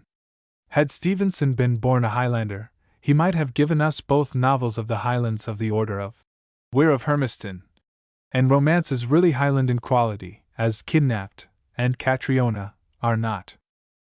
I suppose that, back of all the failure to deal realistically with Highland life, this rare attainment of a romance of Highland life at all faithful to it, is the making of the Highlander into a stage hero by Scott. There are those today who fail to find any glamour in Waverley, or Rob Roy, or The Legend of Montrose.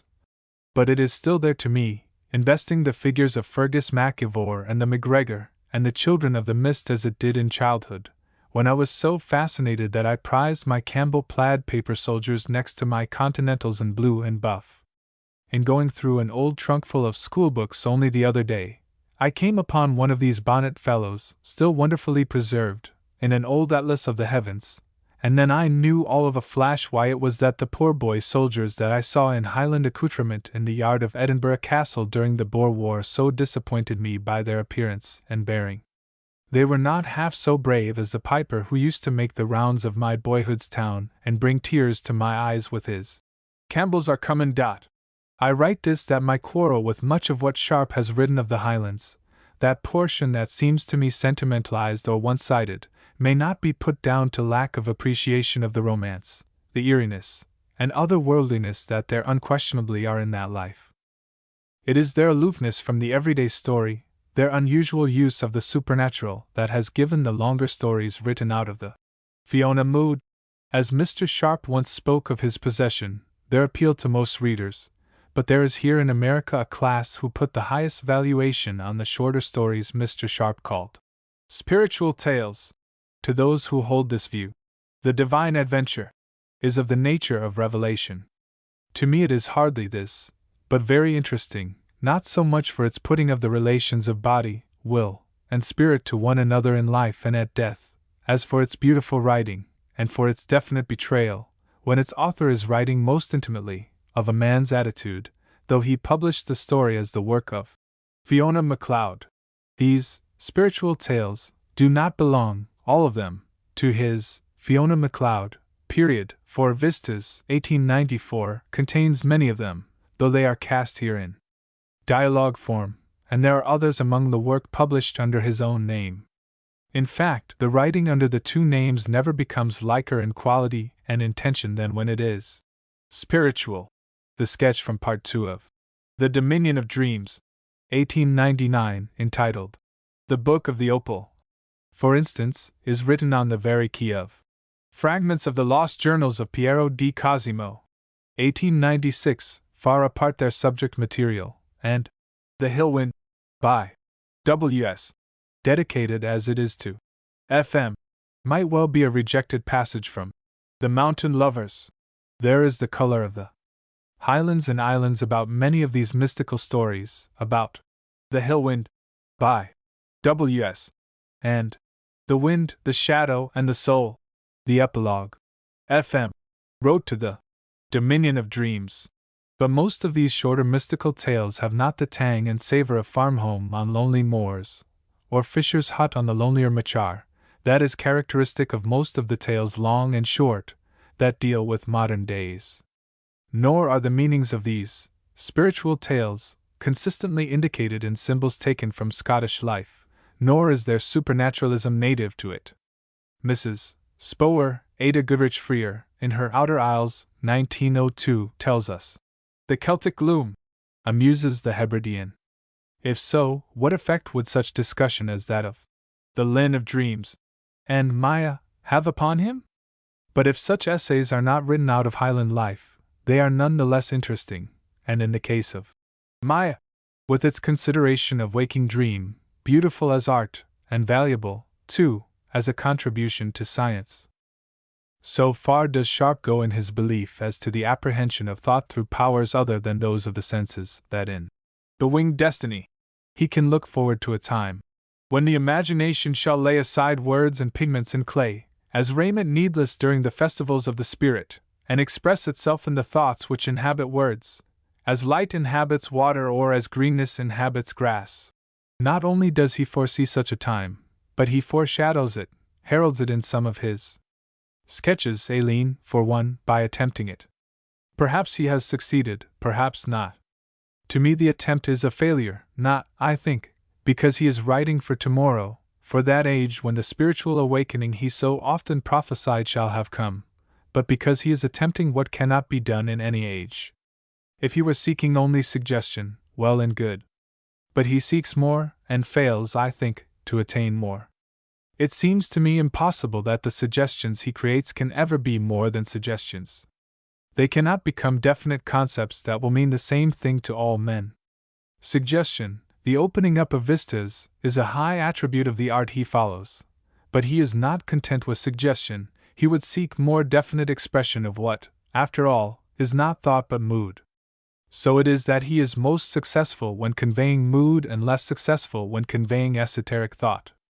As a critic, of course, on a plane easier for the conveyance of thought, Sharp is definite enough, completely successful in conveying the ideas that he intends to convey.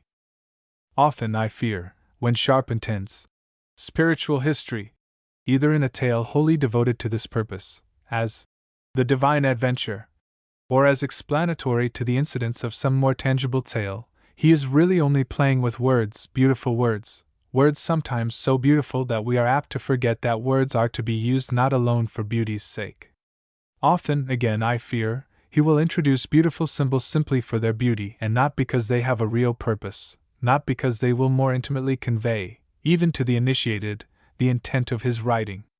That these practices are the result of carelessness, sometimes, as well as of his subservience to beauty, the fascination that words merely as words or visions merely as visions exert upon him, is, I think, true. It is but seldom, I believe, that the underlying thought is incoherent. In almost all of his earlier writing, however, even in the earlier, Fiona, writing, he is very careless. He contradicts himself in his short stories as to facts. He gets his family relationships tangled in a way that cannot be explained by any process of nature, and so, too, I think, he gets his symbols mixed, or deludes himself into the belief that something that was hastily written came to him that way and so should be preserved in that exact expression, even though to him at the second reading it meant nothing definite. He jumps to conclusions again and again in what he writes about birds, where I can follow him on a certain footing of knowledge. If he is so careless about facts, if he can, even though it is a slip, confuse Mary Magdalene and the Virgin Mary, if he can mention birds in a description of Highland landscape that is characteristic of a certain time of year when birds of that species would be in the Highlands only by accident at that time of year, it is more than likely, slips though these may be, that there will be similar slips in all he writes, no fewer. It is likely, in his writings of psychic things than elsewhere. There is possible, of course, no hard and fast classification of his writings. Class shades into class almost imperceptibly. It is particularly difficult to draw the line between the several kinds of stories and sketches he writes that involve supernaturalism of one kind and another. There is possible, however, a rough and ready distinction between those stories of his which are esoterically mystical and those which, while concerned with the supernatural, are concerned with it in the way familiar in old romance. Of this, usual supernatural, are those in which second sight is the motive, second sight which is always to be looked for as the commonest supernatural motive in the writing of all Gaels, either Alban or Irish. Sharp introduced second sight into The Son of Alan, 1881. It is in Fair Eyes, 1894, the first of his FM work. It is developed at some length in Iona, 1900, which is a microcosm of all his writing. In Iona, Sharp puts himself on record as holding stoutly belief in the reality of the power. The faculty itself is so apt to the spiritual law that one wonders why it is so set apart in doubt. It would, I think, be far stranger if there were no such faculties. That, I believe, it were needless to say, were it not that these words may be read by many to whom this quickened inward vision is a superstition, or a fantastic glorification of insight. The Achanas, in the uncanny stories in which they are heroes and villains, are all possessed by the power of the second sight, but second sight is not the most remarkable of their supernatural powers. Hypnotic suggestion Gloom uses as an everyday agent in his affairs. It is through hypnotic suggestion that he puts madness upon Alas Deremian, playing to him the pibroch of the mad. Alas Deremian in telling whose story, Fiona MacLeod, revealed, I suppose, by chance, something of the struggle of William Sharp to succeed in letters. Much more frequently, however, he uses a supernatural power that is further removed from those in which modern science is interested, such as the machination of fairies that made Alison Achana the anointed man, that, in plain speech, had driven him fey, or such as the lure of the serpent goddess that drove to his death the piper hero of By the Yellow Moon Rock, or the exchanging of human child for fairy child that is the burden of Farraghall. It is much more likely that William Sharp would have made more of this changeling motive had it not come so near to the question of dual personality, which it would be dangerous to him to discuss, as would that question so closely akin, the question of people who are away. That is, with the fairies, a kindly explanation of insanity, chronic or recurrent. As William Sharp, he has touched on the question of dual personality several times in his verses, and very definitely in A Fellow and His Wife. In this last named book he says, in a letter that the Countess Ilsa writes to her husband in Ruggan, "This duality is so bewildering. I to be myself, whom you know, and whom I know, and then that other I, whom you do not know at all and whom I only catch glimpses of as in a mirror, or hear whispering for a moment in the twilight." That he could not take up the topic so definitely in his later writings must have, indeed, been a cross to him, for there was hardly any other question, unless perhaps that of ancestral memory, which interested him more deeply. It might be argued, I suppose, that he did discuss it in The Divine Adventure, in considering the relations of spirit, will, and body. Mrs. Sharp, I take it, so holds when she says in her memoir that the William Sharp work was that of the will and that Fiona MacLeod work beyond the control of the will. And it is true that these three, the spirit, will, and body, though each is given a distinctive personality, each a memory distinct from the memory of the others, are all but the component parts of one man. Mrs. Sharp does not, however, anywhere avow directly a belief in the possession of a real dual personality by her husband, and she definitely contradicts Mr. Yeats for his expression of belief that William Sharp could not remember what as Fiona MacLeod he had said to you in conversation. Very different from these short stories I have been discussing are three of the four contained in the volume entitled Madge o' the Pool, 1896, published as by William Sharp. Of the one that is somewhat in the manner of certain of the F.M. stories, the Gypsy Cries, I have spoken. 2. The Coward and The Lady in Hosea are but the usual thing. Madge o' the Pool is the one really worth while.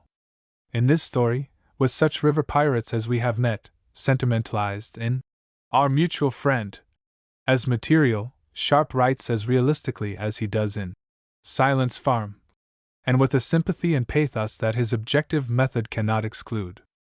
There are episodes or sketches, some of them what Sharp calls prose imaginings, throughout his many books, that one may hardly call short stories, or myths, or studies in folklore, or criticism, or any of the other many kinds of writing that he essayed. Perhaps memories would be the proper general term for writing of this kind. In almost every one of these episodes or sketches there is a germ of a story, and some, I suppose, regard them as but unrealized art. But I for one am glad Mr. Sharp did not work them up. In them are some of his best writing and some of that most personal and intimate. I have spoken of Aileen and Bearable. Shuma's A Memory is another that is memorable, and memorable too are The Sea Madness and The Triad. The Triad is almost his credo, certainly a statement of the things he holds most excellent. Primitive genius, primitive love, primitive memory. Here Sharp recurs, as so often in his writing, to ancestral memory, that possession of men by which they are aware of what was in the world before they were, through oneness with the universal memory into which they are absorbed in dream or vision, or of which they become aware by what we call intuition. If such a power be restricted so that its possessor recalls only certain parts of antiquity, he is virtually in the state of him who believes he remembers what he remembers because of previous incarnations. I have no personal opinion to express on the subject, But if such memories exist in us because of our participation in a universal memory or because of reincarnation, it is easy to explain why Sharp is best in his writing of myths, his pictures of the wild beauties of love and war and dream in barbaric Erin and Alba. It is because he is the reincarnation of the Shanachie of the Dark Ages. When he thought of reincarnation, however, in relation to himself, he thought, I have no doubt, of himself as the reincarnation of a druid, one who had been aware of mysteries, but what he really was, in life, with his magnificent enthusiasm and bravado, picturesque raiment after all and no more for the high-hearted and inherently ailing body of him, was this reincarnation of the Shanachie. Such an one as his own Orin the monk-turned tale-teller. If you doubt that he was Shanachie, not druid, compare the two legends in Beyond the Blue Septentrions. The ordered beauty of the legend that tells of the derivation of the name of Arthur from Arcturus falls familiarly on our ears. It is evidently made under a lamp by one who has read many old legends. It is no druidic revelation. The other, that which ends with the three great hero leaps of Phaon from the Arctic flows to the pole, from the pole up to Arcturus, from Arcturus to the hill of heaven itself, is fantastic, bizarre, extravagant to grotesqueness, with the very flamboyance of old Irish legend and modern Irish folktale. In other words, it is in the very manner of the Shanachie of the Dark Ages, whether his work was recorded then as court poem or has been handed down by word of mouth among the folk. Nor is there anything inconsistent in this wild imagining with a very different power displayed in moralities, like his Last Supper. I have heard stories as incongruous, one uproarious, another of cloistral quiet and piety, from the old Irish gardener with whom I spent a large part of my happier days, the days from 7 to 17. Lawrence lost his life doing a retreat, morning after morning on the cold stone floor of a Vincentian church, not in any sudden repentance at 83 for the sins of his youth, for they had been fewer than those of almost all I know, but in the usual way of his austere life. Yet Lawrence was just as much himself when he was telling me stories of Dean Swift that were full of malice and brutality and orgiac ecstasy. Credo. The range of the Shanachie is wide, and wide, too, the range of Sharp in the role of Shanachie of barbaric life on both sides of the Moyle. Among such writings there are few tellings of the order of the folk tale, more of the order of the hero saga, many, perhaps the best of them, of an order all his own that has developed, it is likely, from the old saints' lives, but to which he has given a ring of authenticity that makes them seem descended from an antiquity as remote as that of folk tale or hero tale. The Flight of the Chaldees brings before you with vividness what must have been the life of the Celtic missionaries in the days when the men out of Lachlan began to seek the Summer Isles, and the Anir Coil, and the Woman with the Net. What was the fate they meted out to those among themselves who slipped back into the pleasant old ways of paganism? These are written out of his own revisualization of the past. More immediately sprung of the old legends are the Three Marvels of High, which tells of the inner life of Columba and his brethren on Iona, and Ween Christ, which utilizes folklore as old or older than the legends collected by Mr. Alexander Carmichael in his pursuit of the stories of St. Bride among the peasantry of the Outer Isles. The Song of the Sword, and Murkoth, have in them the battle madness of the Viking, wedded to its keenest intensity as he meets the hard resistance of the Hebrideans, and the laughter of Scathach, and the Sad Queen, that more terrible fury of the Amazon who ruled in Skye. Then this last-named story Sharp has done no starker writing, but it is so evidently from a man's point of view that it confirmed many in the belief that Fiona MacLeod could not be a woman. The Washer of the Ford has its roots in folklore, but it is so remolded in the mind of the writer that it is rather a recreation of the old belief than a restoration of it. There are those who would rather have had Sharp follow the tales as they are told by Campbell of Islay, Cameron of Brodick, and Carmichael of South Uist, but to me, unless the tale is one familiar to many readers, such a remolding, if done with power, is surely a prerogative of the artist. But when he takes a well-known legendary character, as well known among the Gaels as Achilles among English schoolboys, and changes his hair from black to golden and his stature from short to tall, utterly transforming not only our picture of him, but the significance of his deeds, then I object, as I would object if he had made the fair-haired and great-statured Achilles into such a little dark man as the Red Branch legends record Cuchulain to have been. Nor would I quarrel even with his changing of the spirit of the old tales if he had always, as he has almost always, substituted a new beauty for the old beauty of the legend in its bardic or folk form. It is in the few instances in which his dream of the old tale does not lift to so great a power in its way as the old tale possessed in its way that I protest. Of such a nature are some of the changes Sharp made in his retelling of the Three Sorrows of Storytelling, in The Laughter of Peterkin, which, it must be remembered, however, was hurried work, almost hackwork. Sharp was particularly successful, I think, in his handling, in the three tales, he calls them, legendary moralities, in which he brings Christ to the straths of Argyll. These three are The Last Supper, The Fisher of Men, and The Wayfarer. The last is the least successful of the three, but significant in its attack on certain forms of Presbyterianism for their attempts to kill out, as unchristian, the old ways of life among the Highlanders. This charge was made 50 years ago by Campbell of Islay, and it had been repeated only yesterday by Mr. Carmichael. William Black and Mr. Munro confirm it, too, in their novels, and in fact, it is only what one expects of Puritanism, whether in its dominating of the Scotch Presbyterian minister or of the Irish Catholic priest. The latter is today doing as much to kill the joy of life in Connaught as did even the minister of the Free Kirk yesterday on the Lewes. It may have been partly to hide his identity that Sharp assumed what some thought an anti-Presbyterian attitude in his Fiona MacLeod writing. It may have been the sympathy of the artist toward a church that has conserved art that led him to what some thought a pro-Catholic attitude. But scratch this gypsy artist and you find, surprising as it may be, moral prejudice for Protestantism. Does he not admire Torquil Cameron and Archibald Ruthven, stern Calvinists both? The Fisher of Men, and The Last Supper, have in them the austere beauty of the old morality plays, a beauty that is akin to the beauty of the Puritan imagination of Bunyan, and a tenderness that we may in vain look for there. They are written in all reverence and simplicity, and it is no wonder we find Mr. Yeats suggesting that Fiona MacLeod turn them into plays for the Irish theatre. I do not care so much for The Birds of M.R. myths he has rewoven from the Mabinogion into Gaelic texture, or the series that purport to be collected among the Isles and are found to be very like certain well-known Greek legends. These, too, seem to me reweavings, and the Tridnanran, and The Woman at the Crossways, and The Man on the Moor, though its origin is far from their origins, is also a reweaving.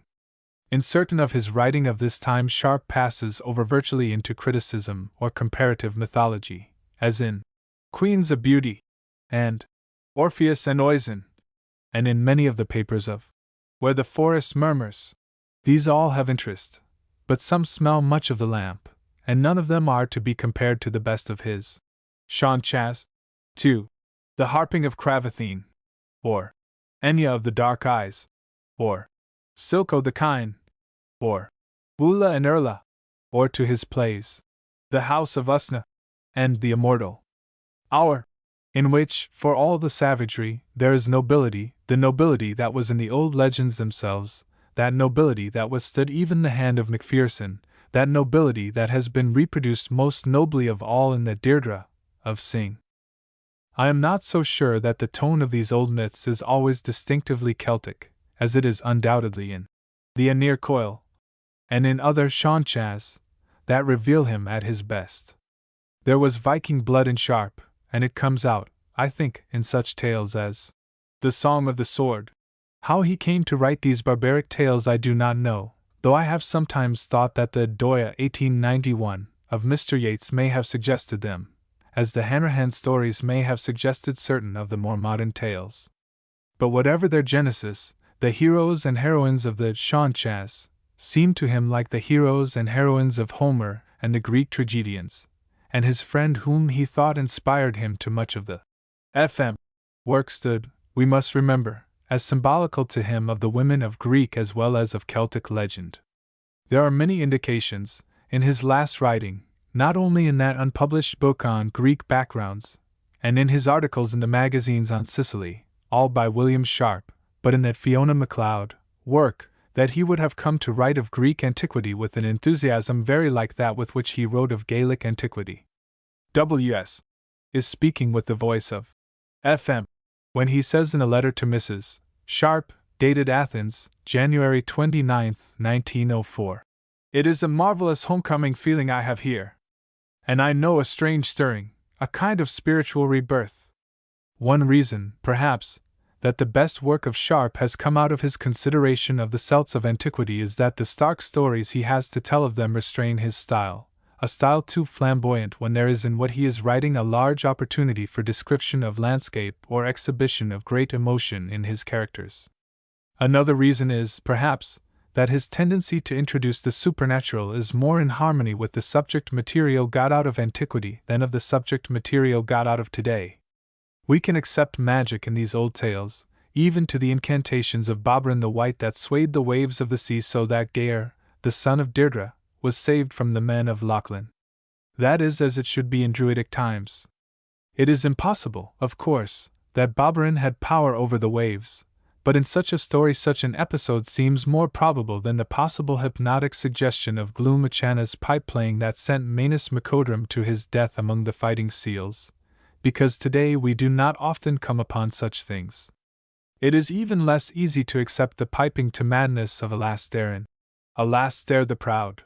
Hypnotic suggestion may drive to death in the sea a man half fey because of sorrow long endured and the superstition that he is descended from seals, but pipe playing cannot believably in modern tales drive a man insane, whatever it may do in the famous old Pied Piper of Hamelin, or other folk tale.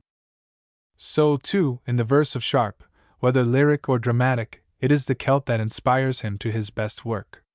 Nowhere does his verse win so much of beauty and glamour as when his thought turns to the four cities of Nereus and Phineas and Phaleus and Glorias, or when it breaks into a chant on the lips of Atene, in the immortal hour. Though there is less unevenness of technique, both in the style and in the unfolding of the story, in these Sean Chas, than elsewhere in his writing, the technique breaks down at times here, too, more usually through sins of omission than through sins of commission.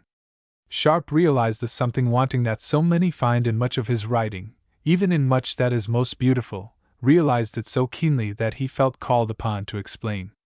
He explained not directly, it is true, as if in answer to criticism, but none the less definitely in thus affirming his attitude toward legends in the sunset of old tales. We owe a debt, indeed, to the few who are truly fit for the task, the collecting of tales from oral tradition, but there are some minds which care very little to hear about things when they can have the things themselves. This statement explains in part why it is that the life of the people, even that part of their life that fronts the past, has escaped him. He prefers his dream, thinking that it is their dream, or the dream of their ancestors. He has, indeed, the thing itself, the Highlander's dream, and when it is given to him to impart that dream fully we forgive him the proud words I have just quoted. The pity of it is he has not always so succeeded through the way he has chosen, and then it is, of course, that we condemn him for the lack of that humility the great dramatic artist must have whereby he must forget himself, and so subordinate himself that tradition or life speaks through him. It is not to be wondered, then, that there is little direct record of folklore of his own collecting in his writing, even when he is writing of folk topics. There are borrowings in plenty, especially in Where the Forest Murmurs, and even when the collecting seems his own, as it does in Earth, Fire and Water, Children of Water, and Quillim Wire, it is diamond dust, not diamonds, to which he gives so beautiful setting. Just as appealing to Sharp as the old myths themselves are the localities that tradition, or the stories themselves assign as background to them. He loves Iona not only for its grey and barren beauty, but because it was here Columba wrought his wonders. Iona, which fills the major part of the volume, the divine adventure, gives title to, is the finest in quality as well as the longest of his writings that may be called, prosaically, topographical. They, in their varying ways, are much more than merely topographical, whether done in the way of FM, as Iona is and as From the Hebrid Isles is, and several papers from Where the Forest Murmurs, or in the way of WS, as literary geography is. In this last named book, Scott and Stevenson, among others, are put against the background that inspired their work, as in Iona. Certain stories are imagined so as to fit their surroundings, and certain legendary history narrated that is fitting to these surroundings with an appropriateness almost too exact to be believable. In Iona, because he loved the island that inspired its writing beyond any other of the places he loved greatly, is to be found some of his very best work, and examples of all kinds of his writing, as I have said, and even when this topographical writing, as in some of his magazine articles, is evidently of the sort initially intended to float cuts, it is very well done most often with distinction. At times, of course, it suffers from overemphasis, as do the descriptive portions of his long stories, but generally he attunes his writing to the genius of the place. This is as true of his letters as of what he wrote for the public, especially true of that series on Algiers from which Mrs. Sharp quotes in her memoir. Papers of this sort, papers giving the genius of place, Sharp was happier in, I think, than in those which are more definitely the out-of-door essay. Sharp knew much of birds and small mammals, of trees and plants, with a knowledge that evidently began in childhood, but as with so much else in his life, this knowledge he never had time to fill out and deepen through patient observation. You must not, then, turn to where the forest murmurs, to find writing of a kind with that in which Thoreau and Jeffries so finely attained, much less that loving intimacy with the personal side of birds and animals that so humanly tempers the scientific spirit in White of Selborne. Nor is there in them the racy earthiness of Mr. Burroughs. Their greatest asset is their enthusiasm over the beauty of the world they are written to praise, the next greatest their power of catching in words the mood of a landscape, their next greatest their distinction of style, though there are several in which the style is wholly without distinction. Now and then, too, they are valuable for their guesses at the whys and wherefores of things. There are today many explanations of what is commonly called the lure of the wild. Is not this as revelatory as any? Is this because, in the wilderness, we recover something of what we have lost? Because we newly find ourselves as though surprised into an intimate relationship of which we have been unaware or have indifferently ignored? What a long way the ancestral memory has to go, seeking, like a pale sleuth-hound, among obscure dusks and forgotten nocturnal silences, for the lost trails of the soul. It is not we only, you and I, who look into the still waters of the wilderness and lonely places, and are often dimly perplexed, are often troubled we know not how or why. Some forgotten reminiscence in us is aroused, some memory, not our own, but yet our heritage is perturbed. Footsteps that have immemorially sunk in ancient dusk move furtively along obscure corridors in our brain. The ancestral hunter or fisher awakes, the primitive hillman or woodlander communicates again with old forgotten intimacies and the secret oracular things of lost wisdoms. This is no fanciful challenge of speculation. In the order of psychology it is as logical as in the order of biology is the tracing of our upright posture or the deft and illimitable use of our hands, from unrealizably remote periods wherein the pioneers of man reach slowly forward to inconceivable arrivals. The weakness of these essays that are like out-of-door essays, but are not out-of-door essays, is their dearth of freshly observed fact. This dearth would not matter so much if there were not so many of them, but a book full of such essays with little original observation will pall, no matter how well written, no matter how interesting the personality of the writer. Thus it is that some of the essays of Jeffries pall, some of those written in his last days, of Jeffries who had in his earlier writing been so objective. In Thoreau there is a happy combination of freshly observed fact with personal comment, and in Mr. Burroughs a personal element greatly subdued, and presented in most of the essays only through the selective art that has preserved the incidents he relates out of many of a vast store of their kind. In these nature studies of Sharp, as in so much of his writing, there is a great deal of generalization from phenomena superficially observed. He is not so often inaccurate, but he is very often merely repetitive, giving us in beautiful and oftentimes distinguished phrase what others have given us before. Sharp wrote sometimes, I have no doubt, with the thing he describes before him, but oftener, it would seem, from notes, and oftenest, I take it, from memory. Sometimes it is best to write thus from memory. The unessential will fade out, the essential remain, but with Sharp the trouble is that the first observation has often been hurried.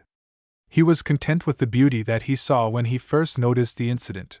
He did not wait to observe what in the further actions of the life observed would make that beautiful incident more significant. It may, of course, be said that all he was after was the impression that the passing incident made upon him.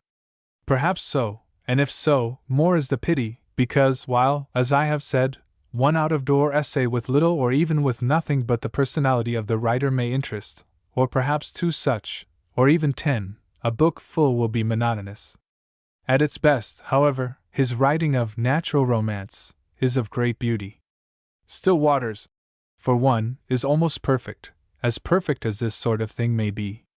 It is wrought of his own experiences with just enough of mythological data to give it the texture of old and lasting things. The Rainy Hyades, on the other hand, is largely a rehash of folklore notes, second-hand work with very little added from experience, and very little finely imagined or recaptured by way of ancestral memory. At times it would seem that, poor, tired man, he had to feed his flagging invention from a dictionary of quotations. So, it appears, he has done in his Winter Stars, as well as in The Rainy Hyades.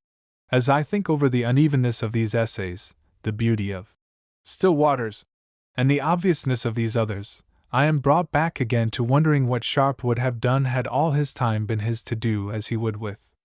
Such wonderment is, of course, idle as to what Keats would have done had he lived, for a man's art is judged by what it is, with no tempering of the appraisement by what the man's life has been.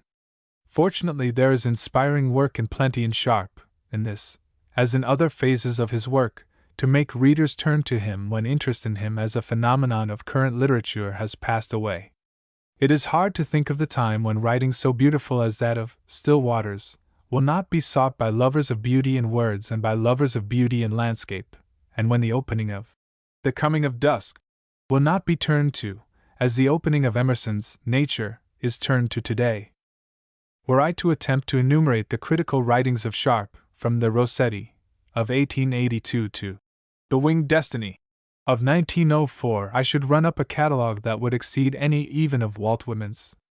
For years Sharp lived by criticism, as editor of The Canterbury Poets, and as reviewer for many of the London journals. To me, none of this critical work is significant until he came to write of the movement that carried him to fame, I say, because Fiona Macleod was famous for a decade, and not only as a mystery, but as a revealer of a new beauty in words, and as a widener of horizons. I have, I think, by this time made clear what to me is the great strength of William Sharp, his power to revisualize the Celtic past of Scotland and to imagine stories of that past that are as native to it as those handed down in bardic legend or folklore.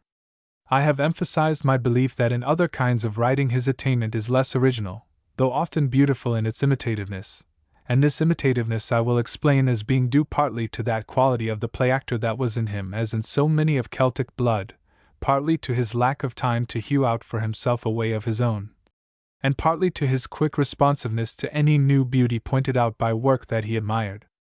It was not altogether, however, lack of time that prevented his attainment of a larger originality, an originality in other sorts of writing than the Sean Chas.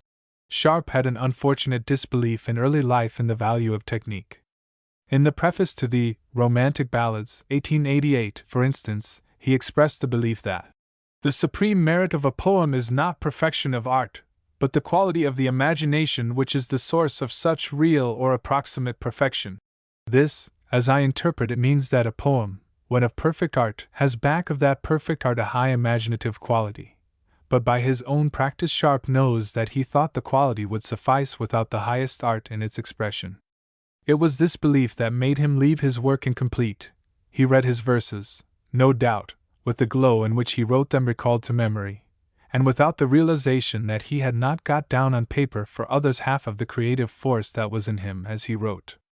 I have found a reason for a lesser success than the early work of Fiona Macleod promised to him in his imitativeness, but in some ways he was handicapped, too, by lack of models to follow. Granted, he could have blazed other ways for himself than that of the Sean Chas. He lessened the originality of his attainment by imitation, But if he could not have so blazed other ways, he just as surely could have gone further had he had models, or rather good models, to follow, models, for instance, in novels of Highland life. The very fact of there being great realistic stories of Highland life might have made it possible for him to have written a Highland Silence Farm. But enough of what might have been. What is good enough at its best to treasure among those things that are a lasting part of our lives. However great may be the reaction against his work because of the 9 days' wonder about the identity of its creator, certain parts of it, certain tales and certain verses in a play, will hold their own against the years. Through such tales as The Sad Queen, and such verses as The Dirge of the Four Cities, and The House of Usna, even eyes of little vision may see eternal beauty wandering on her way, leaving about them a glamour as recurrent to the mind as sunset to the skies. The end. The end.